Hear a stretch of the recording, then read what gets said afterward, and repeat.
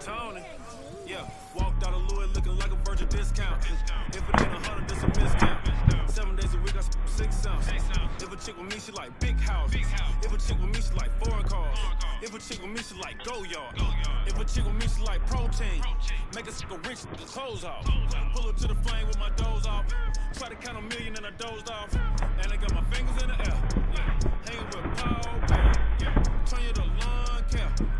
Rex in my mind clear. Yeah, it's just a small shell. Hold up, make sure it's all there. I go to sleep in designer, psych. I go to sleep in yikes. Tell any honor a lie, right? Soon as I left, I got right. This is precision and detail. See, life is a beach, seashell. I sold the bags for retail. I'm from the block, no email. Walked out of Louis looking like a virgin discount.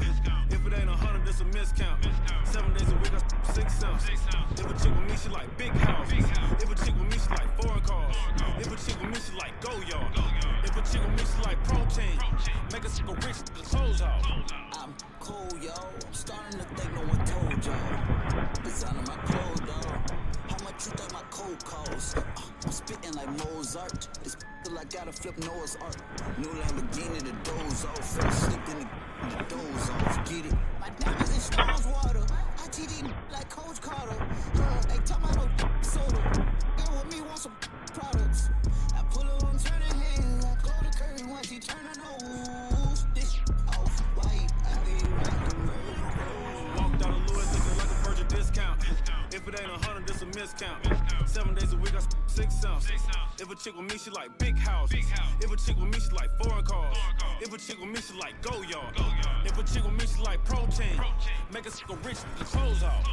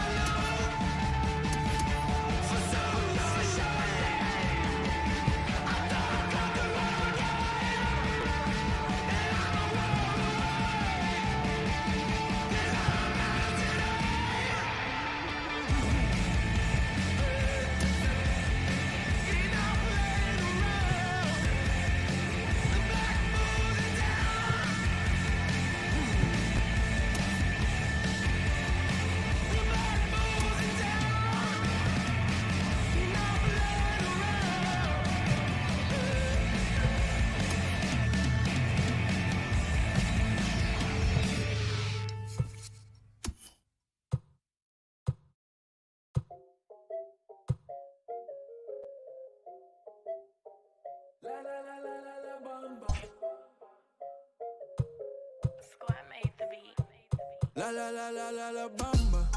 Say that. Yeah. What you gon' do for the bag? Yeah. Spin it like in my last. Yeah. Spin it, make it all bad. La la la la la la bamba. Shout it back.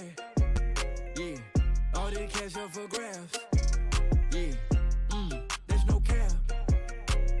She like that, I keep coming back. La la la la la la bamba. Yeah. She just want hard Celine.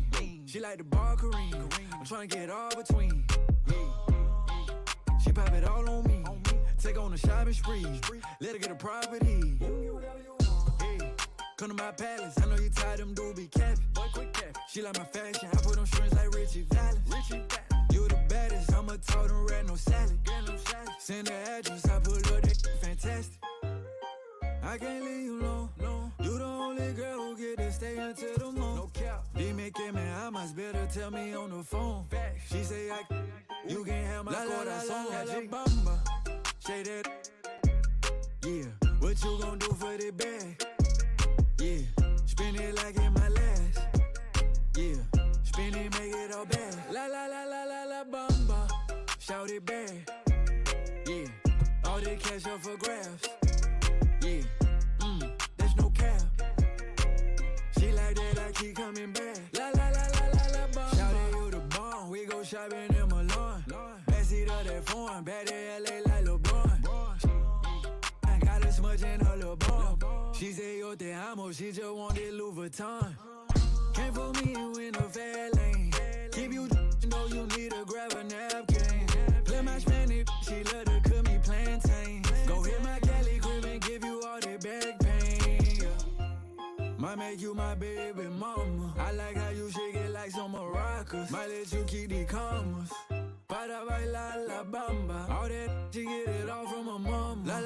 Welcome in, everybody, to another day of ML Bop Ball.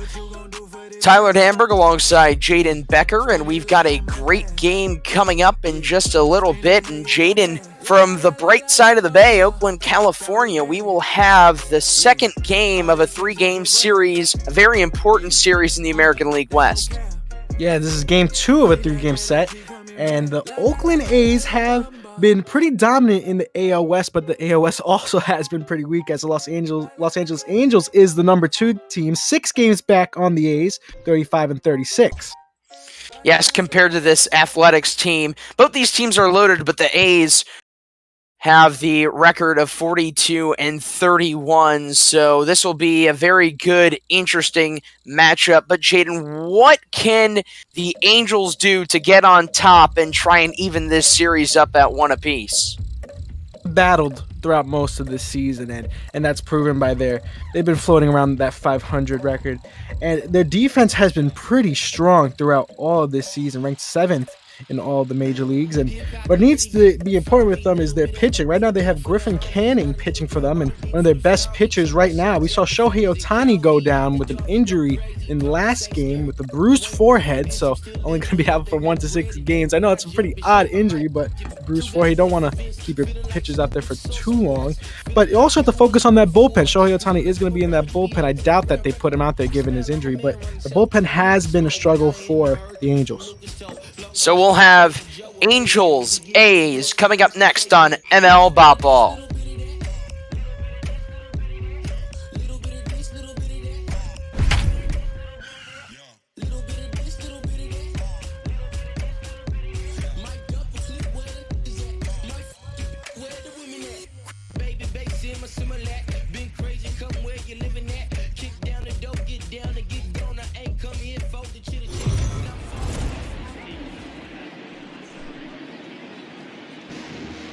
Welcome into our coverage of American League West baseball. It's another matchup between the Los Angeles Angels and the Oakland Athletics here on ML Bop Ball.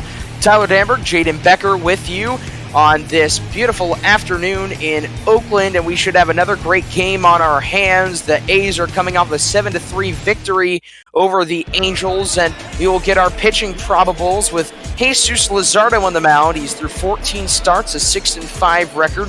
The Lima, Peru native has a 4.18 ERA in 79.2 innings. What are we going to expect to see from him, Jaden?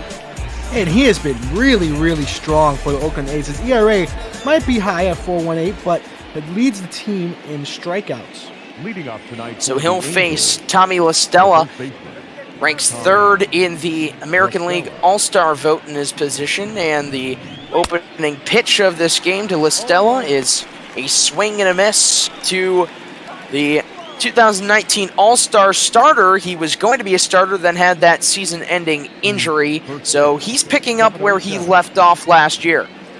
Yeah, he had a really productive season last year. Obviously, that fractured tibia on the foul ball. And that tibia sidelined him for the rest of the season, and here he is back in the lineup starting at first base today, trying to get back to where he was. Check swing, he did not go on that breaking ball, down and away, and Luzardo is ahead in the count 1-2. Here's the pitch to LaStella, and it's a line drive back on the left field line. It's a nice day, 55 degrees, clear skies, nothing like a beautiful day off the bay.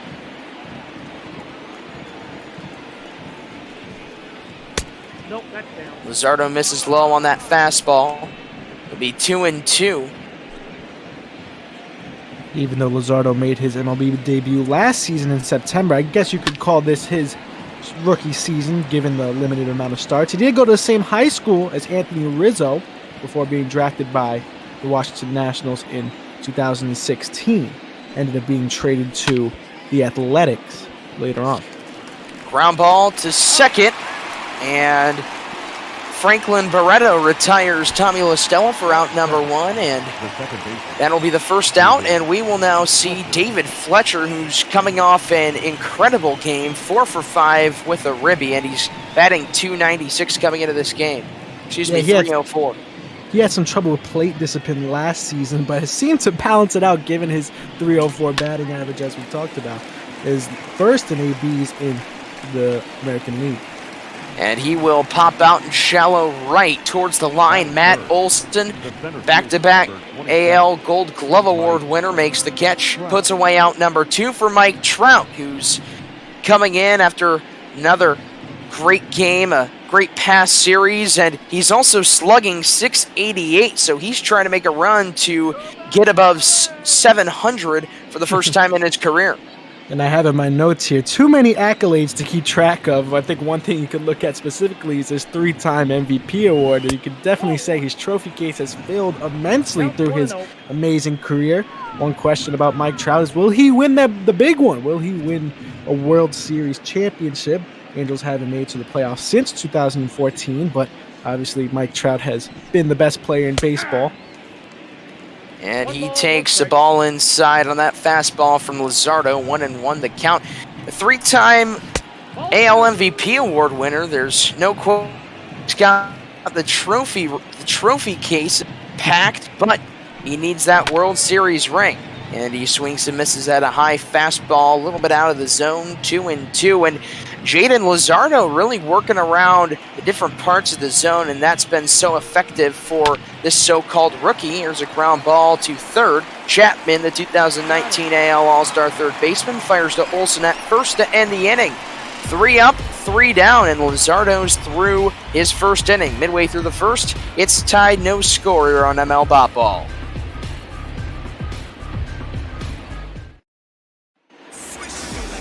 Now we'll see Griffin Canning, a guy who graduated from UCLA, a 38th round draft pick in 2017, the second best prospect in the Los Angeles organization. He's coming off a 3-2 record in 13 starts. And what do you like about Canning on the mound for the Angels, Jaden?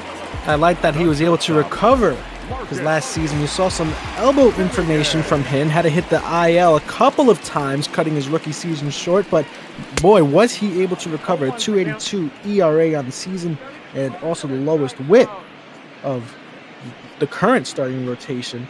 Griffin Canning at 125 doesn't allow a lot of base runners, and also likes to keep the ball in the park.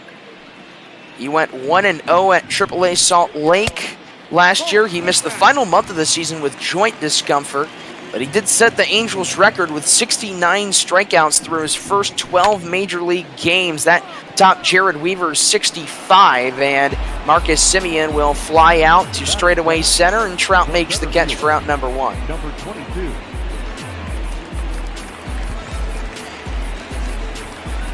Bring up Ramon Laureano. Laser Ramon was 1 for 4 yesterday with his 8th home run of the season. That was a 3-run RBI home run, and that put the Angels up a whopping 7-2. Yeah, Ramon Laureano, definitely known more for his bat than his glove for sure. Has some difficulties in the field. He's also got an incredible arm as well, but there he flies out to shallow left center field. Justin Upton there to make the catch, and there are 2 outs for Chris Davies, the 2018 American League and Major League home run leader with 48, but last year he had about 25 less, and now he's actually tied at 23 home runs this year with the same rate he notched last season in total. He'll fly out to right center field there to make the catch is the reliable right fielder Brian Goodwin. So far, no damage, no hits done between the two teams. We've reached 1 inning of play. It's Los Angeles nothing, Oakland nothing.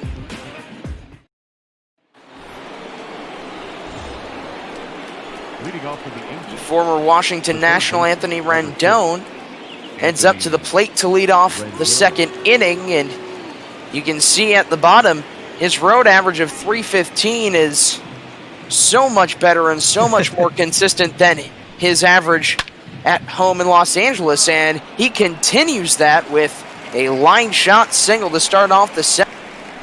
Yeah, no strikeouts in this game so far. A lot of balls being put into play. Last inning, we saw 3 flyouts to each of the outfielders there, but Anthony Rendon able to put one nice into play, making most of his 7-year, $254 million contract. Rendon on first. That'll bring up Albert Pujols, and he takes an outside fastball for ball 1. A guy who has that incredible resume, but he is getting up in age, and that has showed this year with only 9 home runs so far, and he fouls the 1-0 pitch away. And much like Trout, he has way too many accolades to count, and obviously going to be a future Hall of Famer. Had the lowest line drive percentage in the MLB last season, but yeah, you're correct. The best years are behind him, but don't discount the fact that he is a future Hall of Famer. Yes, you are correct. Pujols has that resume to get into Cooperstown. It's just a matter of when will he retire, and he takes strike 3 called on a high fastball, and that's the first strikeout of the game for both teams, and the first for Luzardo. The left fielder, number 8. Both Luzardo and Canny making quick work. Yeah, At not the too mound. too many strikeouts, or not too many counts that have gone to a 2-2 or 3-2 count. And the pitch to Upton gets away from the catcher Austin Allen, but Rendon stays at first. Counts 1-1. An interesting move not to send the runner Rendon with moderate speed, and he swings and misses on a 1-1 fastball at the hands. Yeah, that's a little surprising that he didn't go there. The bounce off the wall was strong, but got to remember the amount of foul territory that's in Oakland Coliseum. And the 1-2 pitch is a swing and a miss, and Upton goes down on strikes, and that is a whopping rate of the 76th strikeout for Justin Upton this year, and what a great pitch by Luzardo to rack up his 2nd K. And it's going to be a tough game for Upton, as Luzardo is a strikeout pitcher and has been striking out many players since his turn into the major leagues, and even in the minor leagues has a pretty dominant run. One of the top prospects coming into this season.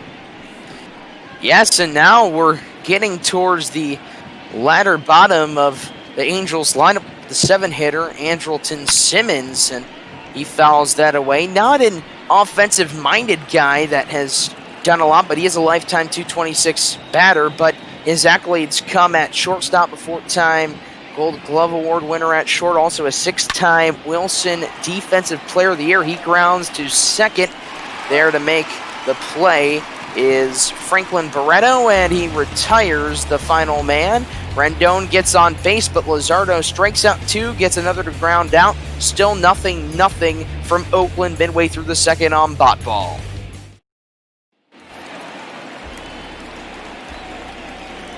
The Athletics. Matt Chapman will Third baseman. enter the batter's box to face Griffin Canning.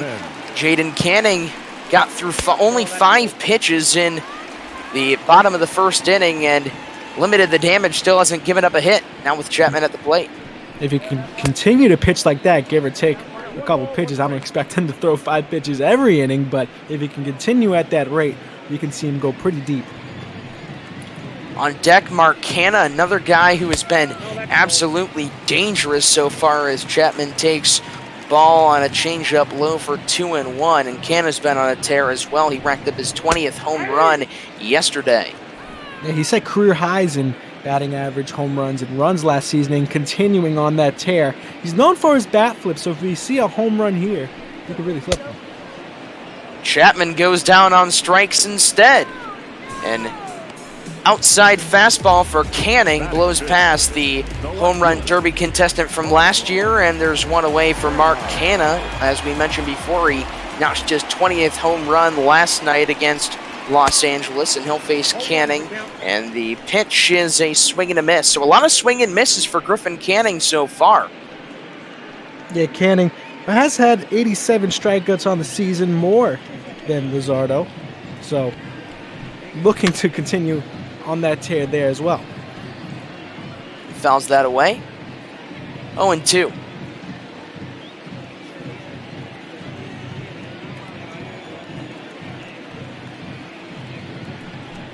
Comes the pitch, and it's high and inside.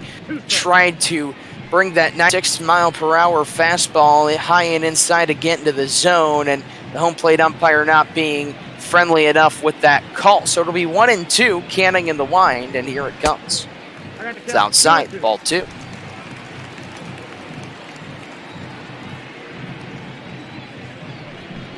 The pitch. Again, missing low, ball 3. Finally, somebody to work the count, and in this situation, it is Mark Canna. Canna has had some discipline this season, batting almost 260.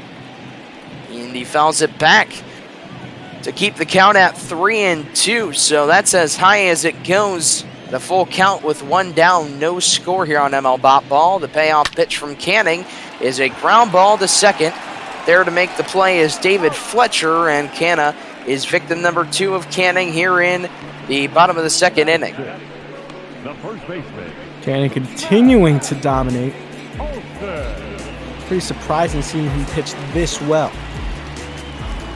Yes, he's a guy who is 3-2, but with a young guy like this, you face an overwhelming lineup with a guy at the plate as overwhelming as can be in Matt Olson. It's going to be tough, but so far he's managed to go an inning and 2/3. And here's the opening pitch of the at-bat to Olson, misses, or just gets in the zone for strike 1. We had a little lag there. Olson was drafted in the first round back in 2012 and proving himself why he is a first-round draft pick last season. Defensive run saved rating at 13, highest for first baseman in the major leagues. Also set career highs in home runs with 36. Olson already at 20 this season and had a home run last game along with a double. The pitch, and it misses in the dirt, picked by the catcher, Max Stassi. 1-2 the count. Canning winds the pitch, and it's going to miss high and outside, ball 2. Allison has led the league back-to-back years and put out assist and range factor. The pitch is a ground ball, chopped to first. Play is made by LaStella, throws over to Canning, and another inning, another limitless frame for Griffin Canning. Still no score from Oakland, Los Angeles, and Oakland. Brian Goodwin comes up to the plate, and he is an all-star in the making, whether he's in the outfield playing in right today or at DH. He's been absolutely incredible, and He has been nothing but spectacular, batting .324, 14 home runs, and 41 RBIs on the season so far. Yeah, one of the biggest surprises for the Angels that they were able to sign him last season and off waivers in March. And this guy's a really athletic guy, 3-sport athlete at Rocky Mountain High School. So he's able to move around the baseball field and continue his dominance. As you mentioned, 14 home runs, only a few back behind the leader at 17 being Anthony Rendon. Chops it to the right of the infield. The play is made by Barreto just to get Goodwin by a step from the grass, and that's a nice play by the former top prospect, Barreto.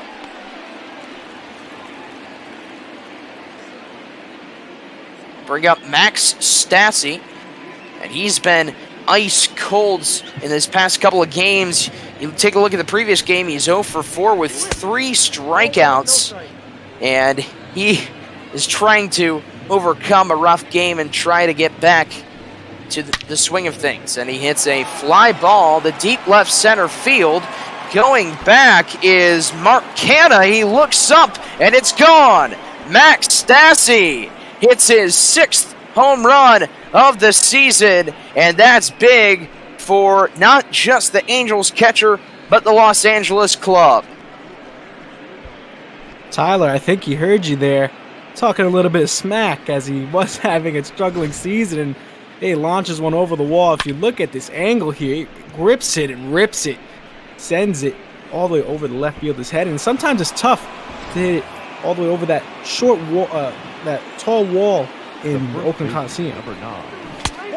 Yes, that one just bounced off the top of the fence, and that's what you want. Momentum moving forward already from the bottom of the order, and now we'll see the top. It's Tommy La Stella batting for a second time. He's 0 for 1. He's riding a 6-game hit streak so far.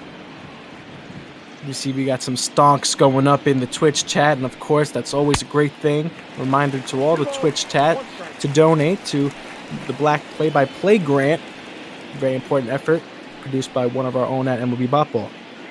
Yes, Adam Giardino doing a great job with the Black Play-by-Play grant. Here's the 2-1 check swing, and he did not go. It's 3-1. Of course, we pick a charity every couple of weeks and keep donating. We appreciate it.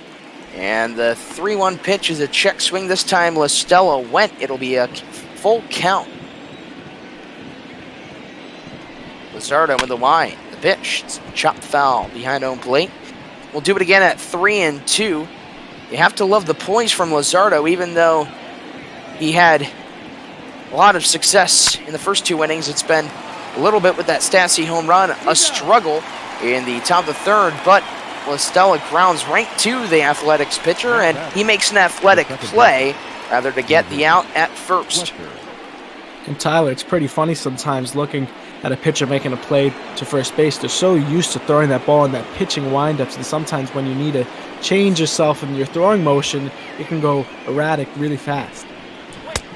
David Fletcher comes up to the plate. He'll take a strike on the low inside corner. Over his last 7 games, he's ripped 2 doubles and has driven in 6 base runners, and that's a good sign for a guy who has notched 10 doubles, 3 home runs, and 30 RBIs. And he hits a fly ball deep down to left field, but it hooks over the line. It's now 0-2. Luzardo would love to get out of this inning here quick. Here's an important pitch. Try to get Fletcher to chase on the 0-2 breaking ball, but the changeup misses in the dirt. 1-2. Now the payoff pitch. It's a blooper to right center field. A line drive into right. Base hit for David Fletcher, and a 2-out single for the Angels puts a runner on, and Luzardo is going to have to wait at least one more batter, and that's Mike Trout, who grounded out to first his last time up. Fletcher with the great hit there. 4th in American League for hits, now making that 92.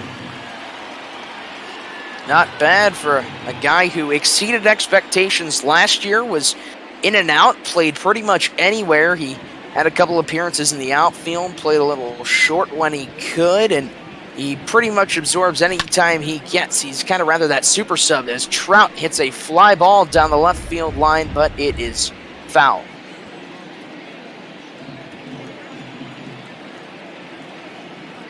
Luzardo from the stretch with a runner on first. The pitch, a swing and a miss, and he gets out of it. But Max Stassi goes deep and hits it into left center field, and it's 1-0 Angels midway through the third.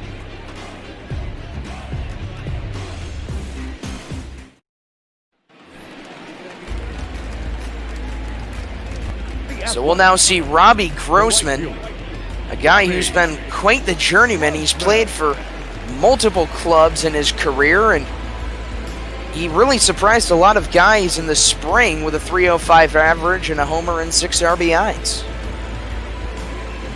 Yeah, he has been playing pretty well. Career .253 hitter, as you mentioned, was with the Astros and the Twins previously, and signed a 1-year deal with the A's last offseason and has enjoyed his stay. Grossman has also had a lot of adversity. He's had to face a lot of cuts, a lot of non-invites to spring training, or there have been many instances where he has not made the opening day roster as he swings and misses to make the count 1-2. But here he is starting in right field today for the Oakland A's. Now the pitch is down low and it's 2-2. Be nice to see Canning getting a lead and some run support as the pitch is flown into left, Upton there to make the catch, and that's important for Canning just to keep rolling and keep pitching with his head down.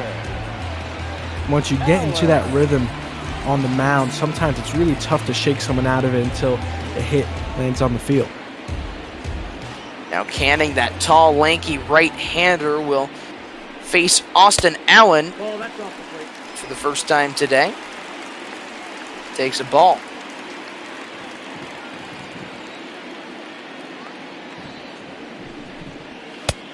Now takes yet another ball. Allen, guys, batting .273. He's also came in to score 14 runs. He's scored 3 in his past 3 games. Yeah, he made his MLB debut with the Padres last season and was traded over in the Profar trade this offseason. And that's sorry to interrupt there, Jaden, but that's a deal that doesn't have enough results to show if which team won. Well, so far, Austin Allen has continued to hit pretty well. Batted .215 in the major leagues, but .293 in the minors. So has had that balance there. His former team, the Padres, will be playing at 3:45 against the Reds with Gray and Davies set to go, and the pitch is strike 3 called. Griffin Canning rings up his second batter, and Austin Allen thought he had the go-ahead to walk to first base, but instead, it's that beautiful curveball from Canning. Right there on the black. Such a tough one to take in that type of count. Can't just walk to first base like that, especially with one that close.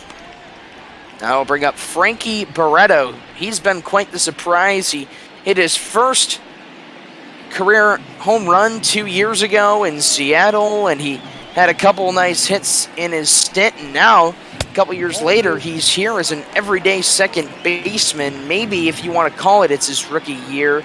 A guy like Jesus Luzardo, but Barreto already ahead in the count, 2-0. Canning fires and takes a strike, but he's a guy that can get on base and pretty much do anything at this young age.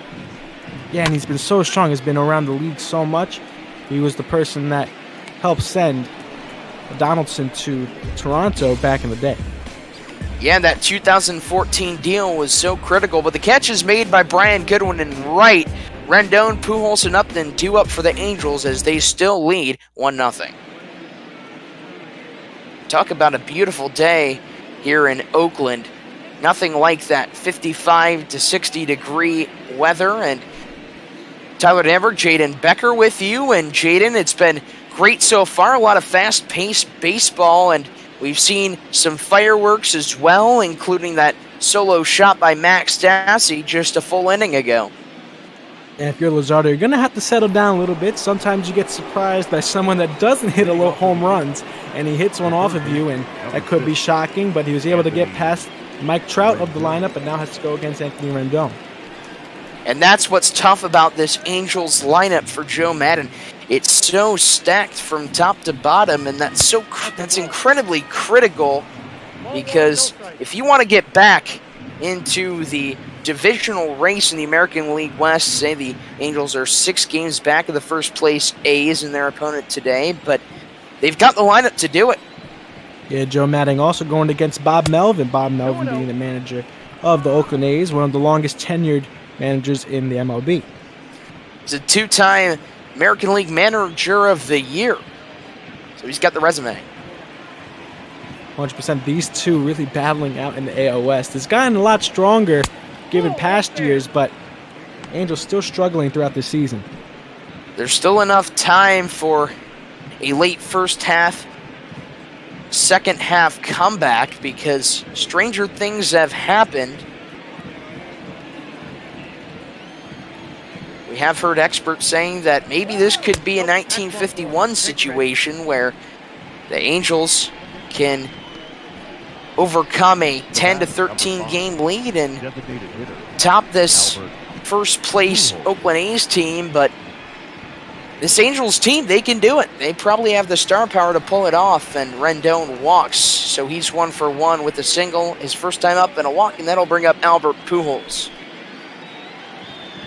And you mentioned star power, and it might be the fearful thing to say that it's all names and no longer substance when these players used to be. Runner goes, the throw down to second, and Rendon is safe. So that's an interesting scenario. You talk about his first time up. A pass ball didn't go this time. He goes and gets the sign from the third base coach, and he's safe at second. Sometimes it's best to surprise them with 43 speed. I'm really shocked that they sent them there at all, given also, as you mentioned, that pass ball that went pretty far away. Now the 0-1 pitch is a changeup that enters into the zone for strike 2. And he got a great jump on that. Austin Allen with a nice throw down to second, but Rendon just churned the wheels enough to beat him out. Here's the 0-2. Swung on, fouled back by Pujols. And if we want to go back to our conversation about that division race, I think Albert Pujols is a great guy, a great leader and veteran that says, hey, we've been out farther than we have before, and he takes ball 1. And he might be the guy that a lot of guys look up to just be that mentor with a young lineup like this. And he fouls it back yet again, 1-2. As we talked about earlier, what's been so important is that bullpen, who has struggled so much. The back end of the bullpen has been pretty strong with Ty Buttrey, but the front end has struggled holding leads. Buttrey has been a great surprise, really. He's came along nice, but there have been some sore spots in that bullpen. Jaime Barrea he's had his struggles. Dylan Bundy's been rather okay, not a bad acquisition, but Hansel Robles is a guy that will need to, for Joe Madden's club, will need to overcome some obstacles and show up and show out in the setup position. Here's the 2-2, and it's going to be a liner into right. Diving stop by the right fielder. Grossman can't make the play, and moving to third is Rendon. It looks like they'll mark that as a single. Gotta give the right fielder A for effort there. Pujols able to put some good wood in the ball, but just not strong enough. Let it float. Lucky enough, right fielder dropped that ball there on a diving effort. So Luzardo in another tough situation with runners on the corners, and Upton takes ball 1. So with nobody out in the top of the 4th and the Angels leading 1-0, this could be a great opportunity for the Angels to get some more insurance runs. Here's the pitch to Upton, a strike called down the middle. Well, you don't have to worry about Pujols running on first, that's for sure. Now the pitch misses outside for ball 2. Luzardo has pitched pretty well so far. It seems like he's struggling now, but has only gave up 1 run. The pitch to the 3-time All-Star is a chop and a foul back. Upton signed that 5-year deal with the Angels in 2017 when Los Angeles when they were all in on winning it all. Here's the 2-2 pitch, a swing and a miss on a fastball at the hands, and there's one out. Luzardo with a big strikeout. Now you've got double play depth in a double play situation, but he racks up the K. Going to be tough with Simmons in the box to turn a double play here, but definitely is possible with Kuhl on first. Still runners on the corners. You're watching Angels Athletics on ML Bot Ball, and the pitch to Andrelton Simmons is a line drive base hit into right. Scoring is Rendon. To second is the man on base, Albert Pujols, and that's going to be an RBI single for Andrelton Simmons, and we'll see a mound visit coming from the Athletics. And a good decision there to talk to him. Want to stay on his rocker. Once again, still is having a pretty decent outing. Only 2 runs given up so far. Just being overshadowed by that Cannon outing, who has been extremely dominant. And if you're Luzardo right now, Jaden, what are you trying to do? What's going to be your approach to face a red-hot guy like Brian Goodwin? Well, definitely don't want to hang anything. Got to keep those pitches low in the zone. Want to see that lower part of the strike zone there get lit up with pitches. You go low. Allen tries to throw down to second to catch Pujols snapping, but he's safe, and here's the 1-1 delivery. Misses low again. A lot of changeups coming from Luzardo, trying to get that movement towards the outside of the zone, but now you got to be a little bit more picky. In a 2-1 count, you don't want to load up the bases with one down. Here's the pitch, and it'll be 3-1. See him being told to calm down there, and that's a good thing. You want your catcher to pitcher communication to be pretty strong. Keep these pitches low. Look for a double play ball. The pitch, a swing and a miss. 3-2 the count. Luzardo goes middle fastball, and Goodwin waits. Here's the full count pitch. Chop foul back.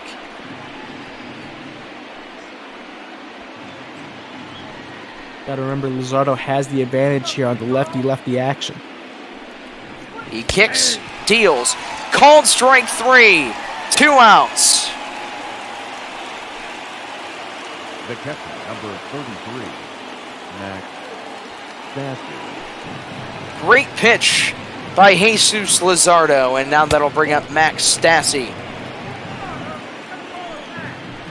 Stassi obviously hitting that home run last inning. Luzardo cannot be scared of him here. And it doesn't look like that in the first couple pitches of the at-bat, and Stassi was ahead in the count, 1-0, swings and misses at a breaking ball at the bottom of the zone. 1-1 the count. Here's the pitch to the Angels catcher. It's a ground ball to second. Gathering it is Barreto, and he fires to first. Inning over, so the Angels tack on one more run, but Luzardo limits the damage.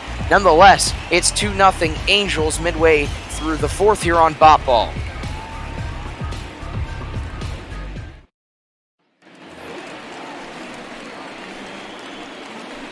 The Athletic. Marcus Semien heads up to the plate. Last year, he was an MVP finalist, All MLB second team. He had a .285 average, 33 home runs, and 92 RBIs. So far, he's notched 16 round trippers and 48 RBIs, so he's on a solid path. He'll face Griffin Canning, and swings and misses at strike 1 to the bottom of the 4th. Yeah, Semien started his career with the White Sox, but obviously best known with his time in Oakland, has improved in his fielding, which has struggled in the past, and has had a career year at the plate last season, leading the MLB in plate appearance. Also tallied 33 home runs, as you talked about. AL MVP votes, finished in 3rd. He grounds it to first, and Listella makes the play, steps on the bag for out number 1, Semien. He led the league in errors twice. Once in Chicago, the second in Oakland, and next year he overcomes it and produces a fielding percentage over 900. So you could say that he's had quite the turnaround in Oakland, and that'll bring up Ramon Laureano. He flew out in the first inning. Nope, ball 1. Takes ball outside. Ball 1, nope, right. Cannon doing a great job mixing up his pitches. Only 41 through 4 innings so far. Laureano, the acquisition from Houston by the A's in 2017. Got out of there at the right time. Pitch. And that's in there for strike 2. So another nice elevating pitch by Canning. Puts 2 strikes on Laureano. Here it comes, and it's fouled back. Love the poise from Ramon Laureano, but this could be another possible great duel between the two, Canning and Laureano. Here comes the 1-2, a swing and a miss. Beautiful 84-mile-per-hour curveball from Canning, and that's his 3rd strikeout of the game. Designated hitter. Hasn't struck out a lot of batters this game so far, but also has been extremely dominant. I don't want to say too much here, as it is the 4th inning, and if you look at your box score, if you're keeping score of the game, you do notice something that I do as well. Continue to pitch pretty strong as he goes against Chris Davies, who's having a resurgence this season. Well, if we don't want to jinx Griffin Canning, then I don't know what you're talking about, Jaden. I have no idea what you're talking about either. One ball, 1 strike. And he misses to Chris Davis. Davis, we talked about him before, the 2018 leader in home runs, and he's already hit 23 so far in this 2020 campaign, and he takes a called strike on the outside corner. A lot of people thought that his reign of terror was going to be over after his tough last season, but a lot of people forget that he spent 3 years in a row hitting 40-plus home runs. You can tell he packs the power. He grounds one to second. Fletcher's there, and he fires to first. Inning over. So Canning has been great through 4 innings, and we go to the 5th, 2-0 Angels.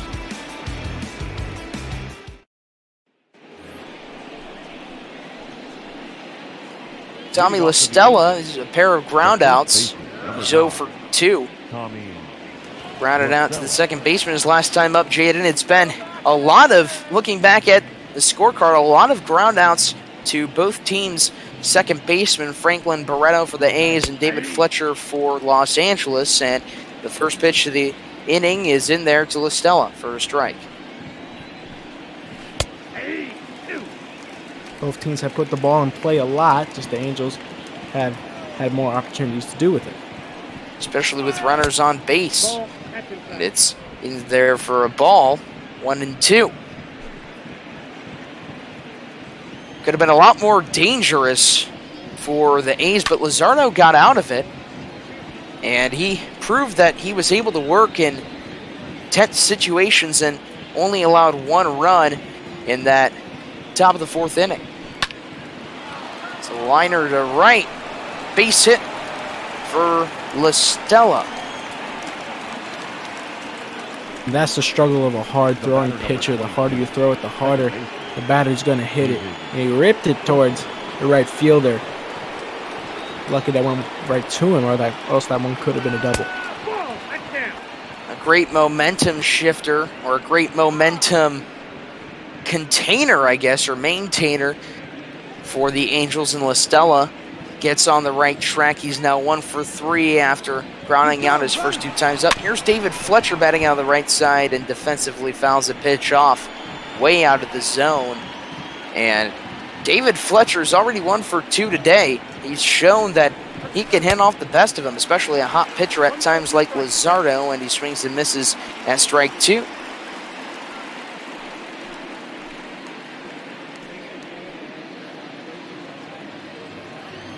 Luzardo looks in. Here comes his 83rd pitch of the game. And it's inside and in the dirt. Ball 2. Luzardo's mixed up his pitches as much as he can, and here comes the 2-2 pitch. It's going to be grounded to third. Chapman overthrows the throw to second. Heading to third is La Stella, and heading to second on the error to second, which would have been a fielder's choice, is David Fletcher. And you know, that's really, really surprising from Chapman. You rarely ever see that from him. A Gold Glover and an elite defender that has been able to make plays with great range throughout all of his major league career. Tough break there for the Athletics, and Luzardo leaving upset. Should be the night for Jesus Luzardo, and in a very tough situation. Whoever's brought in will be runners on second and third. 2 earned runs for Luzardo, and Paul Blackburn will come in. He's appeared in 10 games, a 2-1 record, 2.50 ERA, and he's got that strikeout to walk ratio at 12-6. So he will have a relatively solid advantage facing the next hitters, Mike Trout, Anthony Rendon, and Albert Pujols, with nobody out and 2 men in scoring position. Nope, that's the ball. And he misses to Trout. Jaden, he's not the guy that Blackburn wants to face. That's Trout. Yeah, 100% not. What a difficult thing to come out to, walking out of the bullpen and seeing the best hitter in baseball, maybe in baseball history, step into the box. Very dangerous hitter so far in this season, and Trout takes ball 2. He's batting an incomparable over 360 and notched 15 home runs and 42 RBIs. Blackburn looks in. The 2-0 pitch is in there for a strike. Chris Bassett is warming up in the A's bullpen, but that's it in terms of new guys warming up. It looks like Melvin might want to keep Blackburn out there for a good amount of the rest of this inning and maybe even more. Here comes the pitch, and it's fouled off. It's popped up in foul ground, and coming in is Grossman, but he'll be able to make the catch. He's made some athletic plays a little bit in this game. He dropped that diving play attempt for Albert Pujols, getting the single. Here comes the 2-2 pitch. Curveball misses. 3-2, another full count. We didn't expect this to come in the first couple innings, but now it's been a lot more recurrent in the 3rd, 4th, and 5th. And the Angels can break this one open easily here. It would be great for their morale if they can get a victory. And the bases are loaded as Trout walks, and that's basically an unintentional walk at its finest, but it has the traits of an intentional walk, and that'll bring up Anthony Rendon. So the bases are loaded, nobody out for the 2019 World Series champion. Current Angels home run leader and RBI leader, 51 RBIs on the season. He's no stranger to leading a team or the league in RBIs. He has been the National League RBI leader with 126 in back-to-back seasons in 18 and 19, and here he is with a great opportunity. The 0-1, outside and high, ball one, excuse me. There already is one strike with Blackburn on the mound for Oakland. Count is 2-1. Once again, force at any base, so keeping that ball on the ground would be important. Trying to keep those balls low, cannot hang anything. Balls will travel in this stadium. We've seen it already with Max Stassi. And Rendon hits a fly ball into left center field, and that one's going to get down. 2 runs will score for the Angels, and it's 4-0 Los Angeles. That great line drive for Rendon puts him at 2 more RBIs, and those are ribbies number 52 and 53. He was lucky that that one didn't get sent any harder. Swing and a miss, runner goes, double steal, the throw down to third, and safe. It looked like a hit and run there. Pujols swinging and was lucky to get out of the way of that throw from home to third. A lot of people forget how fast Mike Trout is in this game, ranking at 83 speed. Here's a ground ball to the right side. 1 run will score. Barreto throws to first, and it's 5-0. Angels now with 1 down. The left fielder, number 8, Justin Upton. Trout will score there, and as we see Pujols go back to the dugout, did his job. Now it's Justin Upton's turn to do his part.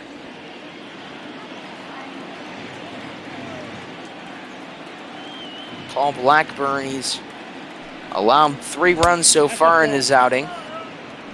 And it's outside to Upton.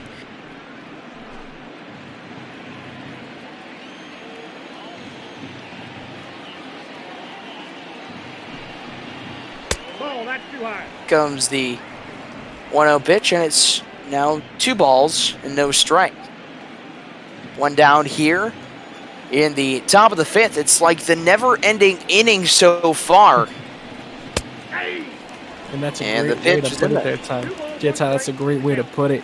Have had their struggles throughout this inning, having Luzardo leave the game, already giving up 3 runs. Thank goodness for simulation, because that could have been even longer than it really is. And there's finally a pitch that gets in there. The count is 3-1. Andrelton Simmons is on deck. He ripped a single his last time up. That put the game at 2-0 for the lead, and Upton grounds one, but he grounds it foul.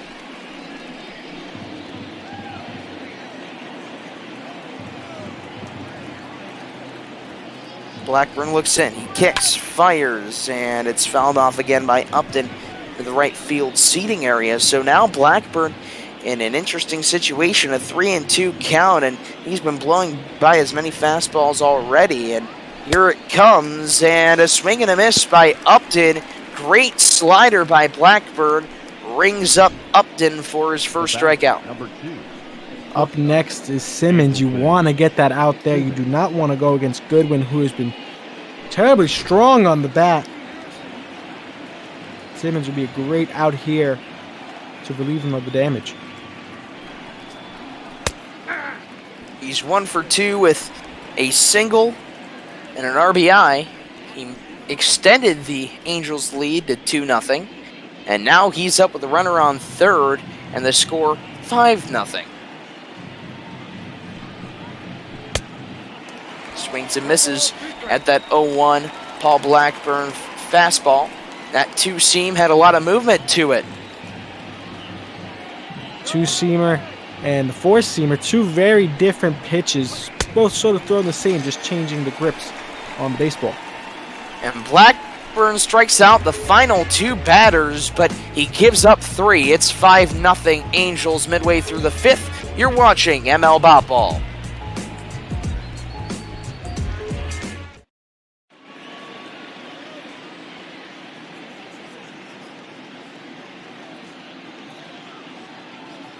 Welcome back, everybody, to Major League Bop Ball. I'm Tyler Danberg. Alongside me is Jaden Becker. And Jaden, it's been a great day for some afternoon baseball here in Oakland off the Bay, but it's been all Los Angeles Angels as they have made their trek up north. That's pretty surprising to say. They have been on a 3-game losing streak, and being able to bounce back here. Still, anything could happen being the bottom of the 5th inning, but have had a good start to this game. This could make for a great rubber match coming up the next day. We have some great games too coming up on ML Bop Ball. Another packed slate to the gills with Mets Cubs following us, and then following that game it's Reds versus Padres with Sonny Gray and Zach Davies on the mound, and then a lot more games to follow.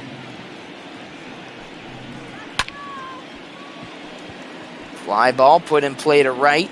Under it is Goodwin with plenty of time, makes the catch. And there's now 1 out, and Griffin Canning just continues to mow down hitters. As we talked about as we introduced him in the first inning, did have those injury troubles last season, cutting his rookie season short, but has been able to bounce back and has obviously bounced back this game pretty strong. Now he faces Mark Canna, a 5-year Oakland Athletic, and it's strike 1. Comes the 0-1 pitch, and it's just in there for strike 2. So Mark Canna has played 5 positions in his previous year. He had 26 home runs and 58 RBIs and played 126 games. That was one of his first full seasons where he was that successful, and at 26 home runs, he's only 6 behind here in June. Has continued his dominance as well. Last game, winning player of the game, going for 2 for 2 with 2 RBIs and a home run. Canning winds. Here's the 2-2 pitch. Ground ball to third. There to make the play is Rendon. He'll fire across the diamond to Listella at first, and there are now 2 outs. So Griffin Canning just continuing to make it look easy. And the Angels are 1 out away from entering the 6th inning, leading by 5.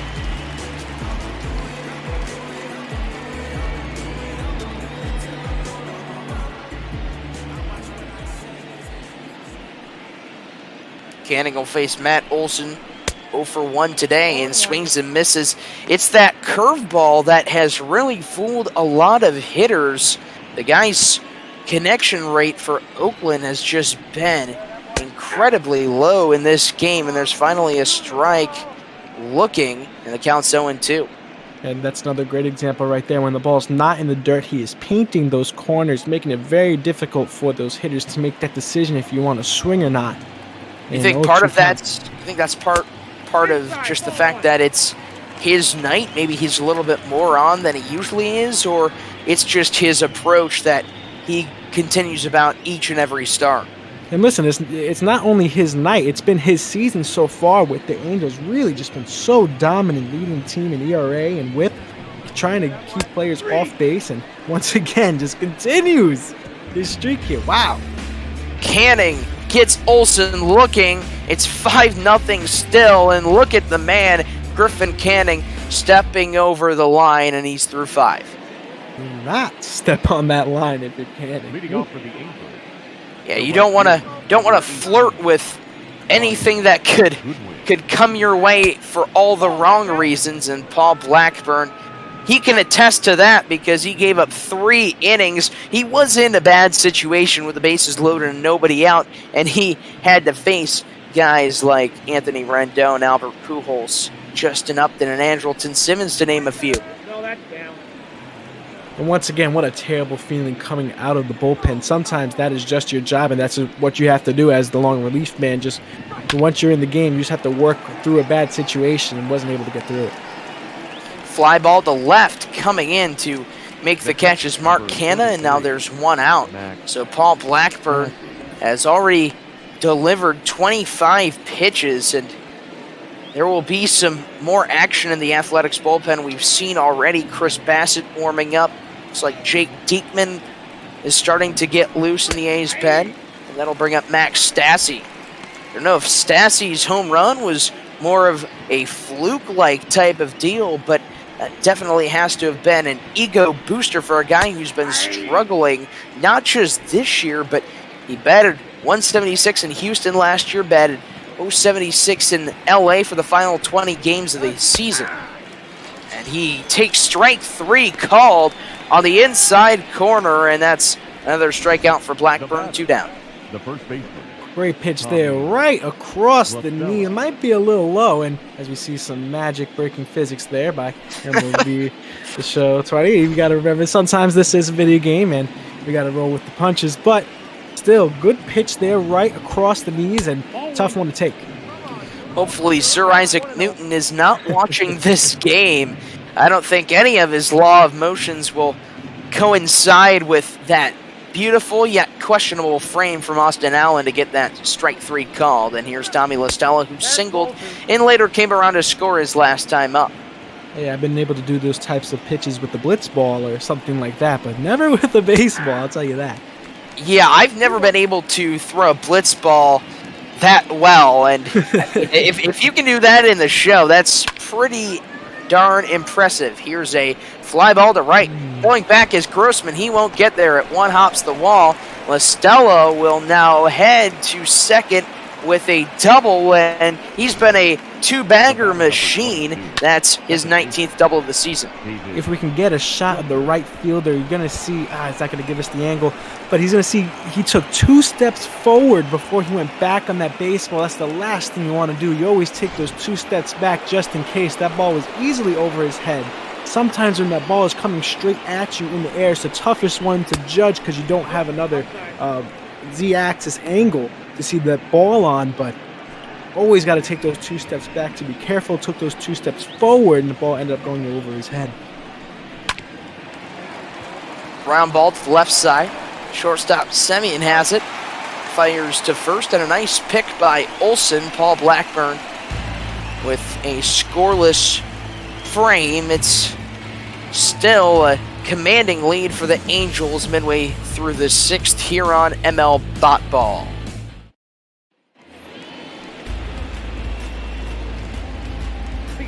Grossman will come up to the plate after a costly defensive mishap that allowed Tommy LaStella to get a double. Do you think, Jaden, that Grossman could have had a better play or maybe made the catch going back in the warning track to rob LaStella of a hit in that previous inning? I think if he went back on that ball first, he might have been able to make that play, and obviously we've seen him make some quite athletic plays over in the outfield. Would he have caught it? Maybe not, but at the same time, you still have to take that precaution, always 2 steps back. There still is that opportunity to gun down a guy like Tommy LaStella, who doesn't have too much speed, and it's 2-1 to Robbie Grossman, who's 0 for 1 today. And it's inside, ball 3. So Griffin Canning, this is one of the rare occasions where he takes a at-bat in this game to 3 balls.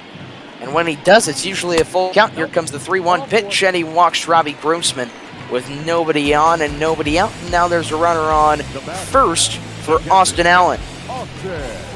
A sad moment there if you're keeping score of the game, but at the same time, other things are still on the table. Got to keep your head in the game if you're Griffin Canning.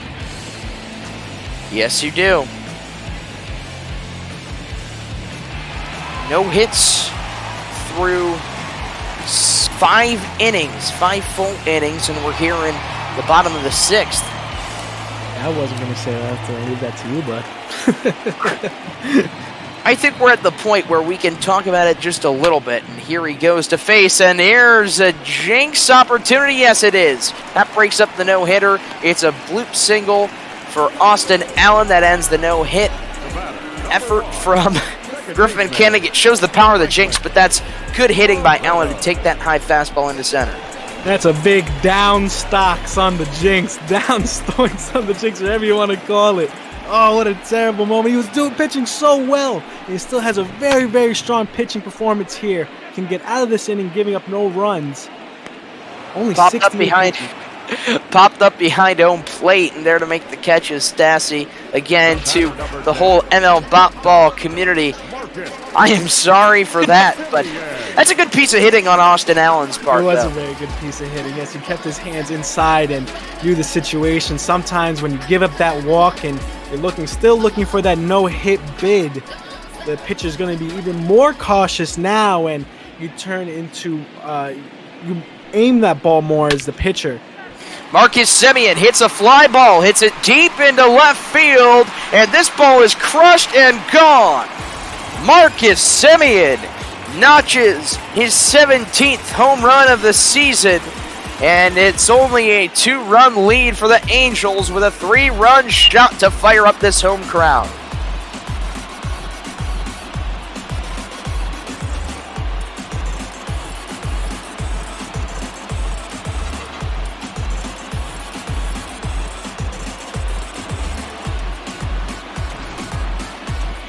Look at this replay here. Good leg kick out in front of the baseball. Good follow through, and we knew from that camera angle that ball was going, and gone. See you later, baseball. Off into one of those mysterious staircases here in the Oakland Coliseum, usually used for football, but you see the reaction of Griffin Canning, and not happy there, and I wouldn't be happy either giving up that 3-1 blast. Yes, he came into this inning with a no-hit bid, a perfect game bid as well, and then walked the batter. Then he allowed a hit to Austin Allen. Then he still has that 1-hit shutout, but then Marcus Semien tees off for a 3-run shot, and now we've got ourselves a ball game, Jaden. And Tyler, I'm blaming that one on you there, bud. Okay, I'm gonna take full responsibility for that one. And the Angels suddenly have some action in the bullpen. Keenan Middleton as well as Ryan Buchter warming up in the pen with 1 down in the bottom of the 6th. Canning, the 1-1 count, fires to Laureano, and it's a high fastball for ball 2.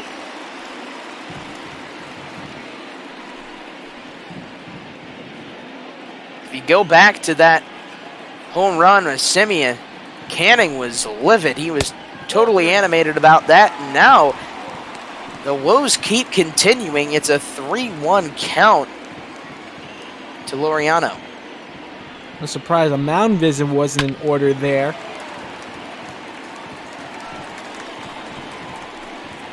I got a Usually you wanna 3-2 count. usually you want to talk to your pitcher after he gives us something like that. Maybe even after the no-hit bid was broken up, you want to go talk to him and say, hey, it's okay, just pitch your ball game. And his rhythm was broken after the hit, and now it's a 2-run game. Towering fly ball maintained and caught by Trout in center field. There are now 2 outs.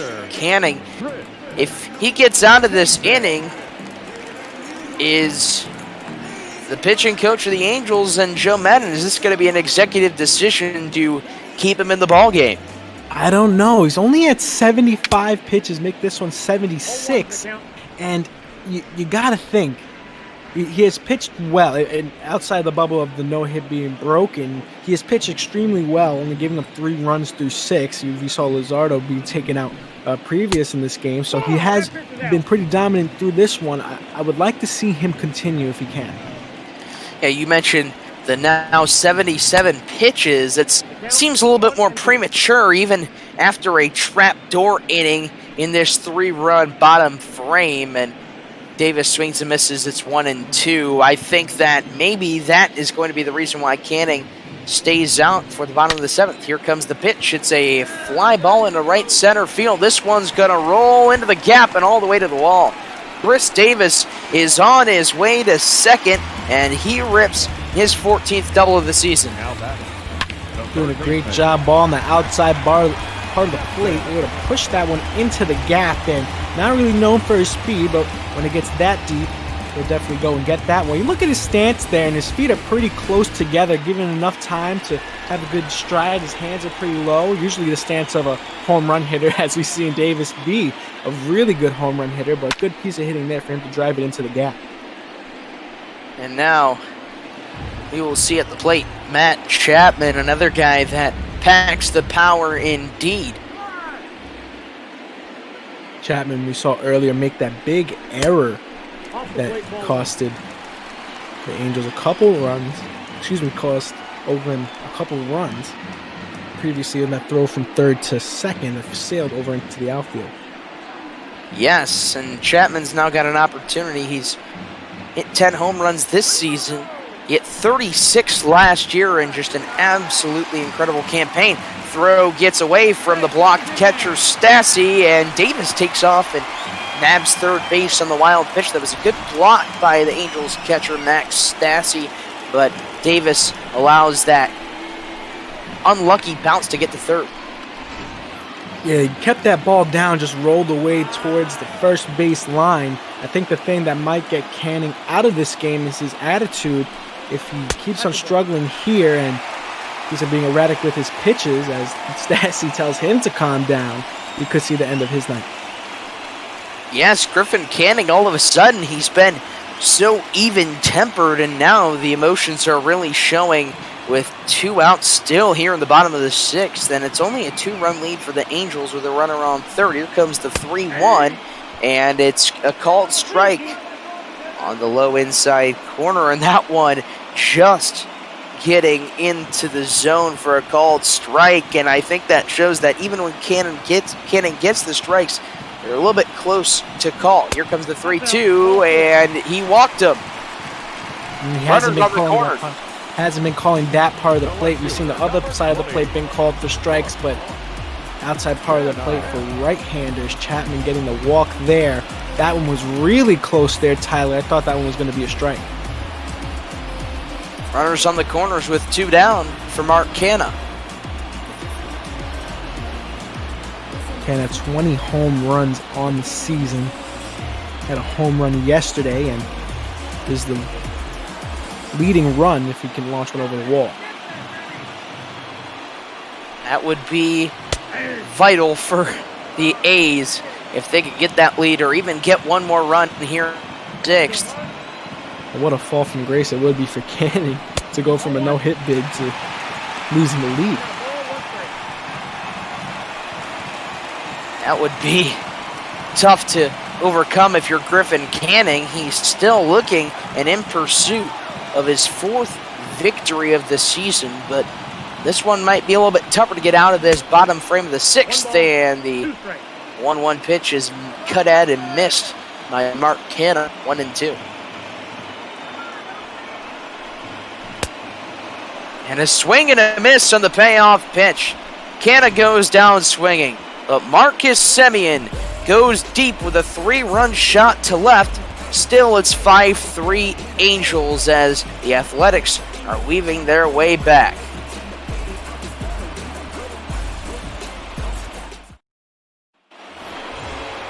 It's actually interesting, Jaden, we never really realized where the ball went. All the camera and replay angles showed that we don't know where that ball went. Did it land off the stairs and into that left field area or back into the field? Who knows? It's like you said before after that home run by Semien. It's a magic and mystical staircase. Staircases that lead to nowhere in the Oakland Coliseum, and Oakland obviously trying to look for a new stadium, maybe build one in the area. Obviously political issues getting in the way there with whatever goes along with building a new stadium in Oakland, but either way, the stadium does have its unique quirks. 1 ball, 1 strike. And Mike Trout up at the plate. 2 men in the bullpen for the A's, J.B. Wendelken and Yusmeiro Petit. But yeah, that staircase has been through a lot. It's there for A's games and, usually Raiders games, but that's shipped out east to Vegas. And now being a primarily and only baseball stadium, it's going to be interesting to see how they take advantage of it. Well, in the meantime, it's a ground ball to third. Matt Chapman fires to first, and Trout's retired. He's had a frustrating day outside of that walk he drew a little bit ago and that stolen base at third. It's been a rather woeful night at the plate for the 2019 AL MVP. And Trout went 1 for 4 last game with the strikeout, and as all things in baseball, there are ebbs and flows, and you can't expect him to be a 360 hitter all season. Obviously, he has been pretty dominant going, I believe it's halfway through June now. What is time anymore through this quarantine? You start to lose track, but at the same time, Mike Trout has been pretty dominant, and you're going to see some fall from grace here throughout the season. Obviously, you can't stay at that average. It's so difficult, but continues to be one of the best players to ever step on a diamond. And he racks up those accolades like there's no tomorrow. He's a guy that gives a broadcaster nightmares because you really have to think when you're doing game prep. So that's also a tough thing. Here's the 3-1 from Blackburn. And did he go? No, he didn't. He tried to get Rendon to chase, and instead he walks him. And that's the second base on balls for Anthony Rendon. And on the year, that is another racked up walk for the former National. Look at Rendon with those strong wrists, able to hold that bat back. Sometimes some players just have a tough time. Those wrists will flick out when you're trying to check swing there, but really strong, able to hold himself back. Yeah, checking swings. Check swings are tough to do. They're tougher than you think because you have to use all your power in your body to just restrain from swinging in fully. And it's now 0-2 to Pujols. Yeah, swinging motion isn't just with your arms. Swinging is literally with your legs and your hips. All the power comes from the lower half of your body transitioning up to and through your arms into the bat, and thinking that you have to stop yourself completely with your wrist could be dangerous at some points. We've seen some players injure themselves through check swings. I got the count 1 and 2. We've had some injuries going on in this series. Shohei Ohtani, though, has proved to be okay, but he took a ball off the noggin and was removed for precautionary reasons. Always got to be careful of a concussion, and obviously was tested, only came out with a bruised forehead and a nice knot there. Got to put some ice on it, maybe an Advil or 2, and he'll be all right. 1 to 6 games out, should be ready for the next start. Is in the bullpen, but I doubt that they will put him in this game. And it's a swing and a miss on the payoff pitch to Albert Pujols, and he goes down on strikes yet again. Paul Blackburn has really found his stride, and this could be a turning point with another racked up K for the Oakland reliever. And as we saw, he did struggle going into a tough situation, but 49 pitches, finding his groove. Don't want to follow out of it too quickly, though, as he is getting up there in pitch count for a long reliever. Justin Upton comes up to the plate. Face Blackburn. The pitch. Says foul back behind home plate.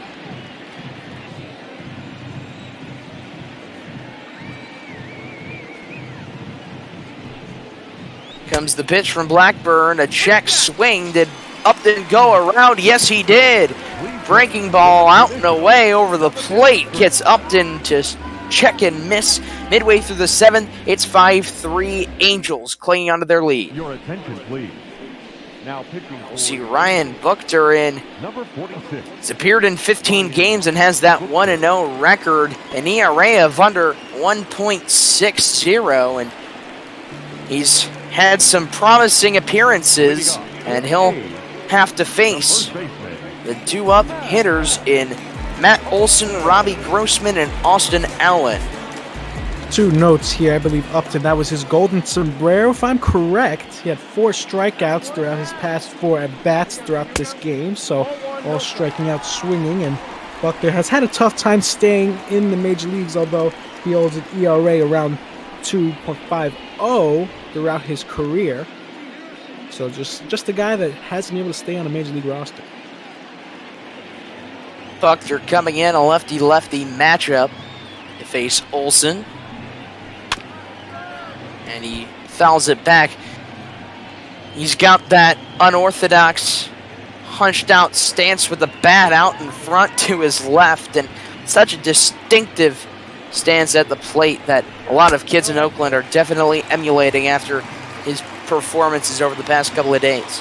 And batting stance is sort of like a fingerprint, and it sort of tells you where you struggle and where you try to help yourself with your batting stance. Keeps his bat out in front of him as he tries to load up for the pitch. Able to bring his bat back. Sometimes we see players with a very open stance, a very closed stance, helps them with their stride. So every stance is very different, and some are very unique. We've seen some bat movement and bat waggle in the past, some pretty erratic. And now the count is at 3-2. Buchter's pitch to Olson is a swing and a miss. A slider out and away gets Olson to wave, and that's the first strikeout and out. Retired for Buchter. Great pitch there by Buchter, able to get that one away and force him to swing there. Like to see more of that from him, keeping his pitch count pretty low. And now we'll face Robbie Grossman.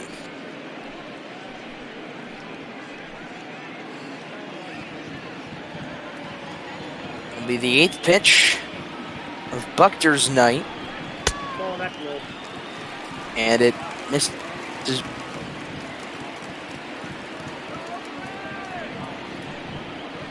He kicks, fires again. That one almost clipping Grossman, and it's now 2-1.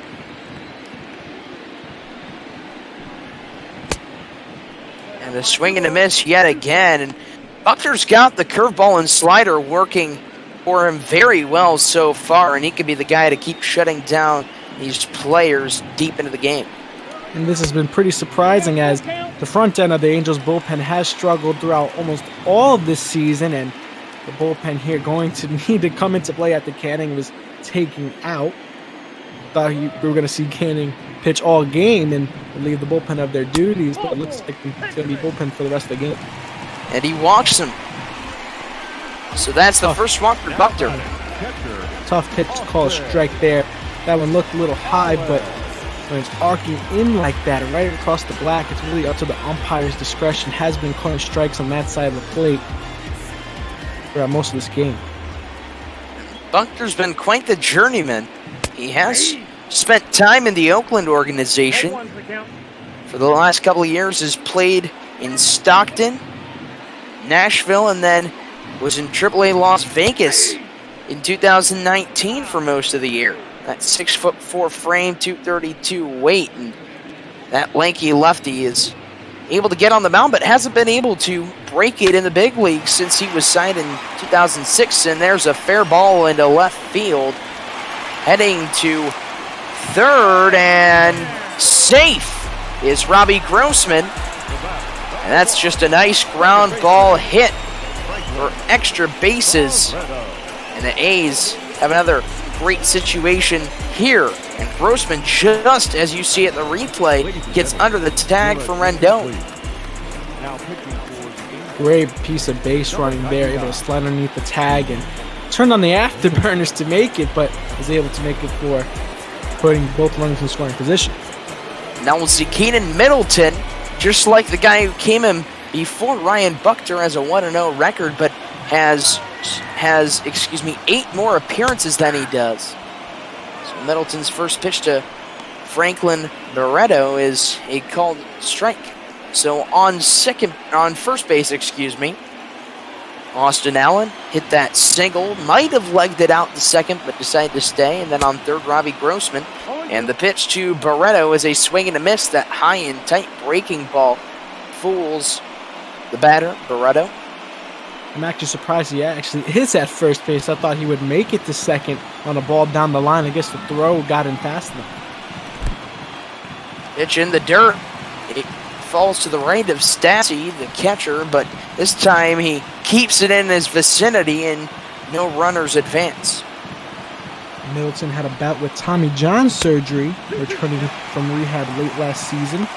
One of 4 players in the Major League to wear the number 99, and very odd to see the number 99 on a pitcher sometimes. Obviously, number 99, Aaron Judge, is most well known.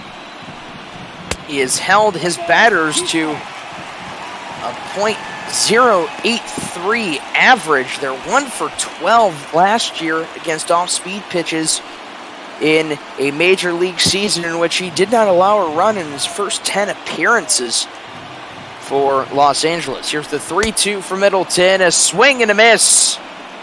Going down on strikes is Franklin Barreto, and that's a big K for the reliever Middleton. Barreto was not ready for that one. Had to be looking for something else because that one was right across the letters, right at the top of the zone there. Just cut right into the black. Great pitch. And here's a ground ball to short. Backhand stop. And over to second is Simmons to Fletcher, and the Angels, they avoid damage. They still lead by 2 after 7 innings of play. It's 5-3 Angels. We'll see Yusmeiro Petit, and he's another reliable guy, that big frame coming in, and he'll face Andrelton Simmons as well as Brian Goodwin and Max Stassi, 3 guys that have been able to put together some nice damage in this game. 1-0. Yeah, the Oakland A's bullpen has been able to close a lot of games throughout this season. But it has been with the Marlins, Diamondbacks, Giants, Nationals, and Angels, who he's obviously facing today. One fun fact about him is that he was a Little League World Series champion with Venezuela back in 1994, now in the big leagues. Well, that's another interesting nugget, Jaden. He was a key part. He batted over 300 in that Little League World Series. And it's always great to see the players that we used to watch in the past. Obviously, I'm a little too young to see him in 1994, but the players that of now, maybe like a Todd Frazier, something like that, that we all know that have amazing moments in the Little League World Series and are really just a prospect brewing farm for the future of the major leagues. Yes, that Curacao has that team many years back with the guy at the plate, Andrelton Simmons, as well as Didi Gregorius. I mean, these guys were on the same team, and now here they are in the big leagues, and it's fouled back. What a great moment. You guys got to talk after the game, probably get some lunch or something while you're in Oakland, because these guys definitely go way back. Yes, that they do. Here's the 1-2, and it's fouled back again by Simmons. We've talked about him coming into this game as a lifetime .226 hitter. He's been able to get the job done, though, today. 1 for 3 with an RBI single, and here comes the 1-2 from Petit. It's chopped to the mound. Petit has to get off bare hands, fires to first to get the rather speedy Simmons, and now there's one out. Nice athletic play by the big man, Petit. And he's been pretty dependable last season, leading the MLB in games pitched, I believe, with 60. Samara Petit, he's big but durable. Nothing on the big sexy Bartolo Colon type deal, but nobody's going to be as good as that. I doubt we see Petit hit a home run in San Diego. I'd like to see him do that. That'd be a special moment. Hit it up towards that little terrace in the left. What an amazing moment if you're a Met fan watching that. Bartolo Colon launching one, and Bartolo Colon obviously trying to make his way back into the major leagues, looking for a contract to end his career with New York Mets, getting up there in age, but I think a lot of Mets fans would like to see him come back. He's no stranger to Oakland, pitched in the white, green, and gold at one time in his career, but over about 10 teams can claim that as well. I think he had one of his best times in New York City. Yes, living it up in Queens. There's a ground ball up the middle. Nice stop by Barreto over to first, and there's now 2 outs and now 3 on the way that could be. So as we look at these 2 starters, Griffin Canning and Jesus Luzardo, Canning was hot for the first 5 innings, then had that rough patch, gave up 3 runs in the bottom of the 6th, but Luzardo was out of there by the 4th, and that brings up Max Stassi, who hit that 3rd inning blast over the left center field wall.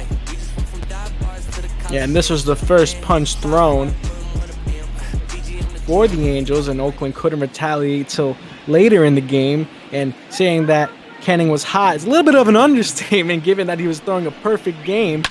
Things started to snowball for him in the 6th inning, but had to be taken out.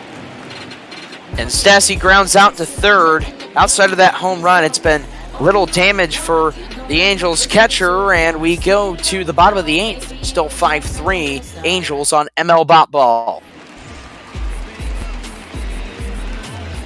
So now that brings up the 2, 3, and 4 hitters for the A's. Ramon Laureano, Chris Davis, and then followed by Matt Chapman, who's in the hole for the A's. And Laureano takes a strike. Tyler Danberg, Jaden Becker with you on this afternoon in Oakland. Angels with some action in the bullpen. A's have had that too, with Wendelken out there. And Keenan Middleton still going after a 3rd inning. Now he's back and here to face Laureano, and Laureano's down to the count. No balls, 2 strikes. Laureano, we talked about his fielding woes at first in the beginning of the game. He also led the MLB in errors with 7 in the center field position. And now he knocks one up the middle and into center for a base hit. And the leadoff man is aboard with nobody out. Great piece of hitting there, right back towards the pitcher. Got a little lucky there, didn't hit off the pitcher. It could have been a ground out, but hard enough to get through. Outside, that's a goal. Chris Davis will now have an opportunity with the man on first to try and advance his teammate, Ramon Laureano. He hit that double to right center field, and he didn't find a way to get home, but he advanced to 3rd on a wild pitch. Had an opportunity again that Griffin Canning had some trouble with, but got out of it, and then Ryan Buckner had some problems with, and Keenan Middleton, here he is coming in. 2-0 count. Here's the pitch. It's grounded up the middle to short. Nice glove hand stop to Simmons over to second at Fletcher, and he fires back to first at La Stella for an incredibly turned double play. Look at the reaction here by Simmons, able to flip it out of his glove.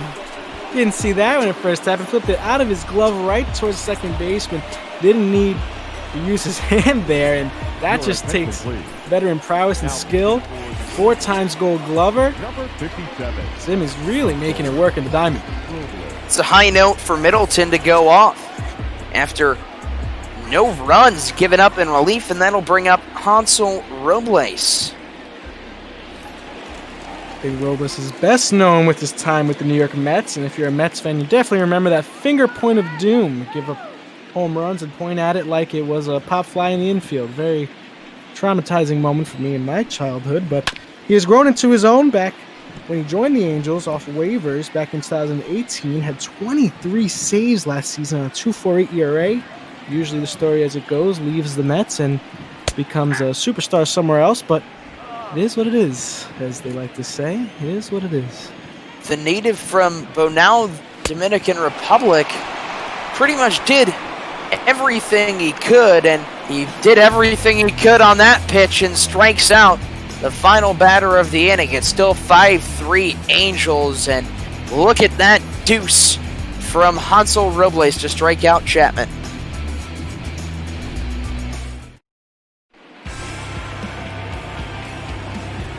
So now Joaquin Soria will come in.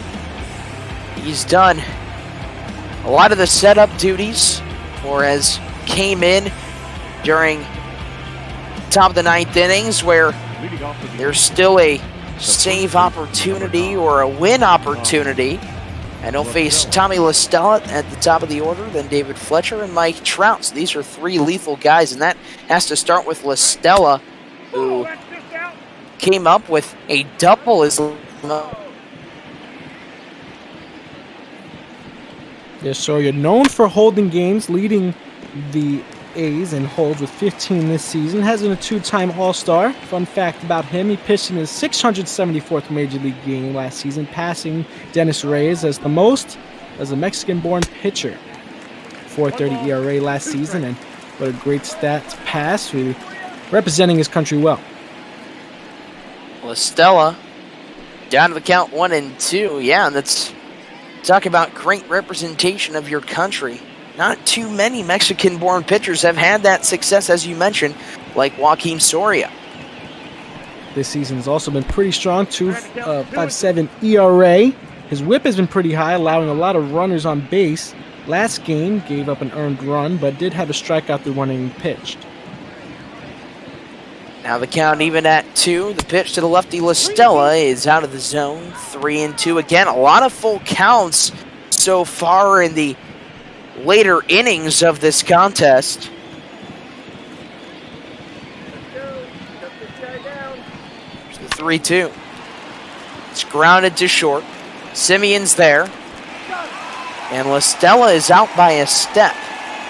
There's one away. The batter, number 22. Though not the fastest guy, sometimes still surprises me that he is a leadoff hitter. I think it would be better served if someone with a higher OPS standing there. 863 isn't nothing to shake a finger at, but at the same time, not really a speedster. And there's a ground ball poked up the middle by David Fletcher into center, and that's a base hit. Yet another one for Fletcher, and he's been on the tear. That's his 6th hit in 2 games. See Fletcher here, keeping his hands inside. You love to see that. Some players like to overextend themselves, end up hitting up into the air behind the catcher, but really getting his legs low, getting balanced with the baseball, and a great hit. Breaking ball to Trout. Blocked in the dirt by Austin Allen. It's time for our 9th inning trivia for those watching our broadcast. And Jaden, if you want to try and answer this, 6 players have laid a goose egg in the home run derby this century. Can you name them? Let us know in the chat. Now back to the game. Any ideas for you, Jaden? Tyler, fun fact about me, I'm terrible at trivia. I'm really bad. Okay. The big guy knows that, and he likes to make fun of me and makes me squirm every time we do this trivia. I'm trying to think someone that has that goose. I mean, 0 home runs in the home run derby. Or maybe it's not goose egg. From what I see from Special FX, it is just laid an egg. So basically anybody who has totally been underwhelming. So maybe I think we're looking for 0 home run. And we've got some interesting answers. No, Sanchez laid an egg a couple years back. I can tell you, Jim Thome did it. Jim Thome hit 0 home runs, and for one of the guys who has surpassed well over 600 home runs, it's very untypical as Trout laces one into the left center field gap, and that's going to be big. Fletcher's on his way to third. Trout will head to second, and he's got himself a double in this game, and actually Fletcher will come around to score. Wow, what an RBI double for Mike Trout, and that is big to get a key insurance run, and the Angels now lead by 3. Look at him celebrate on second base. We were talking bad about him because he wasn't having a good game these past 2 games, but the double there puts some insurance on it. Call Geico, call Progressive, call whoever you want, because there's some insurance on the board. As long as you can get your 15%, I'd go with Geico, personally. That'll bring up Anthony Rendon. He is 2 for 2, 2 singles, 2 walks, perfect on the day with an RBI, and he scored once in his 4 on-base trips and takes an outside slider for ball 1. Talked about earlier, he signed obviously that massive contract, 7-year, $245 million, resetting the market for third baseman. And as we go forward, I believe Nolan Arenado might be a free agent going forward. And you got to think, this third baseman market has been so strong because they can hit so well, field so well, and Chapman is going to have to get his own soon at one point. So Rendon really changing it all for the Angels. He's quite the revolution man that has totally changed how third basemen are looked at, because you think of so many fantastic players to play the game over the history of third baseman, and they are very underappreciated. Here's a fly ball to center. Going to make the catch is Laureano. Trout holds up at second. The throw was offline, but Trout stays at 2, and there are 2 down. Number 5, designated hitter, Albert Kuhl. So now we'll see Albert Pujols with a run around second. Right now, Jaden, this still is an opportunity in a same situation for the lights-out closer, Ty Buttrey. He's been almost immaculate during his run here in 2020. 21 saves on the season, I believe tied for second in the American League, and nothing more you can ask for if you're the Angels. Joaquim Soria still out there. He's given up a run on that RBI double by Mike Trout. For those just tuning in, David Fletcher with an incredible dash around the base paths, scored all the way from first. Here's the 1-2, and it's outside. Excuse me, now it's 1-2. The pitch. Check swing, doesn't matter. Struck him out looking. But the Angels tack on one more run, and it's Mike Trout's double to left center field. That is the X factor to take us into the bottom of the ninth. Last opportunity for the A's. They trail by 3. Your attention, please. Now, and yes, we talked about it before. We'll see Ty Buttrey. He's 21 for 23 in saves, and that's tied for second most in the American League. He's got a 1-1 record as well. He's been old reliable for this Angels bullpen, and he'll face off Mark Canada, the 5-hitter, to start off the bottom of the ninth. Yeah, talk about reliable. Led the Angels in appearances last season with 72.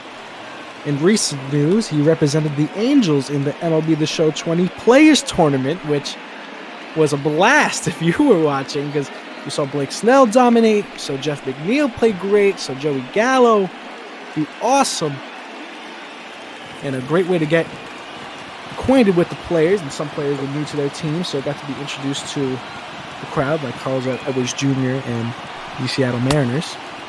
Yeah, and some guys were new to the game. I mean, the whole video game aspect, I can tell you for a fact there were a few guys that were still understanding the concept of streaming, let alone the whole operation of the Players League. But yes, that was quite entertaining, and it's pretty fun to see what we can do now on the simulation side of things. So Buttrey's 0-2 delivery is a foul ball. hit on the third base side by Mark Canna. And Canna's been on a little bit of a struggling day, 0 for 3. Maybe that's just because he was just red hot for the past couple of games with that 20th home run of the season last game, and now he's down to the count 1-2. Hey, going back to video games, this might be some of the realest baseball that we see this season. Baseball still up in the air in the major leagues. Maybe so. It's popped up. Foul ground, third base side, going towards the bullpen is the third baseman, Rendon, and he almost collided with an Athletics reliever to make the catch. Oh, so dangerous having those bullpens out right there. And you got to talk about how far he ran. You don't realize how much foul territory there is in Oakland Coliseum.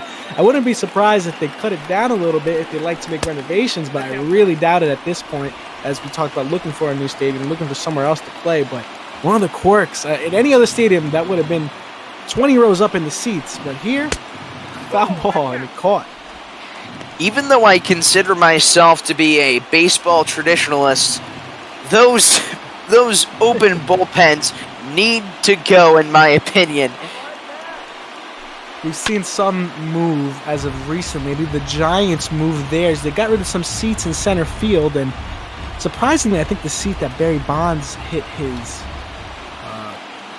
what was it, 740-something home run to, the record-breaking home run, they got rid of that and put the bullpens there. It's an interesting tidbit as the 2-2s fouled away by Olsen. According to Special FX, one of the answers is related to a guy who's hit an iconic home run in the same year, but that strikeout from Olsen is not going to be anywhere near iconic. So Ty Buttrey gets his first strikeout of the game, but there's one of your clues, courtesy of Special FX on our Discord and Twitch trivia chats. Now with 2 down, Athletics down to their final out. It's Ramon Laureano batting out the left side. He's drawn 2 walks.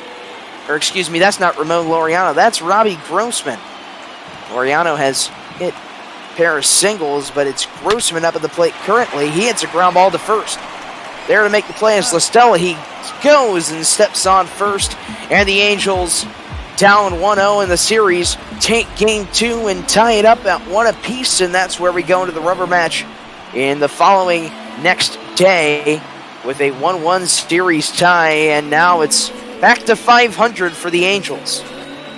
Angels, once, as you mentioned, back to 500, back breaking that 3-game losing streak and cutting down. They were 6 games behind the A's coming into this one, and just played a great game. I think you really got to hand it to Canning here. Balled out from all the way to the 6th inning where no hit bid was broke up, started to struggle. But hey, a 3-run game through 6 innings is considered, I think, a quality start. So I would give him that one there. The winning pitcher is Griffin Canning. He hung on. He stays 4-2. Jesus Luzardo gets the loss, and Ty Buttrey picks up his 22nd save of the season. He's now 22 for 24. He has been quite successful. The player of the game, Anthony Rendon, 2 for 3, a pair of RBIs and singles respectively. And let's go to our highlights and let's dive into our replay vault coming up in just a few moments.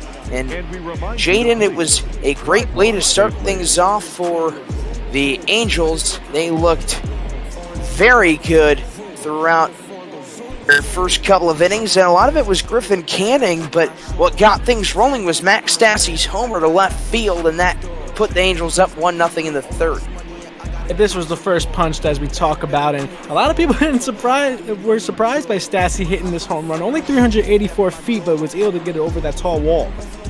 And then Andrelton Simmons just poked one to the back of the diamond at second, and that drove in yet another run to make it 2-0. And then it was Anthony Rendon getting his 2-run single to left field, and that put the Angels up by 4 through the 5th. But then it was even more Angels, and Albert Pujols doing the best he could today. He walked, but then that single was even more crucial, put the Angels up by 5 runs. And then what came next was something that put a damper on the whole run affair for Griffin Canning. And Austin Allen lined to center to single, broke up the no-hitter. Then it was Marcus Semien with a 3-run home run, a 393-foot shot to left. And the Oakland A's were just within 2. But you know what, Jaden? That was all for the A's because Mike Trout laced a double to left center. And then David Fletcher had that mad dash, Ina Slaughter-like, around the base paths to score. Hey, I'm still blaming the no-hit bid being broken up because of you. Let's look okay, at you know what? That's fair. That's fair. And then it was Ty Buttrey getting the save. He struck out Matt Olson, and then it was a ground ball to first from Robbie Grossman, and easy play for Tommy LaStella, who had a good day too, and steps on the bag, and the A's get a 6-3 victory. They move to 36-36, and the A's fall to 42-32. So the A's now lose a game, and the Angels gain 1. Yeah, next game is going to see AJ Puck for the A's, and he has had a solid start to the start of his season. 3.97 ERA, and that's been pretty surprising given that he made his MLB debut last year. Felix Pena for the Los Angeles Angels has had his struggles, a pretty high ERA above 5.7, but looking to get back on track. Yeah, Pena's a guy who's had his ups and downs, and he's also been a guy that just fills up some arms because the Angels can be a little bit short on arms, especially at the starting pitcher position. You see our box score for the Angels player of the game, Anthony Rendon. He was 2 for 3 with that big 2-run single, and that proved to be incredibly big because with that Marcus Semien 3-run home run, without that 2-run single to put the Angels up 4-0, then later 5-0, that was huge. Yeah, I believe I just saw that Rendon had 2 stolen bases, and that might be a world record for a pretty slow guy in Anthony Rendon, but making most of that contract. He could have had 3 if you would have included him on that passed ball, but technically that really would not be that stolen bases as to him. But you know what? For a guy like that, you might want a guy like Anthony Rendon to just give him that morale booster, 3rd stolen base, and we will have more action. And coming up next, it'll be a battle between 2 teams that have been playing relatively well, except the Mets have hit that rough patch. But New York faces the Chicago Cubs, and we are almost ready to get set for some more ML Bop Ball. And let's look. We have Justin Rock coming up later, but John Vitas and Zoe Alter coming up on the call. And it's been a great game, Jaden, doing A's Angels with you after another big victory for the Angels. Ties up the series at 1 with the rubber match yet to be played tomorrow. AJ Puck and Felix Pena due to pitch for their respective teams. Yeah, it's been an awesome game. If you like what we're doing here and like what we're doing on MLB Bop Ball, please donate to Black Play-by-Play Graham, produced by one of our own here at MLB Bop Ball. We do this all for charity. A lot of us here at MLB Bop Ball lost some internships, lost some opportunities that we wouldn't have lost due to the COVID-19 pandemic, and we thank you for watching, and I really appreciate it. And it looks like we've got our broadcasters here in attendance. How we doing, guys? Good, how are you? Awesome, guys. That's good to hear. So we send it to John and Zoe. The Angels get a big 6-3 victory over the A's. We'll have the rubber match tomorrow with Puck and Pena. So long from Oakland for now. We send it to Chicago. Thank you, Tyler. Thank you, Jaden. I'm John Vitas alongside Zoe Alter. Zoe, we've got a matchup between two NL rivals, two teams that met in the NLCS back in 2015, but the 2020 virtual season's gone quite differently from that year when both teams were the cream of the crop in the league. Mets are just 30-41. They've had rotation issues, and the Cubs are maybe the best team in baseball.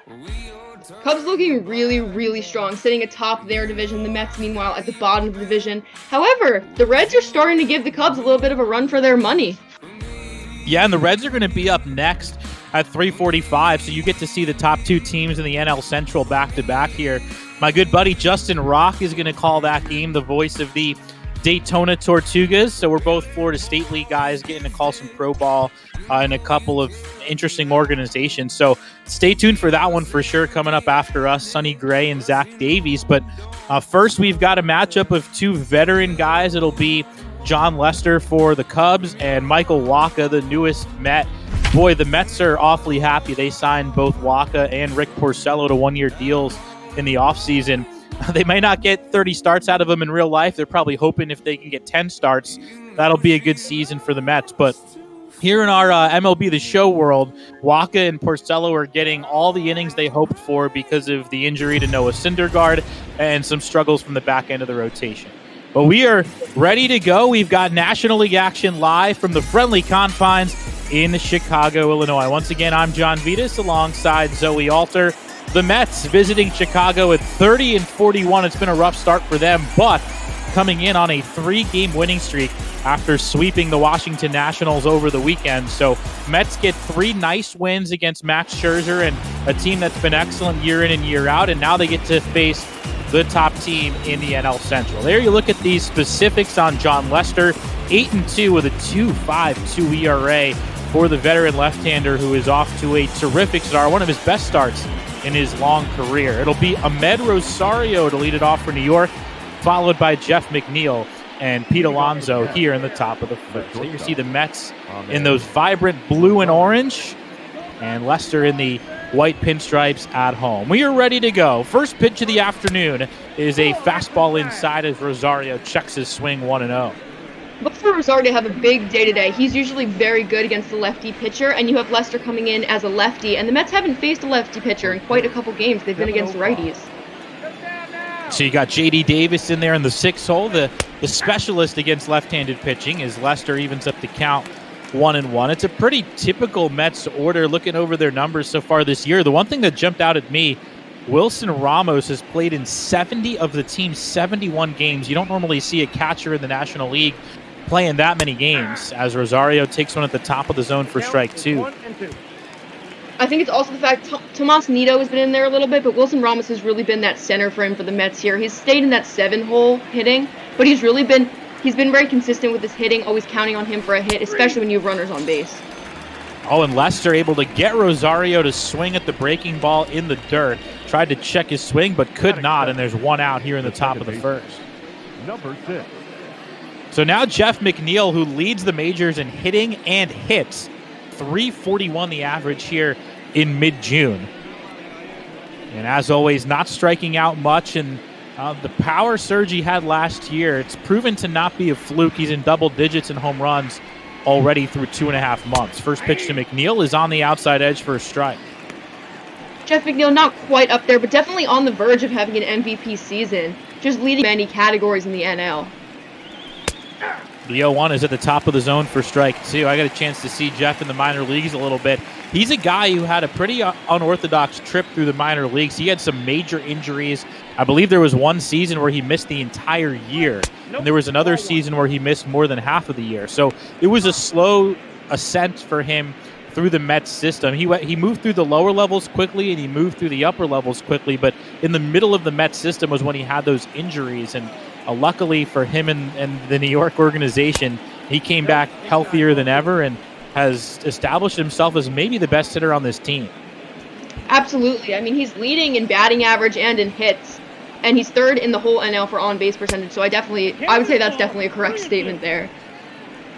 Yeah, he's got that natural hitting ability to go to all fields, square balls up, whether they're hangers or pitcher's pitch. He can line just about anything to any field, and that's obviously a huge asset facing elite pitching night in and night out as he stays alive against a hard fastball there.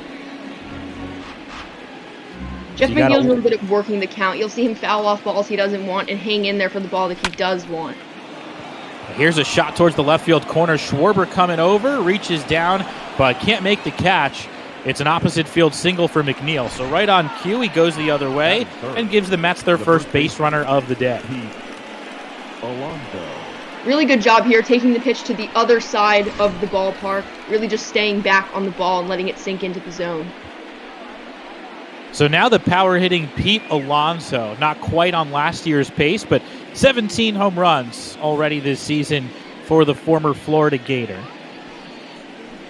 Pete Alonso struggled a little bit more than we would expect this season. I've been seeing from him a lot is he won't look comfortable in the box. When he looks comfortable in the box, he'll be his normal self, hitting, like flying balls into outer space. But sometimes he looks a little unsteady, off balance in the box. So it's definitely something we want to look for today, especially against a veteran like John Lester. Yeah, probably not Alonso's ideal matchup, although Lester is a lefty, swing and a miss there. But, I mean, pretty typical sophomore slump for a guy like him. I mean, it's not going to end up being a bad season. He's hitting 250 even in a down year, and he's probably on pace for over 35 home runs or so. But it's typical for guys who have the rookie season like he did, although really almost nobody had the caliber of season that Pete did as a rookie. But it's only natural to kind of have some struggles in that next year. Pitchers are avoiding him. They're not going to let him beat them as he fouls that one back 2-2, and they're really keying in on him and being careful. And he's got 99 strikeouts already this year. That puts him on a pace for over 200, which would probably lead the league, as that one's outside for ball 3. So that's really what he has to focus on is being patient, because they're going to pitch around him as they have here to run the count full. And now you got to wonder whether they send McNeil on 3-2.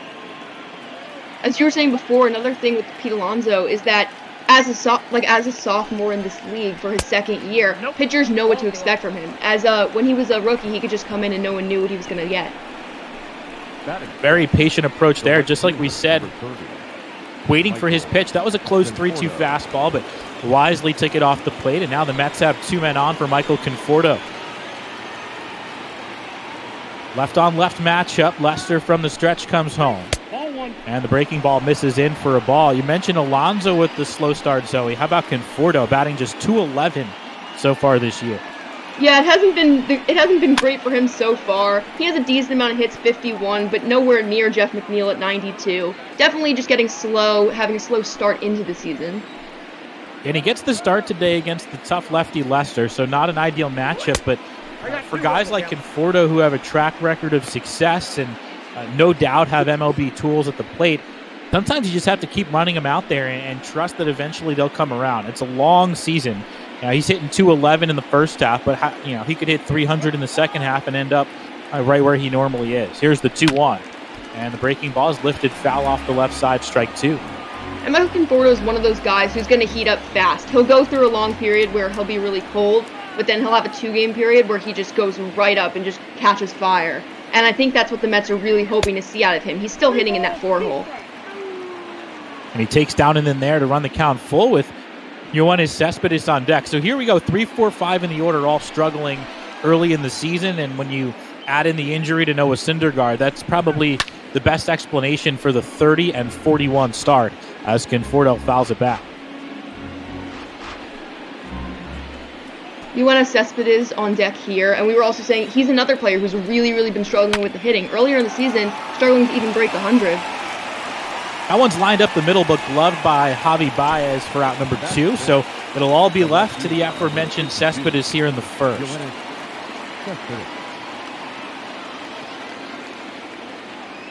24 pitches already for Lester, so behind the 8 ball in terms of efficiency. Mets have really worked him in this opening inning. That's definitely something they're going to want to do today, especially with a guy like Lester who's so good at placing the ball where he knows the Mets are not going to be able to hit it. They want to wear him down. Hopefully he misses some spots later on in the game for them. And not the strongest bullpen for the Cubs either. They've got some power arms back there, but not overwhelming in the back end. That one's high for a ball. But obviously things have gone well for Chicago so far this year. without Joe Madden at the helm, David Ross, the affable catcher, now running the team. And sometimes just that change of voice can really help out a roster that's largely the same from last year. This one's lifted out to left center field. On the move is Ian Happ, and he reaches up to bring it in and retire the side. So the Mets get a couple of base runners against John Lesser in the first, but unable to get anything on the board as Michael Wacha heads to the mound after this.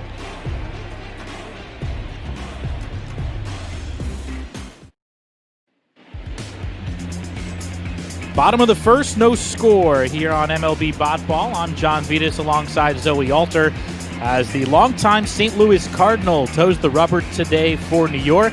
7-6, the record with an ERA in the mid-4s for Wacha. Strikeout numbers down a bit this season, but a guy who will fill up the strike zone and work north and south against a very tough Chicago lineup here today. The well-known Chris Bryant leads it off. Go ahead, Zoe. No, I was just saying, especially the top of the Chicago lineup is so scary. I mean, you have Chris Bryant, Anthony Rizzo, Javier Baez, and then you have Kyle Schwarber. The four of those guys together, absolutely terrifying to go up against. And Contreras and Hayward after that, it doesn't get much easier as Bryant fouls the first pitch off for strike one. And no doubt, one of the toughest lineups to deal with. And Wacha, like we said in the top of the inning, has had all kinds of opportunities in the rotation this year. Going into the season, he and Rick Porcello were supposed to duke it out for the fifth starter's job as that one slides outside for a ball. But with the injury to Noah Syndergaard in spring training, Wacha has cemented a spot in the New York rotation, and then they've had some additional injuries. Marcus Stroman is out for the year, so they've had to call up some guys from the minors, and their depth has really been exposed. As the 1-1 is chopped towards the middle, long way to go for McNeil. The backhand and the flip to first is in time for out number one. And you were mentioning Porcello. He's been even on and off the mound. He was in the minors for a little while as Peterson came up, and then last week Peterson was sent back down to the minors, and Porcello came up to make his first start in a while. Well, it's always good, especially as you get into the dog days of summer, as they're starting to get to now, to have veteran guys who know how to, handle themselves over 162 games. For a guy like Peterson, who's trying to stake a roster spot, he's going pedal to the metal right from his first outing because he knows if he doesn't perform, he's going to end up back in Syracuse, which is exactly what happened. But for guys like Wacha and Porcello, they know how to pace themselves over a 6-month stretch. Here's the 0-1 to Anthony Rizzo, and the off-speed pitch just missed away to level up the count.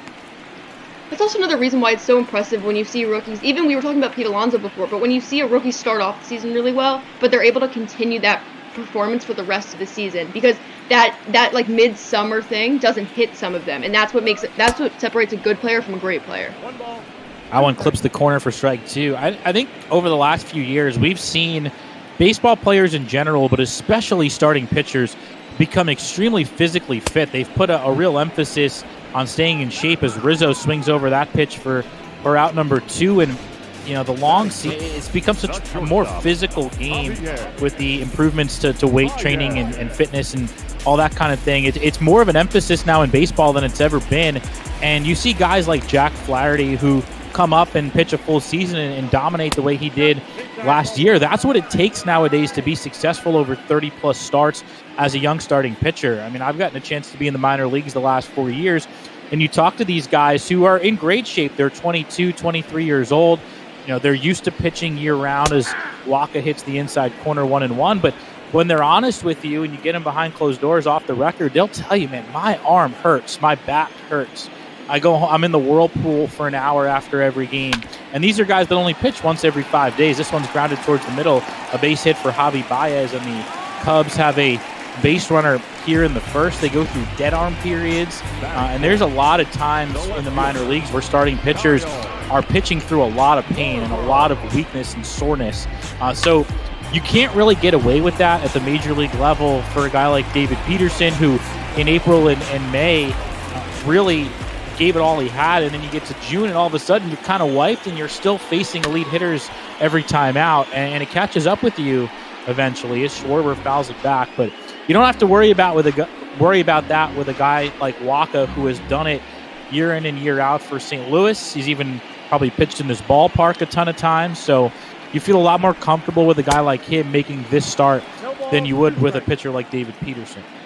Especially as we were talking about the injuries, especially in recent years, we've seen Tommy John surgeries go up so much. So many more players are sat out and limited because of the injuries that have happened, because now players are so overworked just to stay in the league. Schwarber bangs one out to the warning track in left center. Here comes the runner, and Baez will score as Rosario holds on to the relay, and Chicago takes a 1-0 lead here in the first. The catcher, Wilson Contreras. RBI number 43 this year for Kyle Schwarber. And we were saying how dangerous this lineup is, proves it right there. If the first guys couldn't get it done, Kyle Schwarber's going to come in and get it done, bring him home. As Contreras takes outside for ball one. Wacha had 2 outs and nobody on. Probably thought he was out of the woods, but a couple of 2-out base hits gave the Cubs their first lead. Can never get too cocky, especially against a team like the Cubs, who are so dangerous and can come back at any moment. 1-0 fastball misses upstairs for ball 2. Cubs just came back from London, where they played 2 with the St. Louis Cardinals. They're on a 3-game winning streak. Took down St. Louis in both of those games and got a win against the Phillies before that, as that one's in for a strike from Wacha. So both these teams come in on a 3-game winning streak, and then, of course, the day off yesterday. This one's on the ground to third, botched by Davies. Will he have time to get the man at first? Yes. Contreras is a catcher, and he is gunned down to end the inning. But Chicago takes the lead on a Schwarber double. We'll head to the second here on MLB Bot Ball.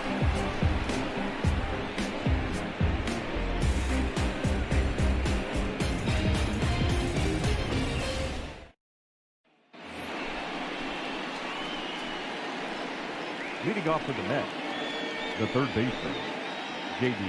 So the Cubs up 1-0 as John Lester goes back to work. Had to pitch out of a jam in the first. Mets had men at first and second with only 1 out, but got a line out and a fly out to get through it. JD Davis leads it off, and first pitch swinging pops it up. In front of the mound, Contreras takes charge and makes the grab for the first out. JD Davis not getting as much playing time this season as he would like, as per se he got last year. I think he was expecting a little bit more, but he just really hasn't gotten it this year. Well, with McNeil playing a lot of infield with that outfield pretty much set, you've got Cano and Jed Lowry in the mix on the infield, so Davis is more of a platoon player at this point, and I think that's how he probably projects long-term, as Ramos takes a breaking ball for a strike. 0-1 to the Mets catcher is chopped foul off the right side, strike 2, but Lester threw 27 pitches in the first, and again, got through it. That's what matters, but that first pitch pop-up is awfully helpful to start the second. As the breaking ball is rolled out to short, charging Baez to throw to first in plenty of time for out number 2. It's amazing to watch Baez work. He's so clean with his glove work and just the transition of the ball to his hand. It just looks mechanical. He is one of a kind. Not many others out there that play the game like Baez. Fan favorite and one of the best players in the league. Here is Brandon Nimmo with the bases clear. And this one is lifted out towards right center pretty deep. Ian Happ on his horse in the gap will get there to make the catch and end the inning. That's a perfect bounce back frame for Lester. Needed just 5 pitches to put down the Mets in order. Cubs leading 1-0.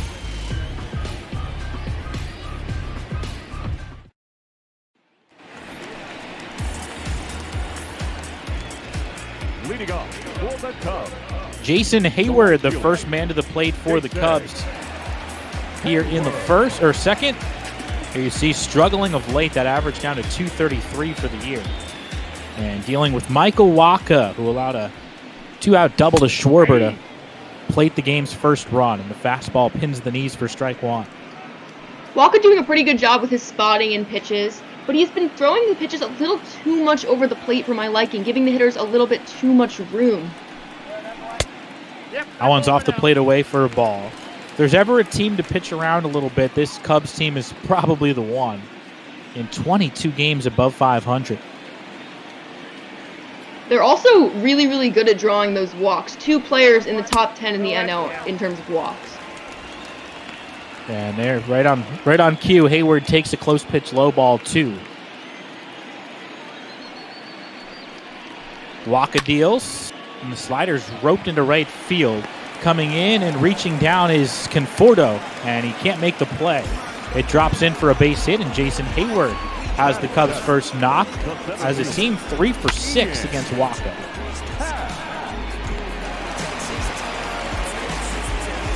Got to think all of the experience this Cubs lineup has against Wacha when he was a Cardinal has to be helping today. As you see Clark, the Cub, firing up the fans. Absolutely. I mean, when you face a pitcher a bunch of times, even as you face them like twice or more, you get used to their pitching style. You understand the little cues that they have. Some pitchers will like touch their hat if they're throwing a certain pitch. You even just know the way that they wind up. Sometimes you can tell what pitch they're going to throw. There's so much out there now in terms of video and numbers and pitch selection. Change-up and Hap swings over the top for strike 2 that not only have they seen him in person, but they've got plenty of data on him. First-hand stuff that they collected right here at Wrigley Field. The 0-2 is fouled off, came up and in with a slider. There you see Ian Happ, the Cincinnati product, first-round pick a few years back. Fun fact about him, he's also a big fan of MLB The Show. Plays a lot in his free time, especially now during, technically you call it the off-season.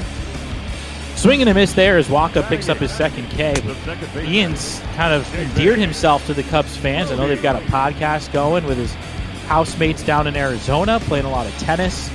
He's not afraid of an interview. I got a chance to know him and this guy, David Bodie, really well when we were in Myrtle Beach together in 2017 as Bodie takes a strike. And the David Bodie story, Zoe, is maybe my favorite I've ever had in the minors, just because it provides a great lesson for any professional players.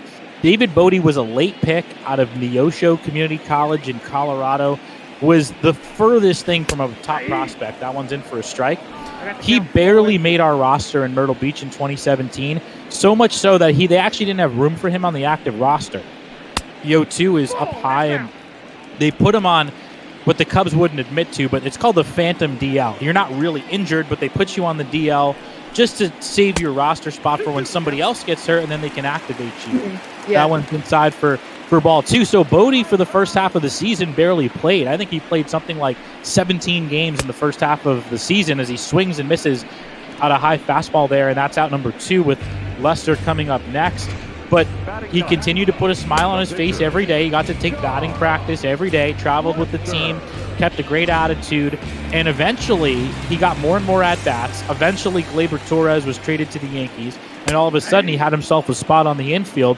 And next thing you know, David Bodie bats .340. He wins the MVP of the championship series, and the next year he's playing at Wrigley Field and hitting grand slams to win ball games at the major league level. So that's a great lesson for any player at home who doubts themselves or doubts if you're in a pro organization whether they're actually going to give you a chance. If you hit enough, they're going to find a spot for you. And David Bodie, who was probably days away from getting released, was in the major leagues less than 2 years later, and what a story he's been for the Cubs as their utility man. But here in the second inning, he strikes out, as does Lester, and Michael Wacha strikes out the side as we head to the third in Chicago.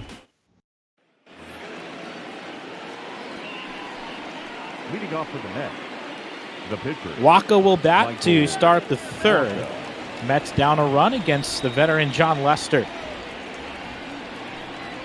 John Lester's looking to get this first easy out. Wacha not really the best hitter.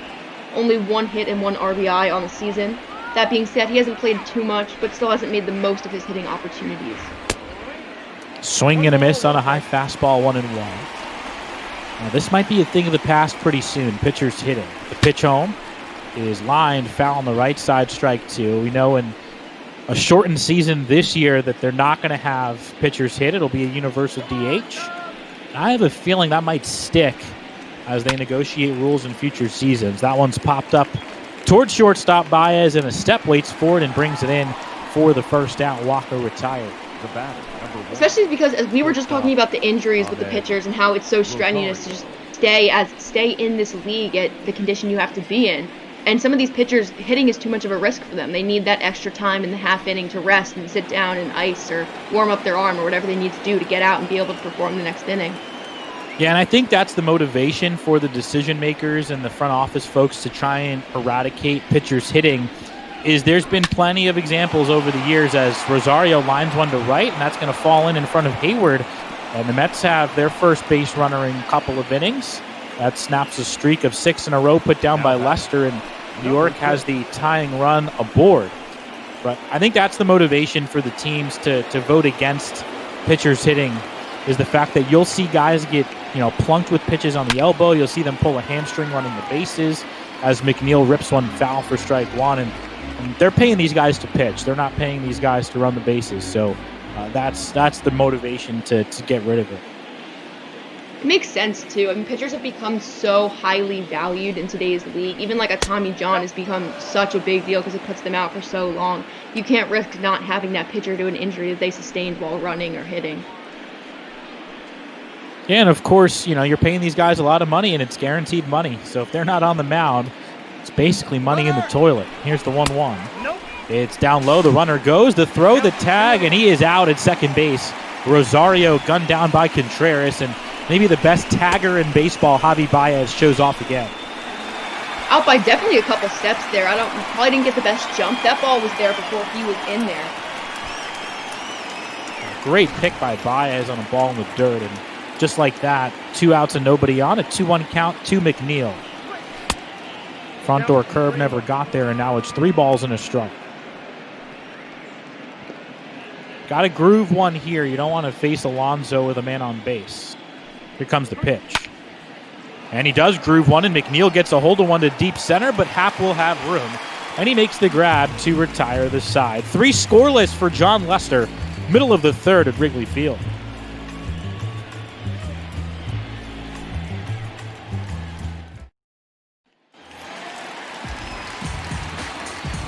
Top of the order here for Chicago. Chris Bryant leads it off in the home third. Chris Bryant, such a threat this season, leading the NL in so many things. He's second in on-base percentage, just ahead of Jeff McNeil, who we just saw hit and get out. Third in doubles, second in runs, and second in walks. He's really just having a stellar year, as we usually would expect from him. Oh, that's too high. Michael Wacha tries a high fastball and misses. 2-0 on Bryant.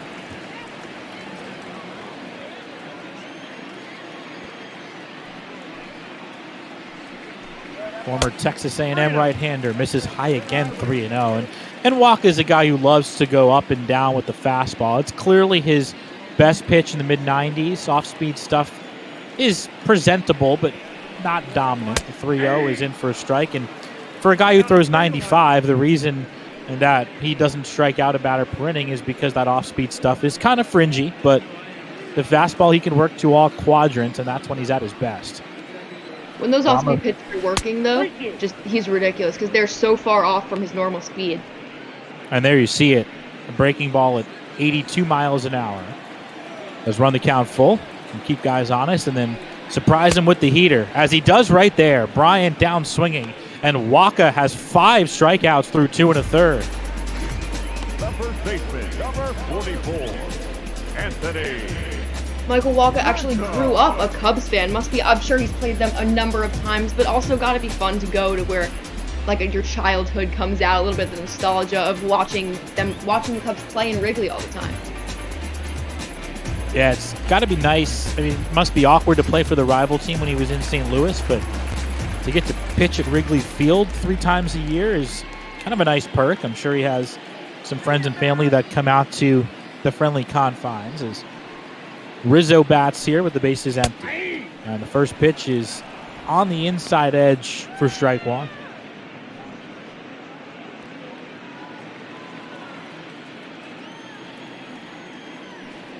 Rizzo obviously always dangerous at the plate, 3-time All-Star. Not doing too bad this year, 61 hits on the year. Has missed a few games, batting just .240, but the power is there. 16 home runs already, as he fouls back the 96-mile-per-hour fastball. Wacha deals a 1-2. And this one is lifted in the air towards shallow right. Conforto camped under it. Will bring it in. 2 up, 2 down for Wacha, who's retired 5 in a row. It was pretty high pop there. It came off the bat. It looked like it was going to soar a little bit, and then it just went straight up in the air. It looked like a good swing, but got under it quite a bit as Baez represents the Cubs' last chance here in the third. First pitch is a fastball downstairs, ball one. We mentioned Wacha likes to work north and south. He will try and change eye levels the best he can. That's 2 in a row now below the zone. I'd bet he probably comes up letter high here, try to pound the top of the zone. Javier Ramos looking for that high pitch here. It's actually a breaking ball on 2-0, and it works. Strike one. I mean, that's something that we could say for what's one of the reasons why Ramos has stayed in as catcher so much this year, aside from all the Mets' other issues, is because he's been really good at being at connecting with the pitchers and calling the pitches that the batters don't really expect. Now that fastball just missed inside. Now it's 3-1. He's fallen behind on both Bryant and Baez in this inning. The 3-1 goes to the breaking ball again, and Baez scorches one towards the gap in right center. That is down and to the wall. Conforto digs it out. It's an easy 2-out double for Javier Baez. Nola fielder. Wacha placed that one just a little bit too much over the plate, but Baez did a really good job of utilizing that outer part of the plate, getting the bat head back and pushing it out into right center. There you see a little bit out in front, but still able to square it up, and he's 2 for 2. And Schwarber's got a chance to get there as well. Drove in the first run of the day, and he rips this one foul for strike one. That was the combination in the first inning that plated the game's only run. A 2-out single from Baez, and then the double from Schwarber. The 0-1 is ripped out towards right field. Conforto over towards the gap. He looks up, and it's off the base of the fence. For the second time today, Baez and Schwarber deliver back-to-back 2-out hits, and it's 2-0 Chicago. So it makes the duo so scary. One guy gets on base, and the next guy comes up, and as we see Schwarber deliver here, just an absolute bomb there. Nowhere near catchable. Gets on base, scores the run, his second RBI of the day. And 44 RBIs now this season for Kyle Schwarber. As Contreras watches one in the dirt. A great stop by Ramos, who decides to play cash with Jeff McNeil. Jeff McNeil, he plays second a little bit, but much more used to that third position, especially as he's been playing third a lot more this season. Maybe Ramos is trying to wake him up there. 1-0 is down and away for ball two. We've seen the last couple of years with the Mets free agent signings, they're basically trying to give themselves a safety net with the potential injuries because they do not have much depth at the AAA level. So signing Jed Lowry and Robinson Cano and trading for J.D. Davis, it gives them some depth, but it also creates some issues with playing time. And I think McNeil long-term fits in well at second base, but with Cano on the roster, you've got to play him a little bit. So he's kind of been forced over to third and left field, but fortunately he can play those positions well because you have to have his bat in the lineup. Wacha struggling a little bit here with that walk. Looking like he's losing a little bit of control after those 2 hits off him. Yeah, issues his first walk to Contreras, and now it's left to Jason Hayward here in the third. 2 men on, 2 outs, and the Cubs already up 2-0. The 1-0 from Wacha, tails outside, ball 2, and now he's got to give Hayward something to hit. I mean, that's either been his problem. He either hasn't been hitting the strike zone or he's been throwing it a little too much in the strike zone. The kick and the pitch, and it's lined foul towards the third base dugout. Strike one.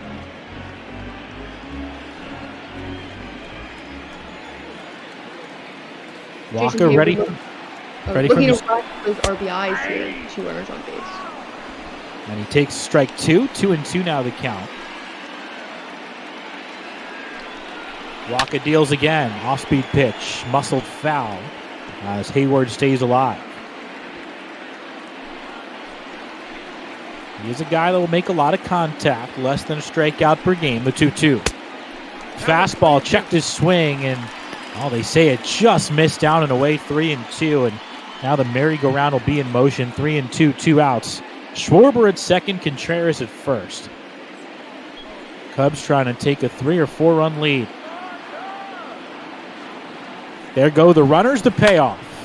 Line foul Another well-placed fastball from Wacha, but Hayward's still up there, about to see the 8th pitch of the at-bat. Hayward, a veteran in this league, began his minor league career at the ripe age of 17. He's been around baseball for a long, long time.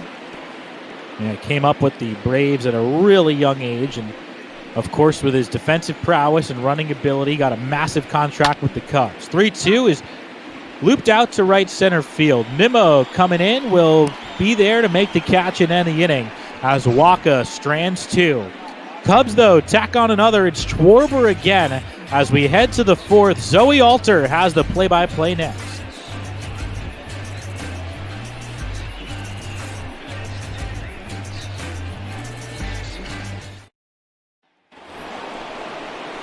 Welcome back here to Wrigley as the Cubs lead the Mets by 2. John was nice enough to let me steal play-by-play for an inning or two. The Mets up to bat now. Pete Alonso stepping up to the plate. As we mentioned before, having a little bit of a slow year, but a slow year for him is still a great year for anybody else. So he takes that one low and inside.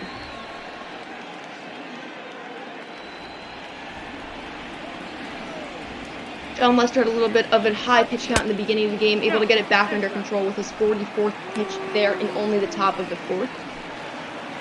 Yeah, he actually threw more pitches in the 1st than he did in the 2nd and the 3rd combined. Inside ball 3. See, another ball there. 3-0 count here now, looking to get something over the strike zone.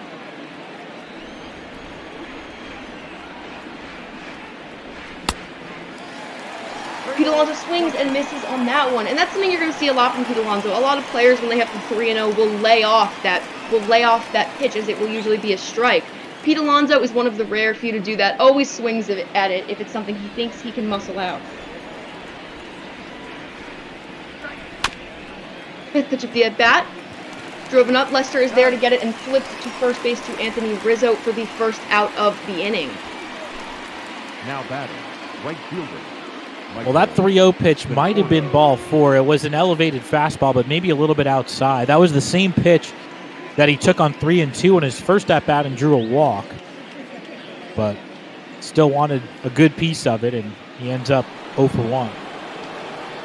Sometimes you just get a little eager to hit. That's also what we were talking about with the patience aspect of it. If he had waited, he might be on base right now. Got to stay within your approach, no matter how much you may be struggling or how hot you might be. Struggling, as we talk about struggling, Mike Conforto at the plate now, taking that ball high and out of the zone. Lester will deliver the 2nd pitch of the at-bat here. It will be a swing, and that one is gone. Michael Conforto with a nice home run, making the Mets only down 1 now, lessening the gap between the two. 56-foot bomb there. I don't think any of us were expecting that one out of him. Oh, that might be on Clark or Addison Street. That was a long home run from Conforto, his 16th of the year and a tape measure shot. And his 2nd homer in 3 days. He homered against Max Scherzer on Sunday. So Conforto might be heating up a little bit. He certainly is with the power as you get a look at the replay. 114 miles off the bat. That is the top of the scale in terms of exit velo. The Mets are right back in this now. Yoenis Cespedes stepping up to the plate, looking to get a little more damage on them as he takes that strike on the inner corner of the plate. And home runs don't always have the highest exit velos. A lot of times they will be over 100. Anything over 90 is considered hard hit as Cespedes takes strike 2. But 114, I mean, that's about as hard as you'll ever see. Normally, anything over 110, normally on a line drive single about belt high. He was just able to get under that one a little bit more and lift it up. Started as a line drive there and just went way out. Yoenis Cespedes down in the count 1-2. Lester looking to put him away. But he won't. Fouled off. Cespedes stays alive. Oh, not a foul. Called a fair ball. Will be thrown to first base for the out. I was sure that one was foul. Now batting, third base. That was a swing and a miss there. So Lester picks up his 2nd strikeout. He's a guy that at this stage of his career will pitch to contact. J.D. Davis now in the 6th hole hitting here. 0 for 1 on the day. will swing at this one, grounded over to second base. David Bodie will throw that one over to Anthony Rizzo for the third and final out at the top of the inning. But first, we'll take a look back at Michael Conforto with his beautiful home run. An absolute bomb to right field. We'll be back in a moment.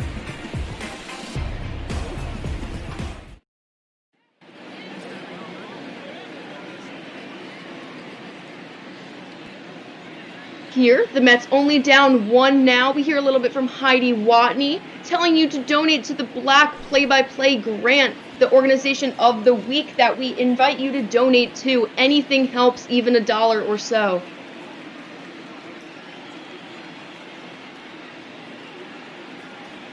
Cubs getting ready to hit right here, looking to extend their lead a little bit after the home run last half inning by Michael Conforto. Leading off for the Cubs. Stepping up to the plate now will be Ian Happ, looking to do some damage. A switch hitter, but hitting lefty today.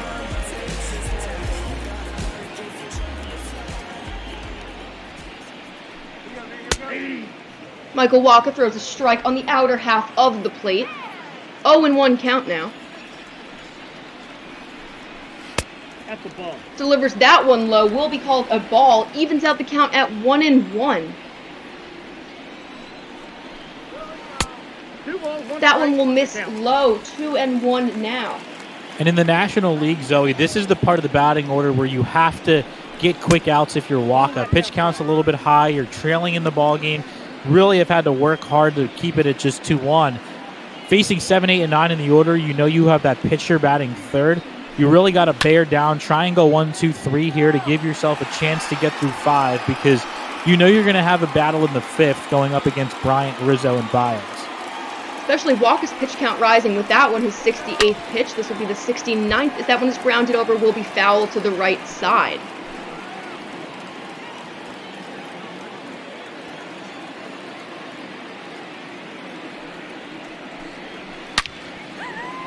This one here, 3-2 count full here. And with that, Wacha hits his 70th pitch in only the 4th inning. A little troublesome there. That one will be fouled off again. Happ staying alive here, fighting off those pitches he does not want to see. Yeah, this is a pretty typical Wacha start. He's a 5-and-fly kind of guy. As that one is lifted into left field, but it will be caught before it reaches left field. Ahmed Rosario making a nice play there for the first out of the inning. Wacha had quite the battle there. A 6-pitch at bat, but able to end up getting the out. As David Bodie will step up to the plate.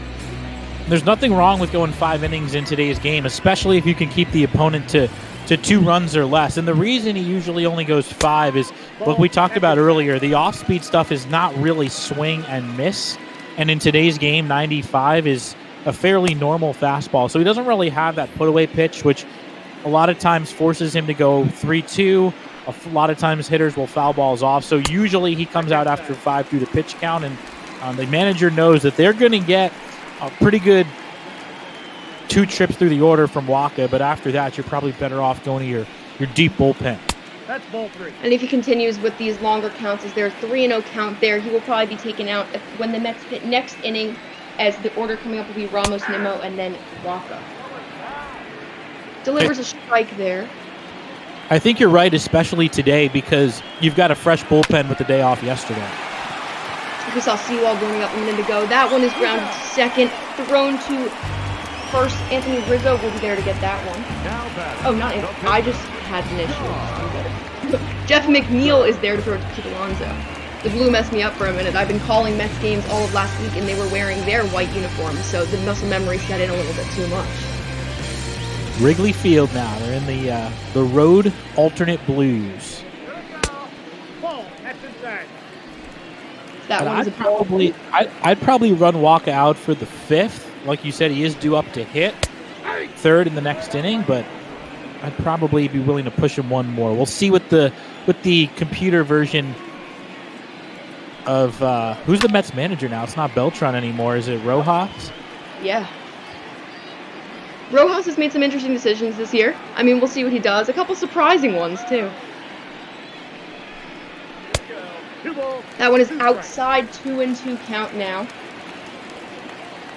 If Wacha can finish Lester off pretty quick here, I think we might see him be back out for another inning. As he does, the strikeout there will end the inning. We'll head to the top of the 5th. Mets down 1.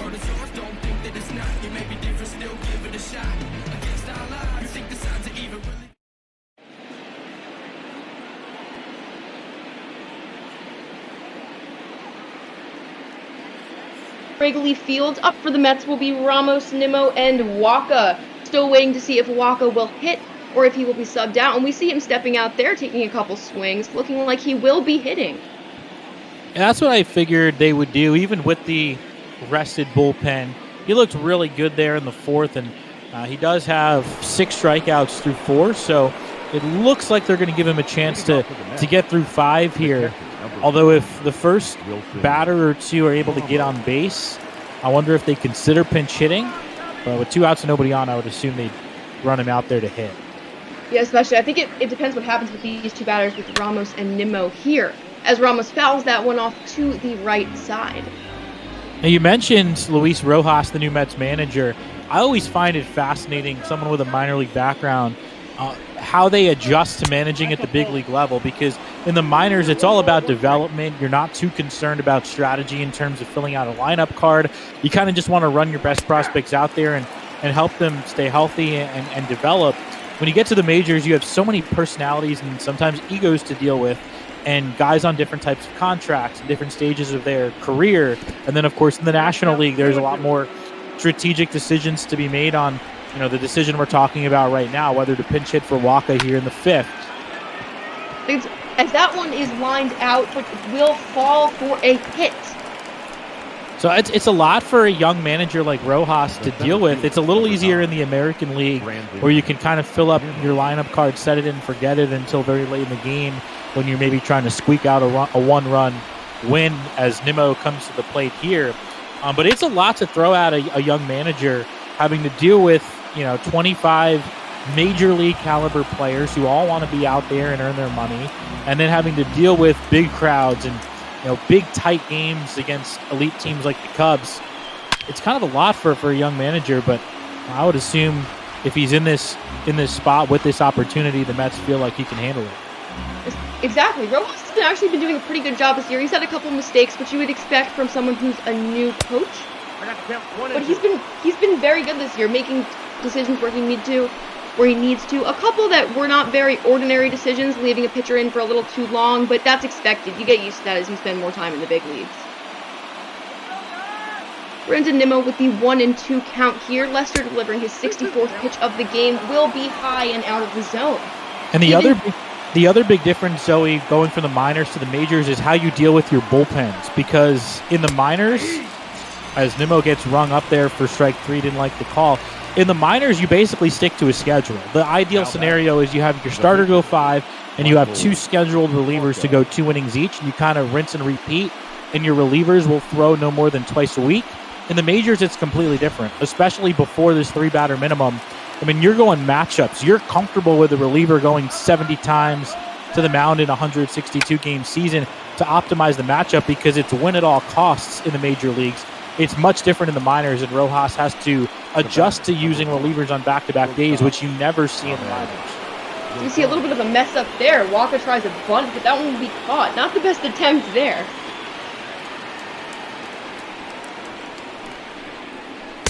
But I think that transition, as you were saying, between the minors and the majors is really interesting. I think that would be something that would be really interesting to see how a player adjusts, just to go through that journey with them. That's something that your ordinary fan doesn't really get to watch. Either you focus in on the minors or the majors, and you have the pleasure of getting to kind of do both. You understand what it's like for those players to transfer to both. Yeah, until you're in the minors and you watch games on a regular basis, it's kind of difficult to see from the outside looking in. If you go watch, a couple minor league games a year, you're not familiar with the schedule the pitchers are on. But getting a firsthand look and being in an organization like the Rays organization that really does everything right, and they're very careful with their young arms, it's fascinating to see how they use the data and the history to make the right decisions. 3-0 count here. Ahmed Rosario, the top of your order. That will be a 4-ball walk. Not something you see very often, especially from a veteran like John Lester. First and second are now occupied, and stepping up to the plate will be Jeff McNeil, who's been fantastic in situations with runners on the pond. Yeah, this is what you want if you're the Mets. This might be one of your best opportunities to take the lead today. John Lester going to do his best to shut it down, but Jeff McNeil is just so powerful up there to play as he takes a hack at that one. That one is traveling back to the right side, but it will be caught for the third out of the inning. We will return in a moment for the bottom of the fifth. Chris Bryant, Anthony Rizzo, and Javi Baez coming up the top of this Cubs lineup. Your attention, please. Now pitching for New York. We return and we will see a pitching change. Paul Sewald will come trotting out to the mound to face the top of this order. This is an interesting one. Luis Rojas must have not wanted Wacha to have to face the top and best part of this lineup. Yeah, I don't know if that's an MLB The Show glitch or if it's a situation where you think Wacha is the best bunting option on your team and they were planning on taking him out anyway, but you almost never see this where a pitcher bats and then comes out of the game. Ball, that's off the plate. You see that one is thrown outside. I'm always fascinated by Sewald's delivery, a little different than what you see from most. He really follows through. As that one is popped out into center, it will drop for the hit. And that will put Chris Bryant on first base, starting off the rally for the Cubs here.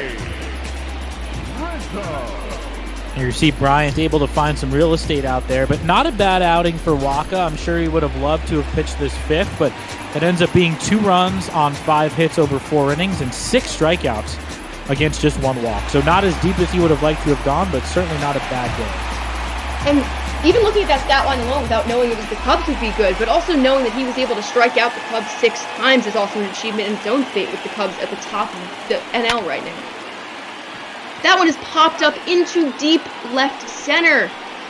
There will be 2 guys going for it, but Nimmo will end up making the catch and throwing it in.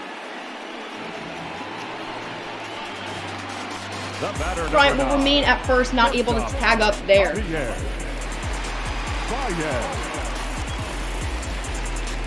Now Javi Baez will come up to the plate, 2 for 2 on the day, a single and then a double. Possibly looking for that triple here. As that one is low and not in the zone. 1-0 count now. It's got to be a little nerve-wracking for Sewald, a middle reliever who normally pitches in lower leverage spots, to come in a tight game and face Baez.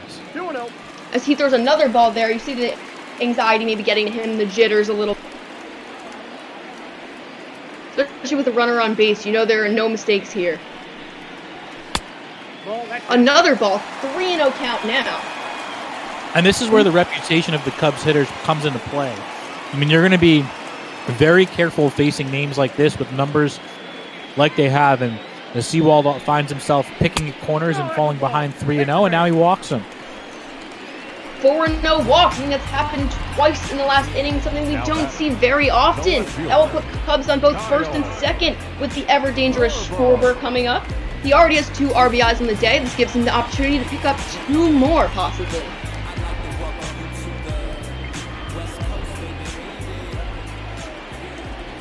If you're Paul Sewald right now, how are you feeling?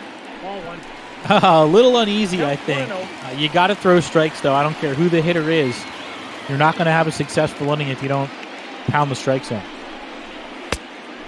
I think it's hard because you know that the Cubs are such good hitters, but you also have to trust the field you have behind you. I mean, Nimmo just 2 batters ago made a nice play in the outfield. You got to put the ball there and hope that your field does the work for you.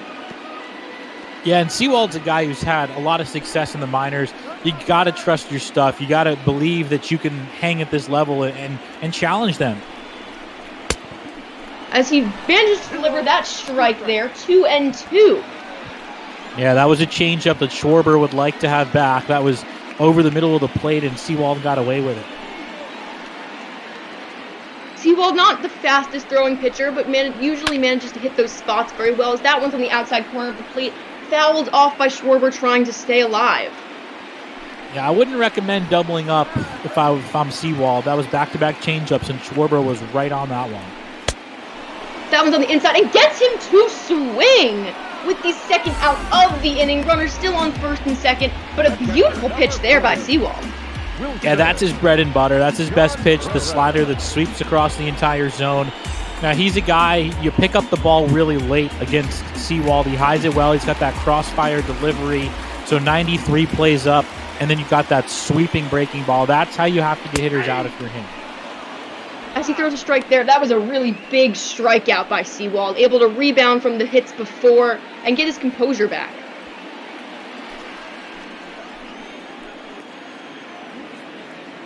Trying to get this third out here to end the inning. Hopefully no damage will be done, but that one falls a little low. That will be a ball. Contreras, still a dangerous hitter. Don't count him out. As he fouls that one off to the right side. Contreras, known for hitting a home run in his first major league at bat, definitely capable of another home run with 10 this season already. Strike there, swing and a miss, and that will be the third out of the inning. Seawald gets out of a jam there. Mets still trailing 1. We'll head to the top of the 6th.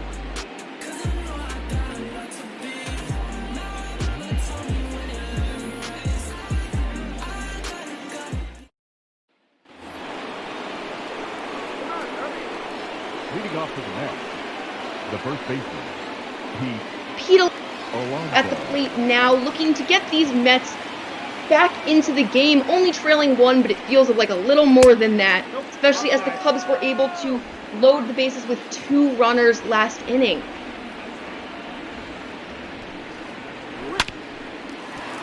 Alonso grounds that one over to short. Baez will be there, throws it to first, and Rizzo will be there to make the catch. That will be the first out of the inning. John Alonso, so great today. And those are the types of pitches that John Lester has made a living with. The little soft slider down and away. Guys just kind of roll it over. It can be a very comfortable 0-for-4 when you're facing John Lester. He's got great cut on the fastball. And against power hitters like Alonso, he's able to zap that power right out of their bats with well-placed soft stuff down and away. And that's what he tried to do to Conforto earlier, but unfortunately he hung a big curveball and Conforto lost it. There we see a strike 2 of the at-bat. Definitely pitching a little more outside, not giving Conforto the opportunity to pull anything to the right side again. Conforto will foul that one off, staying alive with the 0-2 count, even though he is down. A beautiful sunset here at Wrigley, one of the prettier ballparks in the league. Oh, no doubt. So much nostalgia when you walk into that ballpark as Conforto fouls one off. But Lester's a veteran. He's been there. He's a guy who's gone 6 innings, 7 innings in a start plenty of times in his career. When he gets settled in, he can get pretty quick outs with weak contact, and he seems to be settling in. Oh, that's out. See him throw a ball there. Probably just trying to throw Conforto a little off pace. Also, what makes Lester so dangerous is he throws another ball there. He has so many pitches and so many approaches that he can spot the ball anywhere, fast or soft, and he's going to get those strikeouts. Yeah, he does have a wide arsenal, and that was a purpose pitch, that curveball to Conforto, showing Michael he's not afraid to throw the same pitch that he homered on earlier. He did it again, and Conforto swings and misses it. That one way out of the zone. Fools Conforto completely. If you take a look at the team ERA leaders, the Cubs leading the NL with 2.81 ERA. Oh, that is an impressive mark. Not sustainable. They'll end up over 3 at some point, but that's an incredible ERA. It's the reason that they're leading the league in record. And it's really been a resurgence for their rotation. It's a very old rotation when you compare it to others in the league, but guys like Lester and Jose Quintana and others have kind of found that fountain of youth, and they're pitching their best baseball here in the middle portions of the season. It's where they really start to heat up, especially those veterans we've been talking about all game. As that one is thrown over to third, just over the head of Chris Bryant at third. We'll go into left field. Kyle Schwarber will be there to throw it in. Standing on second base will be Yoenis Cespedes, with the unusual hit for him, double, his 6th of the season. I've always believed that doubles hitters are the best hitters, and those are the hitters that can sustain a 20-year career, because if you're hitting doubles, that means you can go to all fields, you have a good approach, and you're hitting the ball hard. As Davis takes away there for ball 1.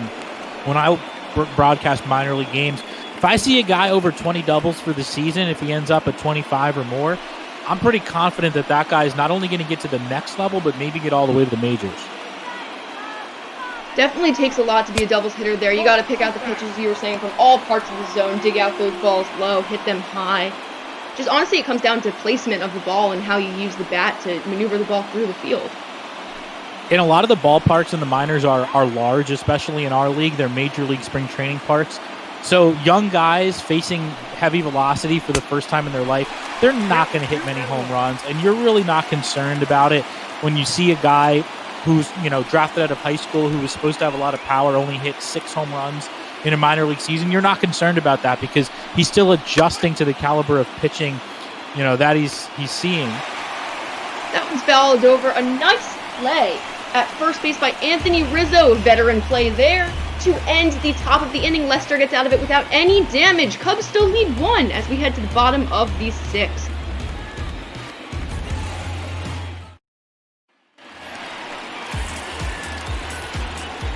Leading off for the Cubs, Back at it here, Jason Hayward will step up to the plate.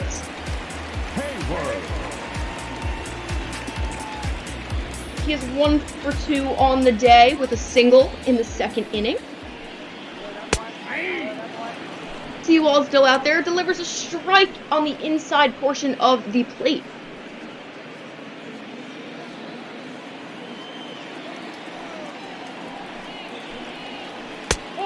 Seawall, that one low, that will miss the zone. 1-1, even count now.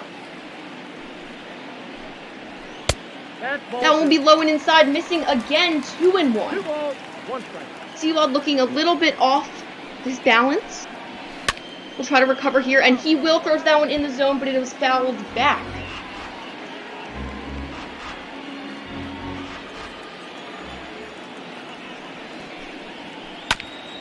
That one's lower in the zone. That will be chopped out to second base. Out there to field it will be Jeff McNeil, throwing it over to Pete Alonso at first for the first out of the inning. Oh, there's no doubt that Paul Sewald got a really nice confidence boost in the 5th, striking out Schwarber and Contreras with a man in scoring position. Now, those are not easy opponents, and he was able to strike out both of them with his signature slider.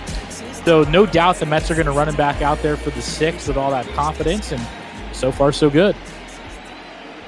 Especially now he's facing the bottom of this order. Ian Happ taking a strike in the middle there. Definitely would want that pitch back. A nice high fastball in the zone. Up in the zone again. That one is fielded out. Fielded in center field. Ian Happ will remain on first base as Brandon Nimmo throws that one in. The batter, number 13. Yeah, that's a nice level swing from Happ on a slider up and in. Able to get those hands inside the baseball and line it to center.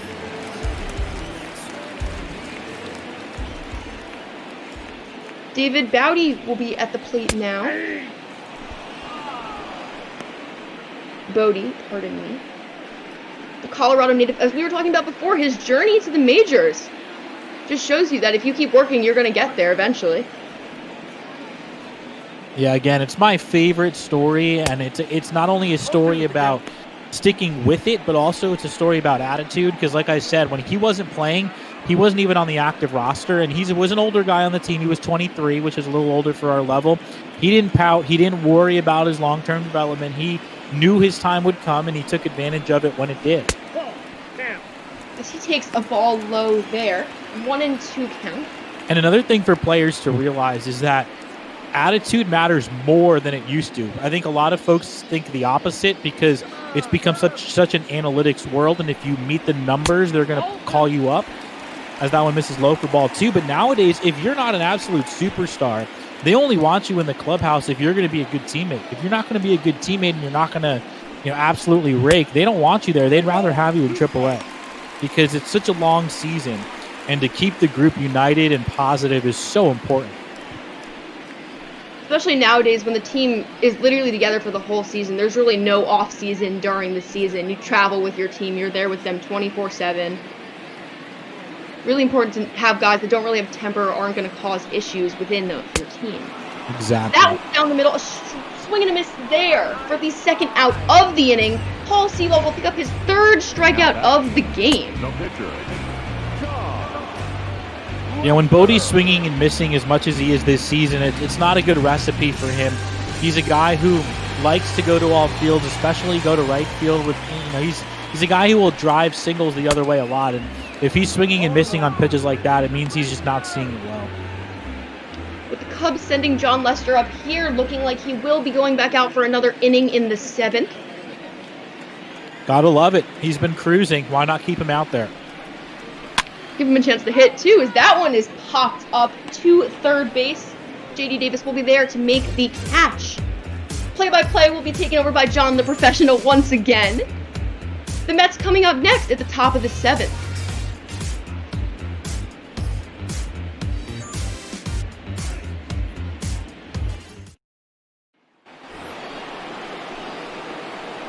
Top of the 7th inning at Wrigley Field. John Vitas alongside Zoe Alter. Zoe, great job on the play-by-play there in the middle innings as John Lester really started to settle in, and the Cubs have decided to send him back out there for the 7th inning.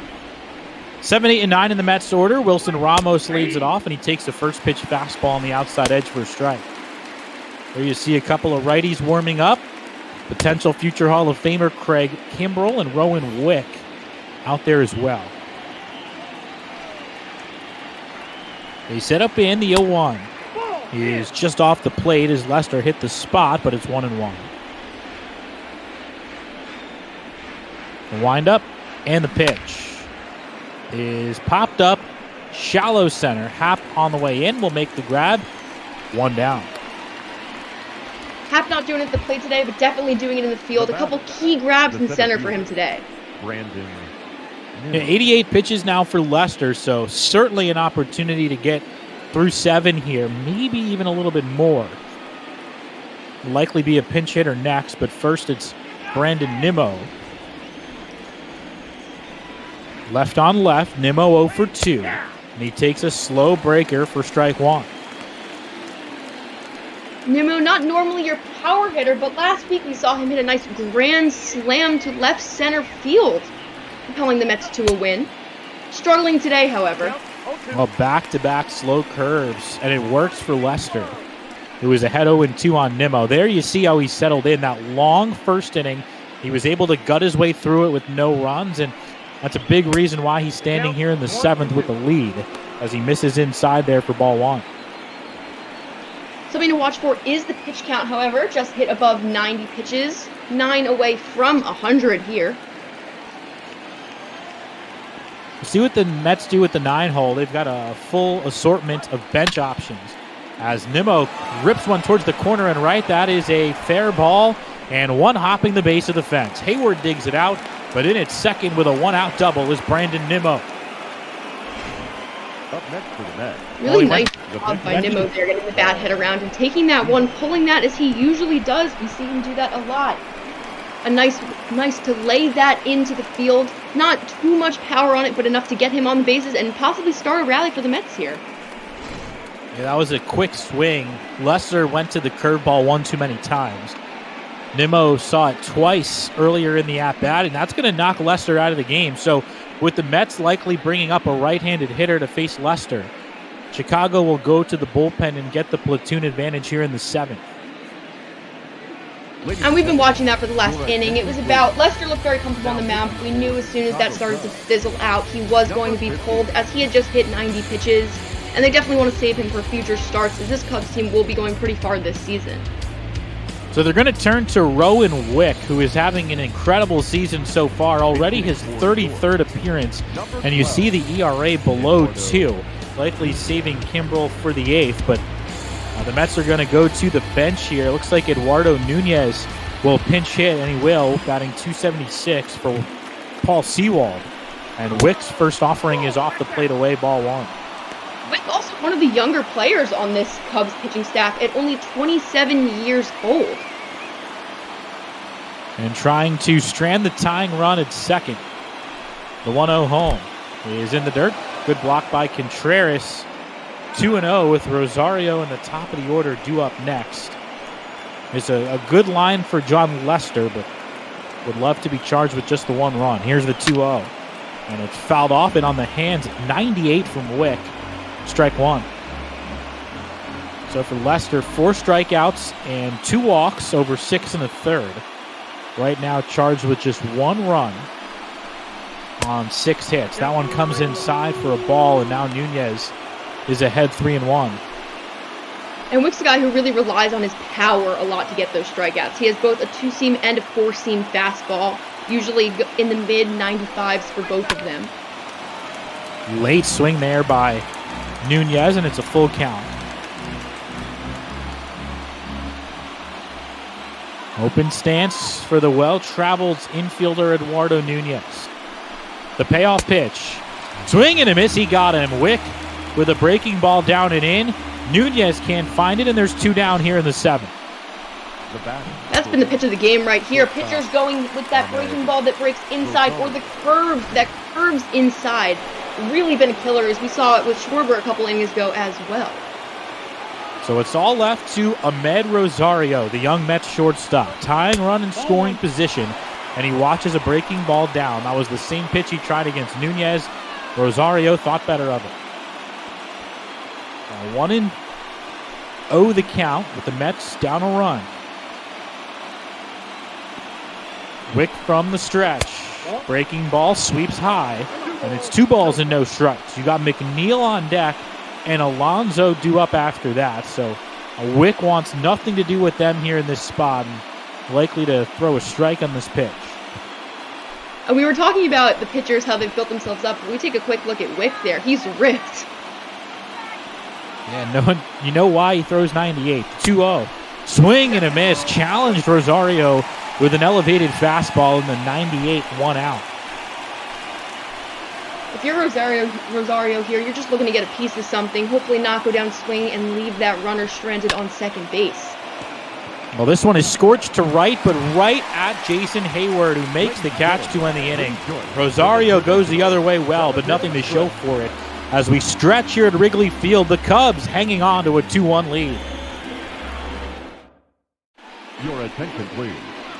Now pitching for the Mets. Bottom of the 7th, and Edwin Diaz in to pitch for New York. 20th outing this year. So far, he has bounced back nicely from a rough 2019. And dealing with the top of the Cubs order. 2019 is one of those years for him that is just shall not be spoken. Yeah, it did not work out well after being traded across the country from Seattle.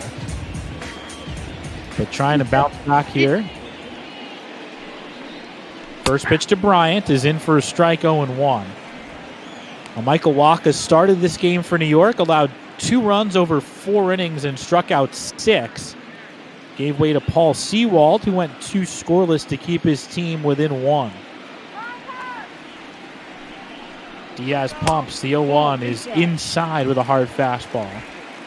Well, Sewald, after allowing 2 men to reach early in the outing, really finished strong. Did give up 2 hits in those 2 innings, but struck out 3 and walked 1. Fastball, and Bryant takes it at the knees for strike 2. If that hadn't been a ball, I think he still would have broke his hands there. But it did catch the knees, and now Diaz trying to put him away. Slider is ripped deep down the left field line. Cespedes looking up near the fence, and that ball is gone. Chris Bryant with his 15th home run of the year gives the Cubs some breathing room. It's 3-1. And that's something you expect out of a guy like Chris Bryant. You know, he's the leadoff hitter. Sometimes you expect just those singles and doubles, but not with Chris Bryant. He's going to step up, and he's going to hit with power every time he comes up. Whatever chance the Mets had picked up there, definitely just lost it with that solo shot by Chris Bryant. Well, there you see a much different trajectory from the Conforto home run earlier, which was an absolute bomb. That one down the line and left, less than 100 miles an hour off the bat. As Rizzo takes ball 1, but they all count the same, and that's a huge swing from Bryant to give the Cubs a little bit of cushion. So Diaz for the Cubs here, especially in like their World Series years. He's always been that guy that they can turn to, who's going to be the rock, who's going to be consistent and hit. Grounder out to short, easy play for Rosario, who retires Rizzo for the first out. Now batting, shortstop, Javier. But Diaz greeted rudely by Chris Bryant, who has become, like you said, one of the premier hitters in baseball. And now Baez, who has that average up over 300 now, 2 for 2 today, and scored the first 2 Chicago runs.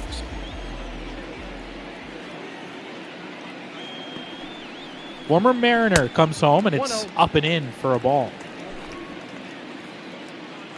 Here you see Brad Brock and Chasen Shreve in the bullpen for the Mets. Chasen Shreve, pretty new to the mound. He's only pitched 1 inning this entire season, getting 2 strikeouts in his appearance, though. As Baez waves and misses at the fastball. Yeah, Shreve's a guy who's bounced around, has had some time with a few different teams. One of those guys who might fall victim to the 3-batter minimum. He's been a lefty specialist throughout his career, but obviously did enough in AAA to show the coaches that he could still pitch at the big league level as Baez pounds one foul, strike 2. Late swing there, looking like he just needed to stay alive. Saw it might have caught that bottom edge and just wanted to get rid of it.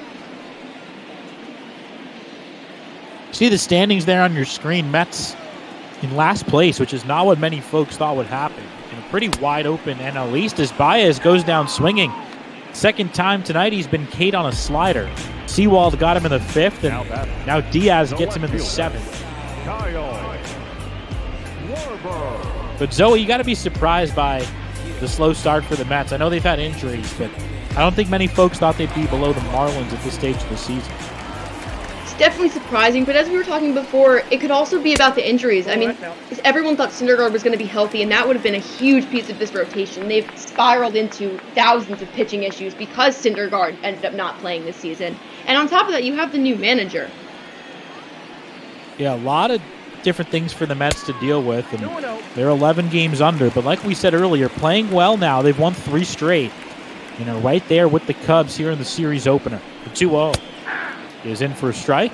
Of course, we've got games all day here on MLB Ball. This is just the second game of 6 on our airwaves today. The 2-1 is low for ball 3.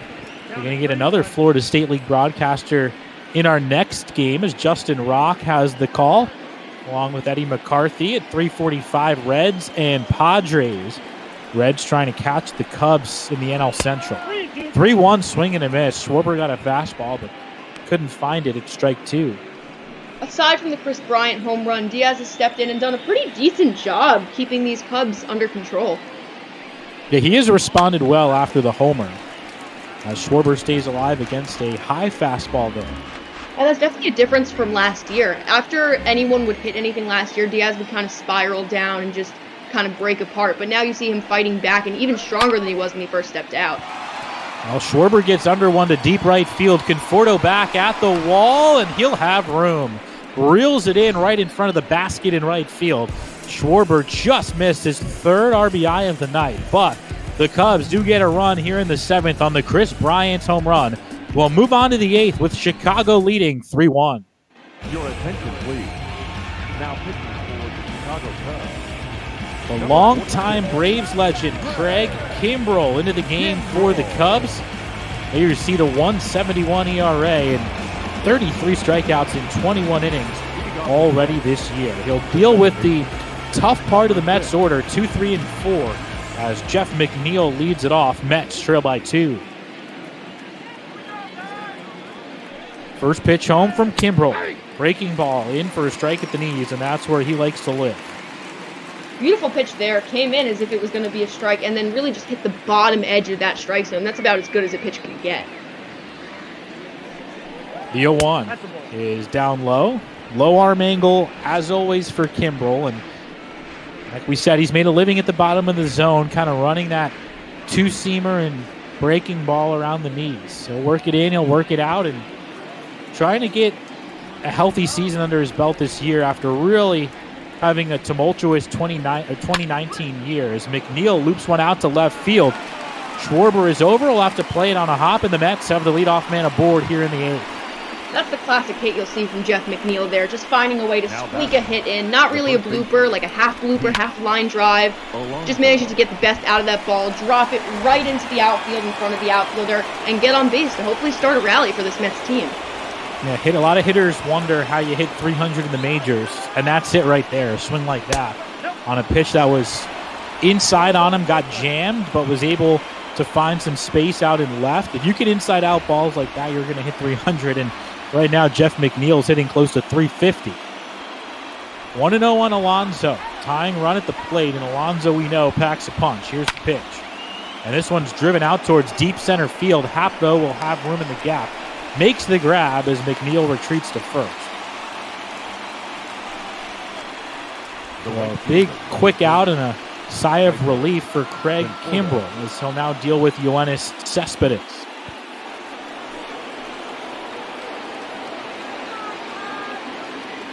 So a good job by Rowan Wick there in the 7th. Came in with the tying run in scoring position, but retired both batters he faced to maintain the lead. And Conforto, a late swing, fouls it off, strike one. Conforto, remember, the home run earlier in this game, looking to definitely add to this Mets lead. Kimbrell deals, and the breaking ball gets Conforto swinging over the top, strike two. That breaking ball is just too good. It's just really fooling these hitters today. You see a lot of them swinging, and then the inside pitch there. Conforto looked totally off balance. Terrific slider from Kimbrell, and there's two down. Conforto way out in front. After he swung over a curveball, he got a tighter slider and really didn't know what to do with it, and he is fooled, and it's all left to Cespedes in the 8th. He's a guy who likes the ball low, and Kimbrell likes to put it there, but the first pitch was up and in with a breaking ball, a bad one, and Cespedes out in front 1-0. Yoenis double to the left field corner last time. Gotta give kudos to Wilson Contreras behind the plate. Really calling a nice game here, placing the ball very well, spotting it. Fastball driven down the right field line, but hooking out of play, 1-1. No doubt that Contreras and Lester had a good rapport today. Lester gave up just 1 run in 6 1/3. The pitch home. He's lined towards second, and it's knocked down by Bodie. The throw to first is not in time. Well, that ball was hit so hard that Bodie might have actually saved a run there. That ball could have shot up the alley and allowed McNeil to score, who was running on contact. It goes down as an infield base hit for Yoenis Cespedes, and now the Mets have the tying run aboard, and Jake Marisnick will come in to pinch run for Cespedes and then stay out into the outfield. So golden opportunity, maybe the best of the day for New York. J.D. Davis comes to the plate with Kimbrell on the mound and the tying run on base. I mean, even Cespedes beating out that throw, even though it was bobbled and it took quite a while to get to first base, that's something you don't see very often from him. He's a big guy. He can move, though, in the outfield as well as on the base paths, and able to beat that out and extend the inning for Davis. First pitch fastball perfectly placed, and Davis can't find it, strike one. 97 from the elder statesman Kimbrell. The 0-1. Slider, and Davis swings over the top, strike two. Cubs fans on their feet, trying to get a win here in mid-June. The 0-2 pitch. Up and in, and he drilled him. Davis goes down hard as it got him in the shoulder. Obviously not happy with that, but he is up and on his way to first. That does not feel good. That's right in between the shoulder blade area over there. That'll definitely leave a bruise. Well, now the Mets are really cooking. Bases loaded, down by 2, and Wilson Ramos, a veteran bat, at the dish. Not a good time for Kimbrell to hit the 6-hitter. You got Ramos at the plate, who's an aggressive guy at the dish. Not going to wait around. And as we've said all game, Ramos really, really good with runners on base. He's been bringing in those RBIs all season. Yeah, 29 RBIs in 70 games as he takes a fastball on the outside edge for strike one. That's a pitch he can normally handle, but elected not to swing. The 0-1. Fastball, and he was late. Kimbrell able to tie him up with 99 in on the knuckles, and it's 0-2. That was a tough one. Look at this. Ramos thought that was going to be more inside. His swing was very inside, and that ball was right down the middle. The 0-2 just missed down and in. The Wrigley faithful wanted it. when you have 2 outs with bases loaded, that's really a pitch that you cannot take. That could have just as easily been called a strike there. Ramos gets another opportunity. The 1-2 pitch is low. Took another close one. That was a fastball. And it's 2 balls and 2 strikes. He's playing a scary game here. As a hitter in this situation, you need to step up. You need to at least put the bat on the ball. The worst thing you can do is strike out. Even worse, strike out looking, not even swinging. What does Kimbrel go to here? It's been 3 straight fastballs. Breaking ball, and he got him. Ramos could not catch up to it. And Kimbrel strikes out a pair and maintains the lead for the Cubs. Mets with a bases-loaded opportunity cannot come through as we reach the middle of the 8th here in the Windy City.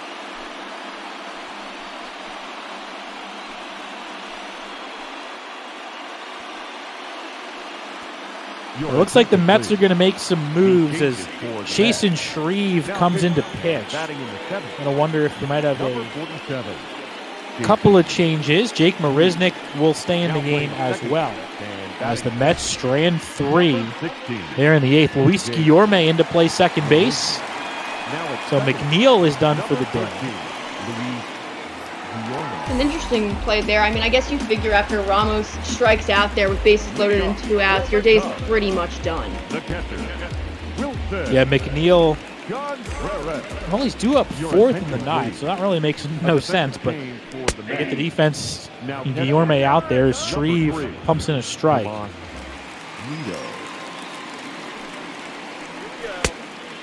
And their strike 2 as Contreras swings and misses. Edwin Diaz worked the 7th, did strike out a batter, but also allowed the solo homer to Bryant as Contreras lifts one out to medium depth in center.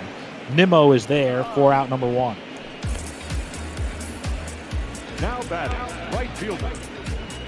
Just the second outing for Shreve since being called up from AAA Syracuse. We had the Syracuse Mets on our air yesterday. A few AAA games. We have a trivia question in the chat if you'd like me to throw it at you. Go for it. It says, when did the Red Sox win their first World Series? Good question. It's probably a lot closer to when the World Series started being contested in 1903 than it is to today. That one's low for a ball. If I had to throw out a random year, I'm going to say 1912.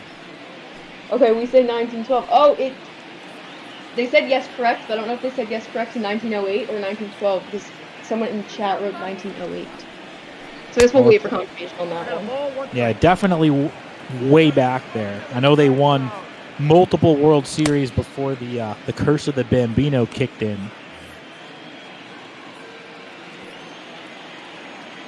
Baseball at its finest, the curse of the Bambino. That one's in for a strike. 1 and 2, but it's all good now in Boston. They've won a couple. Here you see on the screen Eddie McCarthy, Justin Rock coming your way in about 15 to 20 minutes whenever we get done here. 1-2.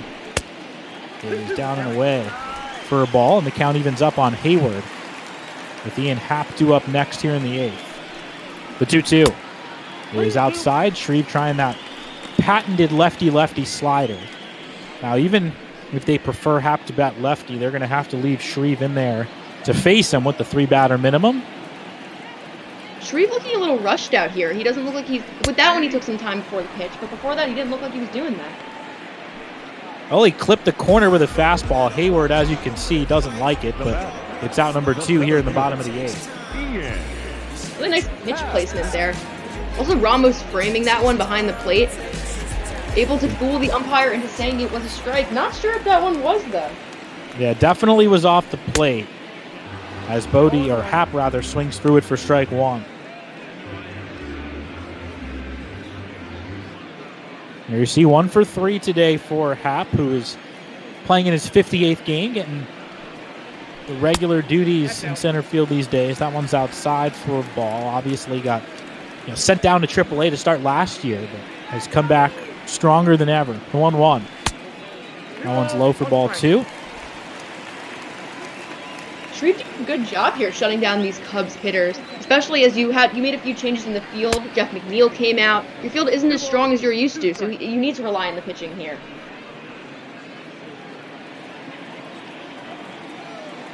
Shreve ready, facing the righty, the 2-2. Swing and a miss, he got him. Tied him up with a slider in.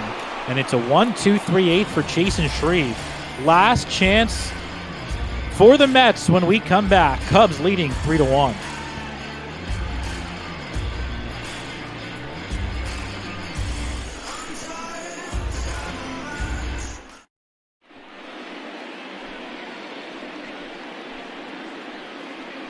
We go to the 9th. David Ross making a change. We'll see a third reliever for Chicago, and it is Dan Winkler coming in for the save. You see 20 for 23 in save opportunities this year, coming in back of Hall of Fame closer Craig Kimbrell, who pitched out of a jam in the 8th, loaded the bases, but was able to strike out Wilson Ramos to maintain this 3-1 Chicago lead. Brandon Nimmo leads it off, and he takes low for ball 1.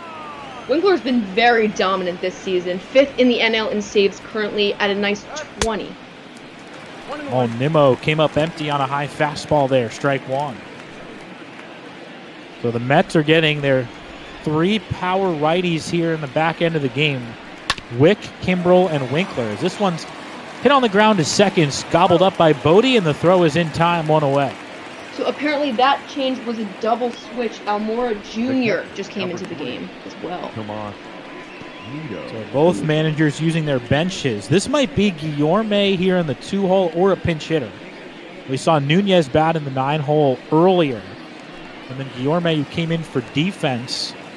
I guess he'll be in the 2-hole because it is Tomas Nido pinch hitting here in the 9th. With 1 out and nobody on, Mets down 2. Winkler's pitch is high for ball 1. So you've got Rosario next and then Guillorme.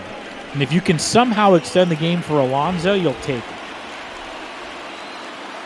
I'm still trying to wrap my head around how they took Jeff McNeil out of the game, especially in a situation like this where you need him up there. Yeah, that would never happen in real life. Taking out your best hitter down by 2 with his place due up 4th in the batting order in the next inning.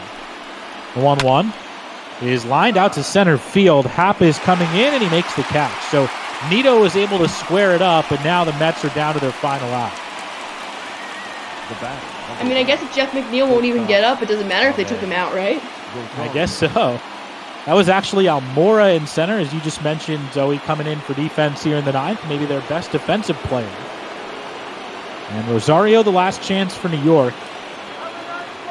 Trying to extend this game and prevent Winkler from picking up his 21st save.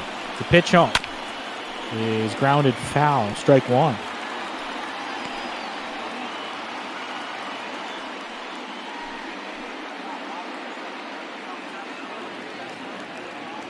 Rosario coming in batting .298. He's 1 for 3 today.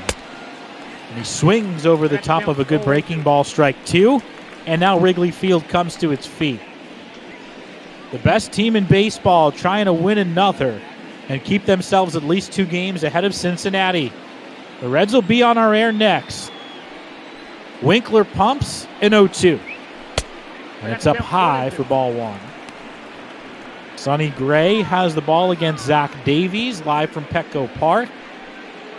Eddie McCarthy and Justin Rock coming your way in just a few minutes. But first, Winkler trying to end the Mets' 3-game winning streak. The wind and the pitch. Breaking ball ripped foul as Rosario was able to sit back on that pitch. Hanging on by his last limb, but he's staying alive here. He's fighting. Another 1-2. Is grounded to first, handled by Rizzo.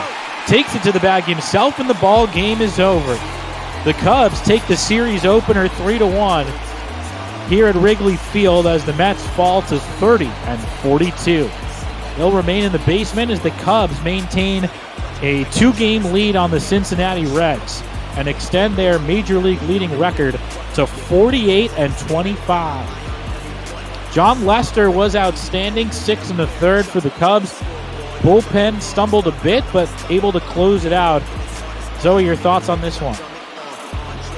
I thought the Mets pitching was actually better than I expected. It was a little rough in the beginning. Wacha had his struggles, but he came back out. Was overall very, very impressed with Paul Sewald, how he was able to come in and get his composure and stay out there. Diaz, even after the home run by Chris Bryant, able to hang in there. The Mets put up a good fight. I don't think the score shows the fights they put up, but you know, there'll always be another game. So yeah, they usually 8 hits apiece, so they were even in that category, and you know, giving up 3 runs against one of the best teams in baseball, nothing to be ashamed of. Wacha did give up a couple of runs in his 4 innings, but overall struck out 6, so not a bad outing for him. But the Cubs just a little too good on this day. The Mets did have some chances. They had a few 2-out opportunities with guys in scoring position. Obviously, the 8th inning rally stands out.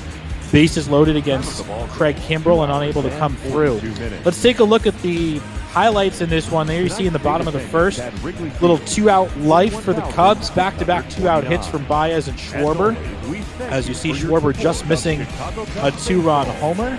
And then in the next inning, 2 innings later in the third, same exact combination with 2 outs and nobody on. Baez the base hit, and then Schwarber follows suit with another double off the wall. That one to right center field, and the Cubs had a 2-0 lead, but Mets got the run right back in the next inning. Michael Conforto, a missile of a home run out to right, better than 450 feet out of the ballpark, which for Conforto was his 16th of the year, and it made it 2-1. That would be all the Mets could muster. Here you see Rosario lining out to right to stifle a potential run in the 7th before the Cubs were able to add on in the 8th the bottom of the 7th with a Chris Bryant home run to right against Edwin Diaz. That was really all she wrote. The Mets got the bases loaded in the 8th, but were unable to come through as Craig Kimbrell bared down and struck out Wilson Ramos to end the threat. As there you see the strikeout from Kimbrell before the closer, Dan Winkler, worked a 1-2-3 9, and the Cubs win the series opener 3-1. So the Cubs get to 48-25. Cincinnati can only hold serve by winning in San Diego. That game will get underway in less than 10 minutes. But Zoe had a blast calling the game with you. You did a great job. Really excited about your future and what you can accomplish, not only here in Botball, but in real life down the road. So keep with it. Hopefully we get a chance to call the game a little bit later in the season. absolutely, I hope we do, and you know, keep working the minor leagues. You're gonna get up there. I hope so. That's the plan. 4 years in the minors now with an eye on a higher level, obviously. But we've got another Florida State League guy coming your way next, Justin Rock. I believe he called the game last night by himself, but he'll be joined with Eddie McCarthy this afternoon, 3:45, the scheduled first pitch, which is only 8 minutes away from now. So we'll hang tight. We'll throw it over to Justin and Eddie in just a couple of minutes. We're just looking once again at some of those highlights that we saw before. Conforto's absolute bomb, and then later on in the bottom of the 7th, we'll see the absolute bomb again by Chris Bryant. Yeah, we saw a few different solo homers in this game, and then really the inability to drive in runs with 2 outs and men in scoring position. That was really the ball game. Pretty tight game, well played. I don't think we had a single error in the game. And well pitched. Both bullpens were completely spotless. So just a well-played game all around. What you would hope to see from two very talented National League teams. I think the only play that could have been considered an error, even though I doubt it was in the 8th inning. There was a hard ground ball hit to second base. And Bodie like fumbled it a little bit, but I don't think you called an error because that ball was hit so hard. Yeah, and he was reaching and leaning a little bit too, and I think I said at the time that might have actually saved a run because it came with 2 outs, and if that ball gets past Bodie, it was hit so hard it was likely going to roll out towards the warning track, and with 2 outs, McNeil was running on contact. So that defensive play that you mentioned from Bodie might have saved him the game because it would have been 3-2 at that point with a man in scoring position, and then who knows what happens. As you get a look at the box score here, a couple of Mets with multiple hits. Rosario at the top, and Cespedes as well, who's starting to come on a little bit. Obviously, a really slow start for Ioannis, who missed all of last year, but he was 2 for 4 with a double in the ball game, and obviously a little more action on the Cubs side with Chris Bryant connecting on a home run and 2 doubles from Kyle Schwarber, who drove in a couple of runs early in the ball game. This win here definitely giving the Cubs some padding for the next game coming up with the Reds. The Padres and the Reds, they'll feel a little more comfortable if they see they have that win, so the Reds will not edge up on them in first place. Yeah, it's a really tight competitive race in that NL Central. A lot of really strong teams. Really, the entire National League is pretty balanced. Even though you see the Marlins are ahead of the Mets in the standings, and obviously the NL Central, there's really only one weak team in the Pirates. NL West, aside from the Dodgers being the elite team there, they're really balanced. So the NL definitely has more parity, and we're seeing that with the Reds creeping up on the Cubs for first place and probably in a wild card spot as well. As we take a look at some of the numbers around the league, you see Giovanni Gallegos with an ERA under 1. He's got to be one of the best up-and-coming young pitchers in baseball, even though he was a reliever. I mean, it's just lights-out stuff for him. I think we are live now with Justin Rock and Eddie McCarthy. Justin, can you hear me? I can hear you loud and clear, John. How you doing, buddy? I'm good. Are you back up in our neck of the woods in northern New Jersey? Yep, I'm still up here in northern. Never ended up making it down to Florida for the start of the minor baseball. Well, I've been in Florida. I've been in Florida this whole time, so we've had the benefit of everything being open, but now we've got the reality of the virus spiking back up. You guys are probably in a better spot now up there, but I hope to get up there this summer. Obviously, we're not where we want to be this time of year, and normally we'd be climbing the shaky press box up to the top of Jackie Robinson Ballpark. I'm sure you miss it. Yeah, absolutely. Never thought I'd miss those rickety stairs sometimes up there at the Jack with press box. Had the wish we were there, but happy to have it here. After forward to it. Looks like you're in and out there a little bit, Justin. But yeah, I'm with you all the way on that. I never thought I'd be doing this, but it's great practice. I mean, I did get to call a few JUCO games in February, so I have a little bit of baseball under my belt this year. But I mean, if there's no minor league season, which it doesn't look like there's going to be, there's really no way for us to get our play-by-play reps in. So this is the best way to do it, and hopefully folks at home are enjoying it and donating to the cause. And Eddie, where are you at? Because I know Zoe's in the Northeast as well. I was getting excited. We got a North Jersey guy in the house. I'm from Central Jersey, so right around the Morristown area. I don't know how familiar you guys are with that. And I was about to jump in and ask Jay what town in North Jersey that he's from.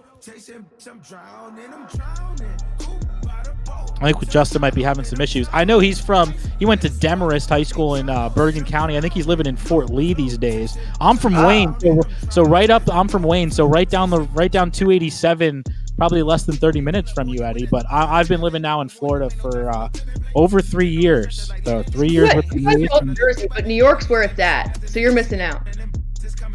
I don't know. Where'd you go to high school? Other Jay. I'm sorry, I don't know your first. Oh, sorry. Where'd you go to high school, John? Wayne Hills.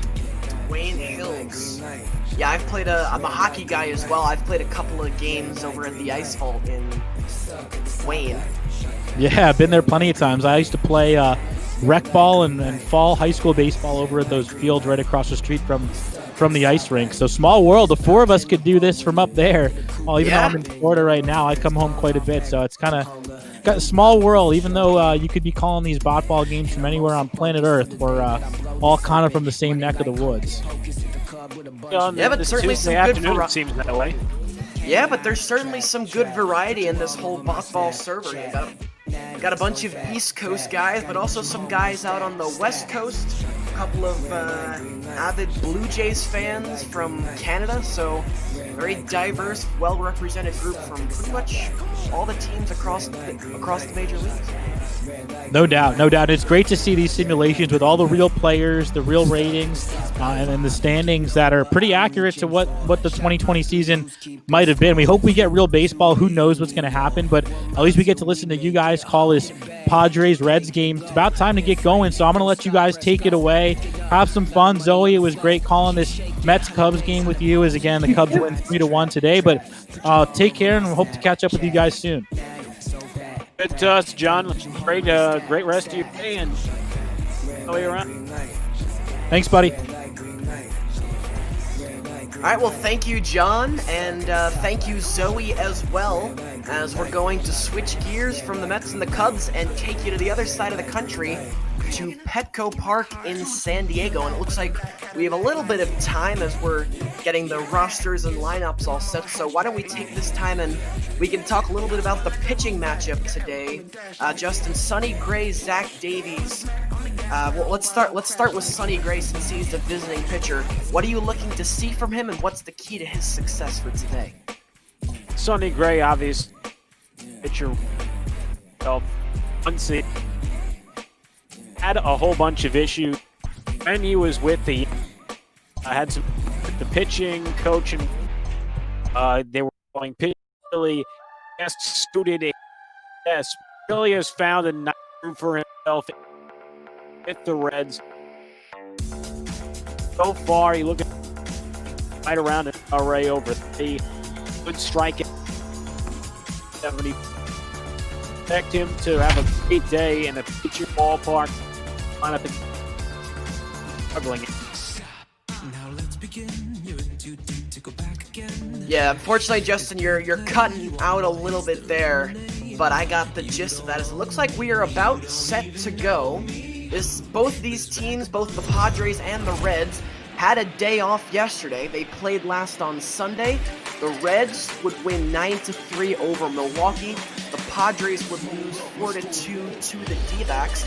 As we welcome you inside Petco Park for what looks like a glorious day.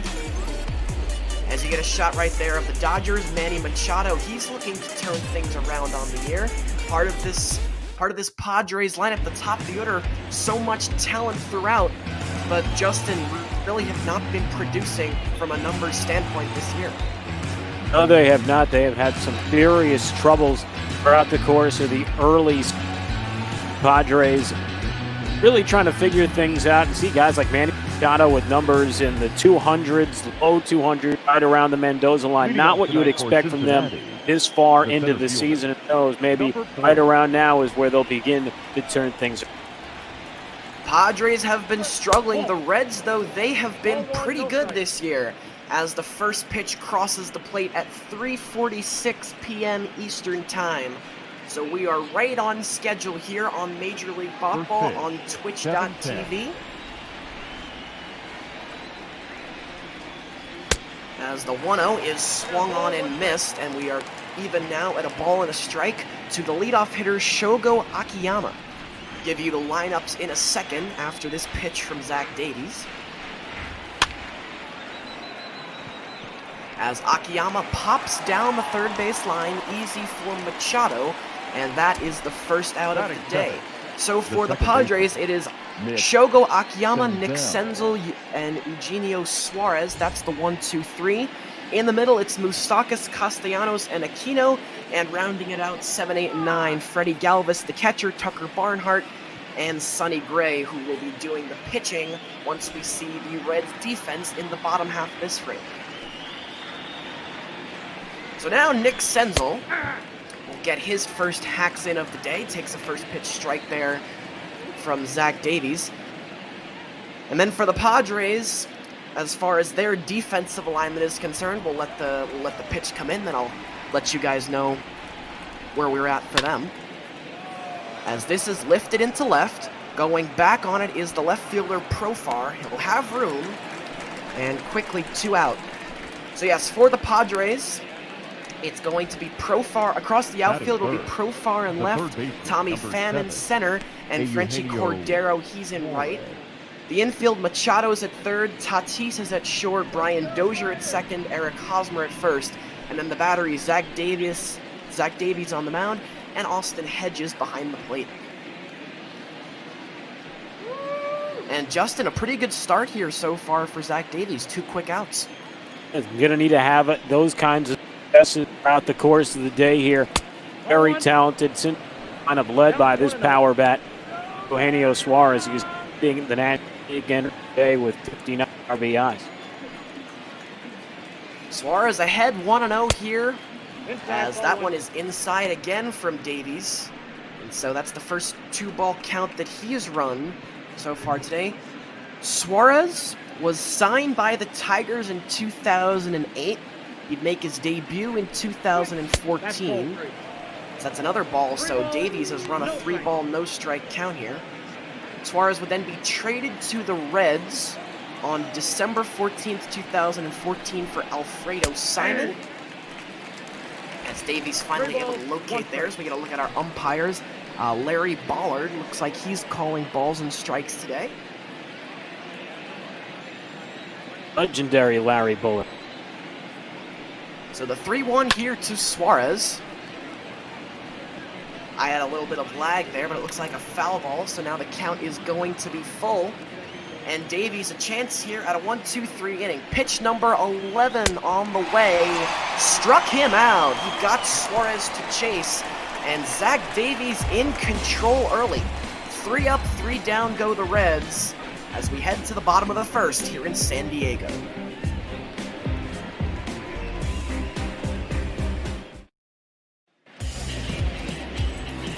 As we welcome you back here at Petco Park, and I'm going to turn it over now to Justin, who's going to tell you a little bit about Sonny Gray and what he's looking to do today. Sonny Gray, 6-3, a 3.11 ERA. You see the great number, 48 hits allowed in 75 innings. 4 strikeouts in innings pitched. Need to find a way to keep the ball down against this talented San Diego lineup. And Pete Tatis struggling at the bat this year, hitting just 220. Try and keep adding to the woe. Struggling San Diego offense, a seller.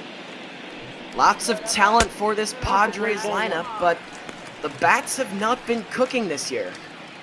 Padres are going... Now go ahead. They have really struggled this year. Very surprised to see Luzardo and Tatis among that.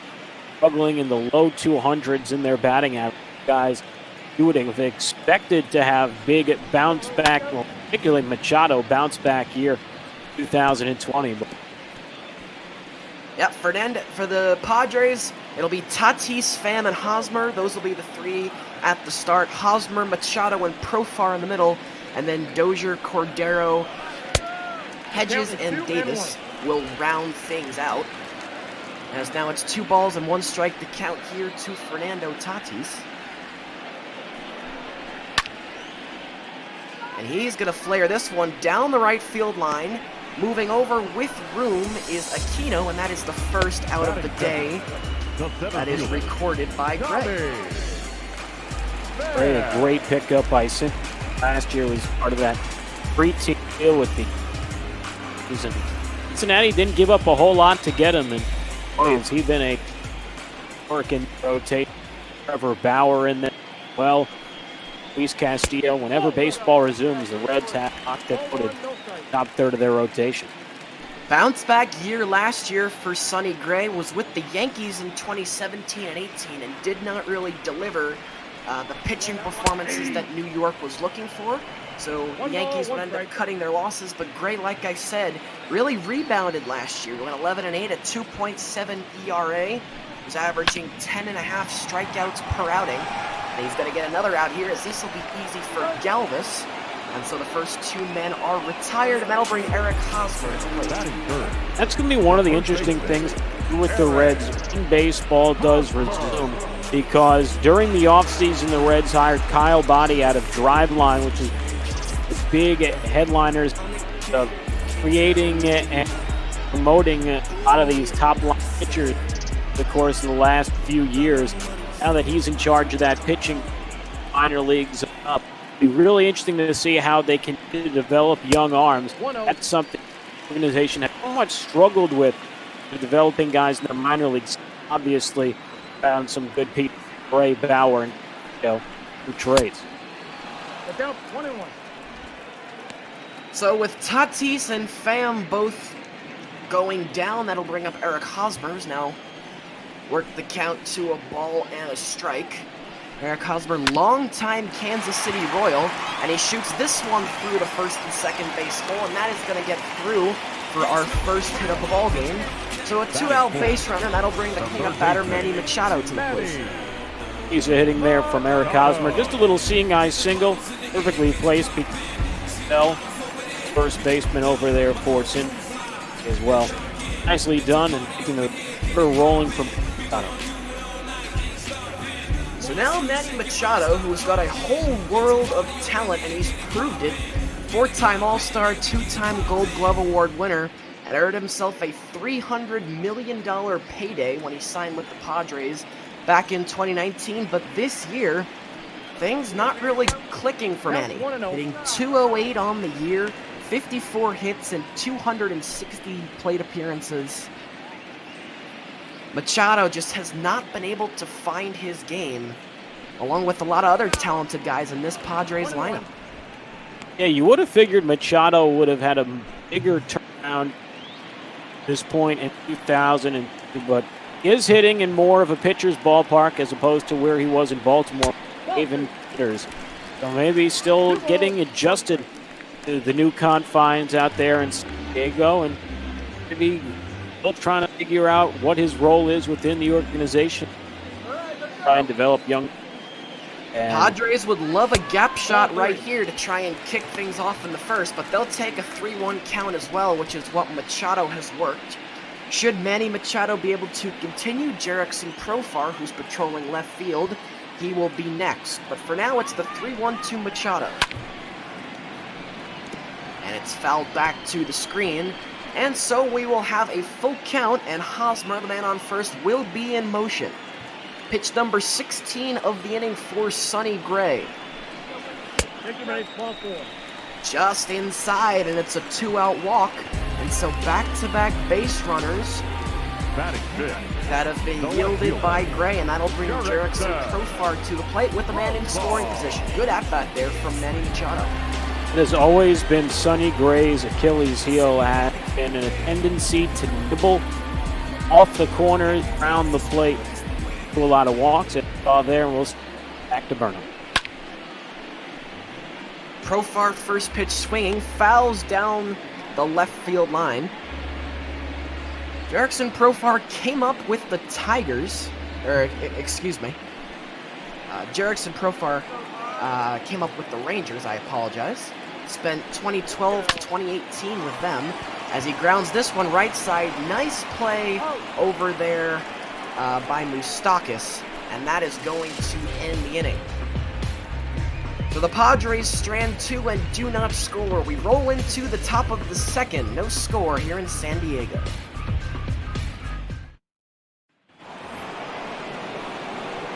As we welcome you back now to Petco Park. It'll be 4, 5, 6 for the Reds this inning. Moustakas, Castellanos, and Aquino will all come to the plate. And Mike Moustakas, the longtime Kansas City Royal, just like his friend Eric Hosmer, who's playing first base for the Padres today, he'll lead things off, and he chases after a first pitch curveball that he swings through.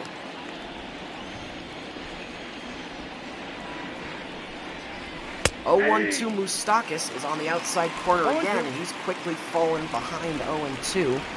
Mike Moustakas normally plays third base, over at first today, as he shoots this one to first. It'll be played there by Hosmer, and 1 out. The left fielder, number 2, Nick Castellanos. So with Moustakas gone, that's going to bring up Nick Castellanos.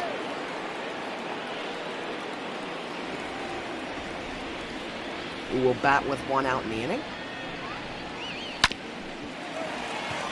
And that one is up the middle. Nice play by Dozier, and the veteran second baseman guns down Castellanos right there. What a play. The right fielder, number 44.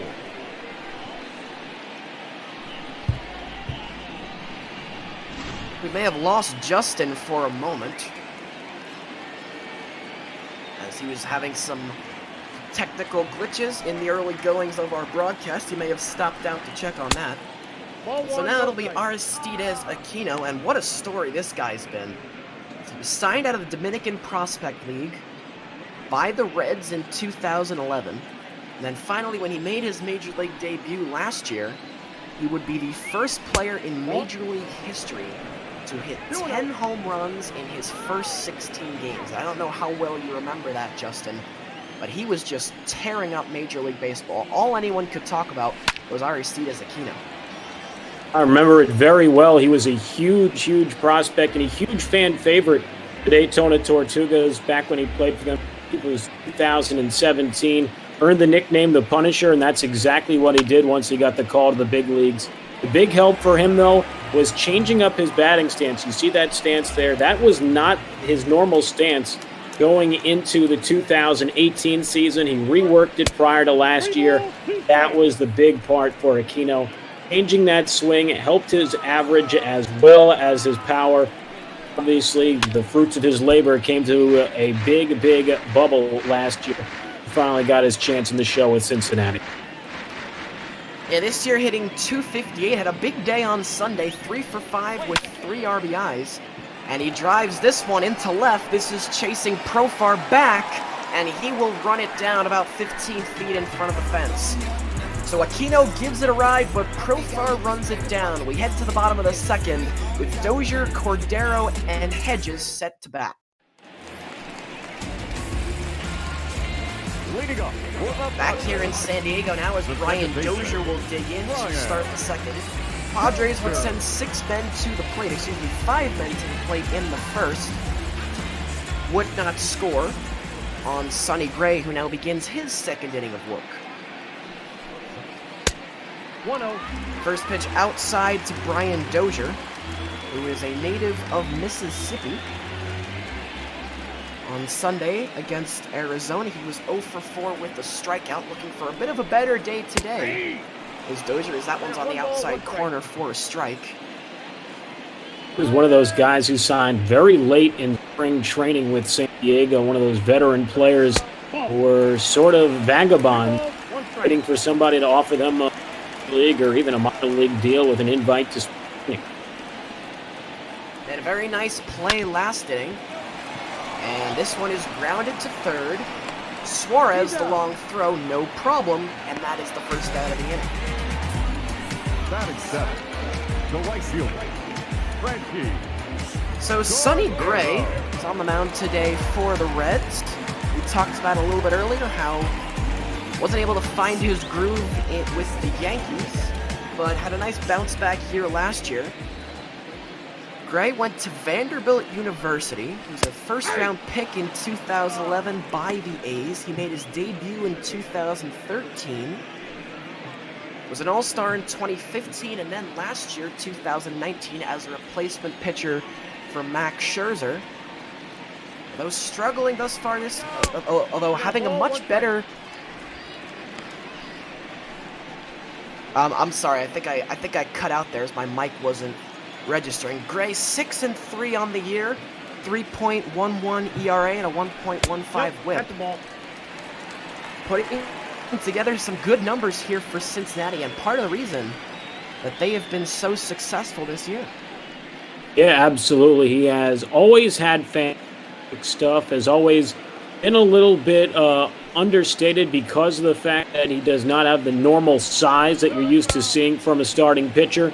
But he has had fantastic stuff, and when he locates, he is as effective as any pitcher the Reds have in their rotation, and probably as any right-handed arm in the National League right now. Missed the spot right there, and so he's run a full count here on Cordero. Guy with tremendous. Cordero fouls that one away, and so we are going to do the 3-2 pitch once more.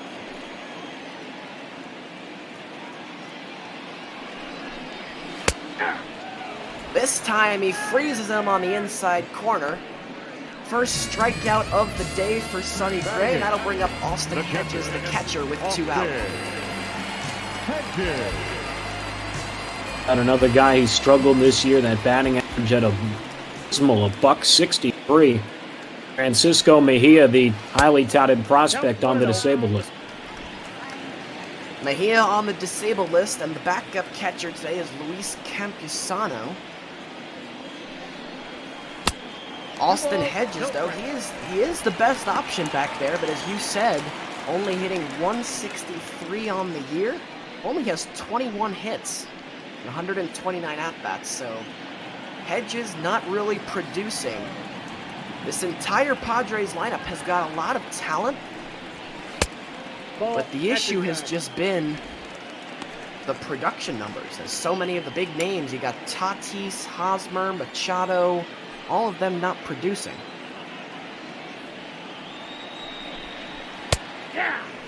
Padres were one of those teams everyone expected to have a really big 2000, but injuries and players playing below what they are expected to accomplish has dive-bombed them into last place in a very competitive NL West.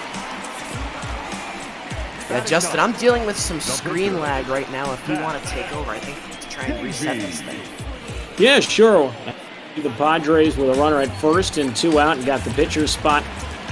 Zach Davies stepping in. Pretty good numbers for a pitcher at the plate, hitting 200 with 4 runs batted in. And tries to get his audio back working, as it seems that we have gone with a little bit of topsy-turvy with audio issues here on this Tuesday afternoon. Reds and Padres as a swing and a miss there from Davies, 0-2. There we go. And there's Eddie back as we let him regain the reins among the play-by-play ranks here. Bottom half of the second inning. Yeah, a little choppy here. Some technical difficulties for both of us in the early goings here. 0-2 count here to the pitcher, Davies. They'll get a piece of the inside fastball, and they'll do it again. Should Davies be able to continue, unlikely as that may seem with him being down 0-2, Tatis, the leadoff man, will be next. 0-2 misses high, so now count ball and 2 strikes. This has been an issue Sonny Gray has had throughout his career at times, has been unable to finish guys with 2 strikes. So get in these 2 strike counts, give up a lot of foul balls, miss close pitches off the corners, how to find a way to attack straight on. Other nibble there. Here's a guy you definitely have to finish with 2 strikes, the pitcher. Well, now he's worked the count even. And it's 2 balls and 2 strikes. Gray laboring a little bit here in the form of his pitch count, already at 39, and that's up the middle for a base hit. So Zach Davies, who had 4 hits on the year, has number 5. That'll bring Tatis to the plate, so not a good job right there by Sonny Gray. Got ahead in the count 0-2, and that's what we talked about. The ability at that third strike allowed Davies to foul off a pitch, nibbled just some spots out of the zone. He had to come to him with a 2-2 fastball. Davies, who clearly isn't a poor hitting pitcher, took advantage as Father Pat getting a little excited on top of the dugout. Now Davies came into the game hitting 200. That'll bump his average up. Now he's put the top of the order in good position to strike for run number 1. Well, that's a foul ball. Down the right field side, Fernando Tatis hit 317 last year, but this year only 220. And once again, don't want to beat a dead horse here, but we've talked about it quite a few times. A lot of talent in this Padres lineup, but so far the issue's been production. Now Tatis behind 1 and 2. Hedges at second, Davies at first. Gray trying to escape, and he will. A strikeout of Fernando Tatis ends the inning. And for the second consecutive inning, the Padres strand 2 but do not score. We are through 2 in San Diego. No score as we head to the third.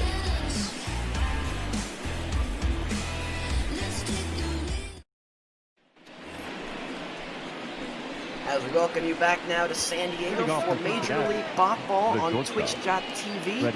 Eddie McCarthy alongside Justin Rock bringing you this one here today. Been a pretty good one so far. Both pitchers have pitched pretty well. Sonny Gray for the Reds. The pitch count a little bit higher than you'd like to see, Justin, but overall he's been pretty solid. And Zach Davies, his counterpart, he's been good as well.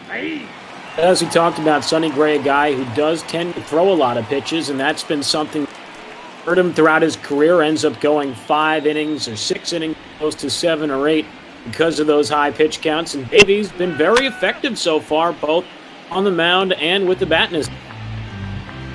Yeah, Davies, that base hit last inning. And the Reds actually still searching for their first hit of the ball game. As now Galvis is in an 0-2 hole. And he will foul that one down the third base side. I had a little bit of lag right there. I thought Galvis might have struck out by the way he wobbled. But he fouled off a pitch, and we will do it again. The 0-2 here is tipped away. Galvis now fouled off 2 straight pitches, doing a good job playing spoiler thus far with 2 strikes in the count. Slow chopper, first base side. Nice play by Hosmer. The cover by Davies is perfect, and that's the first out of the inning. Batting it, the catcher, Tucker Barnhart. So nicely done there by Zach Davies, getting over to first base to cover. And now that'll bring up the switch-hitting catcher Tucker Barnhart, who will bat on the left side today. Barnhart, .237 on the year, 5 home runs, 15 driven in. Nope, outside. As they've been kind of playing, not a platoon, Barnhart definitely the primary catcher. He's played, this is his 57th game of the year. The other guy, Kurt Casale, he's played in 29 games, hitting .194 on the year. So while Barnhart may not be tearing things up with a .237 average, he is much better than the alternative option.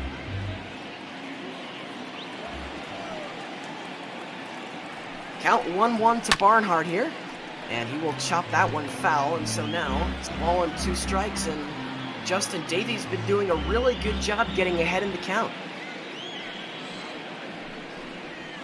Ball. Come on. Awesome. Go ahead. 2 strikes.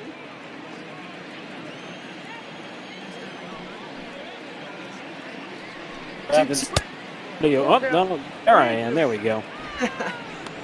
Having some audio issues here on a Tuesday afternoon, but yeah, Davies' job so far to this point, getting ahead and deal with a full count. Tucker Barnhart before the pitcher spot. 3-2 right here to Barnhart. Nope.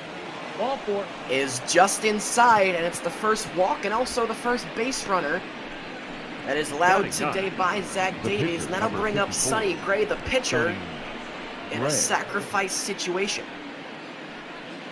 And almost a guarantee that you'll see Sonny Gray go with a sacrifice bunt here.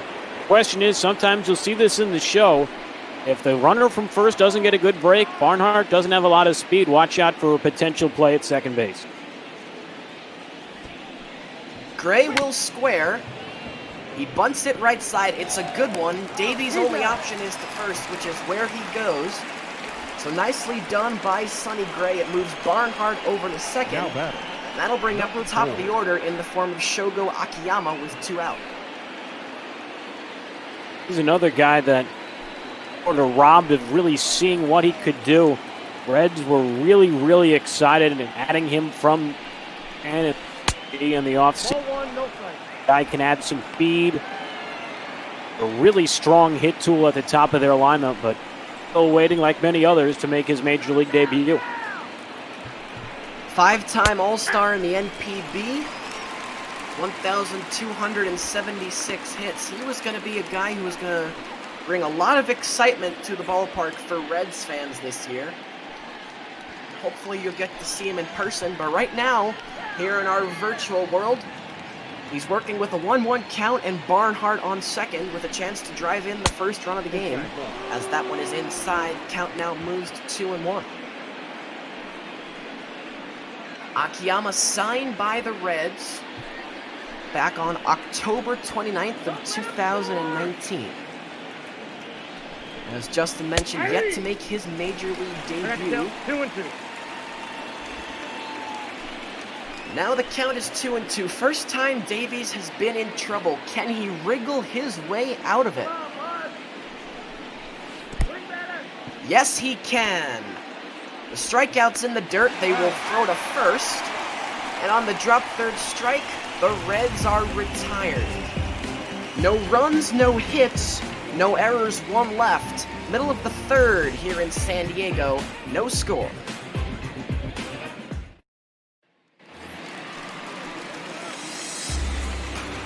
Leading off for the Padres. Back here at Petco Park, it'll be 2, 3, and 4. The heart of this Padres order, Pham, Hosmer, and Machado, are scheduled to come to the plate this inning.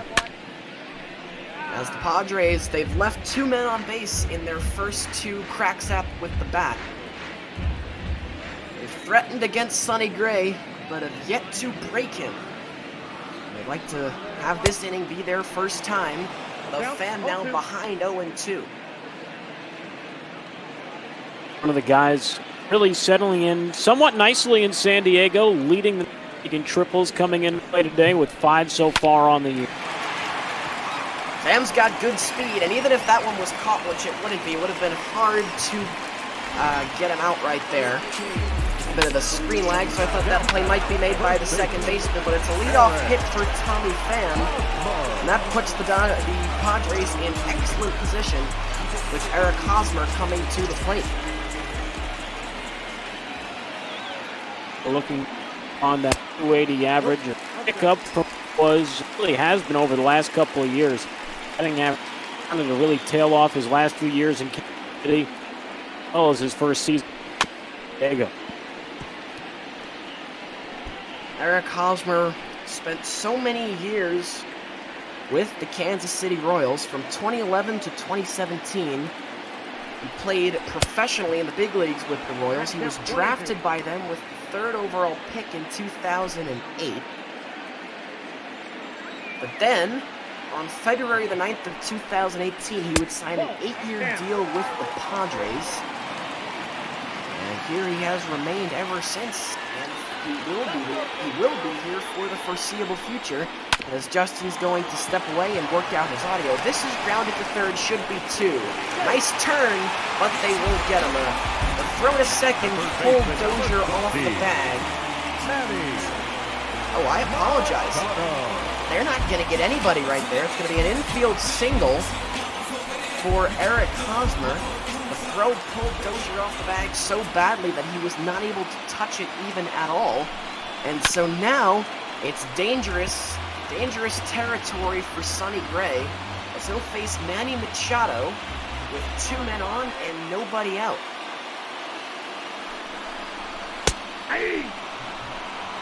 That one is on the upper part of the zone for strike 2, and so Sonny Gray, despite the 2 runners that he's led on to start the inning, doing well with Machado so far. This would be a big out if he can get it, and he does. Machado is gone on 3 pitches.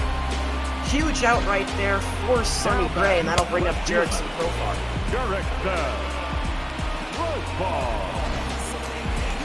Again, it's Eddie McCarthy alongside Justin Rock here on Major League Ball on Twitch. Justin has stepped away for a moment to try and work out some technical issues. I'm sure he'll be back with us quite shortly. For now, though, it'll be Jerickson Profar who will bat. Grounded out to first back in the first inning.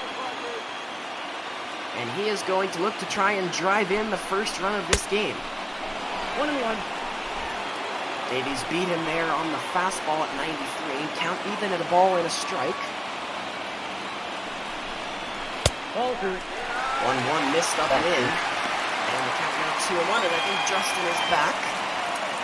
Hopefully for good now. Not really sure what the issue has been. We had no issues last audio. Maybe some internet issues here early sometimes in New Jersey. So apologize for the technical difficulties a little bit on the audio, and hopefully we'll continue to get these worked out at the remainder of our broadcast. The 2-2 is lasered down the third base line, but foul. And so we'll do the 2-2 again. It is Pham at second with good speed, Hosmer at first. Profar at the plate, 2-2 the count. And Profar will spoil once again. And Sonny Gray is really having to labor. That pitch count already at 61. Boy, could this guy use a ground ball right here. Again, Profar will spoil down the third base line. That's 3 consecutive pitches that Gray has tried on the outside corner, and Profar has wasted them all. That is into center field and hit well. Going back, is Akiyama. He will settle under it. No tag from either runner. So it's hit hard by Profar, but Akiyama perfectly positioned, and that is the second out of the inning. It looked like a good pitch to drive there, too, as well for Jurickson Profar. Just unable to really get the lift, seemed to miss it towards the handle of the bat. Of a 2-run, or rather 3-run homer, it ends up going fly out. So now Brian Dozier, the veteran, with 2 men on and 2 out, he'll foul the first pitch down the first base line, and Sonny Gray has flirted with disaster all night, but it's yet to bite him. And if he can get Dozier here, he will escape once again, and now he's ahead 0-2. But we've talked about it a couple of times already. Throughout his career, Gray has had problems closing the door with 2 strikes. The 0-2 to Dozier, and sure enough, Dozier fouls it off. Again, it's Pham at second with good speed and Hosmer at first. Dozier at the plate. And again, another foul ball. Lots of foul balls by these Padres hitters with 2 strikes.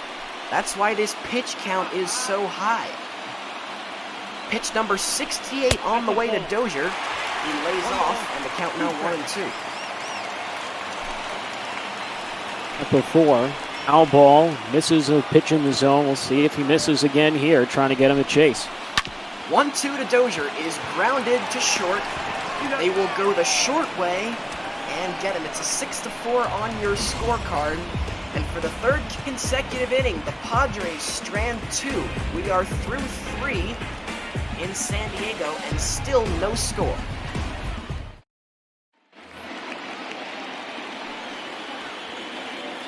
Leading off for Cincinnati. We welcome you the back second baseman, to Nick Petco Park in San Diego. The Reds are searching for their of the ball game. The Padres, Justin, plenty of chances, but nothing to show for it. Already, they've left 6 men on base. You know, they have had their fair share of chances to this point in the broadcast, and they have been unable to hit with runners in scoring position. That has been a benefit of Sonny Gray and his ability to get strikeouts and make big pitches when he's needed to. This one is popped up. It'll be easy for Hosmer, and that's the first out of the inning. The third baseman, And this Padres team, as you get a look at our tops pitch speed comparison, this Padres team, they've been all right on the road.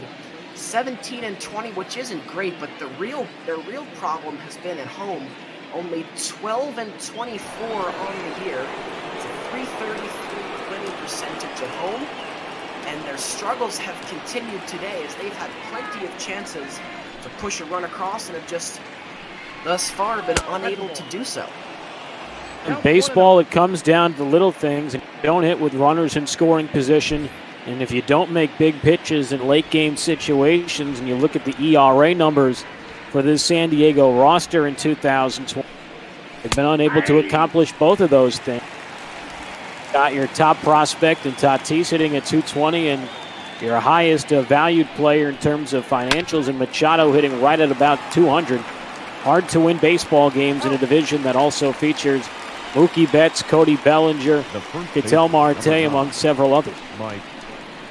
Padres 29-44 on the year. They are not even in shouting distance, 16.5 games back of the Dodgers. Very, very far out of the NL wild card hunt. This is a team that was expecting to be competitive with all the talent and all-star flair that they have in their lineup, and yet they have disappointed. Yet to even reach the 30-win mark. We're almost at the halfway point here. Yeah, it's really been a struggle, and I think you point towards the pitching staff. And it reminds me a little bit of last year's Phillies team. There's a lot of offensive talent on this roster, as well as waiting in the wings for the Padres in their minor league system, but they are still waiting on their young arms like Mackenzie Gore and Luis Patino, among several others, to really get to the next level, help out this rotation. Guys like Zach Davies and Dinelson Lamet, who have ERAs right around the mid-5s, and countless players in their bullpen who would be in AAA for most other teams at this point. They've got a very highly rated, highly guarded minor league system, as that one just missed to Moustakis, and the count is 3-2. But again, as we've seen with Fernando Tatis, he was the jewel of that minor league system for so long.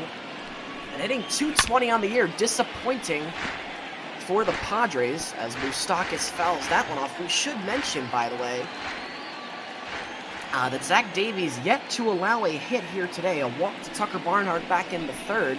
But so far has no hit these Reds. As Moustakis once again fouls the 3-2 away. Should he be able to continue, Nick Castellanos, he waits on deck. 3-2 to Moustakis. Mike Moustakis once again gets a piece of that one to waste.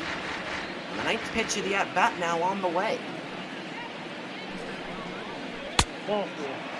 That's outside. The second walk of the ball game issued by Zach Davies, and so the Reds have a 2-out base runner. An excellent job by Mike Moustakis. Interesting to see Davies having some goal issues here today. You look at the numbers this year. There's 25 walks in 75 innings, not a astronomical number at all. So you'd figure Davies be more able to pitch the ball in the zone on a consistent basis. Hasn't done that, although he has limited the hits to this point. Yeah, Zach Davies, a 4-pitch arsenal, none of them really get up too high. He's got the 2-seamer and cutter, which float around the 90-mile-an-hour mark, and then the changeup and curve, which are a little bit under 80. Although thus far he's done a good job mixing up his pitches, and he's got these Reds hitters pretty confused up to this point. Right now, Nick Castellanos, 1-1 the count. That's outside. 2 balls and 1 strike now.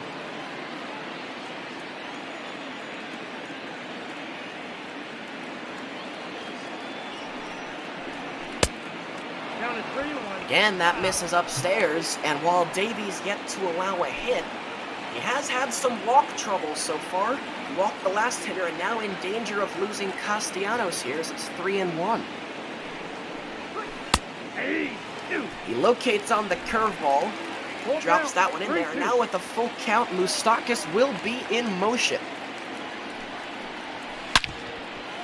Castellanos grounds to third, backhanded by Machado. The long throw is in time to get the speedy Castellanos, and that is 3 outs. We are through 4.5 here in San Diego. Cordero, Hedges, and Davies coming to the plate in the bottom of the 4th.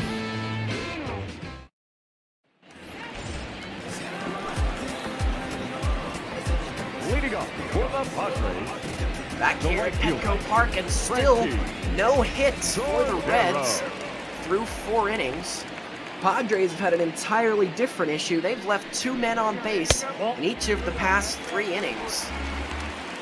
Every inning they have threatened, Justin, but just unable thus far to push across that first run. And that's a consistent problem you tend to see a lot with teams that have only won 29 games when you're in the middle of June. Ability to hit in clutch situations, have to find ways to do it. The Padres seems like so far tonight and trying too much to make the big play, opposed to just making contact and seeing what the defense give them. Well, it's a good thing that both these teams had a day off yesterday, especially so for the Reds. Sonny Gray already at 71 pitches. He's only thrown 3 1/3 innings so far. So unless he can deliver a couple of scoreless innings, and he's shown no indication of being able to do so, easy innings, I should say, as that's a base hit into right for Hedges. Reds better prepare for a bullpen day today. Where having that off day comes in handy. Everybody rested in the bullpen, should have full energy, full stock, ready to go, and should be able to have some success in a pitcher's ballpark at Petco Park. Davies will sacrifice, but it is not successful. It's a 3-6-3, brilliantly done by Moustakis, and so for the first time in this ballgame, the Padres go in order. Aquino, Galvis, and Barnhart will be next in the top of the 5th. as Heidi Watney gives us her first report of the ball game. Again, it's Justin Rock alongside Eddie McCarthy.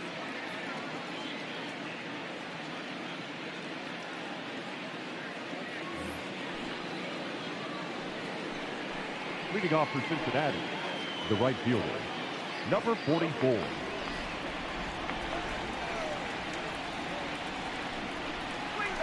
Nope. Ball one. Kind of lost Eddie there for a second. Play here in the top half of the 5th inning. Reds and Padres are scoreless here.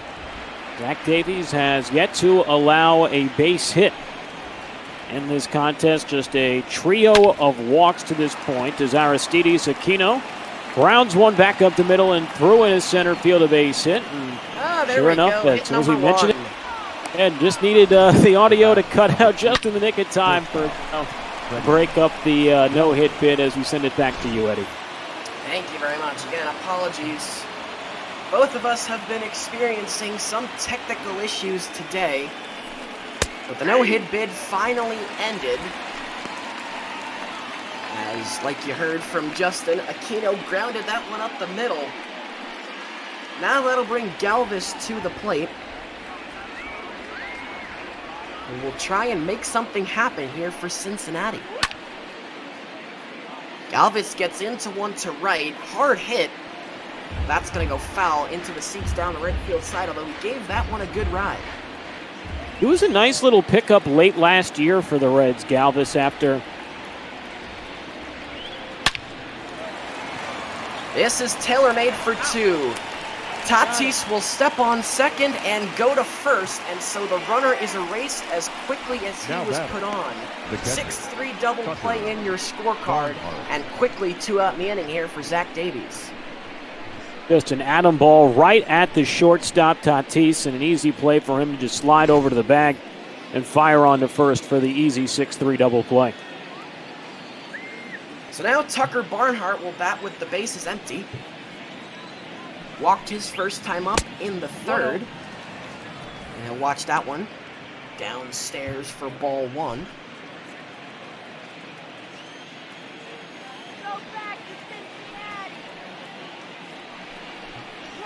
That's ball 2. 1-0 is upstairs this time. And so now 2-0 the count. Zach Davies is doing the pitching today for the Padres. Doing a very good job of it, too. Just gave up his first hit a moment ago. But aside from that, he's been brilliant. Ball 3. Oh, he's run a 3-ball no-strike count here. Davies was a Baltimore Oriole draft pick in 2011 in the 26th round. He elected to sign with Baltimore, canceling his commitment to Arizona State, and would be traded to Milwaukee at the deadline in 2015 in exchange for Gerardo Parra. Make his debut with the Brewers. And then on November 27th of 2019, he was acquired by the Padres along with Trent Grisham. And here he has remained ever since. Not having a great year so far, 1-7 with a 5.40 ERA, although you wouldn't by the way he's been pitching today. That's the beauty of baseball. Anything can happen on a given day. Phil Humber once threw a perfect game, and he had about as effective an arm as a wet noodle, so anything can happen, and that's the beauty of baseball. Davies, though, has thrown 5 straight balls. Now Sonny Gray will chase after that one. Gray, a successful sacrifice bunt his first time up. And he will ground this one right side and foul. Diving was Hosmer, but unnecessarily so. And so now Davies ahead 1-2 with a chance to get through 5 scoreless so far. The 1-2 here. Swung on and missed, strike 3. Zach Davies. 5 scoreless innings thus far, and as we head to the bottom of the 5th, I am going to turn things over to Justin. He's going to take you home the rest of the way. Big thank you, Eddie, as we move on to the bottom half of the 5th inning here on ML Botball on Twitch.tv. Happy to have you with us on this Tuesday. The Padres and the Reds still in a scoreless tussle to this point, and it has been a pitching-dominated contest to this point. Eddie, what's impressed you most about these two arms? Well, they've both impressed me for different reasons. Sonny Gray with the ability to, with the resilience that he's shown, because he's been in trouble almost every inning, but so far has managed to wrangle his way out of it. And then Davies, who has coming into this game not really tearing it up, just the opposite, in fact. He has been marvelous, and this talented Reds lineup has been held to one hit. 0-1 the count on Fernando Tatis Jr. as he takes outside 1-1. Tatis Jr., everyone forgets this because it was so early in his career. He was not originally property of the San Diego Padres. He was actually originally signed by the Chicago White Sox out of the Dominican Republic, as you saw on your screen just a few moments ago, but then was traded shortly after he signed. Actually, I think just a few months. Is this a ground ball to third, and Suarez throws him out. But Tatis ended up being traded by the White Sox with Eric Johnson to San Diego for James Shields. James Shields. I think Ken Williams and the White Sox are regretting making that decision, Eddie? Well, if you went by last year's numbers, I would say yes, but the way Tatis has produced this year, the way he really hasn't produced, well, it is still James Shields, so. One of the most interesting nicknames, Big Game James, for a guy with a postseason ERA. 1-1. A threshold. One of those funny nicknames, always reminded me sort of Chauncey Billups as well in the NBA. Got the nickname.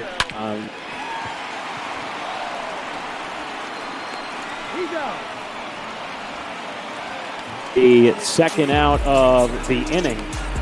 But always found it interesting that Shields got that nickname and for the most part really only had one or two good postseason starts. Yeah, but he was the #1 starter for that Royals team that went to the World Series back in 2014. Of course, next that year is very true. He ended up with an ERA of 7 in the 2 World Series games pitched. This one belted out into right field by Hosmer, but Aquino able to track it down back into his right. 1-2-3 goes San Diego in the 5th. 5 innings complete, still scoreless with the top of the lineup due up for Cincinnati. Japanese import Shogo Akiyama leading off for Cincinnati in the top of the 6th. Justin Rock, Eddie McCarthy with you here on this Tuesday. Davies has been great to this point, just 1 hit allowed in this contest as Akiyama a little nubber back towards the mound. Davies fields, throws to first, and there's another quick out for Davies. Just 75 pitches to 1 out in the 6th. Second baseman. He has been very good. And this is not a game where we were expecting to see a pitcher's duel. Both of these guys are middle-of-the-rotation pitchers, and yet that's exactly what we've delivered, although, granted, Sonny Gray, his innings may be numbered because of the trouble that he ran into in his first few innings that he worked. That's in. Ball 2. Both these guys have been excellent so far. It'll be interesting to see what Reds David Bell decide to do, considering his spot in the lineup doesn't come up around for a little while at the top of the order. Scheduled a hit here in the 6th as Nick Senzel fouls that one away. Count is 2-1. A really interesting guy drafted by the Reds out of the University of Tennessee and has never really figured out what position he's going to play at the major league level. He was drafted as a third baseman out of college. Then the Reds began tinkering with him, moving him towards second base when Eugenio Suarez became the power-hitting monster he has become over the last couple of years. And in addition to that, they also tried to figure out what they were going to do with him, maybe at shortstop, as this one in the dirt. And blocked there by the catcher Hedges, and Senzel on with a 1-out walk. But he did a pretty nice job for Cincinnati last year in center field, playing second right now with Josh Van Meter hurt for the Reds. But he's a really talented athlete. It'll be really interesting to see where he develops and where he sticks long term.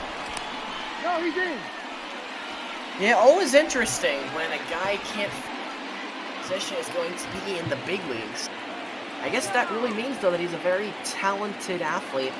Very good story. You told it very well. Out of Tennessee, although he was originally committed to Georgia, but the Bulldogs, their coach would be fired, and so he would actually have to change his commitment to Tennessee. And yeah, Senzel, a very interesting guy.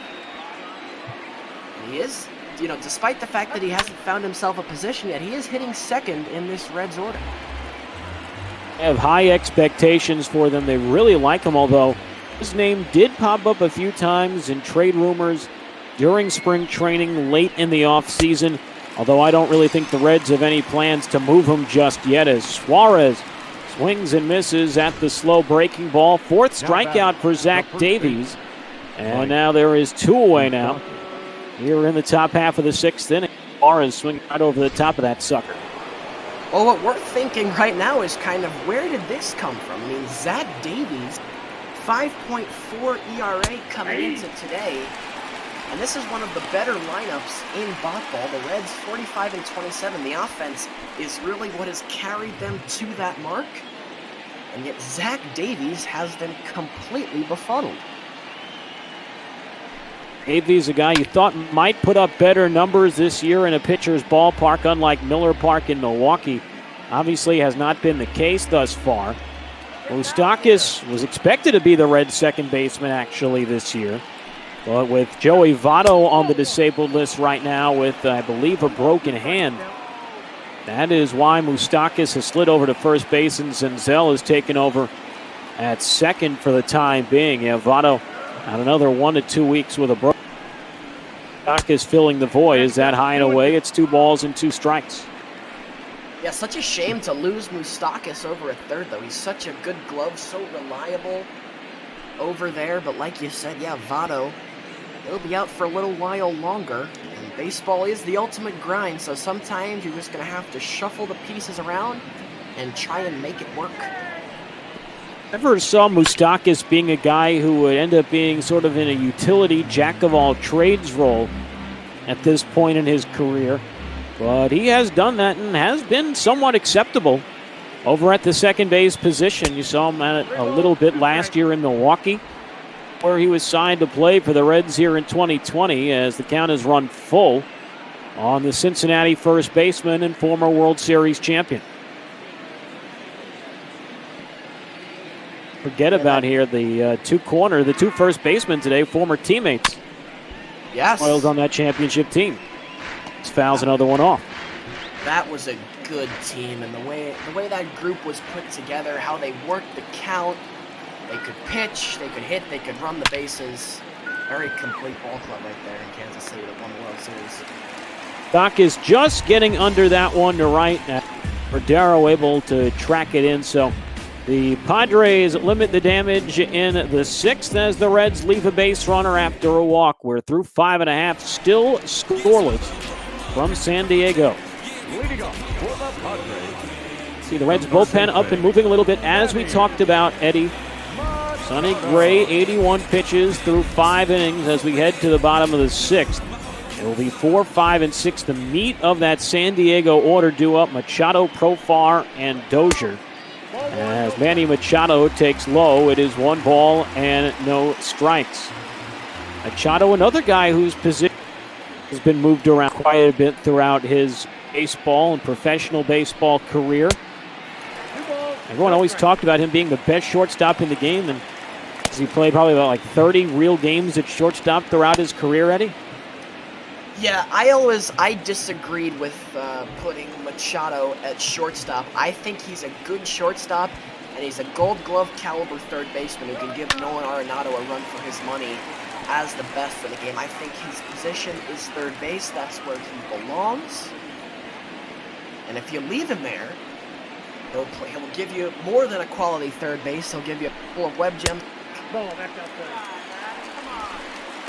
I know he is an absolutely stellar third baseman. I will never forget that one play he made at Yankee Stadium on a ricochet where he was just rolling into foul territory and just threw off balance almost from where the umpire was standing and by the third base coach's box. and he made a strike to throw out a guy at first base. It was one of the most unbelievable plays you'll ever see by a third baseman, but Machado's lack of success with the bat continues as he pops up to first base. Just like that, one away in the bottom of the 6th, and now here is Jurickson Profar. Yeah, I don't think people watching that game really understood just how difficult that play was that you were talking about from Machado. Third base to first is basically the same distance as the catcher's throw to second, which is around 126, 127 feet.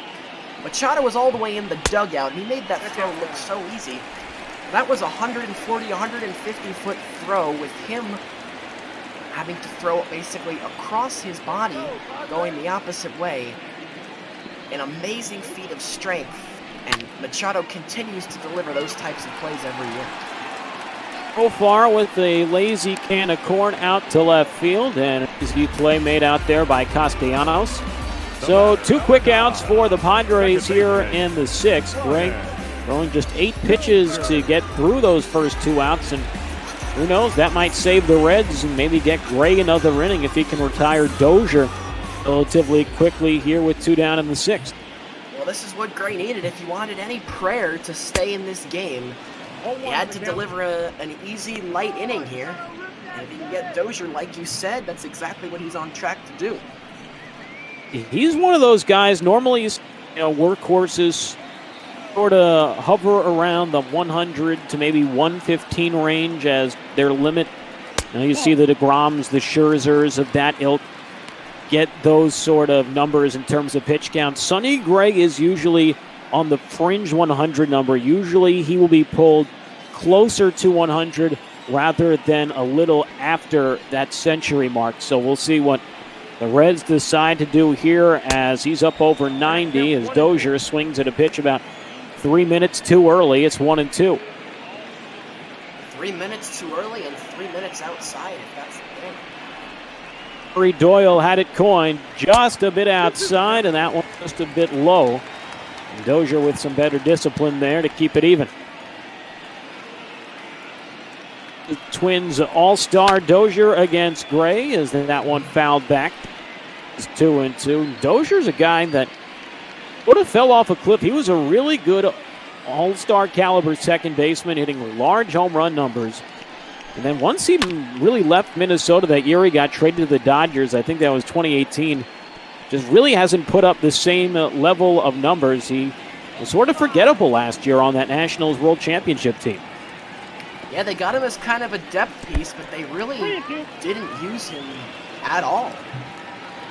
Because they were deep up the middle, and when Kendrick wasn't playing second, they put Asdrubal Cabrera out there, and Dozier kind of had to get comfortable on the bench. Dozier just 20 home runs last season with Washington as a 16 pitch. Easy 1-2-3, top of the 6th. Rather, bottom of the 6th inning, I should say. We're on to the back third. Still scoreless in San Diego. Steve McCarthy with you. Fans, a reminder to donate to a great cause started by one of our own, Adam Giardino, the play-by-play voice of the Scranton Wilkes-Barre Rail Riders. Also does stuff for ESPN and other notable networks, but starting this black play-by-play grant to help sort of allocate some funds for minor league broadcasters, particularly in the communities of people of color where they have been very underrepresented broadcast booth for a number of years, particularly in minor league baseball. But if you want to donate to this grant, a great cause, and learn more about it, go to adamgiardino.com/donate. Again, that is ADAMGIARDIANO.com/donate. Great way to donate for a great cause. I've already donated. And if you can, I would certainly recommend making a donation as well. A great piece of charity work put together by one of our own, Adam Giardino. So kudos to him, and kudos to all of you who have donated to the cause as well. As Aquino takes outside, 2 balls and no strikes. So Zach Davies now maybe the one running a bit out of steam here. He's at 95 pitches in the top of the 7th. The Reds with the go-ahead run aboard and a hitter's count. Aquino lays off that high fastball. That looked like a pitch that he could drive, potentially maybe get the Reds the lead. Lays off. It's 2-1.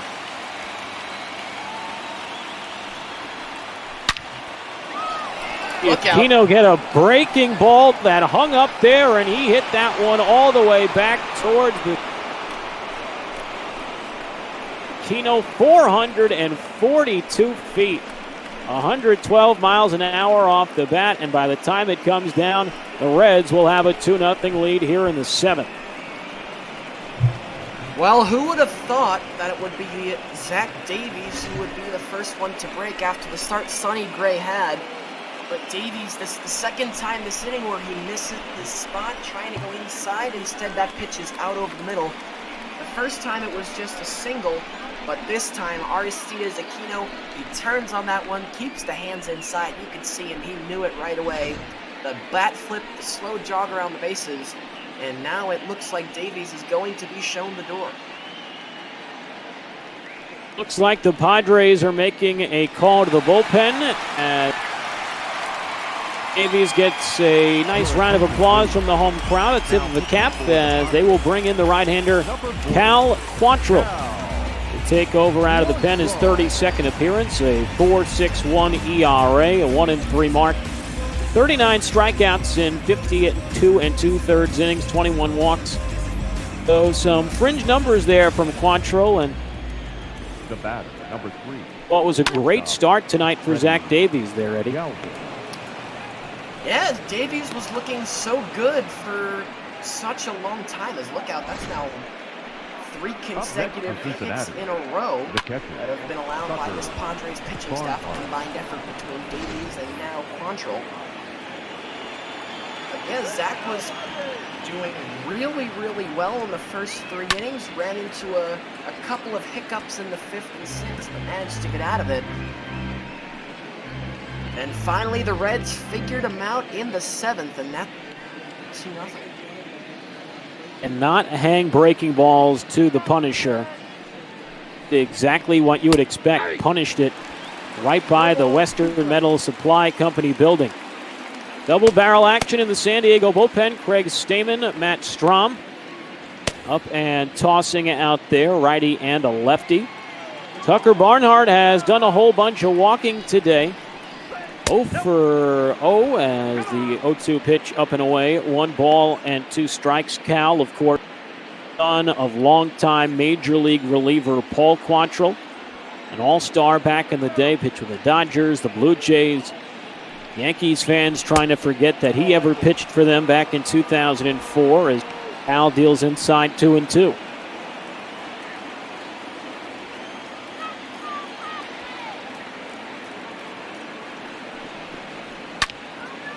And that one is swung on and fouled away. Out stays at 2 balls and 2 strikes. You know, right before the Aquino home run, you mentioned there was a pitch that he laid off that you thought he could have driven. Well, he got another one, and he certainly... A pitch in the dirt there. Scoot in front of home plate, and Austin Hedges tried to make a throw on his second to get the runner trying to advance, and unable to do so. Take a look at this again. Breaking ball right off the right shin guard of Hedges, and out there, and then decided for some reason to look back towards the umpire as if he was going to give him some sort of magic word to say that the play was dead. Unfortunate right there, though, from Hedges, because as a catcher, he did exactly what he trained to do with Barnhart. Looks like he's going to walk tonight. Hedges did exactly what he was trained to do, and then he just sort of smothered the pitch, but unfortunately, it was bounced so far in front of the plate that it just hopped too far away, and that allowed the runners to move up. This is interesting. They're going to have Sonny Gray hit for himself. On nobody out in the top of the 7th. Reds with 2 runs already in. You'd have to imagine Gray is only hitting here to bunt, and he does and pops it up. Able to deaden it enough, and Machado makes a nifty play to get the runner at first, but After initially seeing that ball pop up in the air, you thought it would be a disaster. Ends up being a nice sacrifice for Sonny Gray.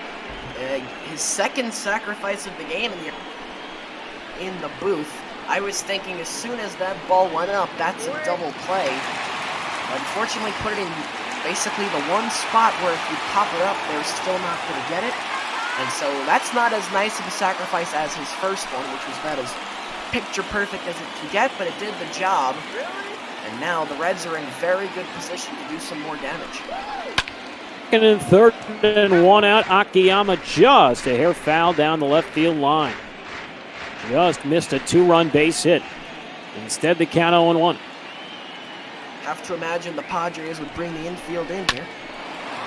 Akiyama past the diving Machado and down the left field line. 1 run scores.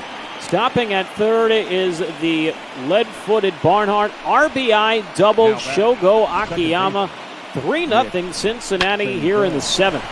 Well, I love what Akiyama does right here. It's a pitch on the outer half, and it's something that these hitters that come from Japan are so good at, so much better than a lot of Major League hitters. It's taking that outside pitch, going the other way. Akiyama did it to perfection. It's an RBI double for him. Now it's a 3-0 lead for the Reds. Situation as we just had a few moments ago. Still second and third. 1 out for Senzel, who is hitless to this point. 0-1 and Senzel, ground ball. This one through in his center field, a base hit. 1 run is in. Akiyama gets the windmill around third. It is a 5-run 7th inning. The Padres with Zach Davies and Cal Quantrill imploding like a house sitting on dynamite. And the Reds have a 5-run frame and a 5-run lead. Well, it's hard to believe, isn't it, that we were calling this a pitcher's duel. It's probably long overdue. Pomeranz is going to come in and try and wipe up the mess that was left by Cal Quantrill. But these Reds hitters, as bad as they looked their first 2.5 times through the order, have they ever rebounded right here? 5 in the 7th, and they're not done with the heart of the order still to bat. Here is Eugenio Suarez. He is hitless so far today, 0 for 3, as he takes a ball 1-0. Yeah, what a change in narrative from the first 6 innings of this ball game. As Pomeranz deals outside 2-0. He was another one of those guys the Padres brought in this offseason, signed him to a big contract after he had a lot of success pitching out of the bullpen with Milwaukee late last year. And Pomeranz expected to be a cog to help alleviate the issues San Diego's bullpen has had. But as you saw there, Eddie, that ERA up over 6. He has not lived up to his billing so far in 2020. No, he has not. And again, these Padres bats have got a lot of talent. They can really hit. But the pitching's been an issue, not just the starting rotation. Suarez grounds into a 6-4-3 double play, and the side is mercifully retired in the 7th. 5 runs in for Cincinnati. Time to get up and stretch. Reds 5, Friars nothing. Here on Twitch, the ML Bot Ball Network. Here, Eddie. Sonny Gray came and hit for himself in the top of the inning in a sacrifice spot. And now the Reds, even despite that, will make a call to the bullpen, even though the Reds have a 5-run lead, and bring in the right-hander Rob Stevenson, face the bottom third of this Padres order. What do you think about that decision made by David Bell as Franchi Cordero fouls it away 0-1? Well, it worked out for him. If he had that much faith in Gray bunting, I can't really say that I had a problem with it. Obviously, it's not the traditional way of managing in the slightest. Usually pretty automatic if the pitcher is going to bat and he's going back to the mound to pitch, but perhaps the 5-run explosion had something to do with that. But regardless, a job well done by Sonny Gray. He really had to sweat it out there, especially in those first couple innings. But you look at the scoreboard, he goes 6, gives up no runs, and he is in line to get the victory here today. He is. Gray entered the day at 6-3 in line for his 7th victory. His ERA probably getting right to about that sub-3 mark. Entered the day with a 3.11 ERA, and he did not give up a run over his 6 frames of work. As Cordero takes high, it is full. 3 balls and 2 strikes. Cordero with just absolutely absurd power. Hit one of the longest home runs in baseball last year. Right here in San Diego at this ballpark to right center. As Cordero takes low from Stevenson, and the Padres have the leadoff man on. Last thing you want to do, Eddie, after scoring 5 runs in the top half of the inning, is give up a leadoff walk in the bottom half. No, and that gives your manager nightmares and won't get you a lot more outings, especially if you're a guy who's looking to prove himself. As look out, there's another one.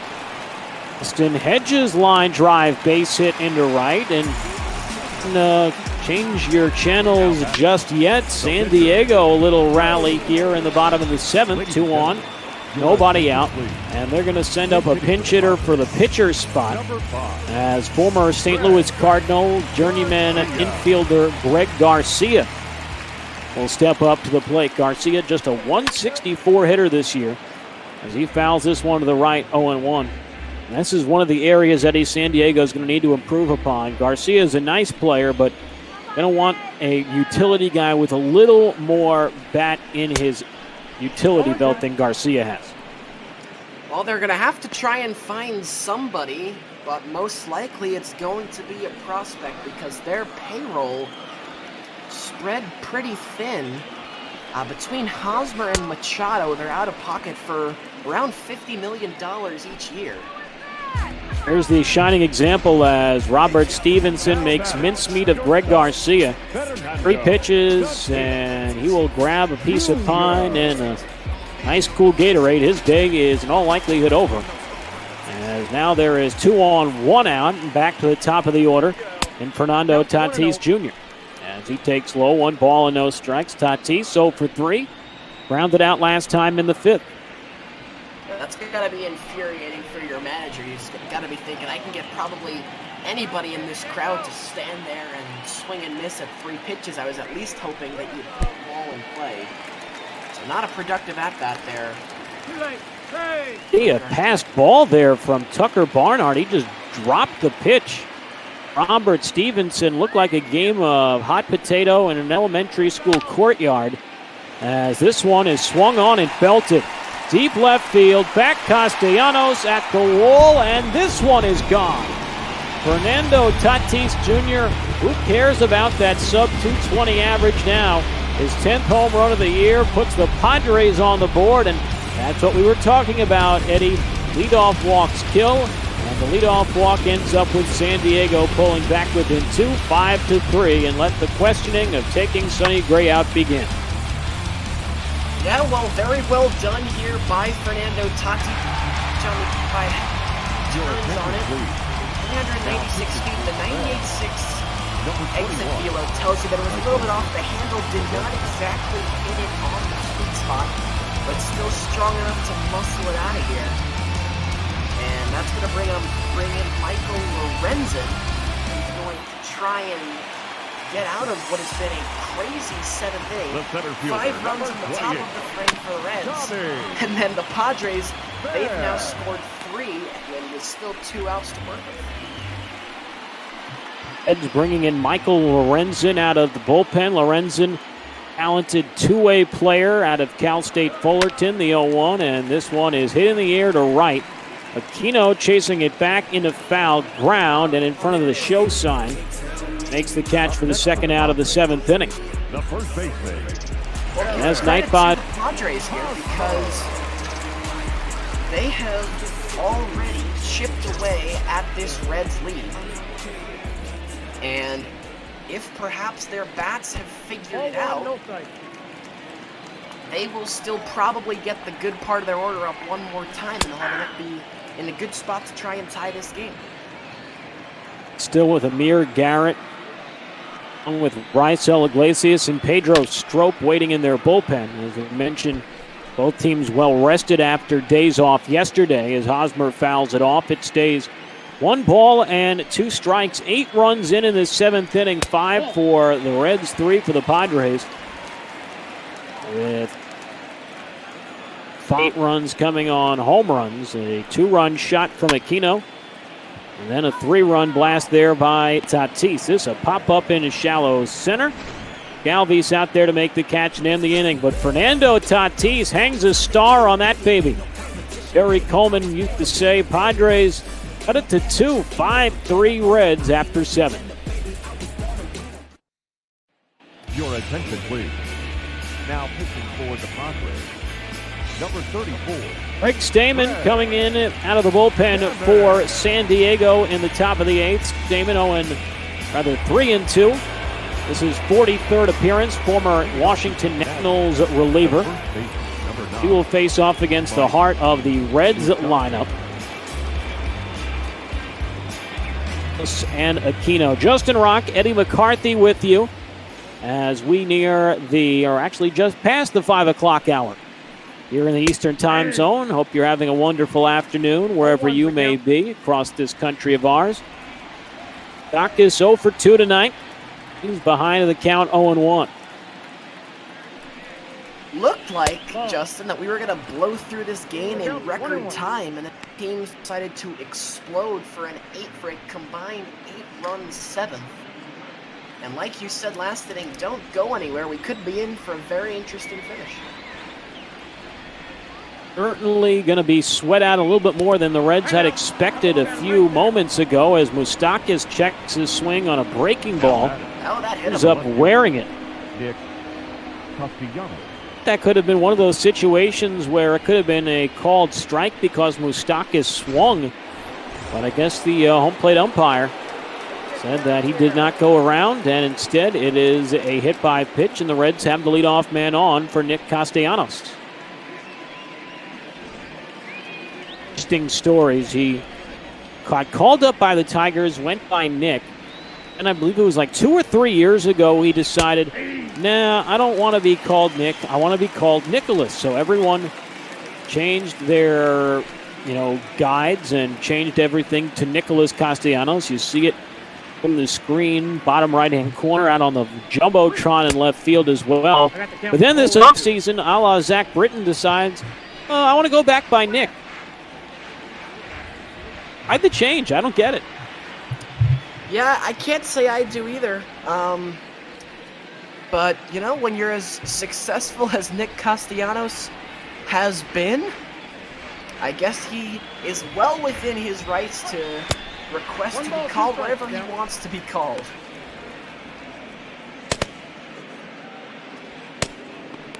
Luis Perdomo and Matt Strom up in the San Diego bullpen. Padres trailing by 2 here in the top of the 8th. Castellanos at the dish with a man on. 1-2 offering. That one just a tad low. And it is 2 balls and 2 strikes. They leading the National League wild card, tied with the Atlanta Braves. Top wild card spot as Castellanos fouls it off. It stays at 2 balls and 2 strikes.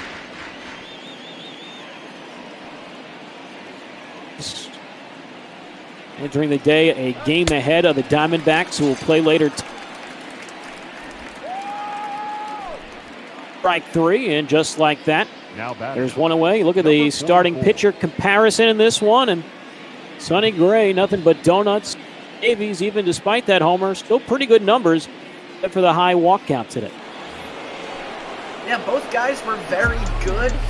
Zach Davies, unfortunate. Let's get a look at what Aristides Aquino did the last time he was at that. Unfortunate for Davies that right now he is the losing pitcher of record, because aside from pretty much 2 bad pitches in the 7th inning, he was wonderful so far. He was wonderful today. And you hope that maybe his team can tie it, because I really don't think he deserves a loss. It's part of the nature of the business.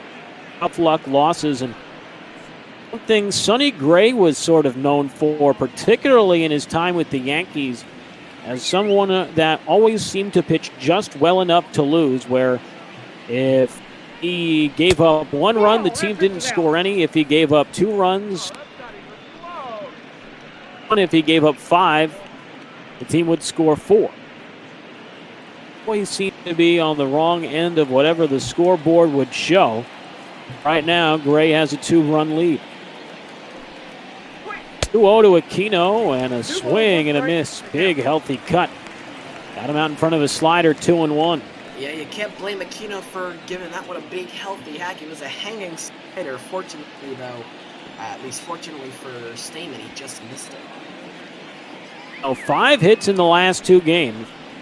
2-1, and this a chop.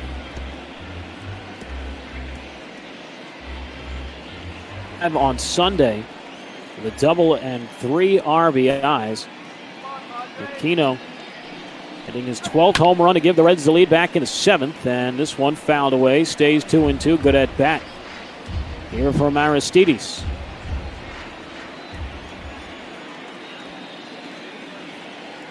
Right-hander with an open stance as Stamen cocks and fires, and this one punished again. Al out in front, stays 2-2. Good long at bat here from Aquino. The Reds try and get some insurance.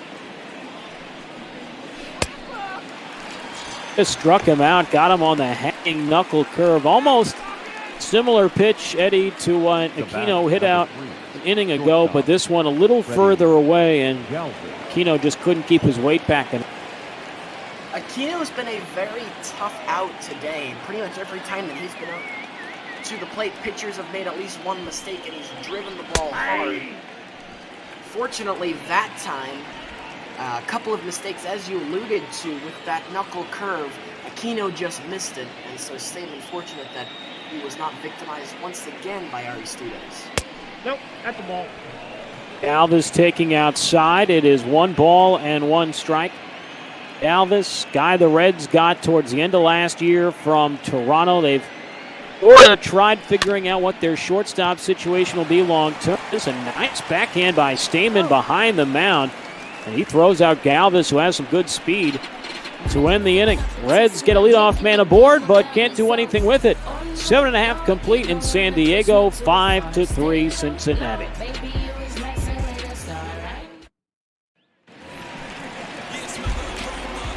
Jewel coming up at 5.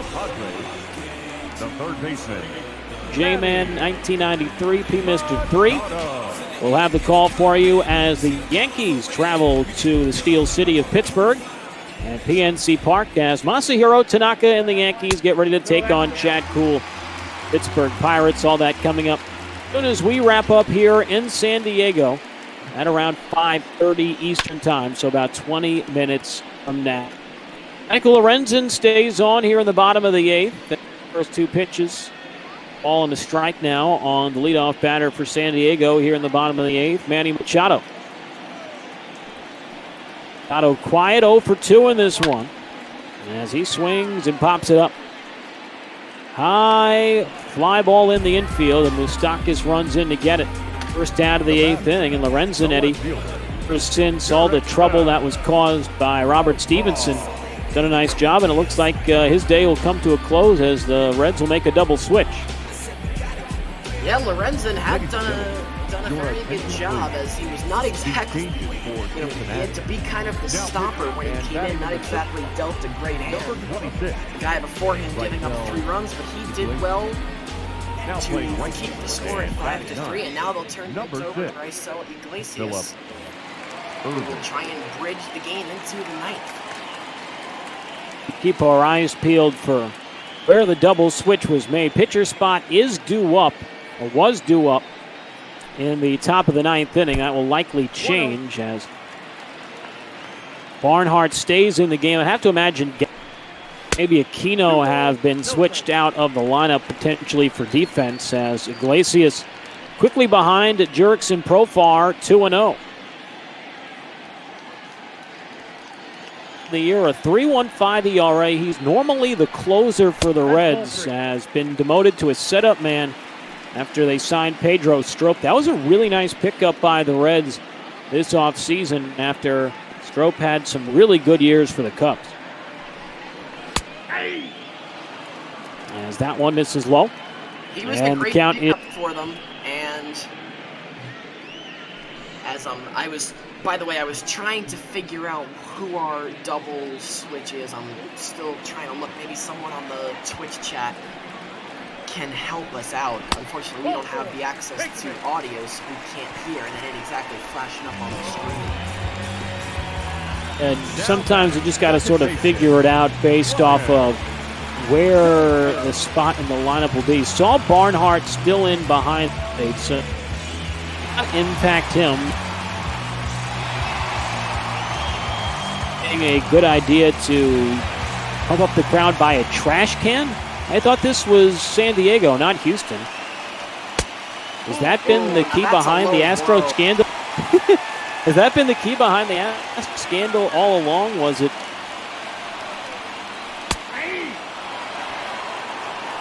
You know, you never know, but that is a low blow. Astros fans, the country felt that one. They're going to have to get used to that one for many years to come. Yeah. Actually, they've had a pretty run of it when you think about it. But it could have been when the season was supposed to start in late March, early April. There's been so much else going on in the baseball world. People have sort of let that one sit on the back burner as Brian Dozier strikes out and Iglesias comes in, gets 2 quick outs, as now the Padres, now their final out here in the 8th inning. As I believe it'll be Franchi Cordero to step up to the plate, and indeed it is. And a run scored. Presents the game's tying run as he swings and misses at a fastball. It is 0-1.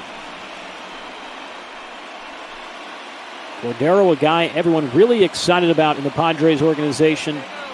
Potentially, as we said, because of that pop that he pertains. Foul ball there from Cordero. And the count now 0-2. Reds will have the bottom of their order due up in the top of the 9th. The 0-2 delivery, and Cordero stays alive. In the lineup due up next. It'll be interesting to see who the Padres decide to go to in 9th. Unlikely to see Poser. Down ball to third, fielded by Suarez. Will throw the short way to second. To Senzel for the force out. And the side retired. Padres bring the tying run to the plate, but don't do anything with it. Phil Irvin is the man who came in as a part of that double switch for Aristides Aquino in right field. So that answers that question. Padres going to do one of their own with the pitcher spot due up in the bottom of the 9th. Matt Strom has come in out of the bullpen for San Diego. Lefty with a 4.01 ERA, 48 Ks, and 42 2/3 innings.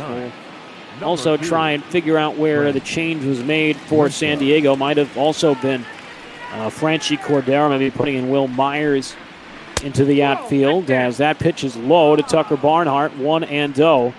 Also would be remiss, as we just saw that statue of Tony Gwynn outside Petco Park. Today is the 6th year anniversary of the untimely and unfortunate passing of the late, great Mr. Padre Tony Gwynn. So obviously our thoughts and condolences go out to the Gwynn family during what is undoubtedly a tough day for them. But Tony Gwynn was everything you liked about baseball. He loved the game. He was passionate about the game, teaching it, playing it, learning about the game. He's a great ambassador for the sport.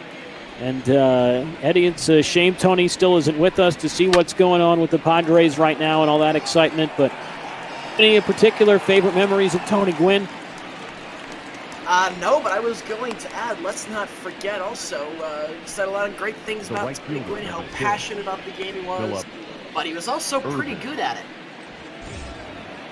Yes, he was. He was one of the greatest, if not the greatest hitter of all time, right up there with Ted Williams. As you see, Phil Irvin up to the plate for the first time today, 271 average on the year. VP. Tony Gwynn was such a good hitter. What pitchers used to do, what they would be forced to do, because anything on the outer half, he'd go the other way, and the inner half, he'd turn on it. A lot of times what pitchers would do is they would throw pitches right down the middle. And that would be the only way sometimes that you could get him out. It would be him basically getting himself out. Gwynn had such a good command of the strike zone. He knew how to hit pitches on pretty much every part of the plate. He was a pitcher's nightmare, but a dream to have on your team. Look out.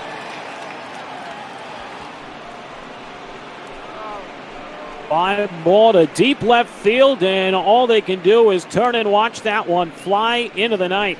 Phillip Ervin, fresh off the bench, and does exactly what his counterpart Aquino did earlier. Takes one out of the ballpark to left field, his 6th home run of the year. And the Reds tack on some insurance here in the top of the 9th. Solo shot from Ervin makes it 6-3 Cincinnati. Well, this is a huge fastball up for the Reds. As you said, the pitch was up in the zone, and Irwin, he just jumped all over that one. Now batting. Padres looking to go into the 9th, only down 2. Now their task just got a lot more difficult. Double switch put into motion by David Bell, paying off quite quickly with that home run by Ervin. So 1 in, 1 out here in the top of the 9th as Shogo Akiyama steps in and takes high 2-0.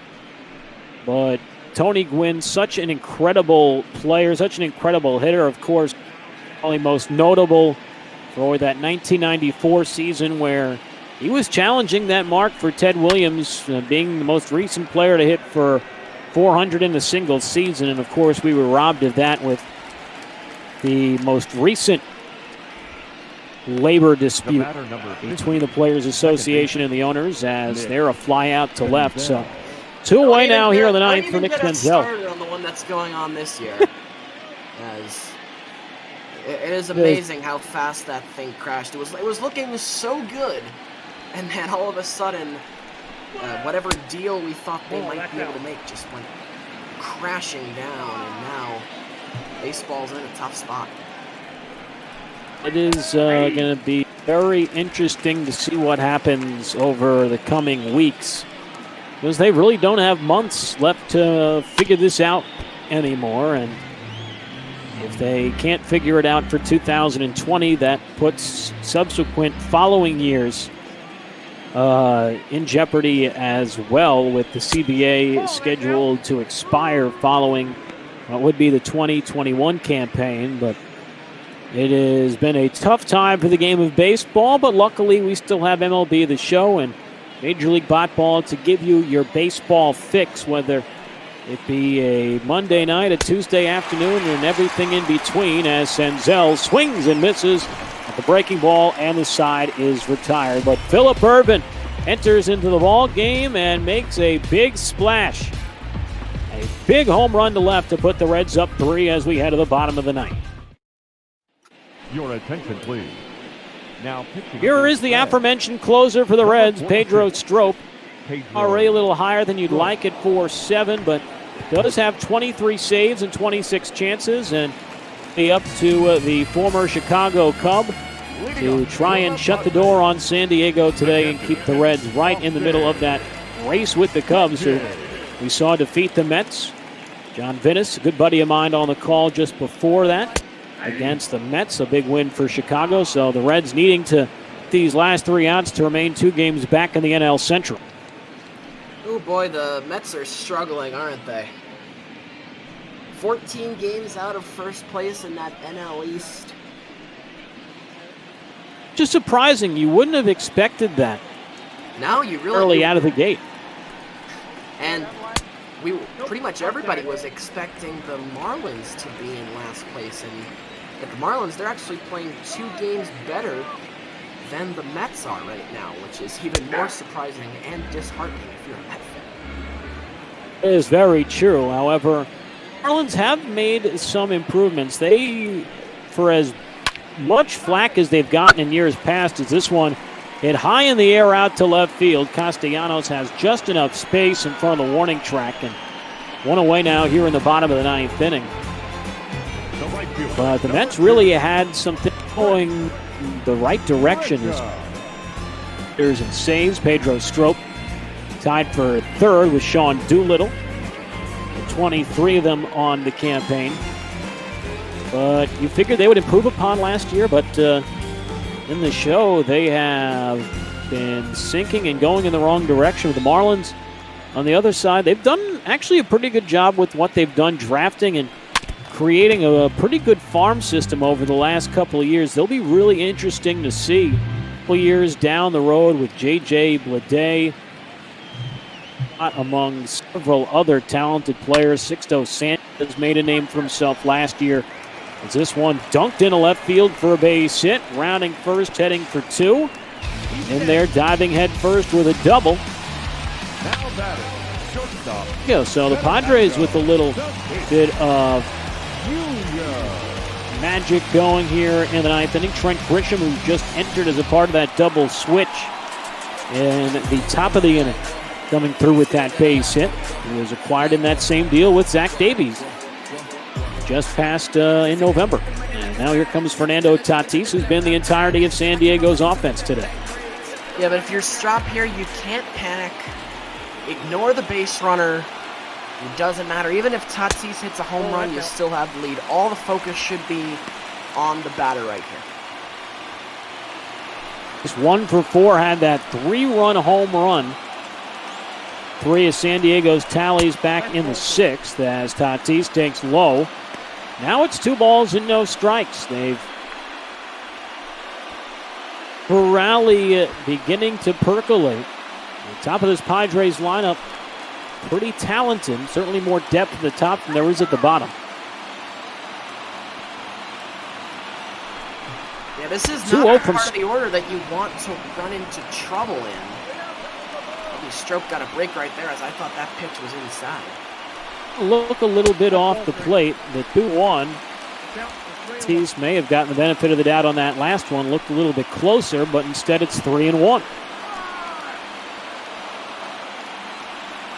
And with 1 out, the 3-1 pitch, and Tatis fouls off the breaking ball. Now the count full 3-2. Now this is a huge pitch right here for both these guys. Tatis doesn't have to try and do too much. They just need a base runner. 2 pitch, fouled away again. Live, 3 balls and 2 strikes. Pirates coming up in just a matter of moments. 5:30. We're right towards that marker as it's a ground ball to second. Easy play made there. And just like that, the Padres are down to their final out as the runner moves up 90 feet to third base. Well, it was a good battle there by Tatis, but Stroke got the better of him. And now, like you said, all the Padres' hopes are on the shoulders of Tommy Pham. Pham, another guy who has yet to make his Padres debut, acquired by San Diego from Tampa Bay back during the offseason.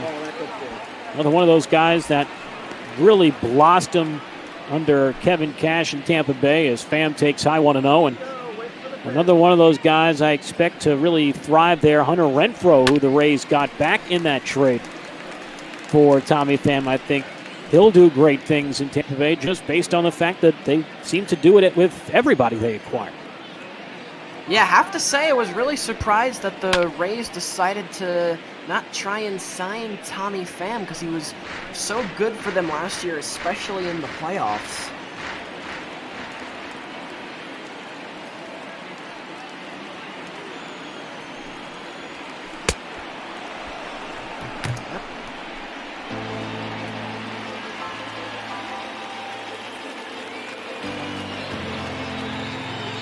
I think Justin might be having some technical difficulties, but it's a strikeout to end the ball game. As the Reds are going to take Game 1 of this series, they win it with the final score of 6-3. They scored 5 in the 7th and tacked on another in the 9th. And it all started with Sonny Gray, who had a difficult time in the first couple of innings, but was really able to right himself. He would deliver 6 innings of of no-run ball. He is the winning pitcher. He moves up to 7-3 on the year. Zach Davies, who pitched pretty well, went 6 innings, only gave up 2. He will be dealt the unfortunate loss to save Pedro Strop, his 24th of the year. As we can see, our player of the game is Sonny Gray. Again, some technical difficulties right here for Justin.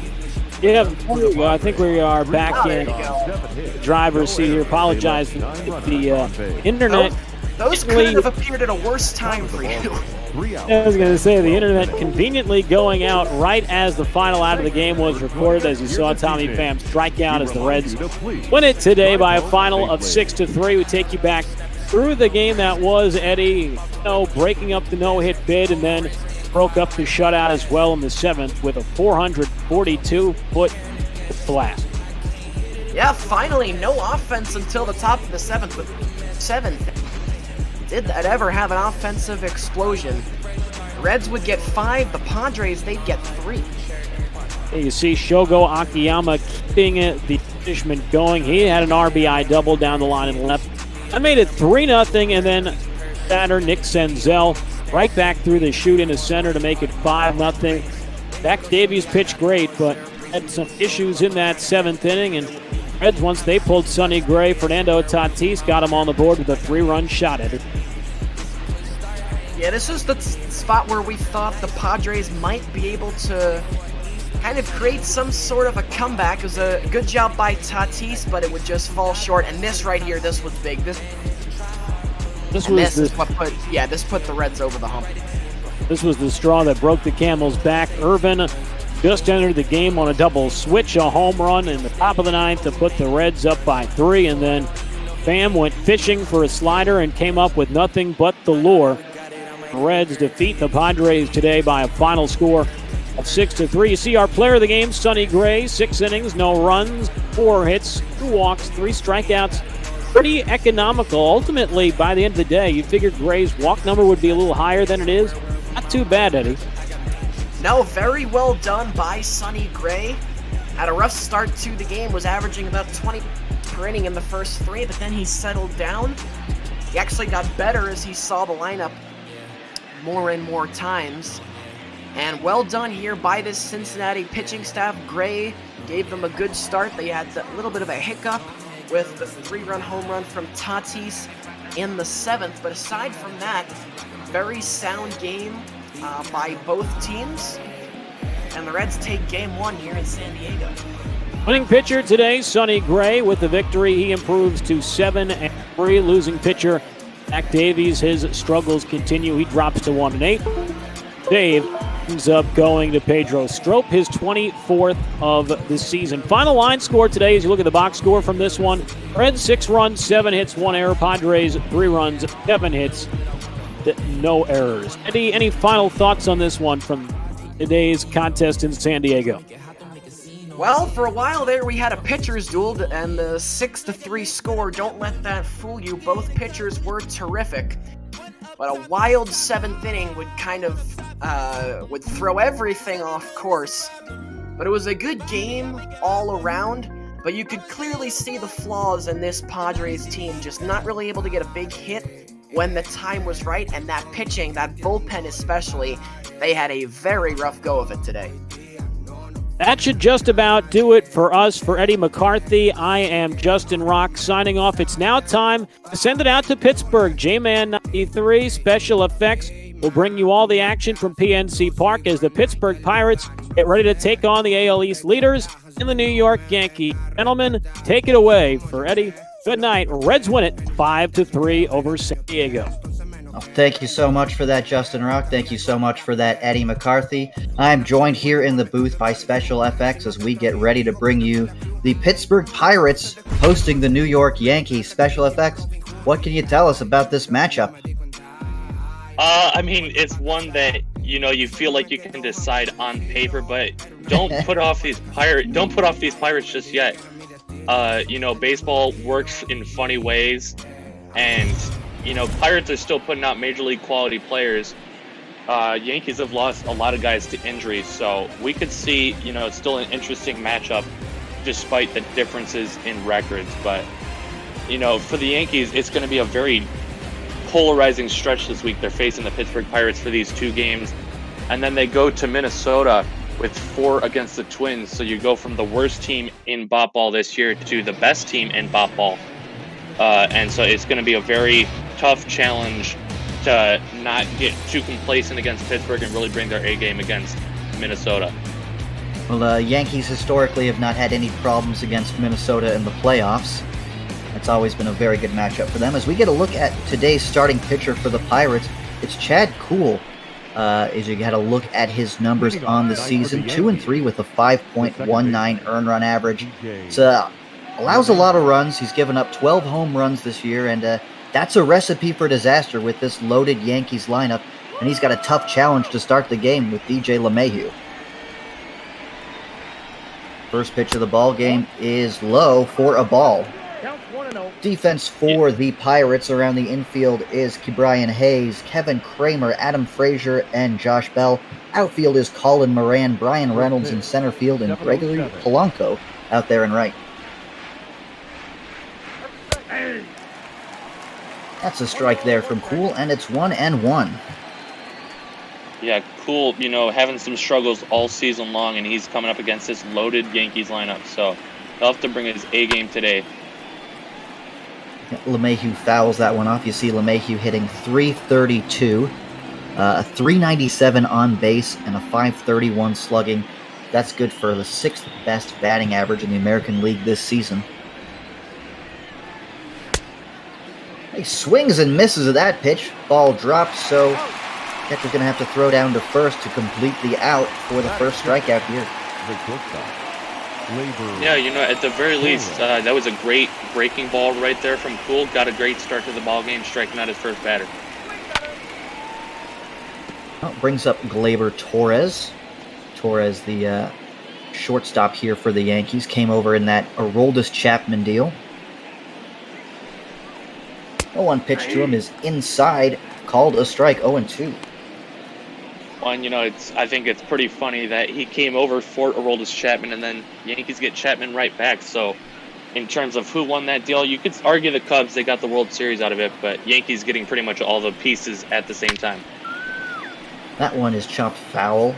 I think it's 100% a lopsided win for the Yankees, even though the Cubs won the World Series. We see this 0-2 pitch here. Misses inside.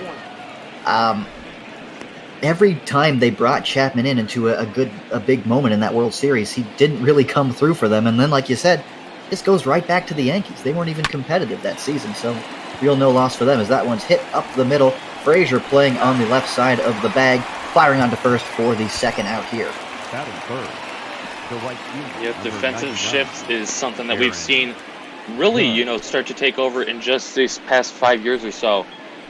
You know, we've seen it occasionally against the left-handed very much pull bat, but, you know, in these last 5 years is when we've seen guys moving all across the diamond, trying to put themselves into the best spot to make the plays, and, you know, that worked out right there for them. That would have been right back up the middle for a base hit. Yeah, I feel like the phrase base hit up the middle has disappeared from the broadcaster's lexicon. I mean, I was surprised to see Frazier there all the way over on the other side of the bag. I almost thought it was Kevin Kramer. 2-0. Well, Aaron Judge up now, 2-0 here to him. Comes in today hitting .304 with a .370 on base, .538 slugging, 14 homers, and this is the big number for Judge. 98 strikeouts already on the year and just 247 at-bats. 3 balls, 1 strike. Yeah, I mean, he's not quite at the same level as Joey Gallo in terms of hit and miss, but he does miss quite a lot. He also does hit quite a lot. And, you know, Yankees are actually pretty happy to have his batting average above 300 right now, despite, you know, with all those swings and misses. Yeah, you mentioned Joey Gallo. Joey Gallo's a guy whose average is usually around the 250s, 240s. But as you see here, Aaron Judge with a 300 batting average, and it's that good eye at the plate. He's very patient, so he draws a lot of walks, but it allows him to get deep counts and strike out. But today, he's got a walk. Yep, good eye. I mean, not the toughest of takes there, but still We've seen guys chase after that pitch, and Kuhl has to at least go through one more bat. Very dangerous bat indeed, Giancarlo Stanton. Giancarlo Stanton comes in today number 3 in the American League in home runs with 24 of them. 5 behind Yordan Alvarez, and he's 7 behind Jorge Soler. Soler has 31 home runs already. Throw over to first. Nothing doing there. Aaron Judge not really a threat to steal. Yeah, just maybe with the hit and run possibly in play. He's got decent speed, and of course, Giancarlo Stanton has that good bat in his hand, so maybe try and get something going early on. I don't see it with Judge, but, who knows what Aaron Boone's got up his sleeve. You don't want to pay too much attention to the runner at first and forget all about the batter. Giancarlo Stanton is a guy that can hit it very far. He's 3rd in the league in RBI with 61, and he has absolutely no chance of catching Yordan Alvarez because he's already 31 behind Alvarez. Alvarez has 92 RBI. I mean, maybe take him behind a shed and, get a little bit of Nancy Kerrigan, Tanya Harding action, but that's the only way I think he can catch up to Alvarez at this point. Still, he's going to try and do his best, play well for his team because, instead of those other 2 guys, he's playing on a playoff contending team. Full count pitch swung on, and that's going to be fouled into the seats.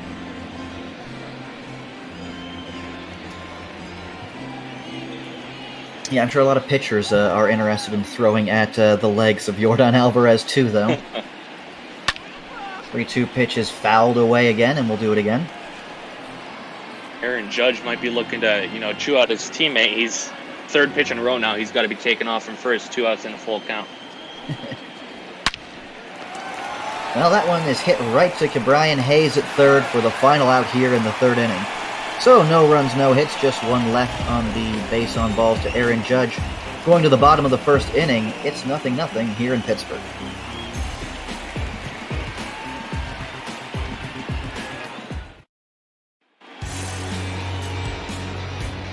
And here's today's starting pitcher, Masahiro Tanaka. Tanaka is coming off an absolute gem his last time out. He threw a complete game shutout. His last start out against the Kansas City Royals allowed just 7 hits, no walks, and 6 strikeouts. And you say it's the Kansas City Royals, but you still got to play them. And he's facing a team whose offense is kind of similar to the Royals here in Pittsburgh Pirates. We'll face the top of this Pirates lineup. It's Adam Frazier, Colin Moran, and Brian Reynolds here. First pitch misses inside. A lot of left-handers I noticed in this Pittsburgh lineup. They got a lot of lefties, a lot of switch hitters. He's not going to face a right-handed bat until the 6th batter. Yeah, and you almost got to wonder, maybe they're trying to emulate the kind of Los Angeles Dodgers kind of look to their lineup. Obviously, they don't have as big of names, but still just loading the lineup with lefties, switch hitters, and really try and get those slight advantages against the righties on the mound. 2-0 pitch is hit on the ground past Urshela, who's usually so sure-handed there, and Adam Frazier has a leadoff base hit. Just a simple little flap going the other way and just out of the reach of Gio Urshela down there at 3rd base. So, Pirates doing a great job getting their leadoff man on. Maybe they can bring him around and take the early lead. It's going to bring up left fielder Colin Moran. Moran was the 6th overall pick in that 2013 MLB draft. Draft just happened this week, so I know a lot of fans are really excited with the early picks that they got. Well, it just goes to show you can pick pretty early and still not get a star. Colin Moran is a pretty serviceable guy, though. Not the star many had dreamed on, and not the exact return you'd want for Garrett Cole. Yeah, I mean, he's not the star that you were thinking of, but still, he's got some time to improve on his numbers. He's not the youngest guy in the league, but still before his prime, I think. And, it might just come down to where he's playing at as well. If the Pirates aren't able to develop him properly, he might find success somewhere else. Yeah, he came up as a 3rd baseman. He's playing left field today. Pirates called up Brian Hayes to play 3rd base.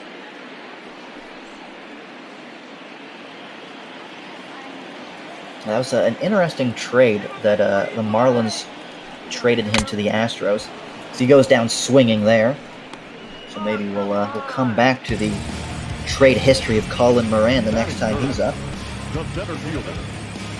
Yeah, nasty breaking ball right there. Looked like it had some 12-6 action, just dropping straight down right off the table. Moran not able to do anything with it. That brings up Brian Reynolds. Reynolds had a very good year last year here in Pittsburgh. Hit .314, .377 on base, .503 slugging, 16 homers, and worth 3.2 wins above replacement. Finished fourth in the Rookie of the Year voting as well. Yeah, this guy's one of the few bright spots on this Pittsburgh Pirates team, and he's going to be someone that they look to build around moving forward. One's hit down the line, but foul. Yeah, he sort of came out of nowhere, really, last year, and just really hit the ground running. Pleasant surprise they acquired him from the San Francisco Giants in the Andrew McCutchen deal. 2-2 pitch to him.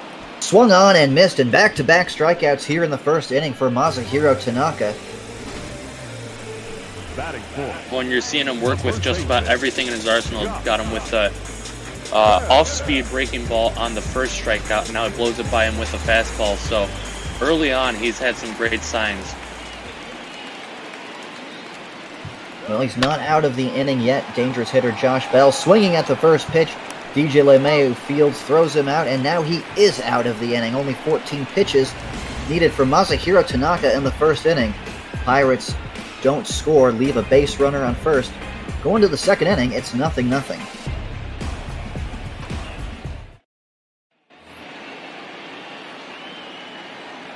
Second inning here in Pittsburgh. I am Justin D'Ambrosio here with Special FX. 0-0. Chad Kuhl out here for the second inning of work. He will face 5, 6, and 7 for the New York Yankees. It'll be Aaron Hicks, Luke Voigt, and Gio Urshela. No DH today for the Yankees, so no Brett Gardner. Giancarlo Stanton is going to play left field in his stead. That one's hit weakly on the ground. No, Kuhl can't get a play on it, and that's going to be an infield base hit for Aaron Hicks. The first baseman.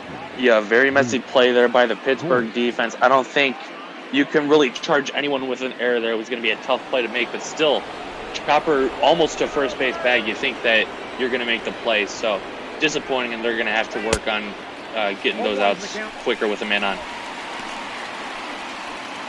Yeah, I mean, Josh Bell thought about coming to get to the ball, but he had to be on first to receive the throw. That was Kuhl's play, him alone, and he just couldn't get a glove on that ball. The little bouncer just went under his glove, and now Aaron Hicks is on board with a leadoff single, and Luke Voigt is at the plate, and he's a very dangerous hitter. He's actually been possibly the Yankees' best hitter this year, and he finds himself hitting 6th in this lineup. Oh, Voigt sends that one into the gap, and running to make that catch is Brian Reynolds. He had a long way to go. I'm not sure anyone was going to get to that one, but on the run, Brian Reynolds making a nice catch. The third baseman, Gio. Yeah, great swing there by Voigt. Got a pitch he liked and absolutely got out in front of it, but the wind not helping him out today. Knocked that one down into left center field, and like you said, Brian Reynolds just had enough wheels in his legs to get under that one quick enough. Yeah, I mean, the way the outfielders are running, I thought that ball was going to split the gap and go all the way to the wall. But Reynolds was able to catch up to that one. Brings up Gio Urshela. Urshela 2 for 4 in his last game. Throw over to first. Nothing doing there with Hicks.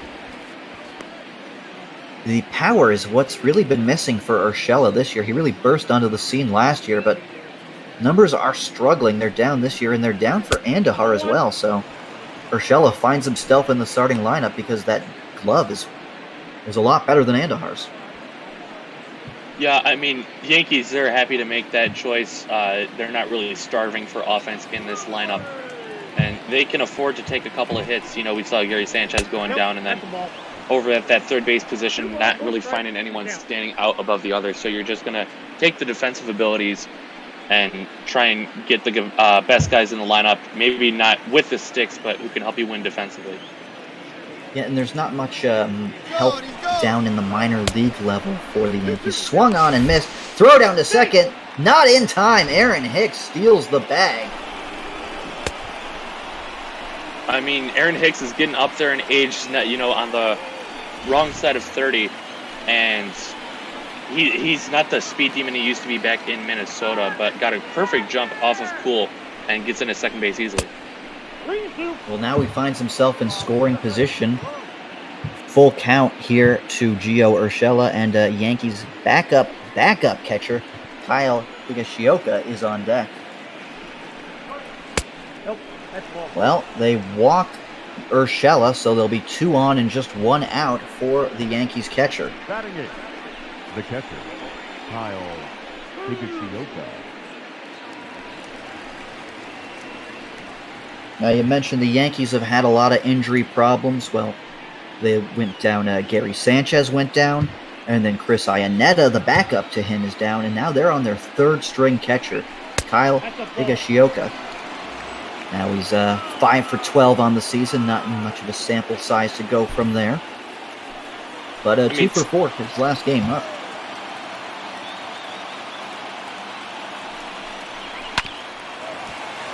That one's hit on the ground. Hayes firing onto second. Throws wildly. That one's going to go into the outfield. Hicks coming around to score. And it's 1-0 Yankees on the throwing error by Brian Hayes. The pitcher, number 19. Well, and that's what you need out of Higashioka out there at the plate. You don't even really need to get a hit, as we see there. Just put the ball in play and force their defense to make the plays. Brian Hayes not able to do that. Throws it into right field, and Hicks, reading that one all the way, makes it into the home plate, scoring the first run of the ball game. Yeah, I mean, there was a force at third, so Hayes could have just stepped on the bag there and thrown to first, and that could have been an inning-ending double play. And it was a weird angle a second. I'm not sure why he made that play. I will say his momentum was taken away from third base, as we see Tanaka pull back from a bunt attempt. And I think with Hicks running, he was going to have a tough play to get it at third. He thought the off-balance throw to second had the better chance of turning to, just not the perfect throw that he wanted. Well, an obvious bunting situation here for Tanaka. Let's see if he can get it down. Let's see if Kuhl can get a pitch over the plate for him to bunt. It's 2-0 to Tanaka.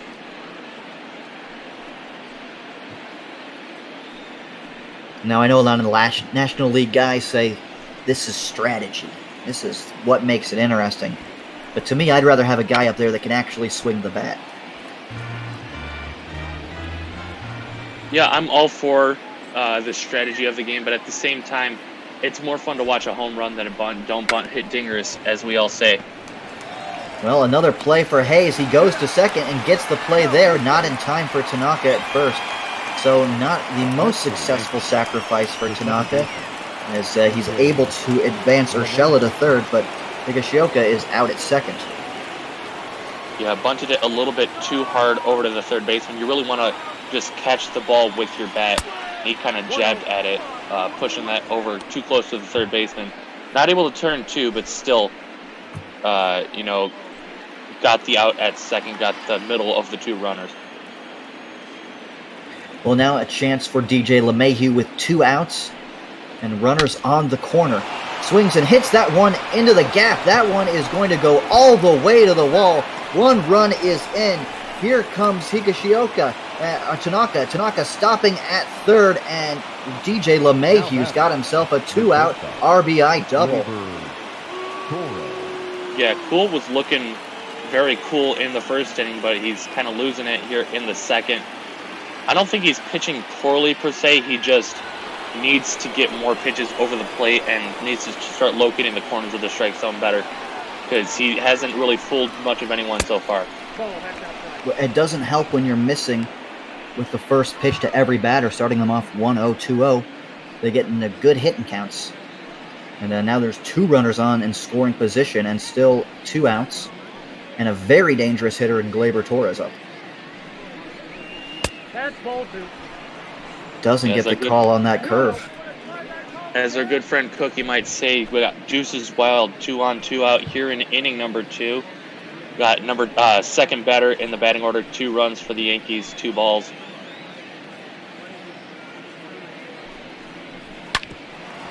Hits that one on the ground right to Kevin Kramer. Fields it, firing on.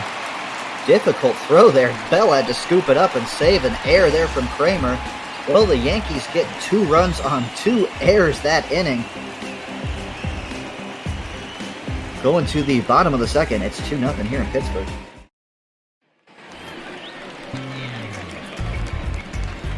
Leading up for the Pirates, the right fielder, Gregory. Well, it'll be 5, 6, 7 here coming up in the bottom of the second inning for the Pirates. Gregory Polanco leading things off. He'll be followed by Kevin Kramer and Brian Hayes.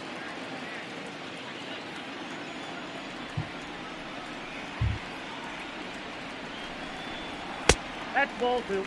Well, Tanaka starting off Gregory El Coffee, as he's known. Polanco to a 2-0 count here.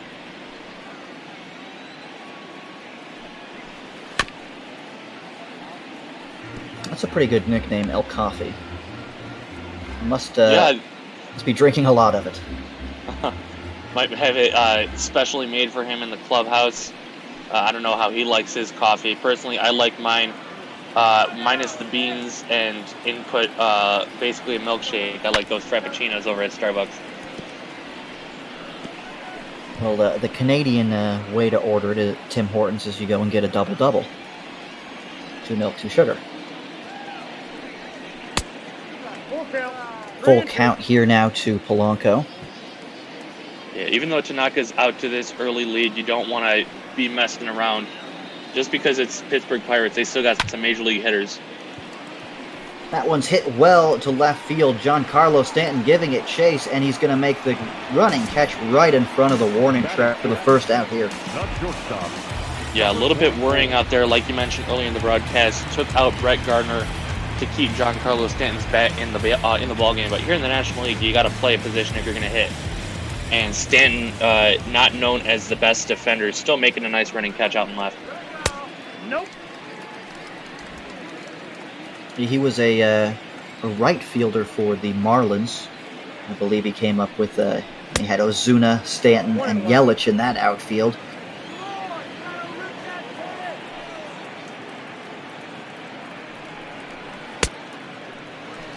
One ball. You know, I had a former boss named Kevin Kramer, so it's very weird to see that name.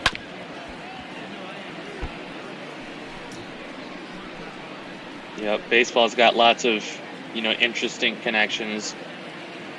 We had a trivia question earlier today from the big guy where, the correct answer is actually, shares the name with a pretty famous football player. You had Chris Carter, formerly of these New York Yankees for a little bit, and then also Chris Carter, obviously, in the NFL. Well, that pitch is way outside, so the count will go full to Gregory Polanco. Yeah, second 3-2 count from Tanaka in the second inning. Yeah, running that pitch count up there, and not something you want to do. It pitched a full 9 innings his last time out. That one is skied into center field. Aaron Hicks barely has to move, and he'll make the catch there for the second out here, the second inning. Yeah, he's taking a lot of pitches to do it, but he is getting those outs when he needs them. 2 easy flyouts. Not really much of a threat here this middle of the Pirates lineup.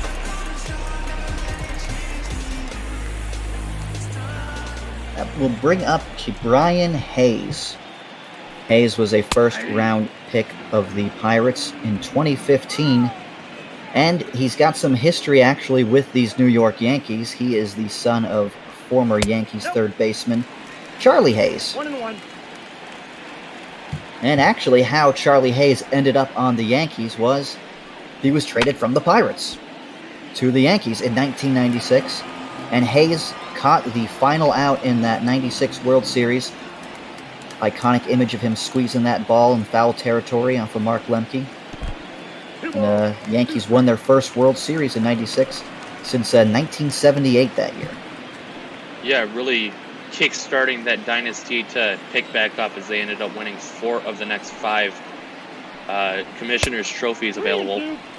And, you know, as sad as it is for Yankee fans here, I'm pretty sure everyone else watching baseball is happy to say that they've won 1 title since, 2000.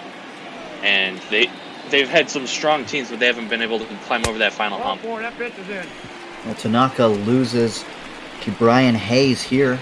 It was the 3rd full count he'd had in a row, and this one he does not get the out. Yeah, lots of pitches in this inning, pretty economical in the first inning, even giving up that single. But he will have to face a 4th man. Like you said, already 3 full counts. So, that's already 6, 12, and 18 at least. I wasn't paying attention if there were any foul balls, but, now you got to try and work through Stallings here with very limited pitch count. Well, Stallings is the 8th place batter, so even if he should lose him, it's just Chad Kuhl coming up next. But you'd like to start the inning with the pitcher, so Stallings may get something to hit here. Although Tanaka has started him off 2-0.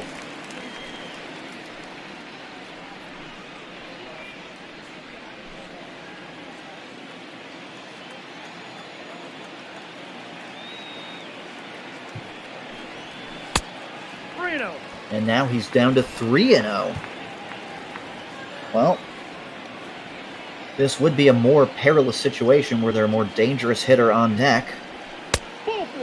And as such, he does not give in to Stallings, and he'll walk. Back-to-back walks here for Tanaka. The Pirates have 2 on, and the pitcher coming up now in Chad Kuhl. Yeah, I mean, not the stuff you want to see from Tanaka with back-to-back walks, but you can at least feel a little bit more comfortable. Chad Kuhl at the plate, not known for swinging the bat. He's no Madison Bumgarner up there. But Tanaka misses his first pitch to Kuhl, and now that's 5 straight balls. Well, actually 6 straight balls if you consider the last ball to Brian Hayes. So Tanaka having trouble here in the second inning with finding the strike zone. Yeah, not helping that he's getting squeezed on a couple of these pitches, but still you got to be throwing it closer to the middle. Maybe not right down the middle, but something closer to that, maybe on the inner half. Get that foul ball and get into the strike zone. Well, and as such, he's now raised his pitch count all the way up to 39 pitches. Well, Kuhl swings that one and pops it up to shallow right field. Aaron Judge is there for the final out. But 2 runners, back-to-back walks. They don't score, but it raises the pitch count significantly of Masahiro Tanaka. Going to the 3rd inning, it's 2-0 New York.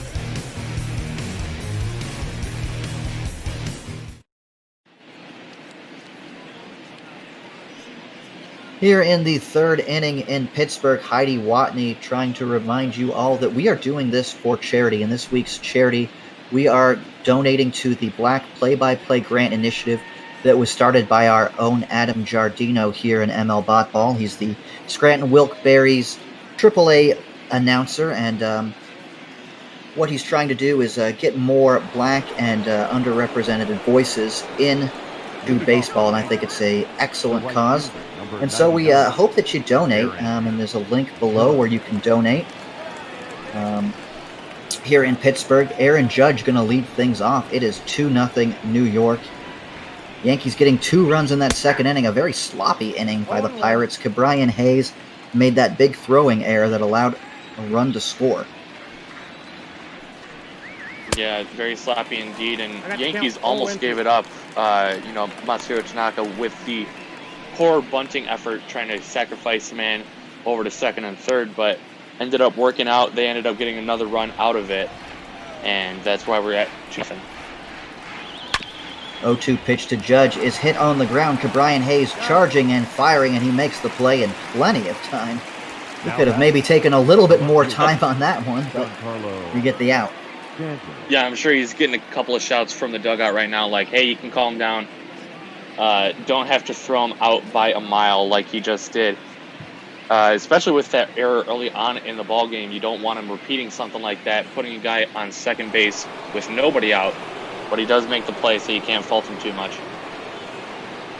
We'll bring up Giancarlo Stanton. Stanton 0 for 1 today. Grounded out to Ke'Bryan Hayes in the first inning.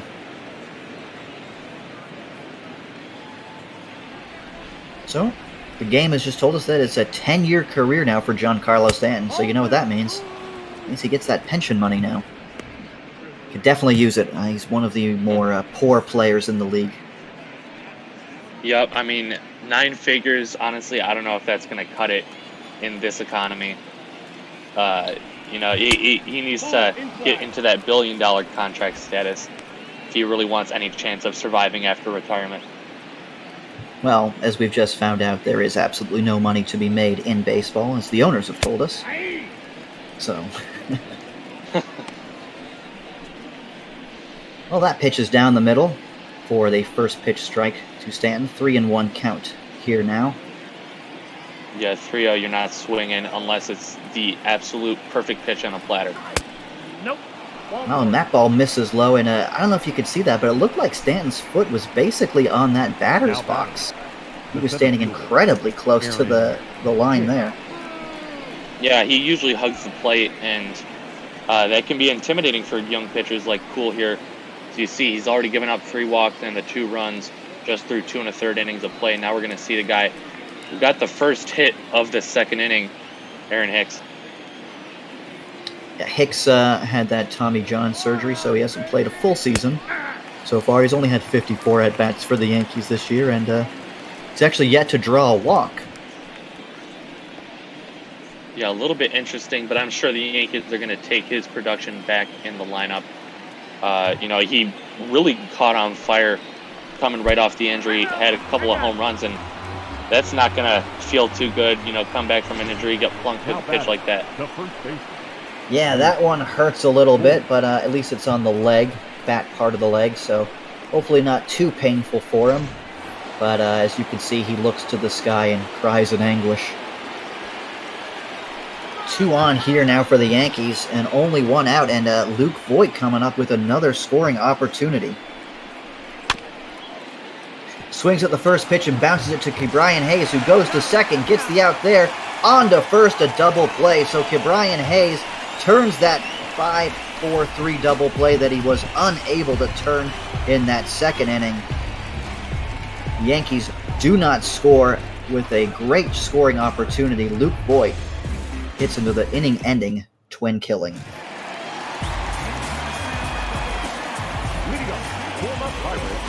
As we get ready to start here at the bottom of the 3rd, we've got a trivia question from our resident trivia guy, the big guy.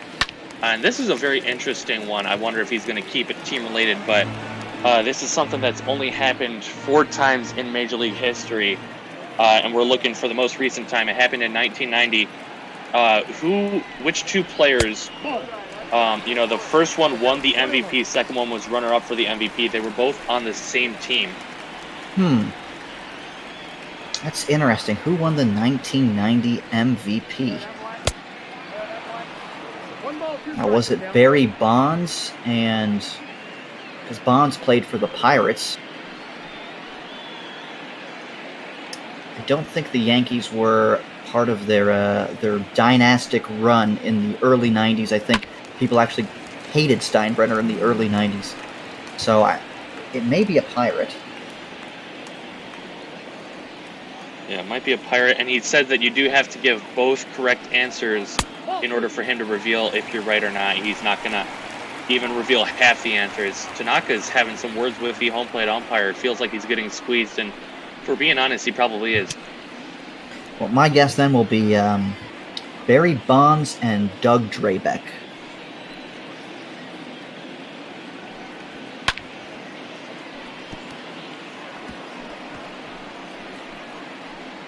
Let's see. Adam Frazier here leading things off in the bottom of the 3rd inning. Frazier, one of the bright offensive spots for the Pirates this year, pops this one up into the outfield, and Aaron Judge is going to make the running catch there for the first out of the 3rd inning. Left fielder, Colin Flores. as we take a look at the standings. AL East, Yankees obviously up on top, but not by as much as you would think. Tampa Bay slowly hanging on there, just 2.5 back. And as surprising as it is to say, it's probably going to be a lot easier for the Rays if they want to make a playoffs. They're going to have to beat the Yankees in the division instead of going for one of those 2 wild card spots, which are being held very tightly by the Cleveland Indians and the Chicago White Sox. One is hit foul down the line. Yeah, the interesting thing to me to see is that the Red Sox are in 4th. Of course, traded Mookie Betts, but Yankees fans love seeing the Red Sox far down in the standings. Yep, I mean, it's one less very dangerous team to compete with, although last time out, Red Sox handed the Yankees a pretty sizable loss. It could have been even more of a threat had Brett Gardner not hit a big fly in the 9th inning. Yeah, Yankees just took 2 out of 3 from Boston before coming in today. That one's hit on the ground to Torres, who will fire onto Urshela, who will fire onto first for the out. Is that big shift? So Urshela playing in the shortstop position gets the out. Looks like Urshela thought that was out number 3 already. He was headed back to the dugout, but teammates calling him back out. Still got one more play to make. Oh, that's out. Brings up mustachioed Brian Reynolds. I'm a fan of any baseball player with a weird little mustache.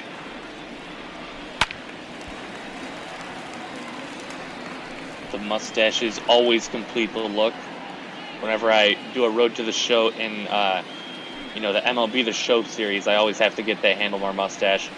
Ball, down. Even if I can't seem to grow one myself. Well, 2-1 count here to Brian Reynolds. And that one misses well outside 3-1. And we've got the correct answer for you on that trivia. Bonds was part of the correct answer. And the other answer was Bobby Bo. Bobby Bonilla, who of course gets paid by the New York Mets every July 1st. I'm not sure the amount of money, but it's in the $1 million range. As Tanaka walks Brian Reynolds here, another walk for Tanaka, and pitch count continuing to rise for him here in the 3rd inning. Yeah, I mean, Tanaka, like you said, coming off of a complete game shutout, not having the same success here today. Still, hasn't allowed a run, but lots of walks and lots of men on base, rising that pitch count up near 60 through 3. Brings the dangerous hitting Josh Bell to the plate. Now, Josh Bell is actually only the 4th player in PNC Park history to hit a ball into the Allegheny River. Very, very difficult feat for anyone to do.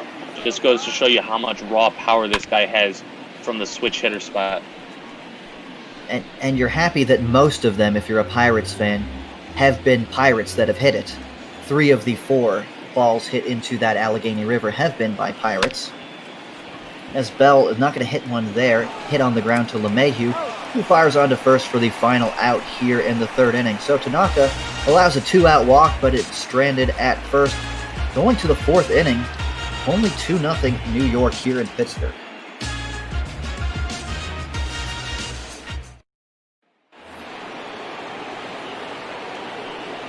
Leading off for the Yankees, the 3rd baseman. Going to the top of the 4th inning here in Pittsburgh, I am Justin D'Ambrosio, J-Man93, joined in the booth by Special FX. Yankees going to send 7, 8, and 9 to the plate this inning. Gio Urshela, Kyle Higashioka, and Masahiro Tanaka. See there, Gio Urshela was acquired from the Toronto Blue Jays in 2018. He was waived by the Cleveland Indians, picked up by Toronto, and then given a very, very short leash there in Toronto before they decided they'd seen enough of him. And, well, we know the rest of the story.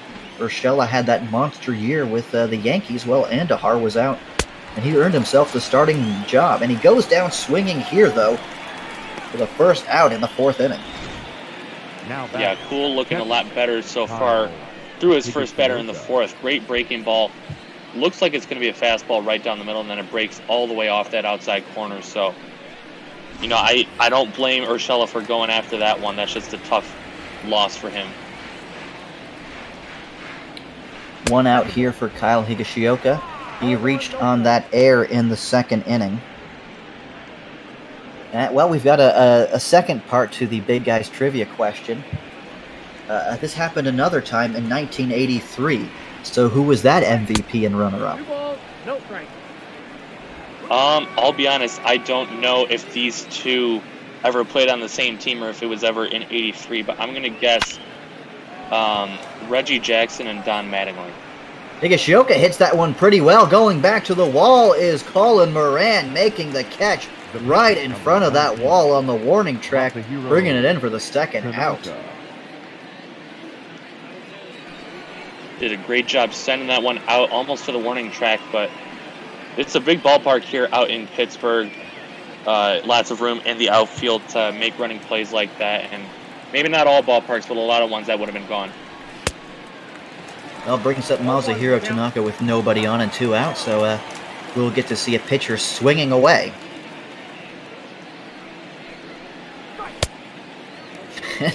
He swings wildly at that one, and it's 0-2.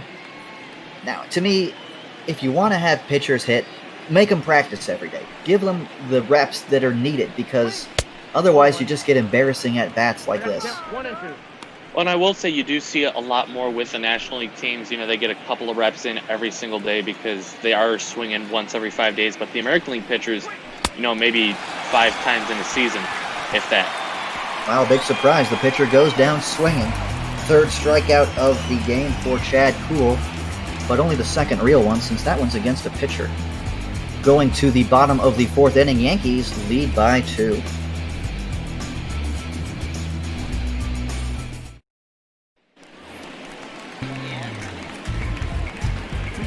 Bottom of the 4th inning, Yankees lead 2-0. Gregory Polanco going to lead things off here in the Pirates' half of the 4th inning. He'll be followed by Kevin Kramer and Cabrian Hayes.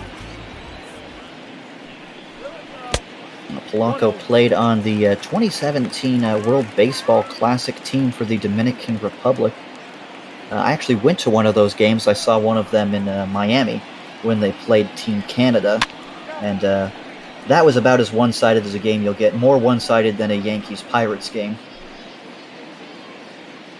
Yeah, no, World Baseball Classic is something that, you know, has the potential to be as exciting as maybe the World Cup is for soccer, but so far the baseball world hasn't really caught up all across the planet. You know, we've seen some powerhouses, the United States, Japan, and, you know, all those teams in the Caribbean, but it's still exciting to see. You got countries all around the world that are playing this game that we love and got lots of different names that are making an impact. I think what you really need is buy-in from the players, and you haven't seen a lot of buy-in from the players. As Polanco grounds that one to LeMahieu for the first out here in the 4th. Now, you get a lot of buy-in from teams like players from the Dominican, from Puerto Rico, from Venezuela. Those teams, they're buying in. Japan, Cuba, Korea. But guys like Mike Trout, they skipped this sort of tournament. But in 2017, that was the first year the U.S. actually won the World Baseball Classic. And I think with that, there may come a little bit more excitement for the event. Because, like you said, there isn't that great of an excitement for it. But to me, it's one of the most exciting baseball you can watch. And I love it, and I look forward to it every time it comes around. Well, especially once you get towards the later rounds. You know, we had a dramatic final in 2017. As that one is smashed out to right. Kevin Kramer trying to hit that one into the Allegheny River himself. A solo shot, his 7th of the year, and it cuts the Yankees' lead in half. I mean, Masahiro Tanaka's been having some command issues early on. Luckily, it's all been missing out of the strike zone, but he just smashed that one. It was left right down the middle. We're going to take another look at the pitch right here. Middle, maybe up in the zone near the belt. And yeah, I mean, there's a short distance out to right field. Wall's a little bit higher, but that's not going to stop this one.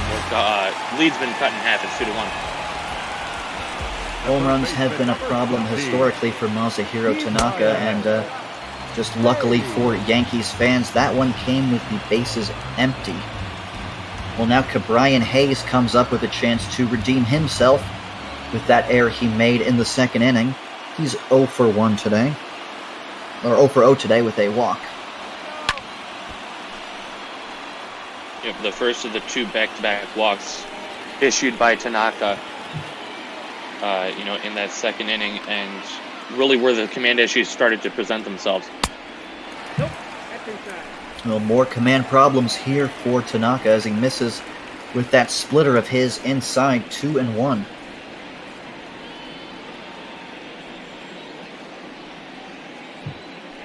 .70 pitches here for Tanaka. This will be the 71st.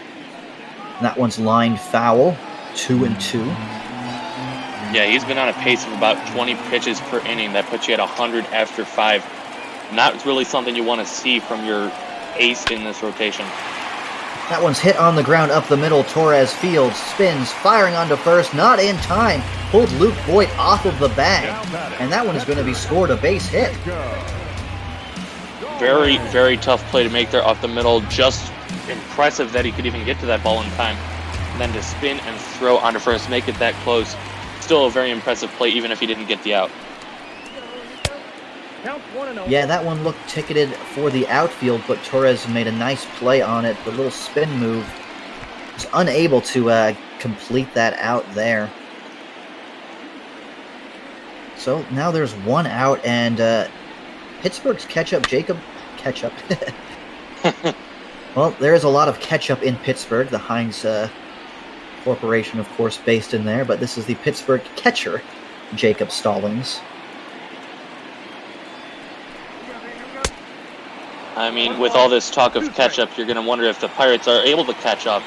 You know, they're only down by 1. They got a man on. Even though it's the wrong part of the lineup, you can still see some damage done.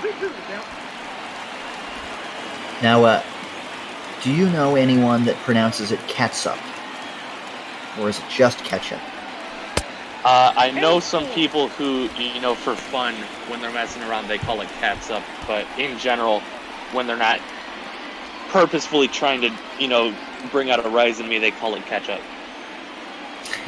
Also, they do it to annoy you in particular.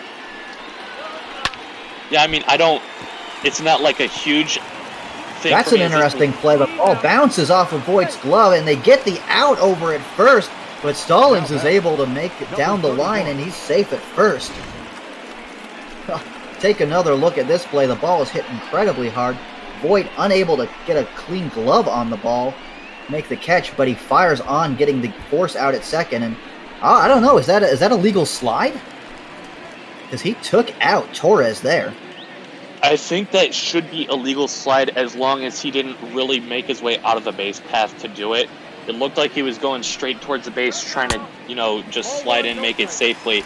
And it's just unfortunate for Torres that he had to be right where the guy was trying to slide in, and, he had to topple over because of it.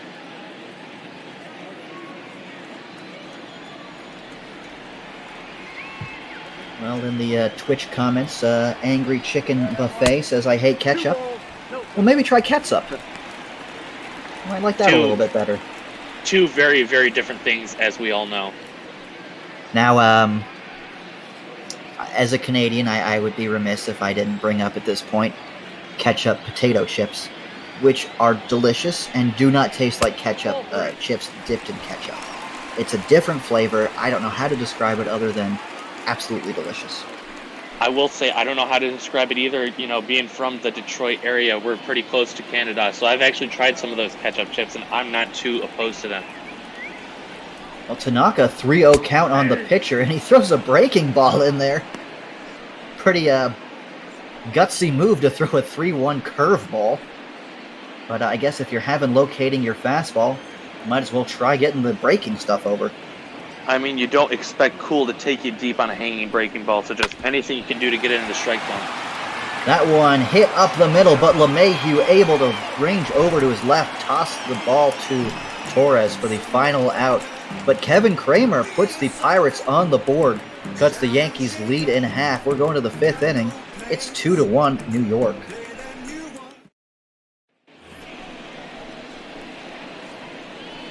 We want to welcome you back to our broadcast booth here in Pittsburgh, PNC Park. We got a surprisingly good matchup. Yankees over the Pirates, 2-1. We're going to see 1-2-3 DJ LeMahieu leading it off for the Yankees. We did get an answer to the trivia question, by the way, from the big guy. It was Cal Ripken Jr. and Eddie Murray that were both the MVP and runner-up in the American League in 1983. Is that one sprayed foul by LeMahieu, 0-1?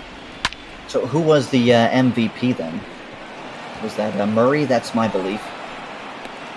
This one's ripped into left field. That's going to be a leadoff single for DJ LeMahieu. Yankees trying to extend their lead because all their breathing space is evaporated now after that Kevin Kramer home run. Well, it's only the fifth inning here for New York, and a nice leadoff hit for LeMahieu. First pitch missing, low and away curveball to Gleyber Torres. Couple of groundouts today. So, not enjoying the same success that some of his teammates are, but still got great potential in this bat. Yeah, and he comes in today 10th in the league in home runs, and when you can get that kind of production out of your shortstop, those aren't usually offensive productions. You can have really big offensive years like the Yankees are having. Oh, that's out. Now it's 2-0, make it 3-0 as that one misses outside. Kuhl needs to keep his cool, as I've gonna exhaust that pun for the last time today. But he's 3-0 on a dangerous hitter, and arguably an even more dangerous hitter on deck in Aaron Judge. Yeah, you don't want to start this inning off letting the first two guys reach, and that's exactly what happens. Yep, a single, now a 4-pitch walk, and I'm gonna start firing up the bullpen. If I'm the Pittsburgh manager, we'll see what ends up happening. Kuhl is going to stay into the ballgame, face Aaron Judge. And in a very tough situation, Yankees only up by 1. Judge without a hit today, but he drew a walk back in the first inning. Well, Derek Shelton is the manager of the Pirates. He replaced Clint Hurdle. Outside, that's a ball. Hurdle, the longtime manager for Pittsburgh. Shelton was actually a bench coach for the Toronto Blue Jays. Yeah, I was going to say, I wanted to say Clint Hurdle, but I knew that they just got rid of him. The 1-0 pitch to Aaron Judge misses low. 6 straight balls from Chad Kuhl here in this inning. Yeah, now he's definitely in danger. 2-0 count to Aaron Judge, and he could be sitting on something fat in the middle. The 2-0 pitch misses inside. Tetcher just trying to calm his pitcher down, see if there's anything that can get over the strike zone. 3 balls, no strikes to 2 straight hitters. So 3-1 grabs the top of the strike zone, 3-0 rather, making it 3-1. Yeah, Judge was taking all the way there, and didn't get a good hittable pitch there, so we'll see what Kuhl throws now. Not a good hittable pitch indeed. Slider inside for ball 4. The bases are loaded. Nobody is out. And you're bringing up the most dangerous bat in this Yankees lineup, Giancarlo Stanton, leading the team in home runs, leading the team in runs batted in. And he's in a prime situation to do one or both of those things. Yeah, scary thing is he's been heating up, had a couple of home runs in that series against Boston over the weekend, and now he comes up with a prime chance to really blow this game open for the Yankees. First pitch is going to be grounded to third. Throw goes home. 1 relay to first. They're going to get him for the double play. Very, unusual 5-2-3 double play, but Chad Kuhl is going to take it. Pittsburgh Pirates are going to take it. And the Yankees, while not out of the inning just yet, are feeling the lead slip out of their hands. Wow, that was a huge, huge double play. Couldn't even get a run in on a sacrifice. That's probably the absolute worst outcome you could have hoped for if you're Giancarlo Stanton and the Yankees. Now Kuhl is only 1 out away from getting out of this inning unscathed. Probably going to be revitalized with that and facing a pretty poor hitter in terms of clutch situations. Aaron Hicks batting below 200 with runners in scoring position. He's going to tap it to first. Josh Bell tags the man going to first. and the bases loaded, nobody out jam is avoided without a run scoring. We're halfway home here in Pittsburgh. Yankees 2, Pirates 1. You're watching ML Bopball on Twitch.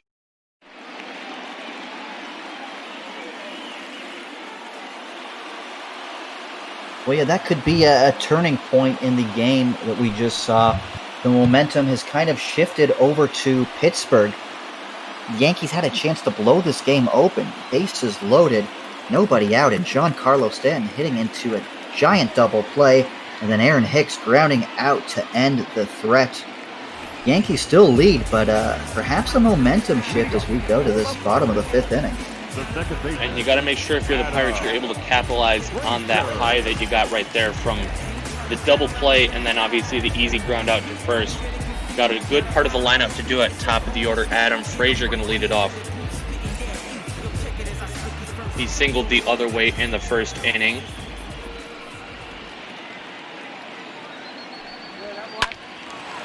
And he's going to single again right here, right back up the middle, just narrowly missing Tanaka's head with that one. And Pirates definitely looking to start something here in the 5th with leadoff single. Frazier has been one of the bright offensive spots for this Pittsburgh team. You see he's second on the team in hits with 70. And he came up today one of the league leaders in doubles. He's 9th in the league in doubles. So he's always been known for his bat. And, you know, actually last year nominated for a Gold Glove. So possibly a key piece here in Pittsburgh. But the stage they are in the rebuild, he may be more valuable to them on the trading block.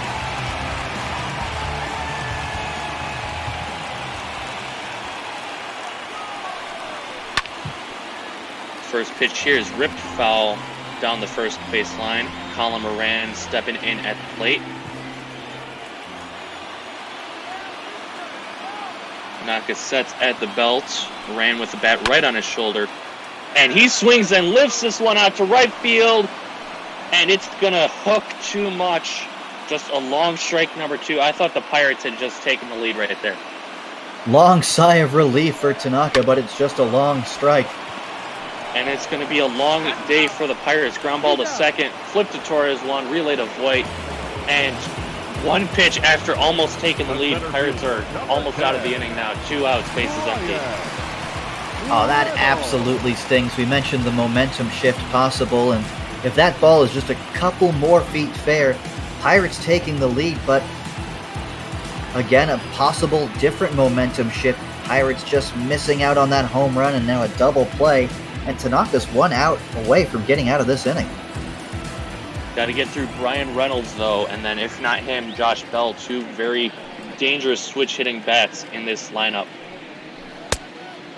That first one's going to miss low and in, 1-0.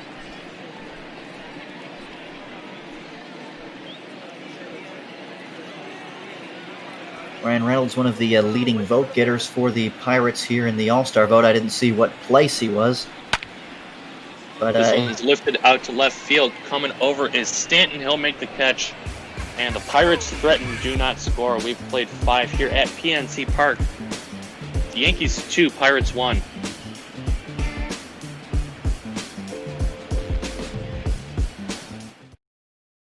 Your attention, please. Now pitching for the Pirates. Number 4. So a new pitcher, new pitcher coming in for Chad Kuhl. We got Michael Feliz, and what do you see with his numbers today? Well, 40 games pitched is the big number that strikes out for me, as we're only about 70-plus games into the season. He's already made it into 40 games. But a 4.14 earned run average, and he was part of that return with Colin Moran, Joe Musgrove, for Garrett Cole as he gets the first out here in the top of the 6th inning. Very efficient, through 1 pitch, got 1 out. And yeah, you mentioned those 40 appearances so far this season. Just goes to show you how much trust they have in this guy in the bullpen, although they are warming up a couple more guys just in case he does start to falter. This is a close game. You don't want to put too much pressure on a guy. You want to make sure that you have a chance to win this game. Well, Feliz is no stranger to throwing a lot of pitches out in relief. You said 1 pitch, 1 out. But actually, he threw the most pitches by an Astros reliever. He threw 107 pitches in relief. since Bob Forsch tossed 114 pitches in relief all the way back in 1989. So you don't see starting pitching even go 100 pitches now. Feliz threw 107 out of the bullpen. I mean, I'm sure he could appreciate not taxing the arm too much. Already up 0-2, now 1-2 as that fastball misses high and inside Urshela. And like any good reliever that throws a lot of innings and pitches, what did the Astros do? But the very next day, they sent him down to the minors. Misses low, 2 balls, 2 strikes. So Urshela doing a good job battling back into the count. Pitch is laced out to right center field. This one's going to get up the gap. Good job by Polanco to cut it off and hold him just to a single. As that had double written all over it, but nice play defensively, even if he didn't make the catch, just to keep it from being extra bases.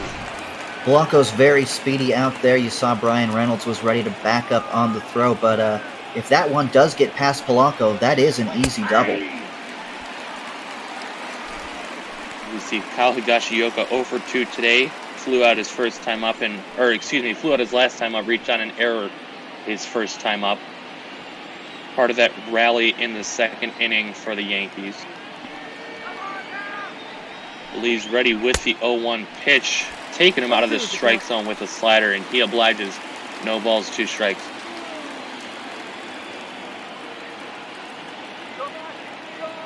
We'll have a check of the runner over at first, and this one's put into play over to third. Hayes to second, one relay over to Bell at first, and that is a double play. Third one already turned by Brian Hayes over at third base. Head to the bottom of the 6th in Pittsburgh. You're watching ML Bopball on Twitch.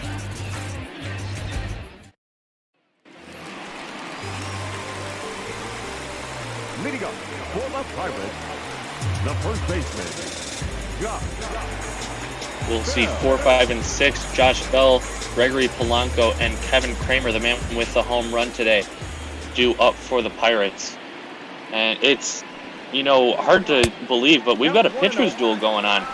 Chad Kuhl already coming out of the ball game, but still very impressive stuff from both pitching staffs. Yeah, Masahiro Tanaka already at 90 pitches here, and Yankees would love for him to finish this inning since he is due up first. So this is probably his last inning of work. That one's grounded on the first base line, just foul.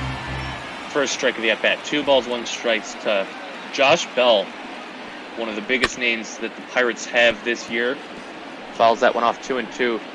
And you got to wonder, with our ML Bopball season, what may or may not happen once July 31st rolls around. We've had some talks about what might happen for the trade deadline. As this one's looped out into center field, falling fast. That's going to drop in for a base hit. It's going to be Stanton that comes over to play it on a couple of hops.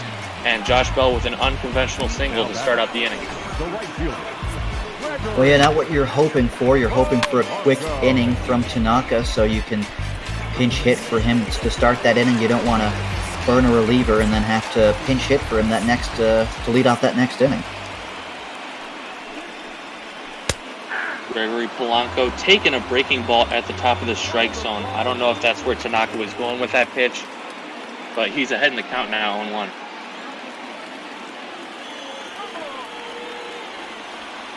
Pittsburgh fans are on their feet here, trying to get something going here. Tanaka has thrown a lot of pitches, but he's been able to wiggle his way out of jams. Yeah, especially, with some of these pitch locations, having a bit of trouble keeping the ball in the strike zone, and when it is, he's leaving it right down the middle. We've already seen 1 home run and a near miss from last inning from Colin Moran, as that one's going to miss low out of the zone. 3 balls, 1 strike. Kevin Kramer waiting on deck, and Tanaka in danger of putting 2 on to start the 6th. Yeah, another 3-ball count from Tanaka. Count is filled back up as that one's sprayed, followed by Polanco. And already here in the 6th inning, we're going to see pitch number 100 from Tanaka. He's ready and delivers, and that one's grounded fair down the first base line into the right field corner. Coming over as Judge plays it off the wall. They're going to hold Polanco to a single, as that's not the farthest part of the ballpark, but still now runners at the corners, nobody out. Wow, yeah, that one just trickles down the line past the glove of Luke Boyd, and now we're going to see a pitching change here. Aaron Boone has had enough. Masahiro Tanaka over 100 pitches, runners on the corners, nobody out, and Skip's going to say, good game. Yeah, I mean, he had a lot of taxing on his arm from his last appearance. Like you said, complete game shutout. Now he just ticks over that 100 mark. Time to take him out of the ball game. We're going to see Chad Green with that 6.22 ERA. That's something that you usually associate with him, even though his strikeout total looks to be pretty nice on the year. Yeah, 59 strikeouts in 41 games, and that's what Aaron Boone is hoping for, is to get some strikeouts from his reliever here. Biggest bat for the Pirates of the ball game, Kevin Kramer, with that solo home run back in the fourth. Got a huge RBI chance, and even, worst case scenario, maybe he grounds into a double play. That's still going to be enough to tie this ball game.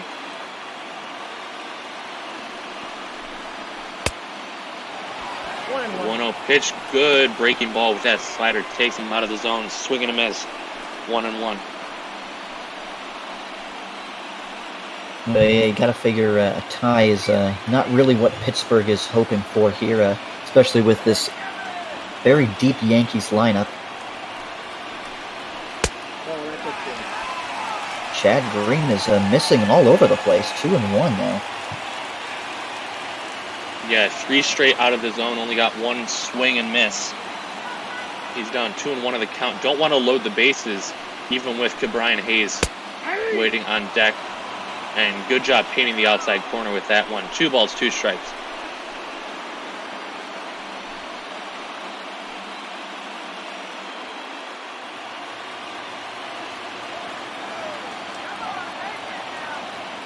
Green sets near his head, shakes off a pitch, and now he's got the one he wants. Swing and a foul back, will do it again. Left that splitter hanging up in the zone. A little bit surprising pitch location there for you?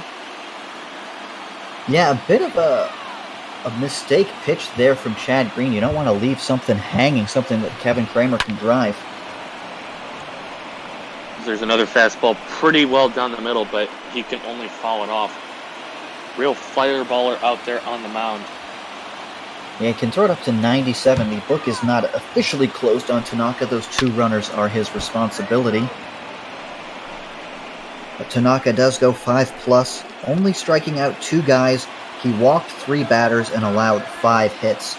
So a bit of a mixed bag from Tanaka. We're not sure how many runs he's going to get on the final tally. This one's lined into left field. That's a fair ball into the corner. 1 hop up and over the wall.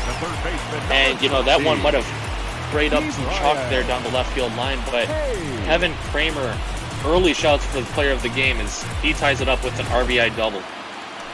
Well, I think the Yankees caught a little bit of a break that one went into the seats, because I think Gregory Polanco was going to come around to score on that one.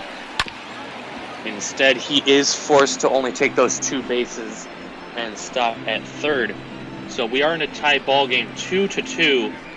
Yankees and Pirates, 2 men on, both in scoring position. Number 7 hitter, Brian Hayes. So Tanaka can no longer get the win. He could still technically get the loss if this run comes across the board. Swing and a miss on the slider, 0-2. Well, Brian Hayes has had 2 home runs in his last 10 games, so he has been heating up. Don't let that 171 batting average fool you. Hasn't been retired today. Drew a walk his first time and then slapped a single his last time. Takes ball 1 just a bit low and outside, 1-2. Still nobody out here in the 6th inning, and there's still 2 in scoring position. Very key situation in the ballgame. This is a slow tapper to third. Urshela across the diamond to first for out number 1. Big play right there, holding the runners, and no one's allowed to advance. Yeah, that's the really big thing there. You saw when that ball was hit, Urshela looked back, Polanco at third, and he's unable to score because that ball was hit right in front of him. Now we're going to see Jacob Stallings try and drive in that lead run.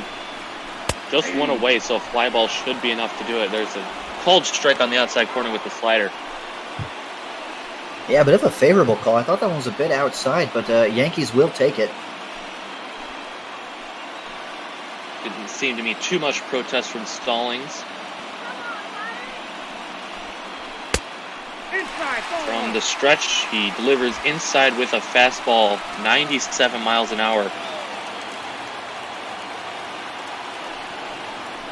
Takes a look over at second, and another fastball just a bit inside. Good hitters count here for Stallings. And you can maybe work around Stallings, try and set up that double play, but you got to figure that pinch hitter is going to be coming up for the pitcher's spot in such a key situation. Yeah, now he's in danger of walking the bases loaded.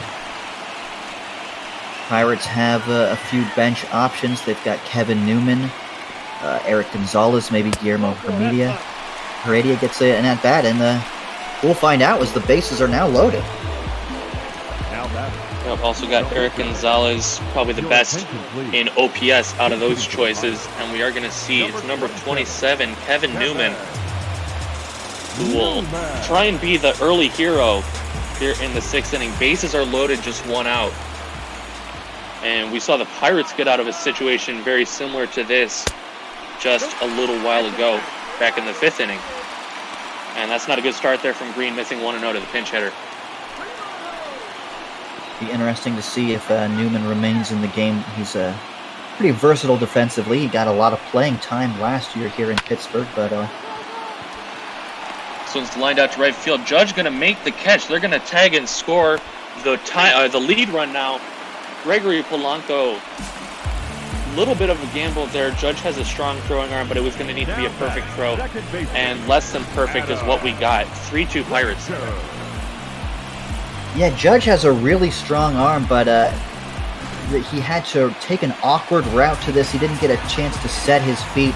Usually a very strong arm out there in right, but no chance to throw out Polanco, tagging from third. And now Pittsburgh's got the lead, and Masahiro Tanaka is in line for the loss. Yep, he's going to have to hope that his teammates can battle back in this one. His first pitch is fouled off. Now we go back to the top of the order. Adam Frazier, who's having a really good day today. 2 hits and 3 tries.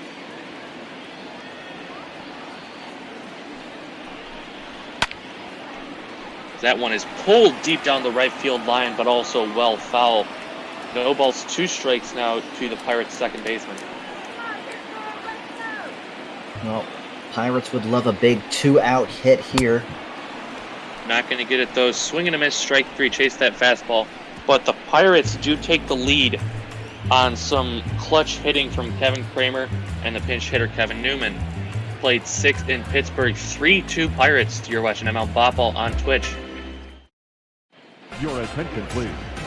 And back here in the 7th inning, and now we're going to get a new pitcher for the Pirates. It is Richard Rodriguez. You can see those numbers, a 5.50 earned run average over 37 innings, 45 hits to 11 walks. And going to get a pinch hitter here for Tanaka. It's going to be Miguel Andahar.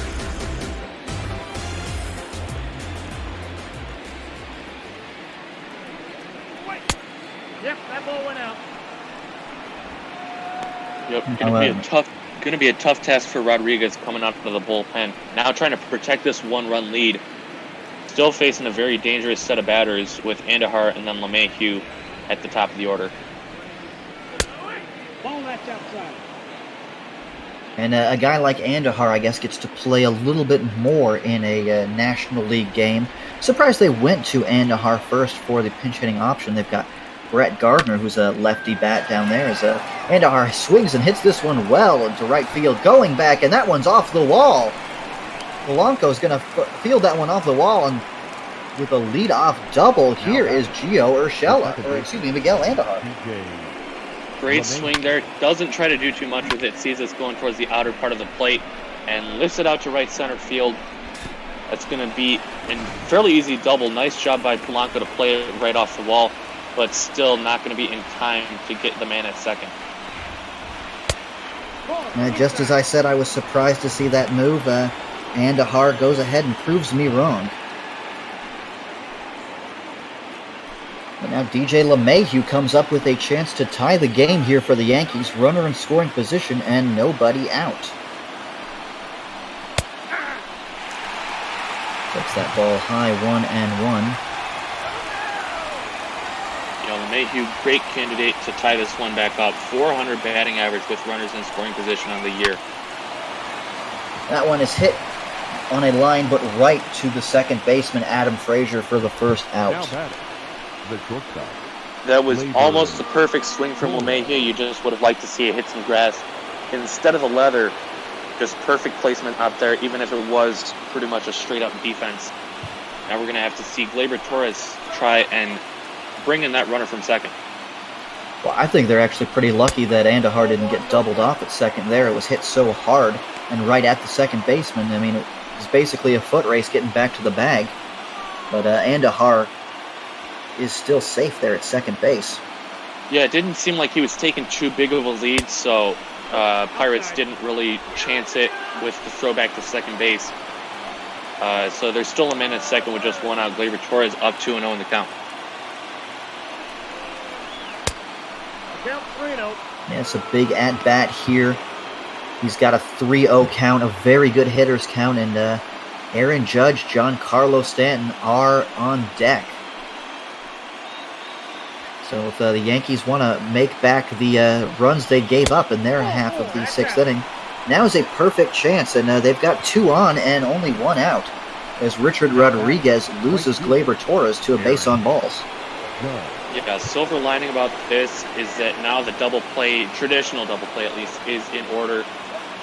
They've already turned 3 just from Ke'Bryan Hayes with making that first assist. So we see the Pirates mascot, Parrot Pirate, trying to, distract Aaron Judge at the plate. Judge hits into a fair amount of double plays, but what he really does is strikes out a lot. And so you can see tonight the Yankees have grounded into 3 double plays. And if it weren't for that Hayes throwing error in the second inning, it could have been 4 double plays and possibly even talking about no Yankees runs on the board. But, it's a lot closer than that. 3-2 is our score.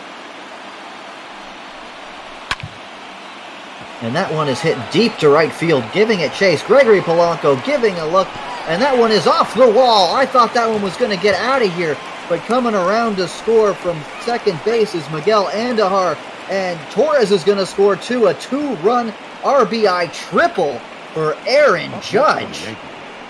The left fielder. Judge, not known for his running around the base paths. Great swing there, going opposite field, and like you said, that was almost out of here. About a 20-foot high wall out there in right field, and that's going to do it for Rodriguez. We're going to see Davies Neverauskas making his fourth appearance on the year, 4 innings of work with 2 earned runs allowed.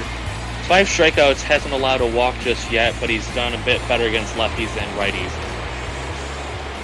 Yeah, so I was looking up information on Davies Neverauskas before the game, worried that I was going to have to pronounce this name, and I did have to pronounce it.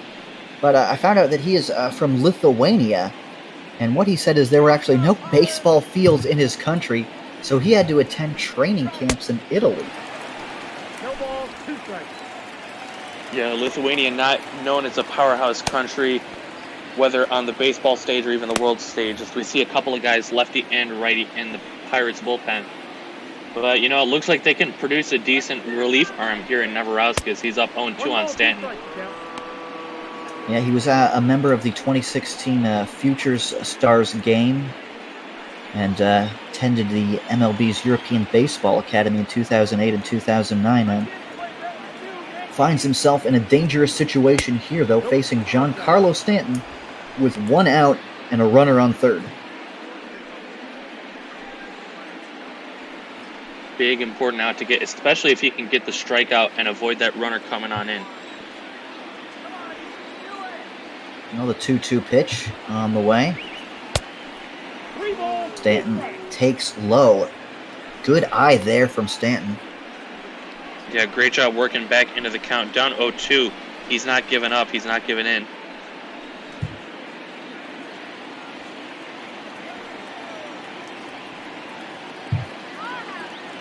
Full count pitch. And Stanton pops that one up to Josh Bell on the infield. Will make the catch there for the second out. Definitely not deep enough to tag. The center fielder, Aaron Hicks. Very disappointing at bat there. You still do have the lead now 4-3, but you want as many insurance runs as you can get. Because we've already seen today, Pirates are not a team to mess with. They can strike at any time. Ball, that's in. Yeah, quite a disappointing day for Giancarlo Stanton, too. He's 0 for 3 with a base on balls, and after having such a good series in Boston, he's got to be disappointed with the way today has unfolded.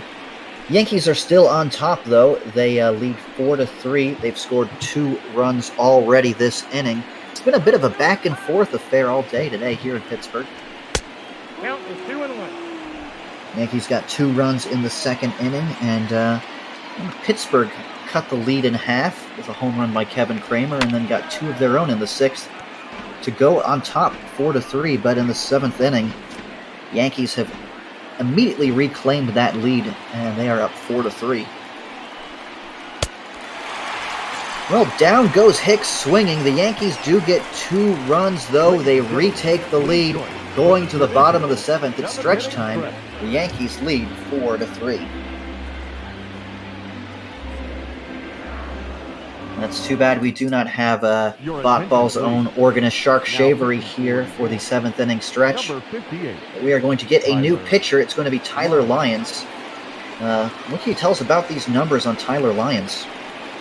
Well, small sample size indeed, only 9 innings pitched, but ERA sitting at a perfect 8.0. So he's been having some troubles getting guys out and keeping the run totals down. This one's ripped foul down the first baseline. It's an interesting move from Aaron Boone out to the bullpen, but we'll see if he can do it against this weak Pirates lineup. Well, it'll be the lefty Tyler Lyons. He faces several left-handers in this Pittsburgh lineup. The first one will be Colin Moran, and then Brian Reynolds, and then well, Brian Reynolds is a switch hitter actually. So that one's hit on the ground. 1 out here in the bottom of the 7th. Yeah, I mean, just a tough pitch to do anything with. Just beat it into the ground and made its way over to first base, where Voit was easily stepping on the bag. Well, that'll be the 2 most dangerous hitters in this Pittsburgh lineup. We're going to be seeing Brian Reynolds and Josh Bell. Reynolds is 0 for 2 today.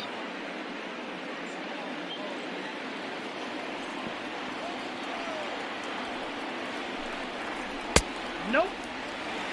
Won a College World Series with Vanderbilt, though.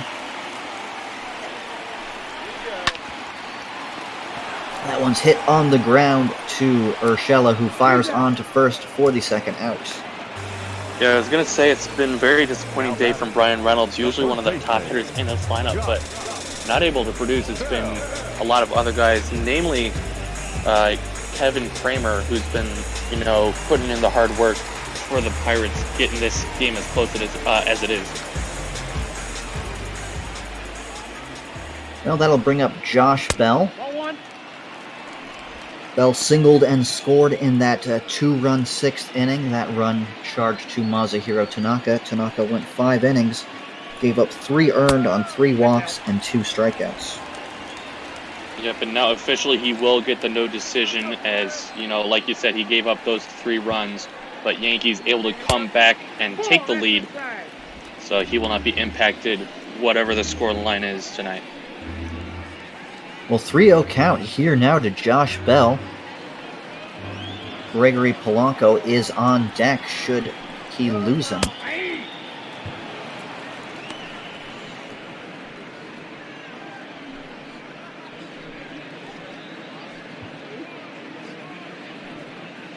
Yeah, that's probably a better matchup to go against Polanco. Lefty on lefty versus, lefty on the switch hitter. And he does lose him. Oh, a 2-out walk here to Josh Bell, and that'll bring the go-ahead run to the plate in Gregory Polanco. Polanco contributed to that big inning last time out with a single, and he also did score that third run, coming home on a sacrifice fly from Kevin Newman. Yeah, his single was the single that knocked Tanaka out of the game. They started that 6th inning with back-to-back singles, and it was 1st and 3rd before Aaron Boone had said he'd seen enough. He went to his reliever, Chad Green, who allowed both of those inherited runners to score.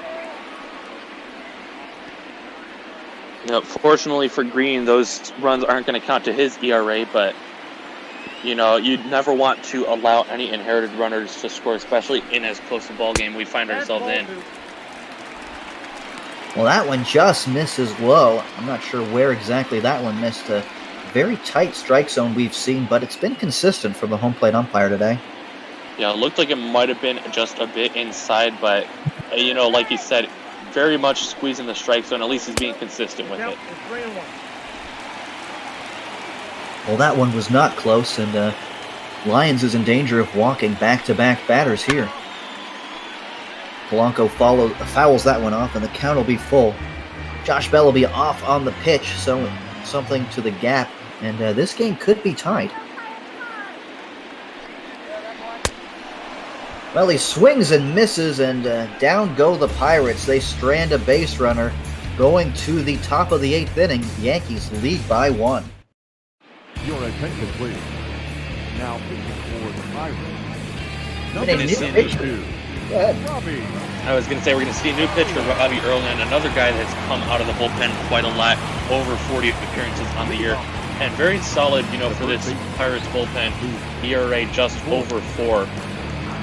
So he's going to, try and provide some long relief in these final couple innings, and who knows, it's a very tight ball game. We might see ourselves some free baseball. Erlin was a long-time starter with the San Diego Padres.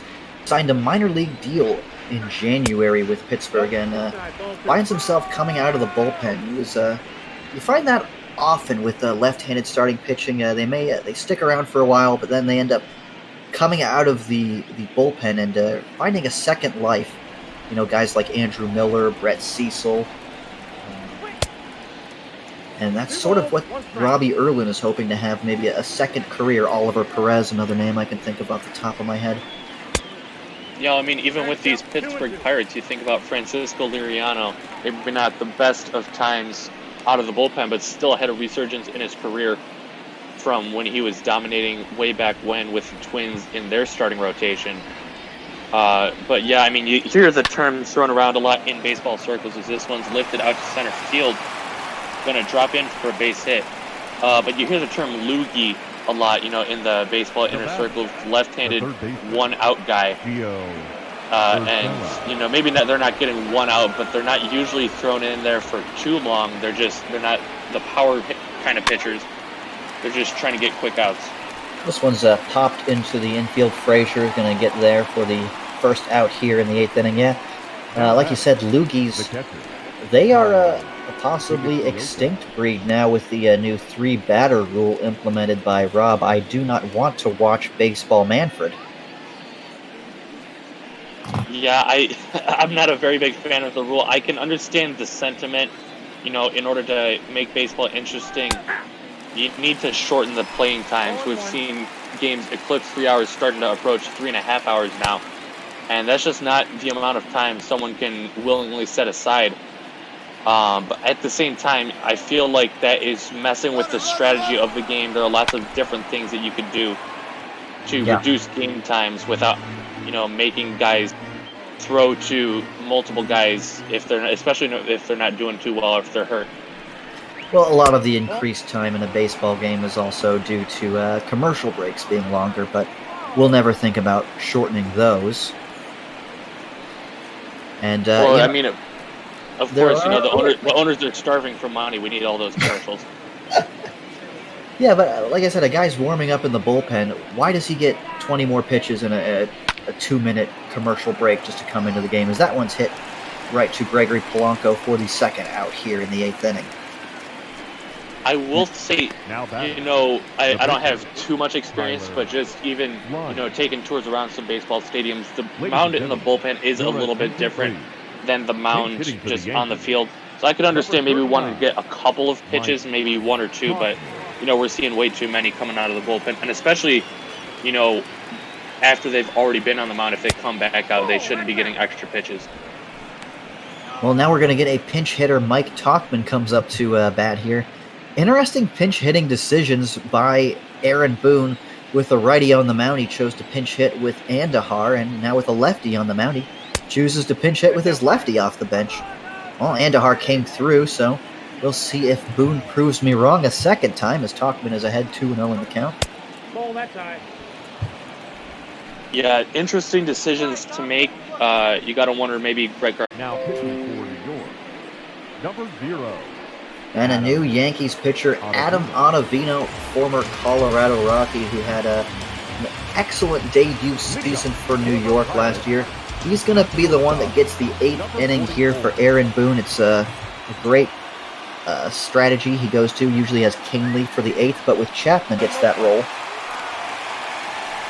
Ottavino, another guy that's not putting up the same numbers you would have expected, just like Chad Green we saw earlier in the ball game.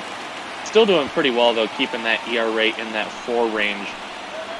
And his movement on his pitches is really what defines how well he does in the ball game. If his movement is on, getting lots of break on these pitches, especially that sinker, you're going to see a lot of ground balls, a lot of strikeouts.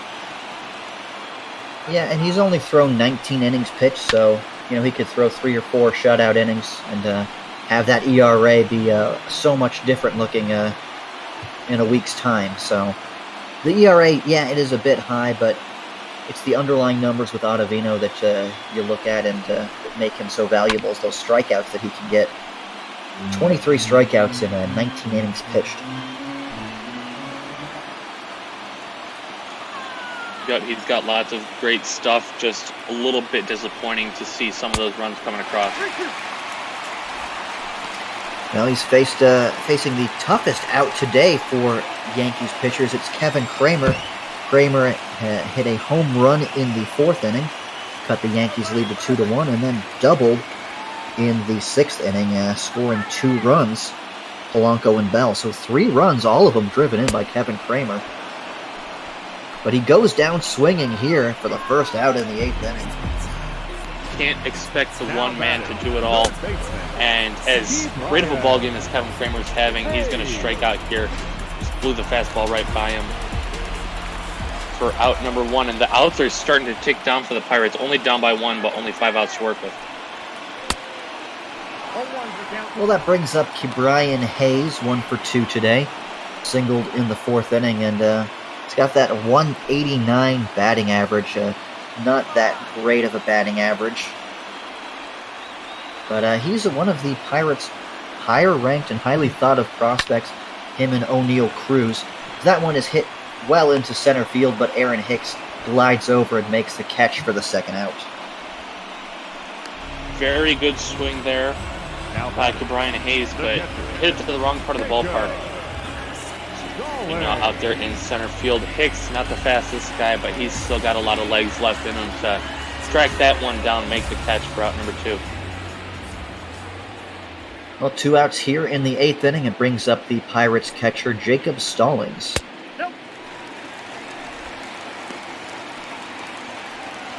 It's an interesting wind-up and delivery from Ottavino. It kind of looks like he's almost just falling right at the right-handed batter.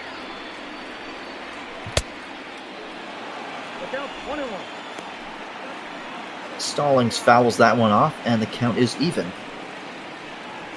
And those guys with the funky deliveries, it's very polarizing how well they do. They're either one of the best pitchers like Adam Ottavino, or, you know, they're a guy that nobody thinks about, maybe Chad Bradford from the Oakland Athletics, beginning of this century.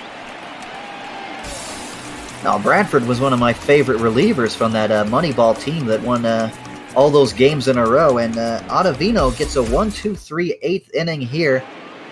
Going to the 9th inning, New York looking to add some runs, get some insurance here in the 9th. They'll be the top of the order, DJ LeMahieu, Gleyber Torres, and Aaron Judge. Robbie Erlin getting a second inning of work here. Yeah, Bradford, he would throw a submarine and his knuckles would actually touch the ground. They would touch the dirt from the mound. He was one of my favorite guys to watch, and he was one of the guys Billy Bean targeted in that Moneyball movie because he was not as thought of because it was a funky delivery. That was one that paid off for him, but the fat catcher Jeremy Brown, as he was known, did not pan out as DJ LeMahieu goes down swinging for the first out here in the 9th inning. Now batting. Yeah, Jeremy Brown not panning out. Neither was, Jeremy Giambi, brother of Jason Giambi, and not panning out today. DJ LeMahieu having some struggles, got the strikeout here in this at-bat. And the Yankees are going to want to increase their lead going into the 9th inning. That one's chopped on the ground, and they're going to field it in fair territory. I'm not sure. I thought that one could have gone foul. That was a strange move by Erlin to pick that one up. But it'll extend Aaron Judge's hitting streak to 9 games. This was just weakly hit. I thought the best case scenario was to let that roll foul. Yeah, it looked like it might have been going foul, but second day in a row, Gleyber Torres waits until the 9th inning to get his first hit of the ballgame, extend his hitting streak. And we'll see if Yankees can extend their lead. Got the meaty part of the lineup coming up. Their entire lineup is meaty. What am I talking about? But the 3 and 4 hitters, the really juicy part of the lineup coming up. Yeah, Aaron Judge with the go-ahead triple his last time up. He's got a runner on first, and only 1 out here in the 9th inning. Swings and misses at that Erlin changeup, way out in front of that one. It's 1-1. Hits that one on the ground. Bell doesn't get a glove on that one. That one goes through to the outfield, and now the Yankees have runners on first and second, and only 1 out here in the 9th inning. Now batting, the left fielder, Giancarlo Stanton. So yeah, not what you would want to see if you're a Pirates fan. 2 on, 1 out, and Giancarlo Stanton, who is looking to break through in this game, 0 for 3 today. He has not had a good time. He's hit into a double play, popped out, and grounded out. That double play killed the Yankees' rally back in the 5th inning. Bases loaded, nobody out, and it goes 5-2-3.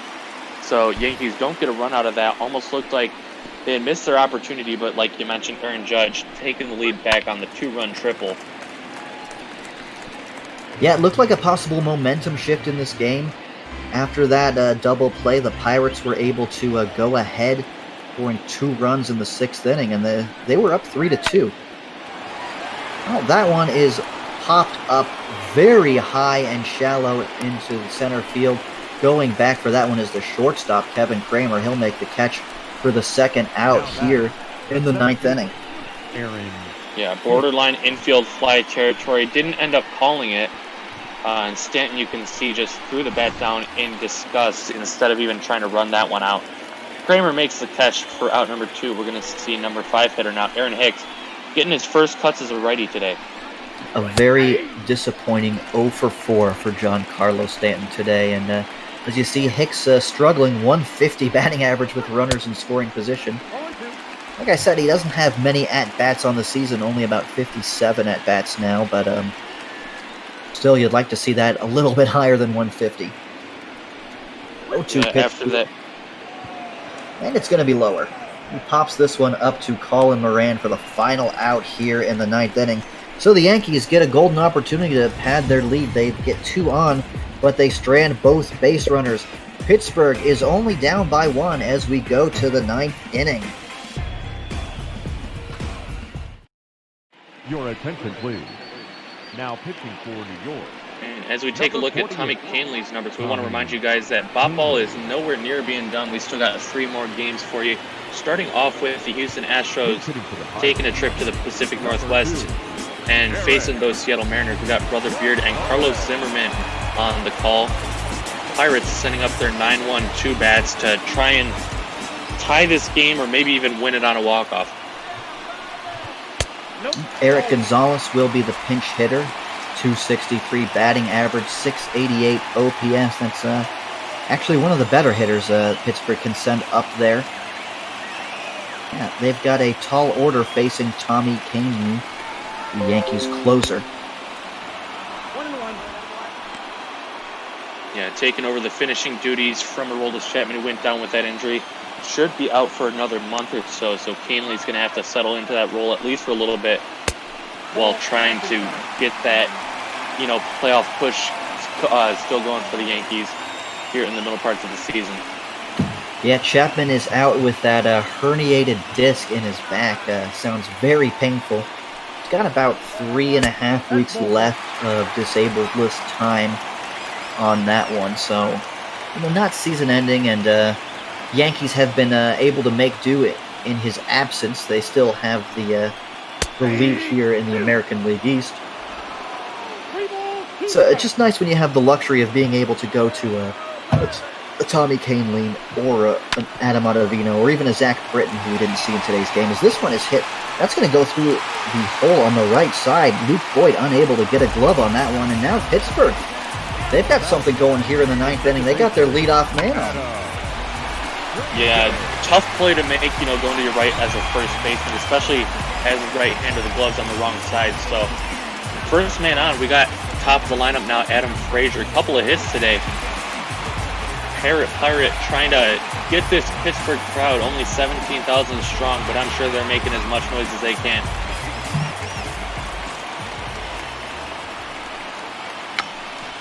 Well, he shows bunt, and it's a good one. It's past the pitcher, and he tosses to first. That advances the runner, so they give up an out here to get the tying run in scoring position. Yeah, a little bit of a surprising move, but it almost worked out for him even better than he was expecting. That one, made its way into no man's land. Good job by Kahnle to get over there, flip it onto first. Now we see Colin Moran 0 for 4 today, almost hit a home run back in, I believe it was the 5th inning.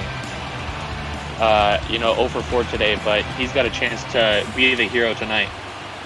Now, I'm not sure why Frazier bunted there. You've only got 3 outs left in the game. Not sure why you want to give one away there, especially when you're not putting the winning run at third base, where a sac fly would give you the win. You're only looking for a tie, and you need a base hit to do it. So, curious move there, but Pirates do have a runner in scoring position now with 1 out.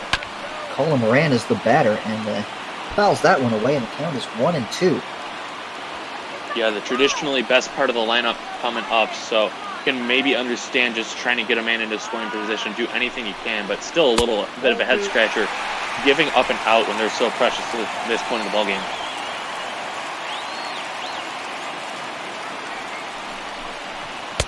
The 2-2 pitch is in there for a called third strike, and down goes Colin Moran. So the Pirates are down to their final out of the game, and that will be Brian Reynolds.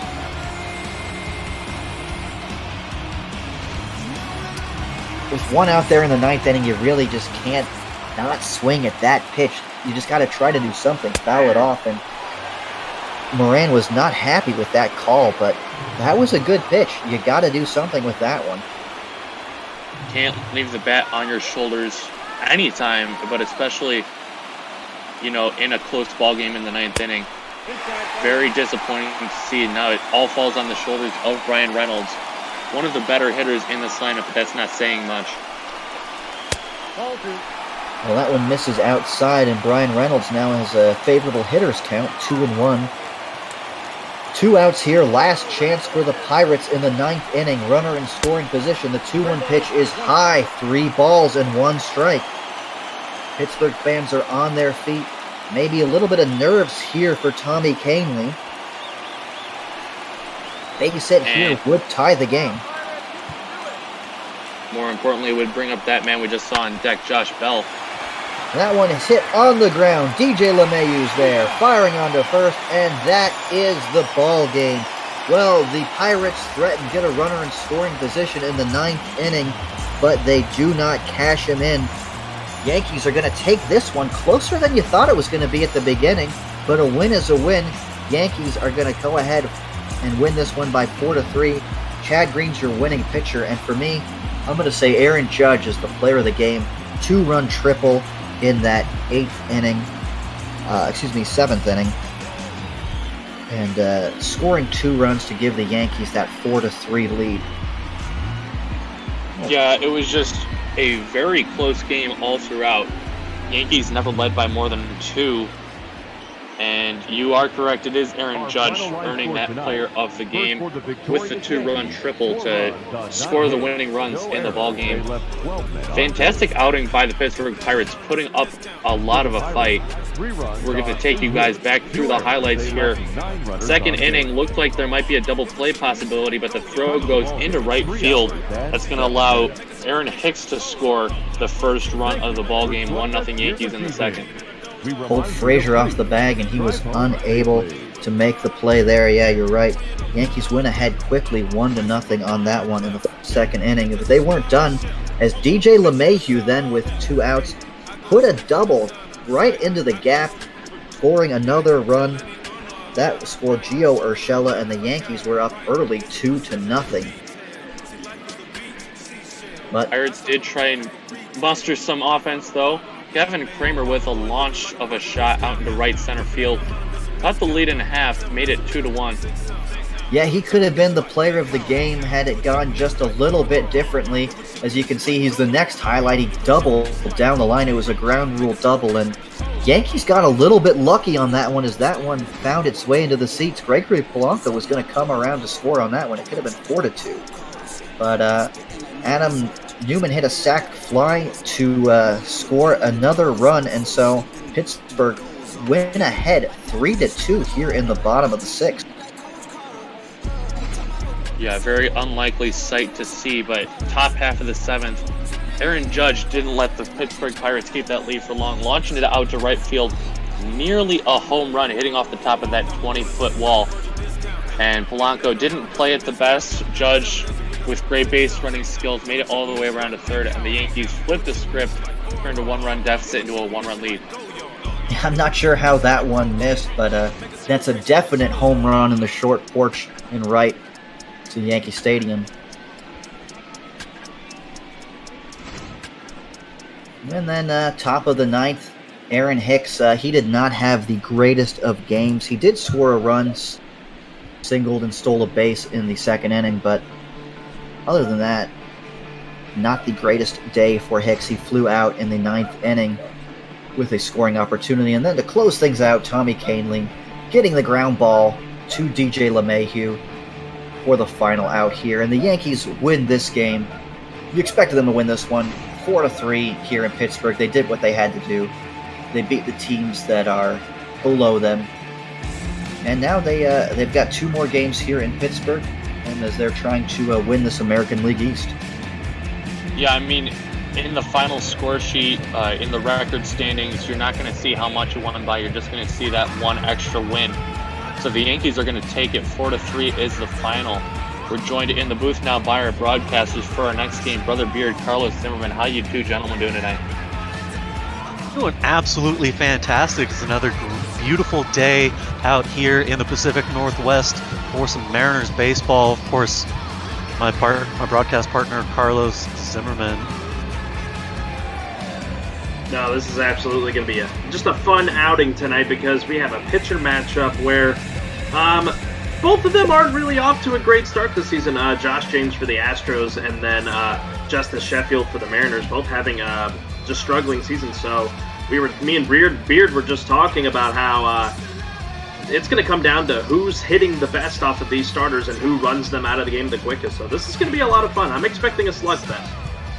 Now, I know, Brother Beard, you're the big Mariners guy here. If I told you at the beginning of the year, hey, Seattle's only going to be 2 games behind Houston, I'm sure you'd be ecstatic with that, but not the season Houston's expected to be having. I guess it's difficult when you don't know what pitch is coming. Yeah, it's. I definitely didn't have a lot of expectations for this season. I certainly didn't expect the Houston Astros to be sitting below first place, but here we are. And to be completely honest, it's just good to see these guys have some success at the plate recently. These Mariners have been struggling as represented by a collective batting average below 300 across the board. So Mariners looking to have some good success today. Well, it looks like things are getting started there in Seattle, so I'm going to sign off here for Special FX. I've been J-Man 1993. The Yankees win today 4-3 in Pittsburgh. We're now in Seattle. Take it away, guys. Well, thank you very much. We'll get right into it here. We'll take a look at Justice Sheffield, going to get the start here for the Mariners. 14 starts, a 3-7 record with an 8.48 ERA across 57 innings of work. He's given up 82 hits, 23 walks, and struck out 45 guys. You know, with a 3-7 record and an ERA that high, this is probably going to be a make-or-break moment for the pitcher Sheffield. He's going to have a tall task to face here. He's going to face the leadoff hitter of the Astros, Jose Altuve. First pitch over at 4:24, getting started a little early here in Seattle. Ball one to start this ball game. Saw that graphic a minute ago. Altuve coming in, batting .314, one of the heavier hitters on this team. Altuve is going to lift this one out into center field. It's going to be an easy fly ball to get us started off here for Alex Smith. Batting second, the left fielder. Not quite the start that Altuve wanted to this one, but he's going to come up and be followed by Michael Brantley. 7th in the American League left field all-star vote, and he's been hitting pretty well. His average doesn't show it, but he hits well against lefties, so watch this matchup here with him and Sheffield. First pitch to Michael Brantley, missing high and outside. Ball one. And as I've said all season long, when these Mariners pitchers have success, they attack the strike zone. And you see here Justice Sheffield not taking my advice seriously. He gets this one to fall in the zone here. Oh, there it is.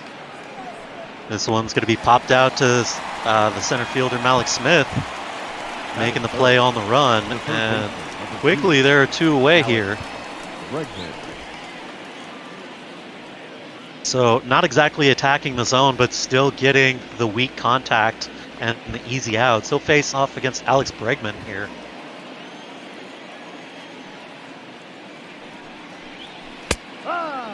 First pitch in there for strike one, as he leaves a changeup in the top third of the zone there. Alex Bregman's been on a tear this season, hitting .365, and he's played in the majority of the games this season. So he's hitting very well as he drives a line drive out into right field. He's going to leg out a double here easily as he takes it the other way.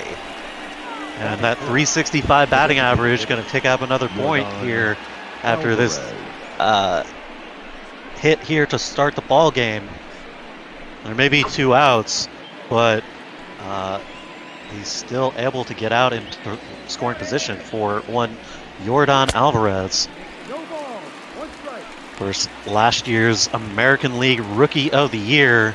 He's having another phenomenal season here for the Astros. I'll tell you something about Alvarez. He hit 27 home runs in his rookie campaign. He's already exceeded that this season with 29 home runs. He lifts this one. Alex Smith going to take the third out here as well, so fly out to center is the deal of the day as we go to the bottom of the first. No score here.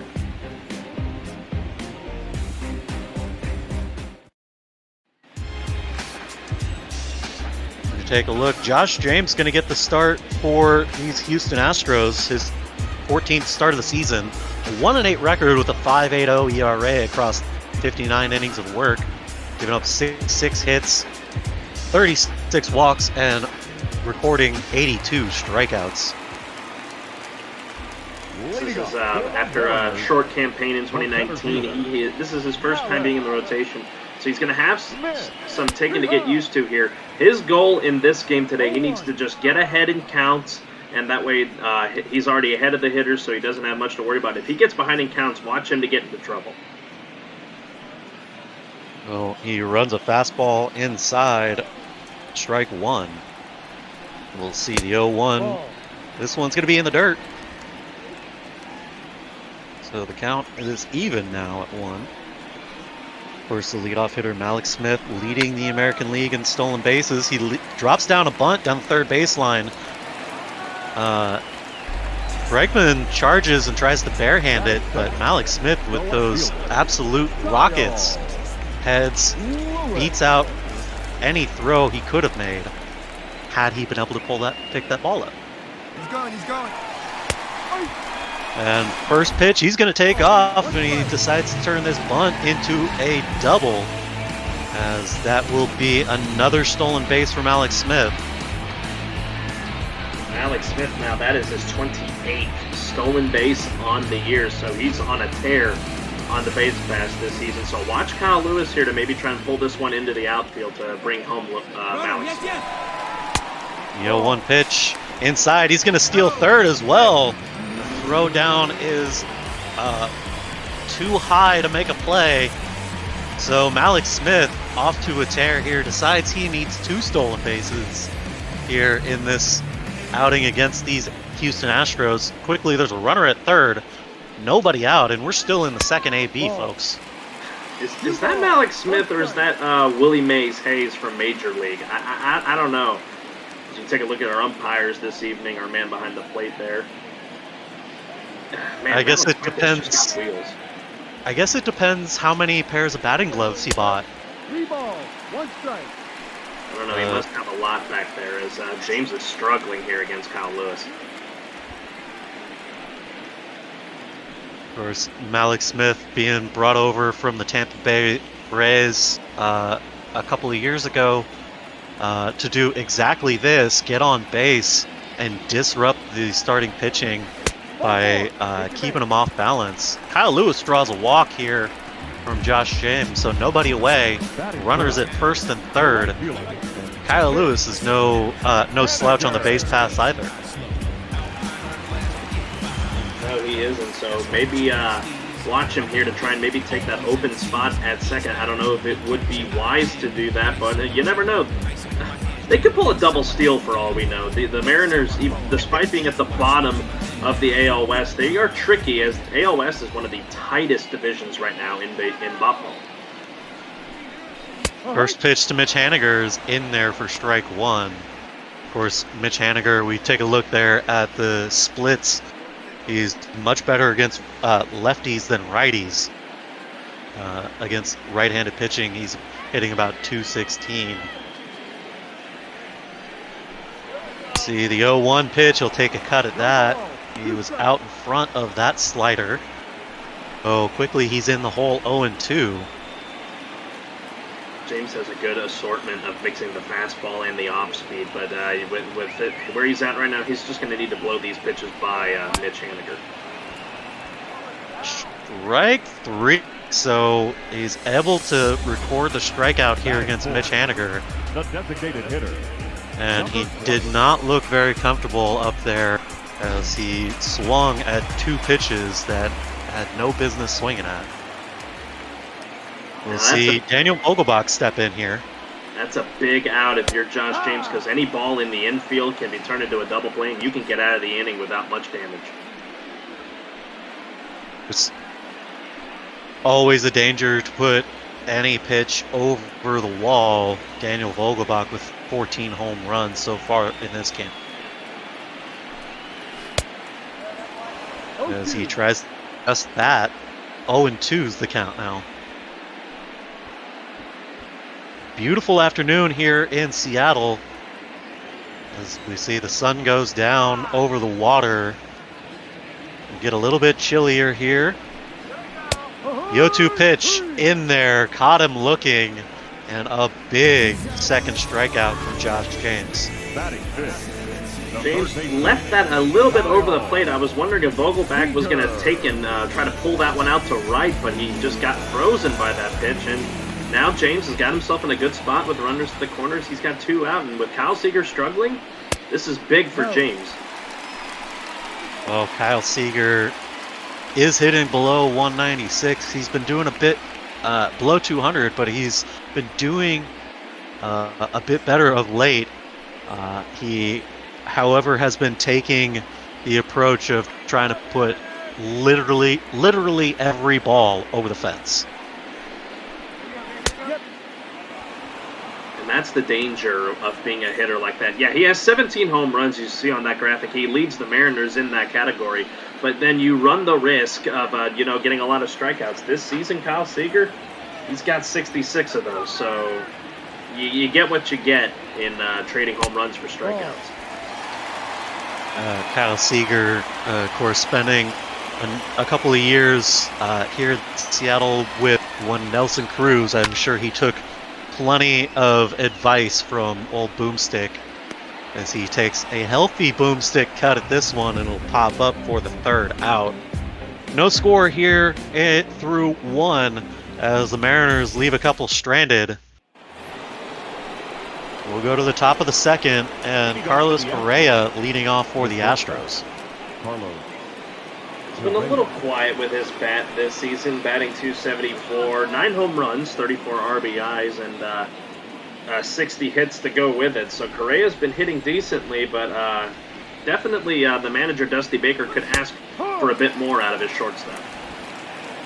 Strike one here from Sheffield as he runs a fastball in there, 99 miles an hour. Did I read that right?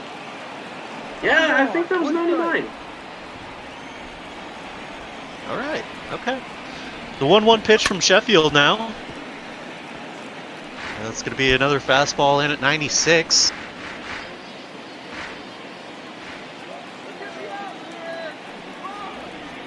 The 1-2 now. Correa's going to foul this one off, just trying to stay alive here in the top of the second.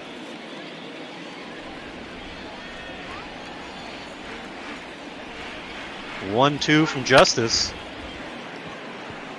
Delivers this one out into left field. Kyle Lewis is going to take a few steps over and make the catch. One away here in the top of the second. Batting fifth. The first Correa wanted that one back as he really did get the barrel to the ball there, but just hung up enough for Kyle Lewis to come over here. Now here's Yuli Gurriel, 8 of 38 in his last 10 games. He's been a bit quiet, as that's what's relegated him here to the bottom of the middle of the lineup. So I'm surprised he hasn't fallen further, but when we get to whoever's lower, you'll see why he still sits 6th in the lineup. Well, he's going to swing at the first pitch and lift this one out into center. Those guys out in the outfield, they're going to get a lot of work today, apparently, as that's going to be 2 away here. Beard, that's the 4th put out for Alex Smith tonight, and that's through 6 batters. They're going to keep him busy tonight. These Astro hitters, they love to hit up into center, especially this guy, George Springer, who's been very quiet so far. That's why he's fallen from his usual leadoff spot down to the bottom of the order. First pitch to Springer, ball 1. Yeah, I thought it was a little interesting to see Jose Altuve in the leadoff spot when I was doing my research for today's game. I slotted in number 3, but here we are. Of course, this one's going to be lined down the left field line. Foul ball. 1-1 is the count now. 1-1 pitch. Springer's going to try and bring it back over with his arm. And that one is gone. They'll say it got out inside the fair pole. So a home run for George Springer. Just his 5th home run of the season, which is very surprising that we're well into June and he's only got 5 home runs. Man, he gave that one a ride, and if that's any proof that he wants to get back up in his spot in the lineup, that's it right there. But then he put a charge into that one, and that one just snuck out of here. Not more like snuck out of here. That was second deck and left. I completely lost track of it. That one was so far out, but that left field wall is definitely made for some homers. Well, Josh Reddick trying to get on the big hit train here. He's going to hook this one foul, 0-1.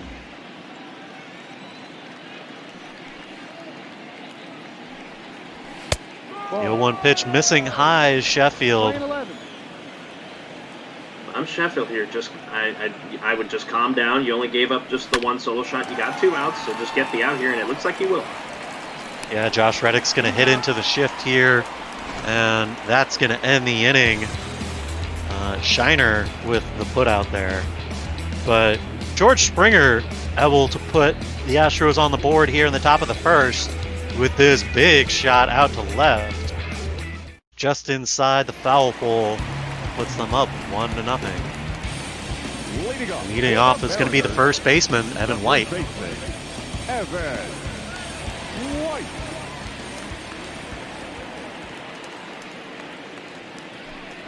First pitch from Jones, just inside, ball 1.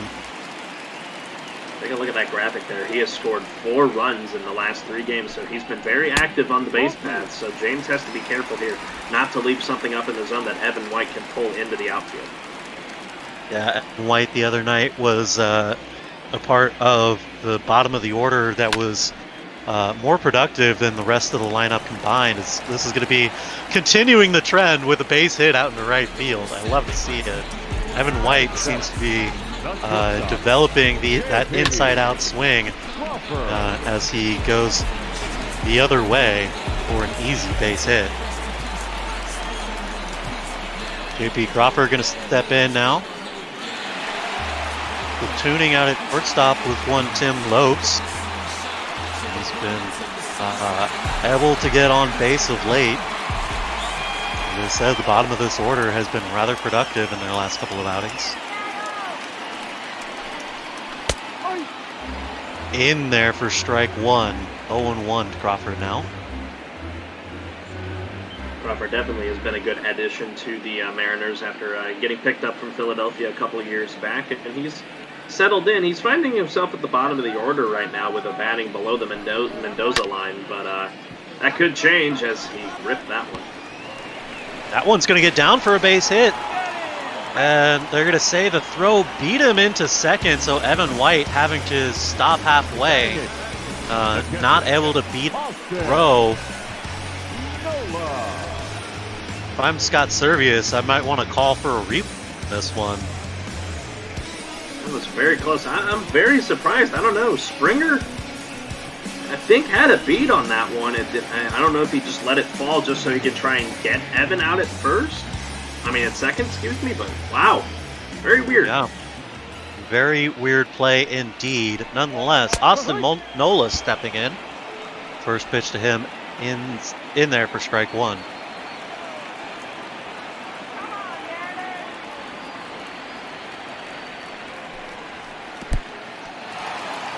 This one's going to be in the dirt. Runner's going to advance to second. They're going to get him on the throw.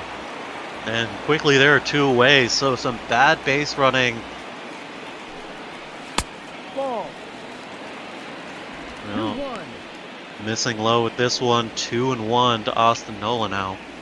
James is really getting bailed out by the Mariners base running right now. As this is going to be a ground ball up the middle. Throw is early and in the dirt, but he's able to make a nice scoop over there at first base to end the inning. No runs on a couple of hits. No men left as they both got thrown out at second base. We'll go to the top of the third now. Martin Maldonado is going to lead off. The catcher, Martin Maldonado, not quite the normal. He hasn't been really the normal starter for the Astros behind the plate. He's trading time with Garrett Stubbs, one of the prospects in the Astros organization, as he's been riding the Major League roster for a little while. But Maldonado's got some pop in that bat as he lifts that one into left. That one, Malik Smith is able to track it down as he tumbles beyond the catch, but he pulls it in. A nice defensive play out there, and it looks like this is going to be the day of fly ball to center field. Get your reps in, son. I think that 5 putouts now for Malik Smith. My goodness. You'll love to see it as a Mariners fan. This guy could be a really good thing for us as a developing young team.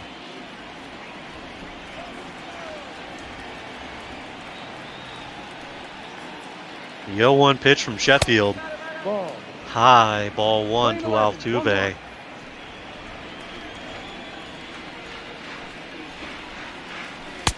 Ball 2. Let's say that just missed on the outside corner, 2-1.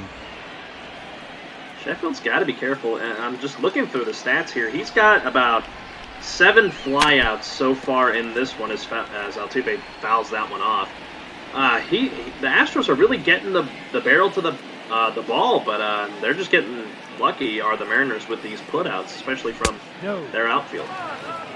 Count is full. 3 balls, 2 strikes. Well, a full count here to Jose Altuve.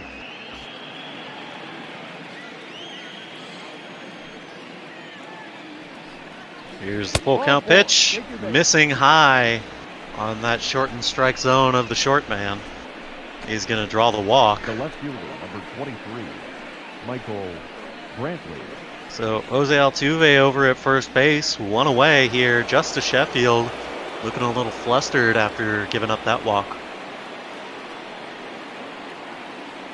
Here you go again, this lefty-lefty matchup. Brantley's going to try and push this one out to right, but he has the tendency to go the opposite way as well. So watch him here. The Astro that was acquired from the Indians back in late 2018. We're playing 11, 1-1. Well, counts even here, 1-1 to Michael Brantley.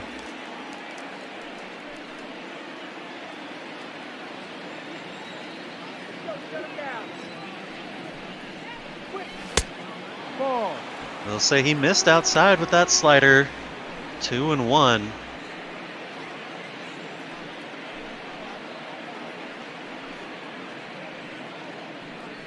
As Sheffield digs in, gets ready for a 2-1 pitch here. Takes a look over at first. Delivers. This one's going to be grounded over to the shortstop. Crawford takes it to second for 1. Over to first for 2. And they turn the double play to end the inning. A great turn here by the rookie Jake Shiner, staying with it.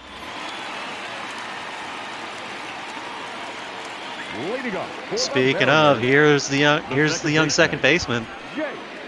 He's hitting 400 on the season, an extremely small sample size, but nonetheless, well done. 4th round pick in 2017 by the Philadelphia Phillies, as that's where the Mariners got him from. Rode down in Tacoma for a little while, but with injuries to D. Gordon and Dylan Moore, he has been thrust into this position at the bottom of the lineup at second base. Well, swing and a miss, 2-1 is the count now here to Shiner. No. Missing inside is James, pushing that count to 3-1 now.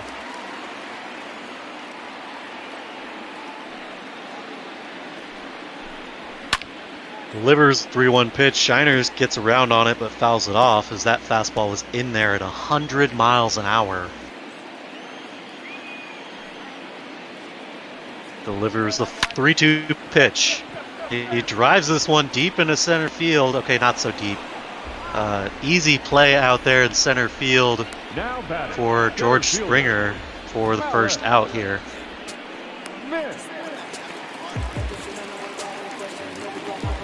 We go to the top of the lineup. Alex Smith digging in. He's 1 for 1. A couple of steals extending that bunt single into a triple. Strike 1 to Malik Smith. You see the graphic there, a 9-game hitting streak that was extended in the bottom of the first inning. So he's going to be able to keep that going. And now if he gets on base here again, James and the infielders at the Astros have really got to be on their toes with him on the base paths. 1-1 pitch. This one's grounded over to second base. Easy play over there for Altuve. And that's 2-away here for the Mariners. The left fielder, number 1, Kyle Lewis. Well, we'll see Kyle Lewis step in now. He walked back in the first. The shenanigans to Malik Smith out on the base path facilitating that walk.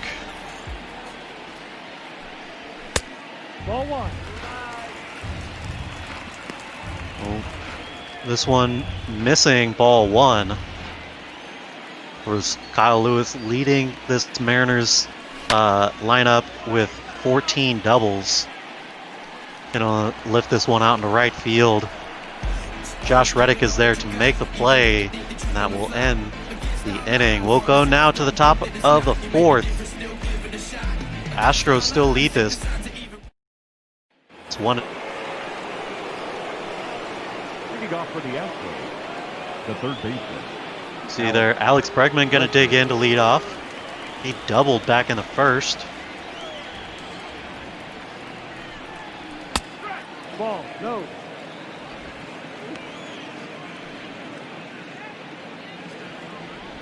Take a look at Bregman there. Last 10 games, he's at least scored a run in every single game, so that could keep going. Oh, is that one going to fall? Haniger is going to range back and chase that one down. So looked like a good hit, but a couple of guys with some long range out there in the outfield able to track it down. Now, taking a look at that road to show report, Beard, I have to ask you, with Manny Benitez hitting so well, if more injuries start to plague the Seattle Mariners, do you see him coming out of Tacoma and moving up? It's very possible. This organization is very young, and if guys aren't able to have success and grow at the major league level, then it's definitely worth a look at those young. You know, that's what the organization is for. The 0-2 pitch, swing and a miss, and Yordan Alvarez goes down swinging here. The batter, number 1. I think all three of those swings, especially that last one, he was trying to put over the right field wall, but swinging at all three pitches there. Alvarez, he's got 29 home runs, but the strikeouts are big for him too, so it's a win-lose with him. That was fast. Well, I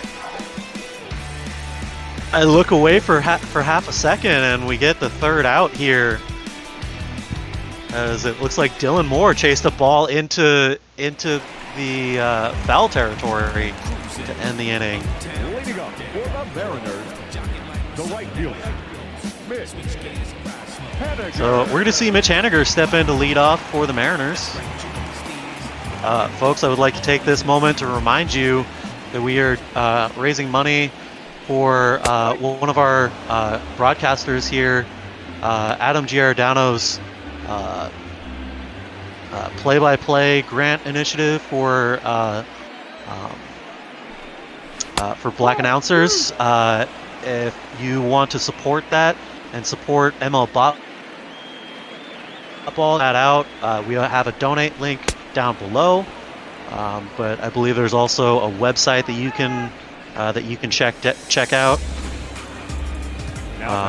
You know, I'm sure somebody in the chat can post that for us. That would be super helpful. As well, Mitch Haniger is going to strike out swinging here.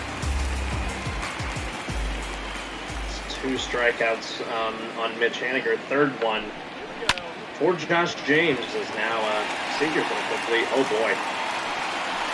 Daniel Vogelbach, correction, is going to put this one up over the right field wall. That's his 15th home run of the season, as he makes the jog around the bases here.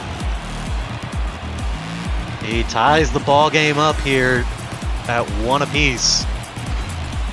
Yeah, pardon my mistake. Daniel Vogelbach, man, he just ripped that one. And that one just curled out of here to the right field wall. So a homer from Springer to left, and now one with Vogelbach to right, and we are tied. Up next is the third baseman, Kyle Seager. Strike one in there to Kyle Seager. Kyle popped out back in the first.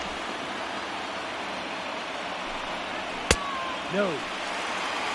Missing outside, 1-1 the count now.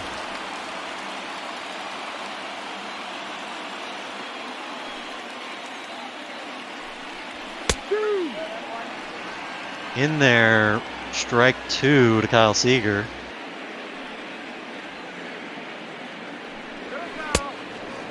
swing and a miss. Kyle Seeger swinging at a ball that had a bit of break on it. That's the first baseman, number 12, Evan White. Yeah, like I told you, man, Josh James has got a really good assortment of fastballs and off-speed pitches. He can get you with both of them, as that's 5 Ks now in the books for James. Excuse me, 4. Evan White swinging at the first pitch. That's going to get foul.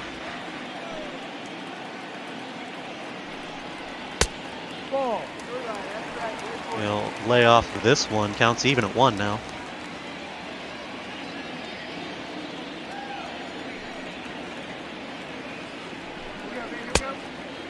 Missing low, ball 2.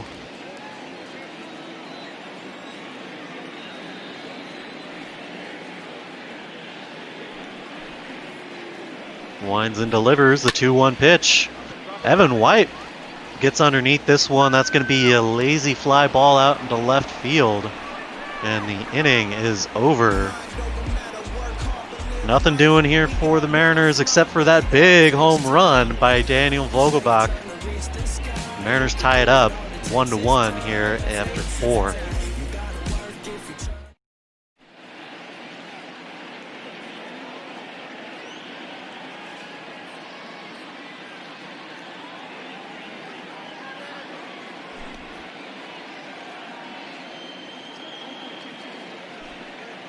Well, as we get into the 5th inning, we would like to thank everybody for tuning in and supporting ML Bot Ball through the life of this baseball season. It has meant a lot to me personally, as a fan of baseball, to be involved in this. And I know that a bunch of the other broadcasters feel the same. So thank you, everybody, for tuning in. We really appreciate it. Oh yeah, it's absolutely a pleasure to bring this to you, to give you baseball in a baseball-less world right now. So it's always a lot of fun to get to call games for NL Bot Balls. Here's Urias, who's 0 for 1 today. Woo! That's Sheffield making him dance in the box. That 96-mile-an-hour fastball. The 1-1 pitch now. Gurriel gets a hold of this one, drives it out into left center field. Kyle Lewis is going to track it down, and there's 1 away. George. So, I know we said, as Springer's here at the plate who had that home run in the 2nd, I know we said that it was going to be the hitters who got the best of these pitchers today, but these pitchers have been faring pretty well for themselves, each of them only giving up 1 run each, so they're hanging in there. Yeah, that's very true. Seattle has a long history in this particular ballpark of being a very pitcher-friendly park, especially when it gets into the later games, in the night games, in the spring, and in the towards the end of the season. It's generally a lot cooler, with a lot more humidity in the air, which has a tendency to make the balls just kind of die on those long fly balls. One that wasn't going to die, though, is this one, as he puts it out over the bullpen, out into the gathering area beyond center field, down to the pen, as they call it. That's a big home run by George Springer, his 2nd of the ball game. My goodness, Springer, his bats come to life in this game. Really, the only bat that's really come alive for the Astros. Bregman being the only other one who has a hit in this one. So Springer puts that one down into the pen, and the Astros are back in front.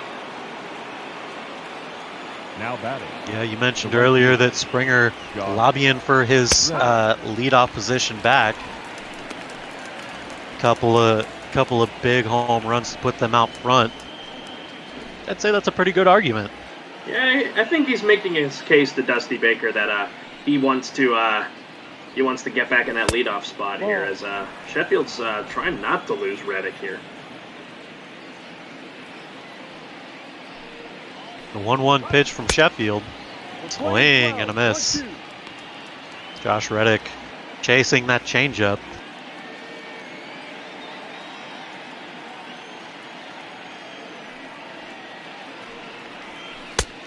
No, that's a ball. Too low. Counts even now at 2-2.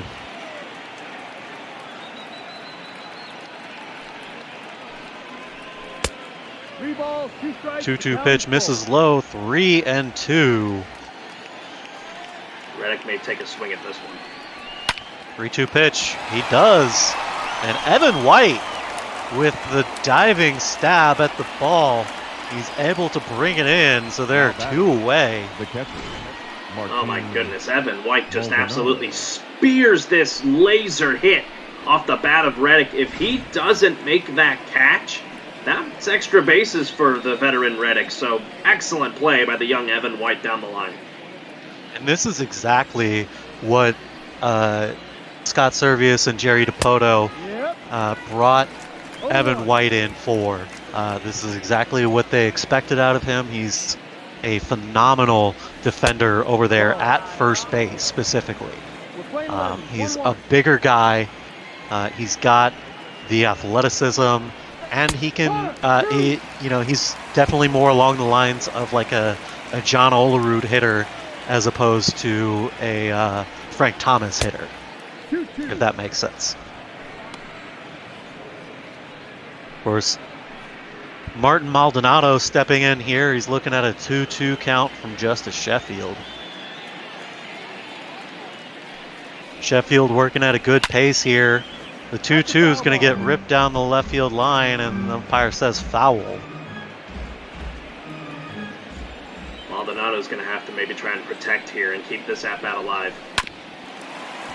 As this one's going to be grounded out to second base. Shiner's there to make the play easily with the throw over, and the inning is over. So George Springer says, hop on my shoulders, teammates, as I will carry us to the lead here in the 5th inning, 2-1.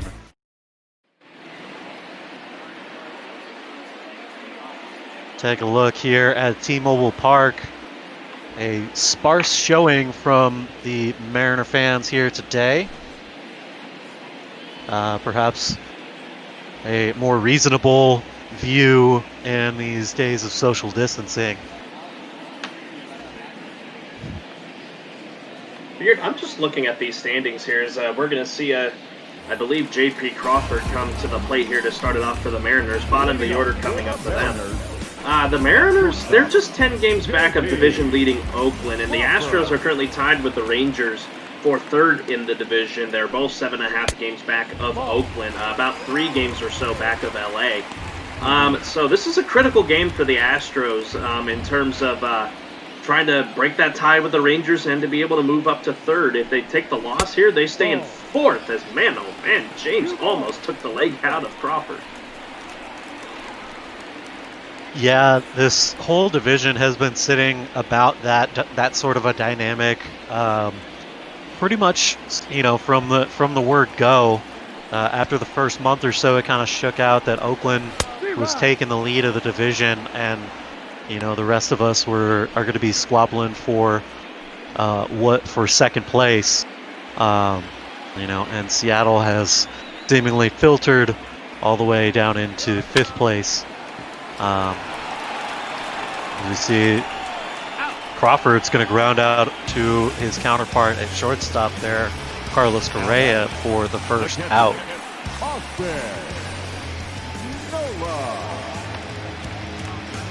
And really, it's going to be up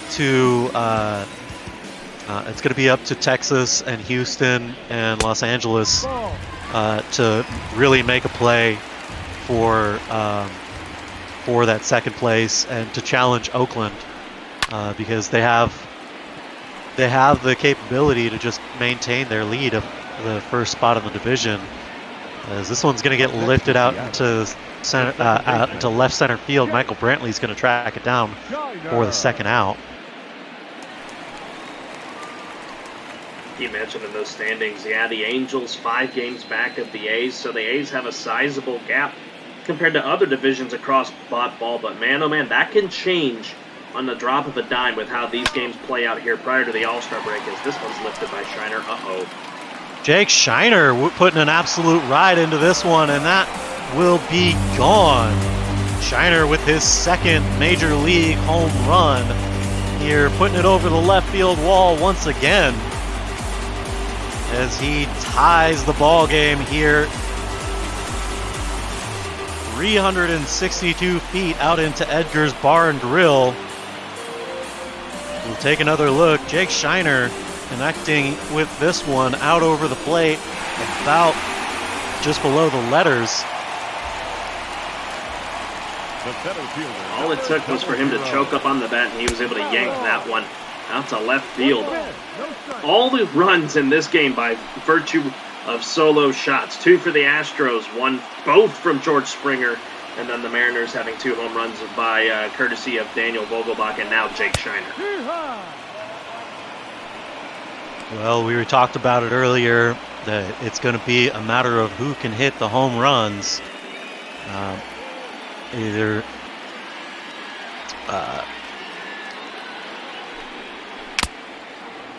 Playing 12, 1 ball, 2 strikes. I'm sorry, I completely lost my track of thought there. Something about home runs and winning this ball game, as that's all it really seems to take here today. Yeah, it's not so much the pitchers really getting run out of the game. Josh James's pitch count's only up to 61 right now. Last inning, Sheffield was not even quite to 50 as he beans Malik Smith there. Yeah, you got to imagine that's just a pitch that got away from him here. You hate to see an intentional bean like that, but nonetheless, looked like it's just going to leave a bruise on the back of his thigh there. Always be dangerous over there on the base path is Malik Smith, but with 2 away, James will just look to get out the batter.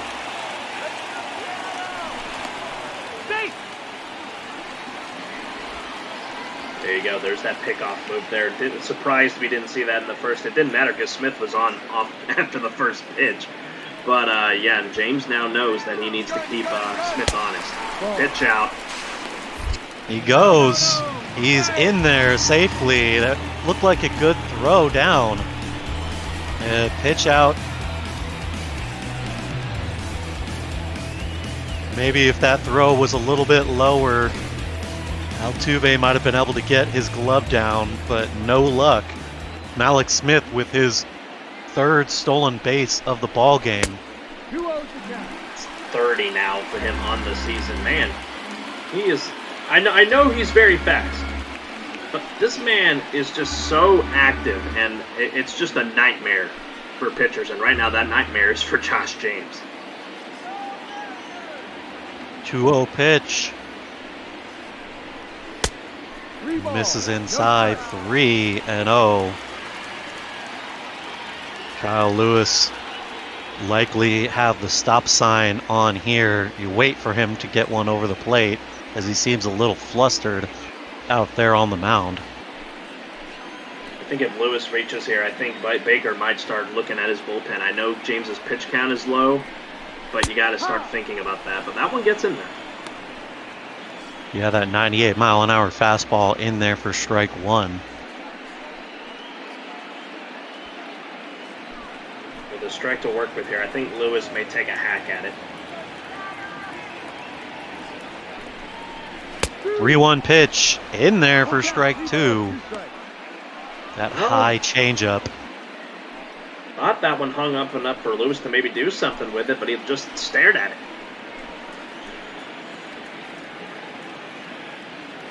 Yeah, he's a free swinger. I'm kind of surprised at that as he chases a ball outside, lifts it into right field. That's going to be an easy out number 3. A real missed opportunity there by Kyle Lewis, but Jake Shiner decides to tie it up with one swing of the bat here out into Edgar's Bar and Grill. We'll go to the top of the 6th now, and to the top of the order. Jose Altuve leading up. 0 for 1 today with a walk in the third. So he's had a 2-inning break. First pitch. Altuve with the liner over to Kyle Seager. He bobbles it and tries to make a throw, but not in time. They'll score that an infield base hit.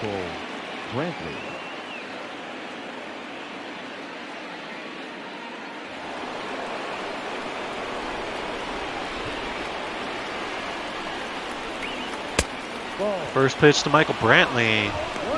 Ball 1. This one's in the dirt. Now, I know Altuve has some speed, but I don't think he has the speed that he used to have when he was a young player for the Astros back during the down years of the team when they were in the National League, but he goes. Well, he is able to beat this one out as he's still got some speed. He took a good lead off there, and he's able to get his hands in there before the throw. A good throw by the catcher, Austin Nola, but an even better steal attempt by Altuve. This one's going to be a ground ball up the middle. Shiner doesn't even take a play at it. They'll wave Altuve in to score. And so Houston takes the lead once more here, 3-2. Now batting, the third baseman, Alex. So that stolen base proves big dividends for the Astros there as Altuve is able to come around and score. Michael Brantley, a great swing at that one to put that one through the gap, and that looks like it'll be it for Justice Sheffield. Well, Sheffield not able to get out of the sixth here as he gives up the lead. He's going to be on the hook for the runner over at first as well. Gives up 3 earned runs through 5 1/3 innings of work. Ladies and gentlemen, your attention please. We'll see Nestor Cortez Jr. come in. It's going to be his 13th outing out of the pen since being called up about a month ago. 16 2/3 innings of work. He's got some numbers, a 4.86 ERA. There's some numbers there. I'm sure you saw them. We'll face off against Alex Bregman. I think the goal here for Cortez is to maybe induce a ground ball here for Alex Bregman and get those 2 quick outs so you can get out of the inning, but he leaves that one up, so that's not exactly what you want to do. Man, Bregman's been really, really good this year, so expect him to maybe even try to pull this one. As he runs a slider on the outside there, 1-1. Yeah, you definitely don't want to see your reliever come in and leave a fastball middle up to this Astros lineup. You know, if it's me, I'm attacking the bottom of the zone. I'm trying to get it down. I'm working inside and out, changing it up, going up in the zone occasionally to change the eye level. But I'm seeing a lot of pitching up and in the zone today than I would like to see. 3-0 is the count now to Alex Bregman. I don't know here. Maybe Bregman takes this one here and maybe hopes for the walk. He may try to put it into right field here to maybe get Brantley over the third. We'll see. 3-1 pitch. He takes this one, lifts it out into center field. Smith is going to make the sliding catch. So the runner, Brantley's going to have to return to first. There's one away here in the top of the sixth. There's another put out for Alex Smith. This one he does with a little bit of flair. As that one on his backside there is making that catch. Good play by the Speedy Smith. I haven't had this much fun watching somebody play center field since... Boy, who could I be talking about? Richie Sexton, maybe? Oh man, there's one. No, that's a ball. I could go on. One ball. The Mariners, they got some action in their bullpen. They're both both right-handers, so this is going to be something to watch out for with Cortez backing up Sheffield being a lefty. Maybe Alvarez could get some pop here. Well, a ground ball up the middle. Shiner's not able to put his glove on it, so Alex Smith will have to bring it back in. That's just going to be a single. Runner's only moving 90 feet. But a nice single here from Alvarez, who is struggling against Justice Sheffield. In steps the shortstop, Carlos Correa. No. 0 for 2 on the day. He'll watch the first pitch inside, ball 1. I know it's early in the count, but you got to think in your mind, even if you do walk him here, you get the Gurriel, who's 0 for 2 today. He's been struggling as of late as well, so you got to think a walk isn't as disastrous, but if you do that, you load the bases. So if I'm Cortez here with only 1 out, maybe get something on the ground here for your infielders to do to maybe turn a 6-4-3 or a 4-6-3 double play to get your team out of this inning. Yeah, I'm really, really looking for Nestor to get something on the ground. This is going to be out into right field for a base hit. Runner's going to round third. They'll throw in. It's going to get cut off. They'll throw over to third, trying to get him at third, but nothing doing. Jordan Alvarez able to slide in there. So the RBI single out to right field. Carlos Correa with the big RBI single that extends their lead 4-2. So that'll officially close the stat line for Justice Sheffield.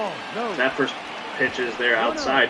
Sheffield goes 5 1/3, 5 hits, 4 earned runs, a walk, and a strikeout. Faced 20 batters today. So if this lead holds up, he'll be charged with the loss, but he's hoping that Cortez can try and bail him out here somehow with Gurriel at the plate. 1-0 pitch from Cortez. It's going to be a ground ball up the middle. Go to second for 1. Over to first for the second, and they get the double play. Bit of relief here as they only are able to score the 1 as they extend their lead 4-2. We'll see Mitch Haniger stepping in here. He's 0 for 2 on the day with a couple of Ks to his record. Josh James has seemed to have figured out how Haniger plays the at-bats here. He's trying to strike enough for the 3rd time. Doesn't start the at-bat well, but I expect that to change as you see in the Astros bullpen, Davinsky and Fromber Valdez. Devo, we call Davinsky down here in the Bayou City of Houston, so he might be the guy to go to after if James can get out of this inning. 1-0 pitch, missing low, ball 2. Perhaps a bit of help from the umpire on Haniger's bit there. That looked pretty good. Strike zone has been rather consistent today. Little inconsistency there, but we'll see how it goes. Haniger gets a hold of this one, but he's a bit early as that hook's foul. 2-1 pitch. Straightens this one out, lifts it into deep center field.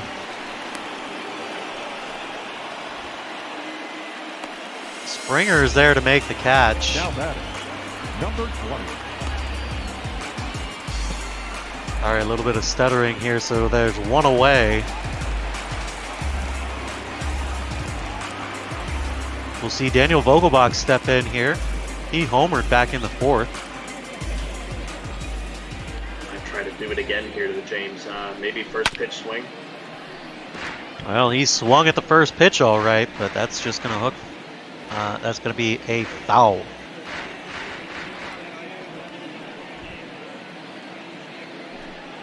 The 0-1 pitch, high, ball 1. Good eye there by Vogelbach. 1-1. Swing and foul this one off again as he continues to work that outside corner.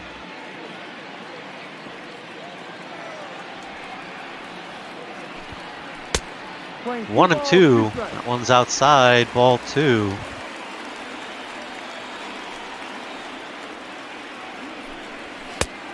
Full count. 2-2 misses outside, so a full count here against Daniel. Of course, Kyle Seager on deck here. 3-2 pitch.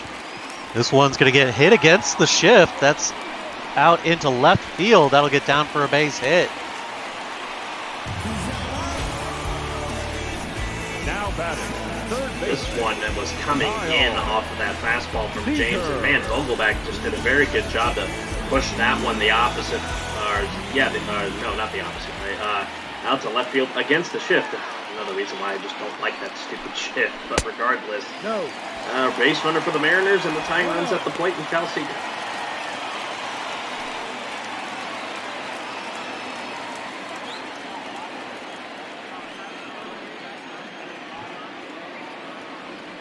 We'll see the 1-0 pitch from James. Ooh, that would have been a good one to swing at, Kyle. The 80th pitch of the ball game, probably his best offering to Kyle yet. The 1-1. He tries to hook this one, and that'll go foul. 1-2 now.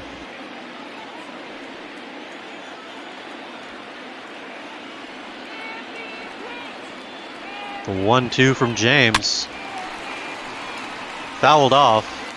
Kyle Seager staying alive here.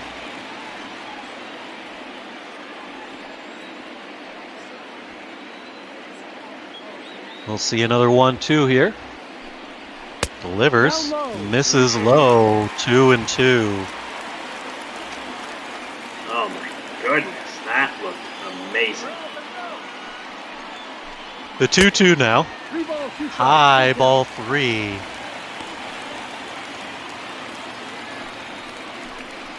I'm thinking here, if Seager gets on, Davies might be called upon here to try and bail out James if Seager reaches. 3-2 pitch. Fouled off. That'll hit both the catcher and the umpire.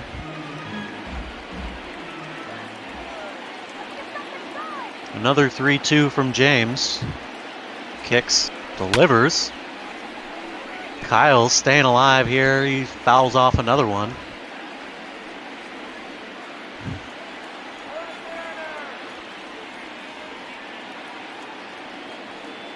Three-two. Swing and a miss. A big strikeout against Kyle Seager. Josh James with his 5th strikeout of the ball game. And it couldn't come at a more crucial moment.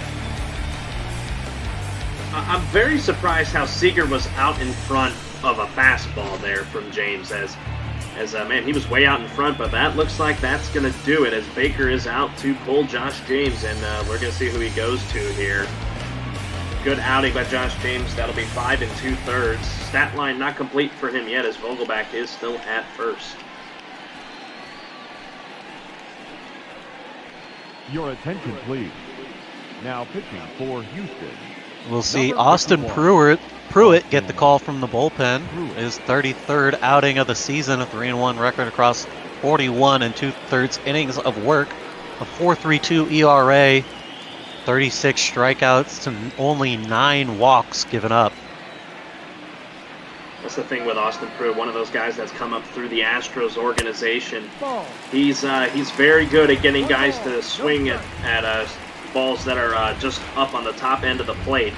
So you got to think here, with those 36 strikeouts, he doesn't walk that many people, obviously, with that stat. So with 2 outs and a runner on, he's going to try and put this one in play, but he's struggling here to start against Evan White. Yeah, he's working the outside here, as that's 2 straight balls from Austin Pruitt. I just got to put this out there. It kind of looks like Chuck Norris pitching for the Astros. Yeah, he has that look, if you will. Yeah, this is very interesting. I've never seen it put that way before. White took a hack at that one. Wow. I'm never going to look at Austin Pruitt the same ever again in bop ball or in real life when he's pitching for the Stros. So,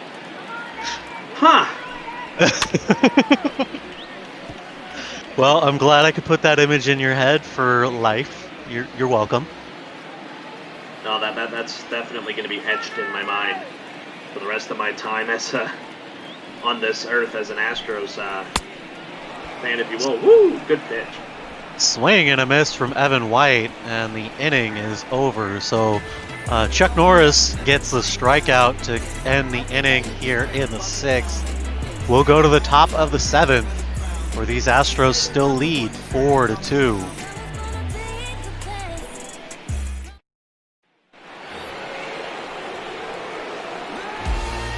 So Nestor Cortez is going to stay out and work the 7th.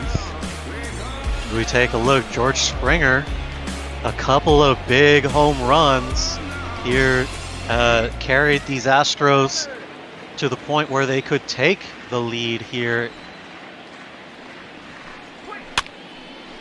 He's 2 for 2 on the day.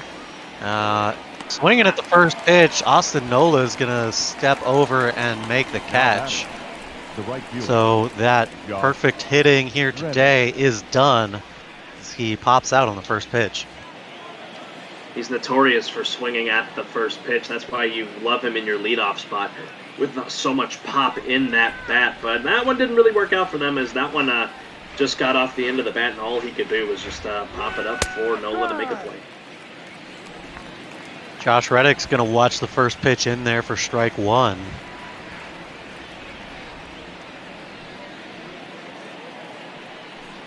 Yo 1. This one's popped up into center field there. Smith ranges over there in plenty of time. Another put out to center field. They're 2 away in the top of the 7th. Martin Maldonado.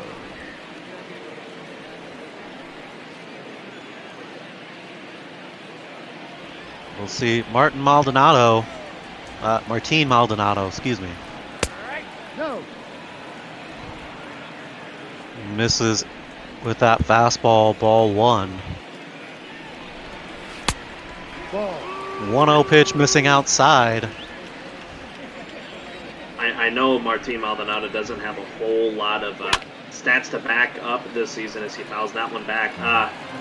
He does know how to get the barrel to the ball, so he hits well when behind or ahead in the count. So with him ahead right now, he should be able to hit this one. Never mind. The curse of the broadcast booth strikes again as he swings at a pitch that nobody has a business swinging at. 2-2. Strike 3 as he goes down swinging, so I hate to say it, but it never fails. You say something good about a guy and he immediately proves you wrong. The inning is over. We'll go. It's 7th inning stretch time, folks. Okay, stretch is over. Man, those people didn't have much time to get out of their seats.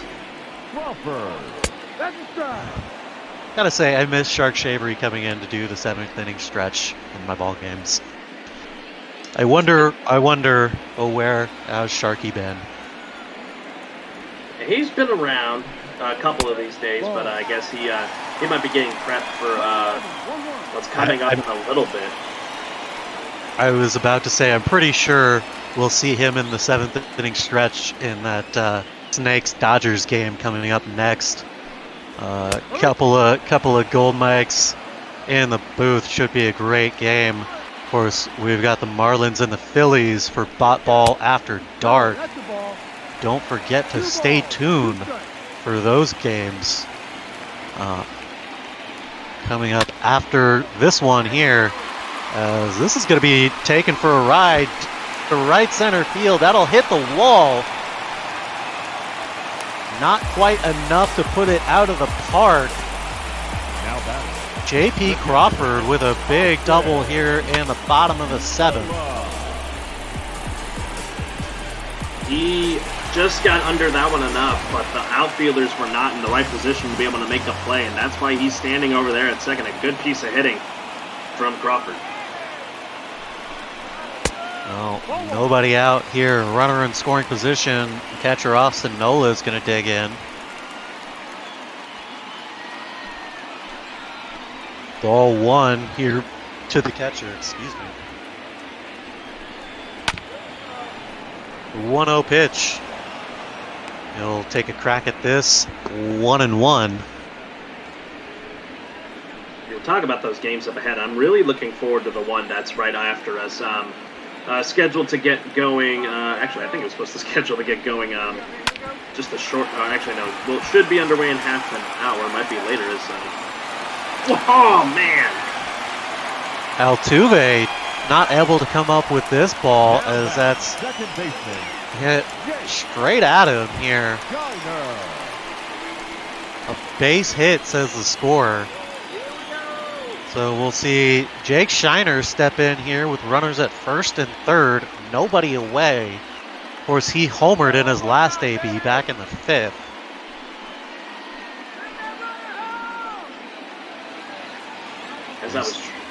Go ahead. As I say, he's 5 for 12 on the season. 5 for 12 in his major league career. Couple of home runs already. Some big things coming for this young guy. So I was trying to say there as Austin Nola rudely cut me off. That pitch is up and high. I'm really looking forward to the game that's happening in Chavez Ravine coming up at the top of the hour. Diamondbacks, Dodgers, or as we call it here in Botball, Snakes and Dodgers. Two teams at the top of the NL West. Diamondbacks 4 games behind the Dodgers right now, so that series is going to be very critical as to who has an advantage coming up in the coming weeks in that West Division of the National League. I think even more exciting than the baseball is going to be the banter between a couple of good old friends, Cookie Eater and Duggo. It's always entertaining with those two on the mic. Austin Pruitt comes set here, delivers the 2-2. Shiner takes this one to center field.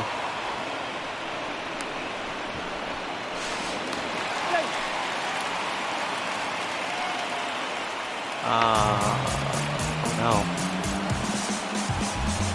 Now batting, the center fielder. We were having a little bit of technical difficulty there. What happened was he flew out to Springer, and then the runner from third scores, so it's 4-3 Houston now. Yeah, it does look like that's what happened. Sacrifice fly to center field. The runner scores from third. 1 away for the top of the order. I think we might have lost the Twitch stream. Possibly. I don't know. I think we have as well.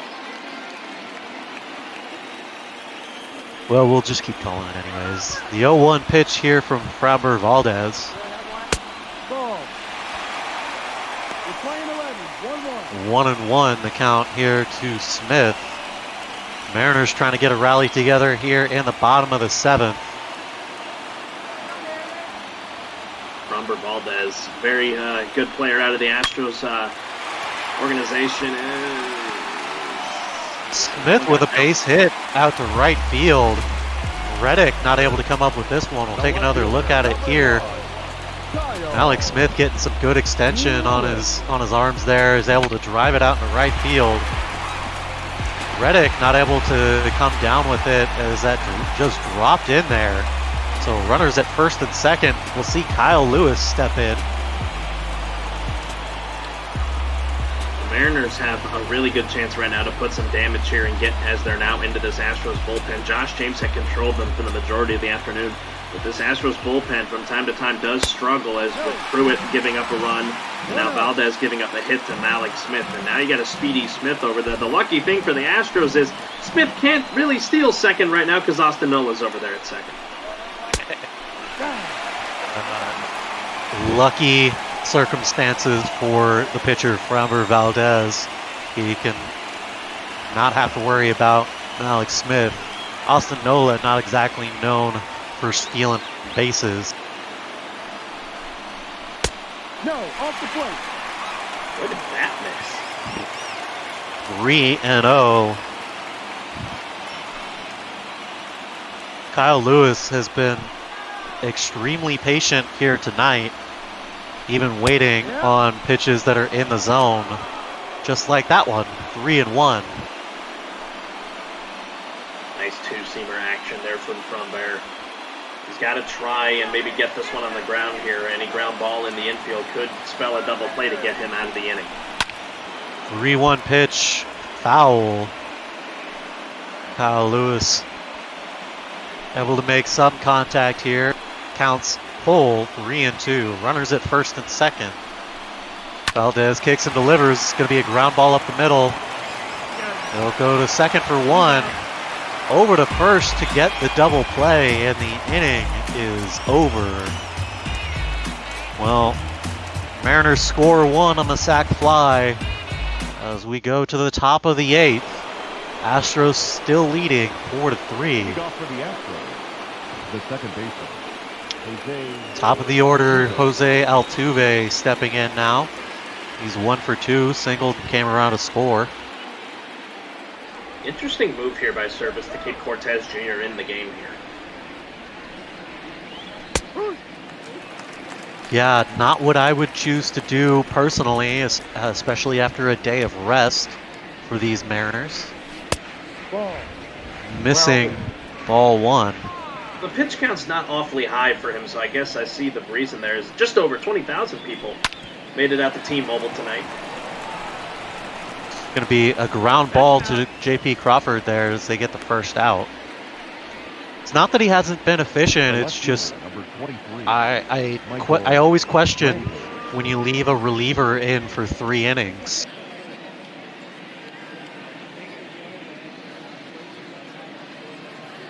Well,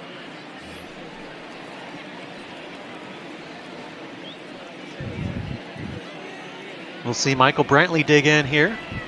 He's 1 for 3 on the day. He singled, drove in a run, and scored. Ball 1 here. 1-0 pitch from Cortez Jr. This one's going to get lifted out into left field. That'll get down for a base hit. It'll roll all the way to the wall. Kyle Lewis over there to corral it. Brantley's going to be into second, standing up easy. There's one away here and a runner in scoring position. That was just tailor-made for Brantley to be able to pull that one out to left field. Beating the shift again, these lefties against these left-handed pitchers. They've been hitting very well today. Alvarez has been able to get on base against Sheffield, and now Brantley here against Cortez. As Cortez will stay in despite the runner in scoring position, and now Bregman at the plate. First pitch in there for strike 1.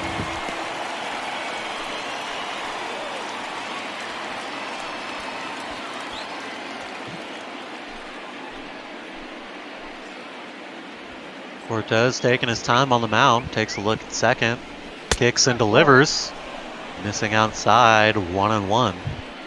You see that graphic there. Alex Bregman bats really well with runners in the scoring position. At least watch him here to maybe at least take one swing at it as he pulls that. Well, he did take a swing at it.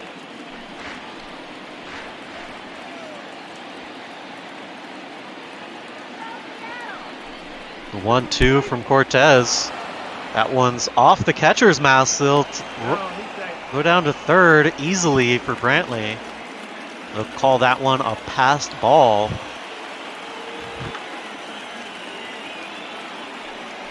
Two and 2 now. Missing outside.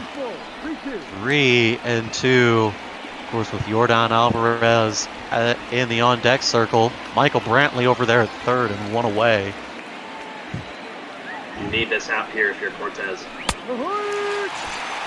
Swing. Oh, he checks his swing, but they'll call it strike 3 anyway. 2 outs. A big strikeout here from Nestor Cortez Jr. Saw Baker clapping there, though, but I think that was clapping of non-affirmation as he thinks that one was up. I think it was too, but it's a bit above my pay grade to be behind the plate. I'm up here in the booth, so. Oh, they let you in the booth? I have to call this from center field, man. So I guess you have been getting really good views of Alex Smith having 6 putouts in this game. Only 6? Wow, I thought for sure it'd be more by now. That one's going to be a liner over to Crawford in the shortstop position to end the inning. So Brantley, after some heads-up base running, getting over to third after a double, not able to come in and score. We'll see Ryan Presley here in the bottom of the 8th. 2-2 record across 18 appearances this season so far. A 4.76 ERA across 17 innings of work. He'll look to shut down the 3, 4, and 5 hitters here, starting with Mitch Haniger.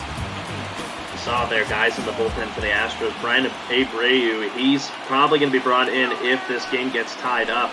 Osuna's warming up, I think, for the bottom of the 9th inning. The closer for the Houston Astros. You see both of them warming up there.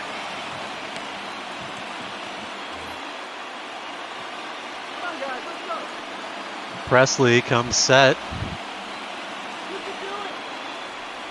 Delivers the 1-0. Missing high 2-0 now.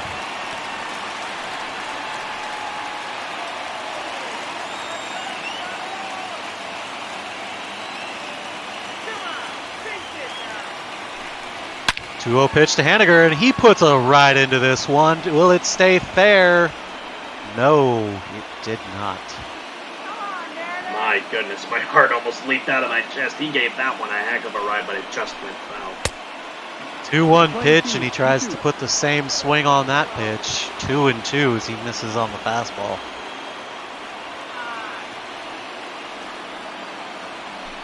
Two-two pitch now.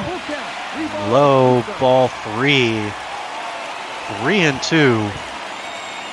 Last thing you want to do is to walk Haniger with Vogel back on deck. Presley might try to get this one over. Vogelbach's going to foul off this slider. Staying alive here.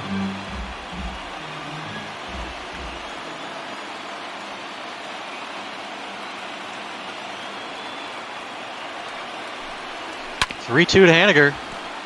Again, we got another foul ball. We'll see the 8th pitch of this at bat. Haniger trying to avoid an 0 for 4 collar today with this full count offering from Presley. Ball 4 outside. And they'll say that missed outside. Ball 4. Good eye there by the right fielder, Mitch Haniger, as Ryan Presley puts him on 4 balls. Presley didn't like that one bit. He thought he got him there as Sam Haggerty's going to come in here to pinch run. Interesting call by the manager, Scott Service. The young Haggerty's got some speed. Of course, being the tying run here. You got the big bat of Daniel Vogelbach stepping in. You'll watch strike 1 at the bottom of the zone there. 0-1. Giving some signs to the veteran Presley. Presley coming over to the Astros a couple of years back, coming over from the Twins organization. So he's become a really big asset in this bullpen for Dusty Baker. Missing outside, 1-1 the count here to Vogelbach. Mariner fans, they are excited. They have the go-ahead run at the plate, the tying run at first, and Haggerty. My goodness, this is going to be really interesting in these final few innings. Ooh, a big cut from the designated hitter Vogelbach. 1-2 is the count.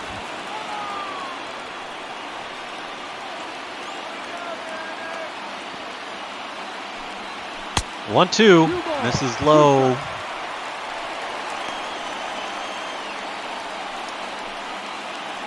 Presley wants a new ball, as that one didn't look right. He'll take a look at it and get set here for the 2-2. I believe the shift is on here for the Astros, so they're hoping that a ground ball to Altuve here could induce a double play despite the speedy Haggerty over at first. 2-2 misses low and inside. Of course, you've got Kyle Seager on deck.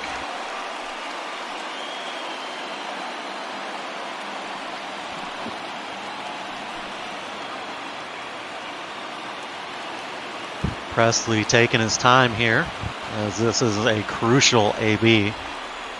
Comes set, 3-2 pitch. This one's in the dirt, and that'll be ball 4. So Presley loses him here, as Vogelbach just keeps the bat on his shoulder. Runners at first and second here in the bottom of the 8th. We'll see Kyle Seager step in. He's 0 for 3 on the day. Couple of strikeouts for him. Not Presley here, you go after Seager here. Despite the 2 guys on and the chances of Haggerty stealing third, you go after Seager here and get the out that you need and maybe set up another guy to come in and clean it up.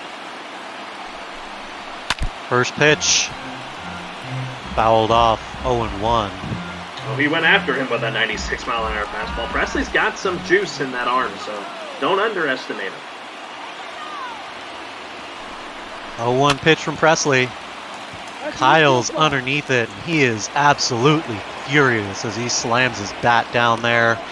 infield fly rule is called. And Carlos Correa is there to make the catch. One away. A huge missed opportunity for Kyle Seeger.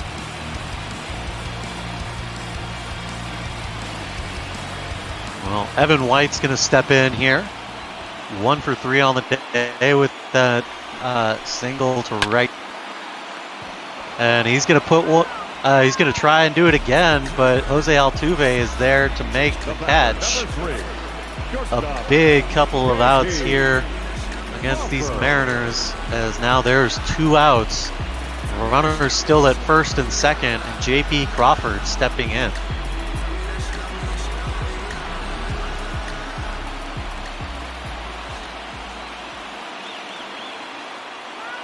Presley set, delivers the first pitch. Crawford takes a healthy hack at that one. 0-1. Presley, any ground ball here is crucial for him. If he gets this out here, that is huge. But a huge butt indeed, as he beans him. Bases loaded for the Mariners here with 2 away in the the bottom of the 8th.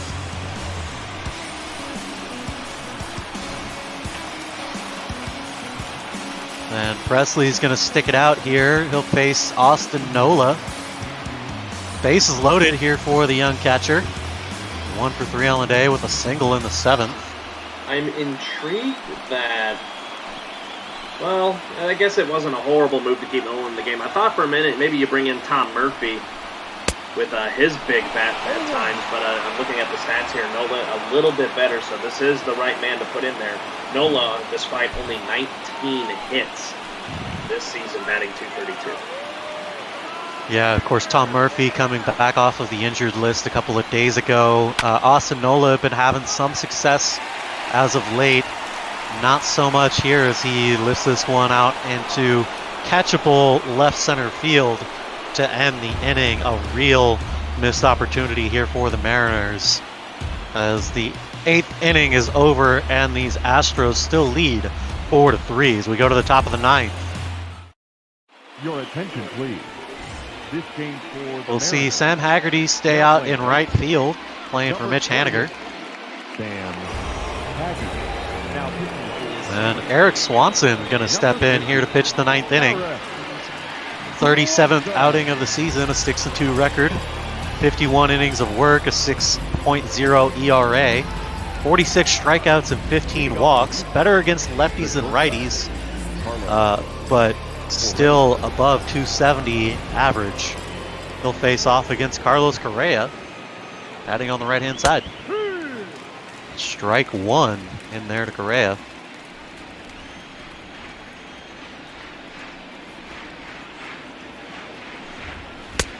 No. Missing high, ball 1. Folks, I do want to tell you the Astros and Mariners will be back on Bop Ball tomorrow. Brother Beard will be back in the booth, or in his case, center field. My good buddy and colleague from Sam Houston State, Jordan Smith, will be in the booth with him, as that'll wrap up a 3-game series here in Seattle tomorrow. That game, I believe, is coming at, trying to look at the schedule here, tomorrow, Wednesday, 5:30 Eastern, 4:30 Central. So that ought to be a fun one with their Urquidy and Margaret Vicious battling it out there for you guys. Beard, I hope you have a fun time with that one. Jordan's great. Anytime I get to talk about Mariners baseball, I'm always having fun. We'll see. Yuli Gurriel is going to foul this one off. 0-1. Pitch from Swanson gets him to pop it up. Evan White just in foul territory there to make the catch. 2 away here in the top of the 9th. The center fielder. A quick 1-2-3 here is exactly what the doctor ordered to get the Mariners back at the plate with a chance to walk it off here in the bottom of the 9th. Swanson's not quite done yet. He's got to face the heavy-hitting Springer.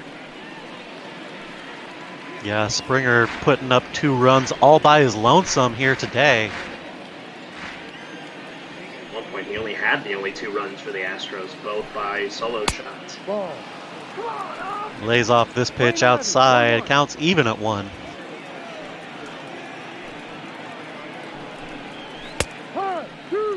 This one catching the outside corner, 1-2 here to Springer.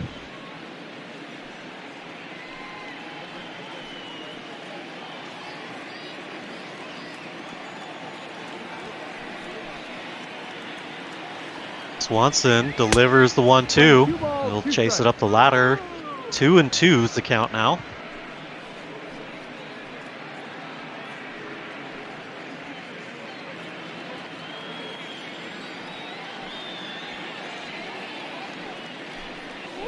The 2-2 pitch gets him to swing through this one and hooks it foul. Watch Swanson to go outside here. Setting up inside. 2-2 pitch. Missing high. 3-2. A full count here to Josh Springer. And a walk here. Not a bad outcome as you got Josh Reddick behind him. 3-2 pitch, fouled off again.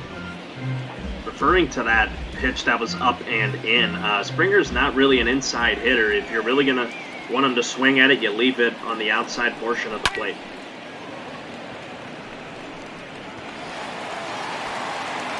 Three-two pitch gets out into center field. Malik Smith has trouble corralling it. The throw in is in plenty of time, but they can't make the tag. That was a very interesting play. That was rare to see from Malik Smith.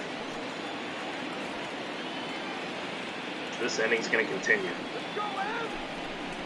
Well, first pitch to Josh Reddick in there for strike one.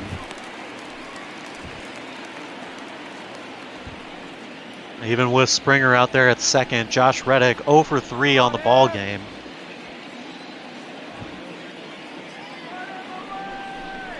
The 0-1 popped up by Reddick.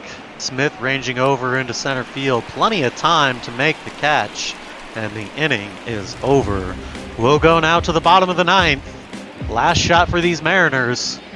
9-1-2. Jake Shiner gonna lead off for the Mariners. Your attention, please. Now pitching for Houston. We'll see Roberto Osuna stepping in to pitch the ninth inning. 20 games to his account. 15 saves across 16 opportunities. 19 2/3 innings of work and a 1.83 ERA. He'll look to shut down the 9-1-2 hitters for the Mariners. First pitch in there to Jake Shiner.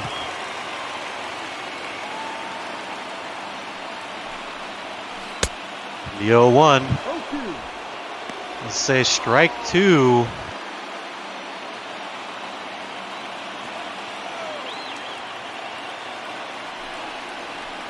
They'll try and get him to chase a ball outside. 1-2.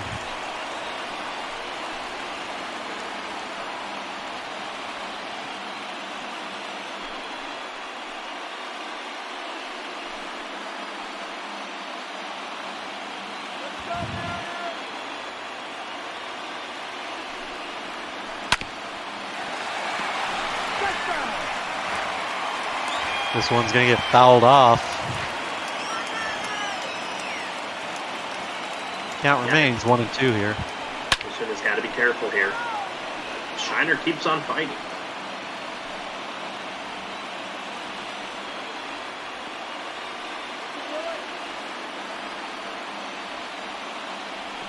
Another 1-2.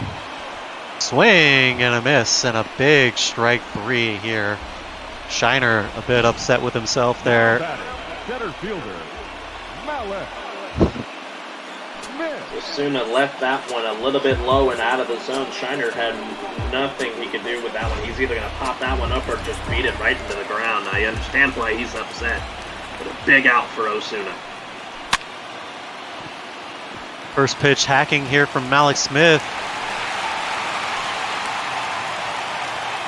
It's flared out into left field. The left fielder, number 1, Kyle Malix has been crucial here to the Mariners offense today as he continues to get on base. It's his third hit of the ball game. He has now 3 singles to his credit, 3 stolen bases, a hit by pitch. Only blemish on him is a ground out in the third, so he's been hot today. The Mariners come out and win this one, and he's definitely going to be the player of the game. Well, they'll try and pick him off over at first.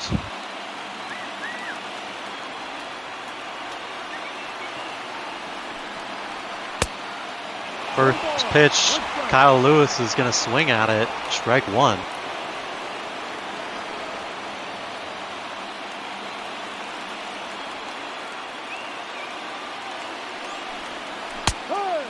The 0-1 in there, strike 2.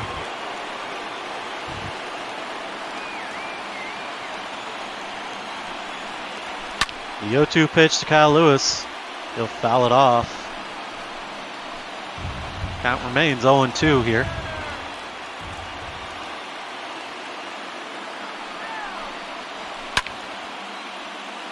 Kyle Lewis going to pop this one up.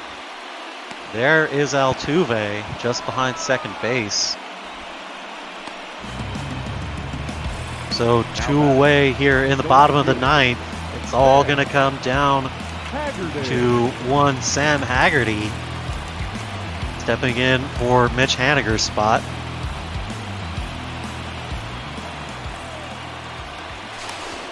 We'll see another throw over to the first. What would it be like for the young kid Sam Haggerty to be able to make an incredible play if he puts this one over the wall? They'll take another look over to first, trying to get that third out on the base path as opposed to having to pitch. Upper. They're very worried about Malix over there. He will steal. First pitch to Haggerty in there, strike 1. I know it's coming at you at 99 miles an hour, but that you need to be able to be swinging at if you're Haggerty. Third base coach Manny Acta over there, giving a signal to Malix. The 0-1 pitch, a pitch out. Nothing doing.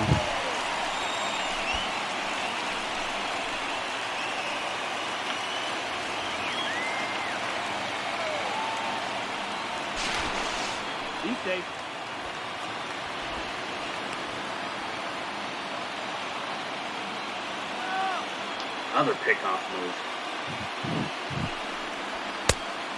We'll see another pitch out here, 2-1 to Haggerty.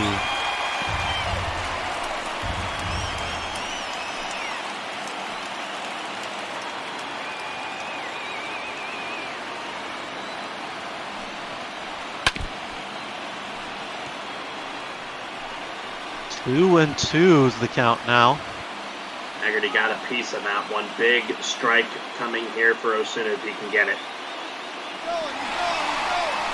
2-2 pitch.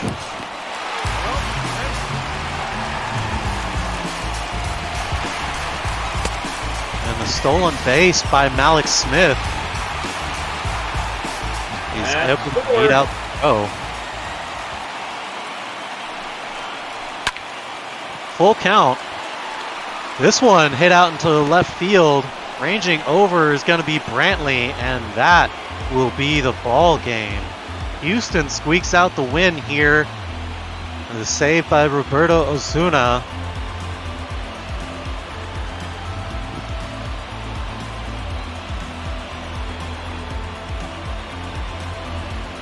Well, the Astros take this one 4-3 is your final score. Josh James is going to get the win. Roberto Osuna is going to get the save. Justice Sheffield is going to take the loss. This is going to be a big morale booster for Josh James's record now at 2-8. 16 saves now for Roberto Osuna, so Astros picking up a crucial win, and now they break that tiebreaker with the Rangers. They now move to third in the AL West for the time being, and there's your player of the game, George Springer, with those 2 bombs that he had today. They left 6 men on base. Yeah, Springer going 3 for 4 on the day. 2 big home runs that at one point were the only runs on the for the Astros. He tops that off with a big double to go 3 for 4 on the day. A huge contributor to this Astros victory, as perhaps Josh James, with a good outing today, avoids that hook to AAA. Justice Sheffield picking up the loss today. His record moves to 3-8. And perhaps it's time to start looking at a replacement pitcher to take over for young Sheffield. We'll have to dig into those Tacoma numbers and see how that looks. As we take a look at the highlights of the day, a big defensive play over at first base from Evan White there. You know, Reddick, again, he put that good charge into that hit, but Evan White was able to handle that one perfectly. Here's the home run from Shiner. Man, he put a drive into that one. Just into the, I believe that's the restaurant over there. Yeah, the Edgar's Bar and Grill. Then a look at this double play here, turned by Correa, Altuve, and then on to Gurriel to get loose there. That was a crucial one when that was 4-3 in the bottom of the 7th, as that much action happened after that one. Just a lot of good defensive plays by both the Mariners and the Astros. Yeah, some good defensive plays and some missed opportunities at the plate. Mariners leaving a number of runners left stranded due to some pop-up outs, some easy fly balls, and some poor hitting decisions by Mariners hitters tonight, leaving a lot left to be desired. As we take a look, that it's going to be the last out of the top of the 9th, and then the bottom of the 9th. Shiner struck out. That was a crucial first out in the bottom of the 9th.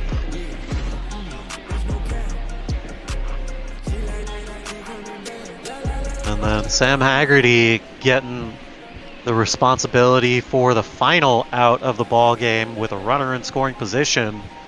He flies out to left field, and that was all she wrote. So once more, the Houston Astros putting up 4 runs on 9 hits, no errors. Seattle putting up 3 runs on 9 hits and no errors. A surprise error-free game here from the Seattle Mariners. We'll like my partner mentioned earlier, we'll be back tomorrow with the final game of this set between the Astros and the Mariners here on Bot Ball. But we are joined now by a dynamic duo here to call the next game. I am, of course, talking about the illustrious, the ever-present Duggo and Cookie Eater. How you doing, my friends? Well, I'm doing pretty good as Duggo's buddy. I'm not sure how Duggo's doing. Helps if I unmute myself before I go on a nice little soliloquy there. I tried to set you up real nice. I'm sure you had something great to say, but I did. It's gone now. It's gone into the wind, man. The audio guy figuring out the audio. Yeah, sometimes when you don't have all the big flashing lights in front of you, you kind of forget that, other things are going on. That's what happens when, I'm sitting here trying to multitask with a Y chromosome. Clearly, it doesn't work. Well, it's been a lot of fun calling this Mariners ball game here, folks. For Carlos Zimmerman, my partner here today, I'm Brother Beard. Thanks for joining us for another edition of Mariners Bot Ball. We'll see you tomorrow. And gentlemen, have a good call. Do our best as Do we have any update on the calzone situation, Cookie? Because I clearly have to bring this up on air. Yeah, although it is worth noting, we might not be on air for very long. It sounded like we're going to restart the stream really quick before our game, but It's fair. I will say, though, for our viewers, if we don't get cut off, I have not tried a calzone yet. I had Oh, my pasta God. and meatballs, though, so we're getting the Italian build-up going. All right, I can dig it. It's your typical sauce, meat, cheese, and dough of some Hey, sort. team. Don't mean to interrupt you, but I'm gonna drop the stream for a few minutes because the quality has been awful. Yeah, can't blame you. Go for it. And I would like you guys to have a great game to call. So everyone, stick with us. We'll be back in about 5 minutes. Sounds great. We will sit here.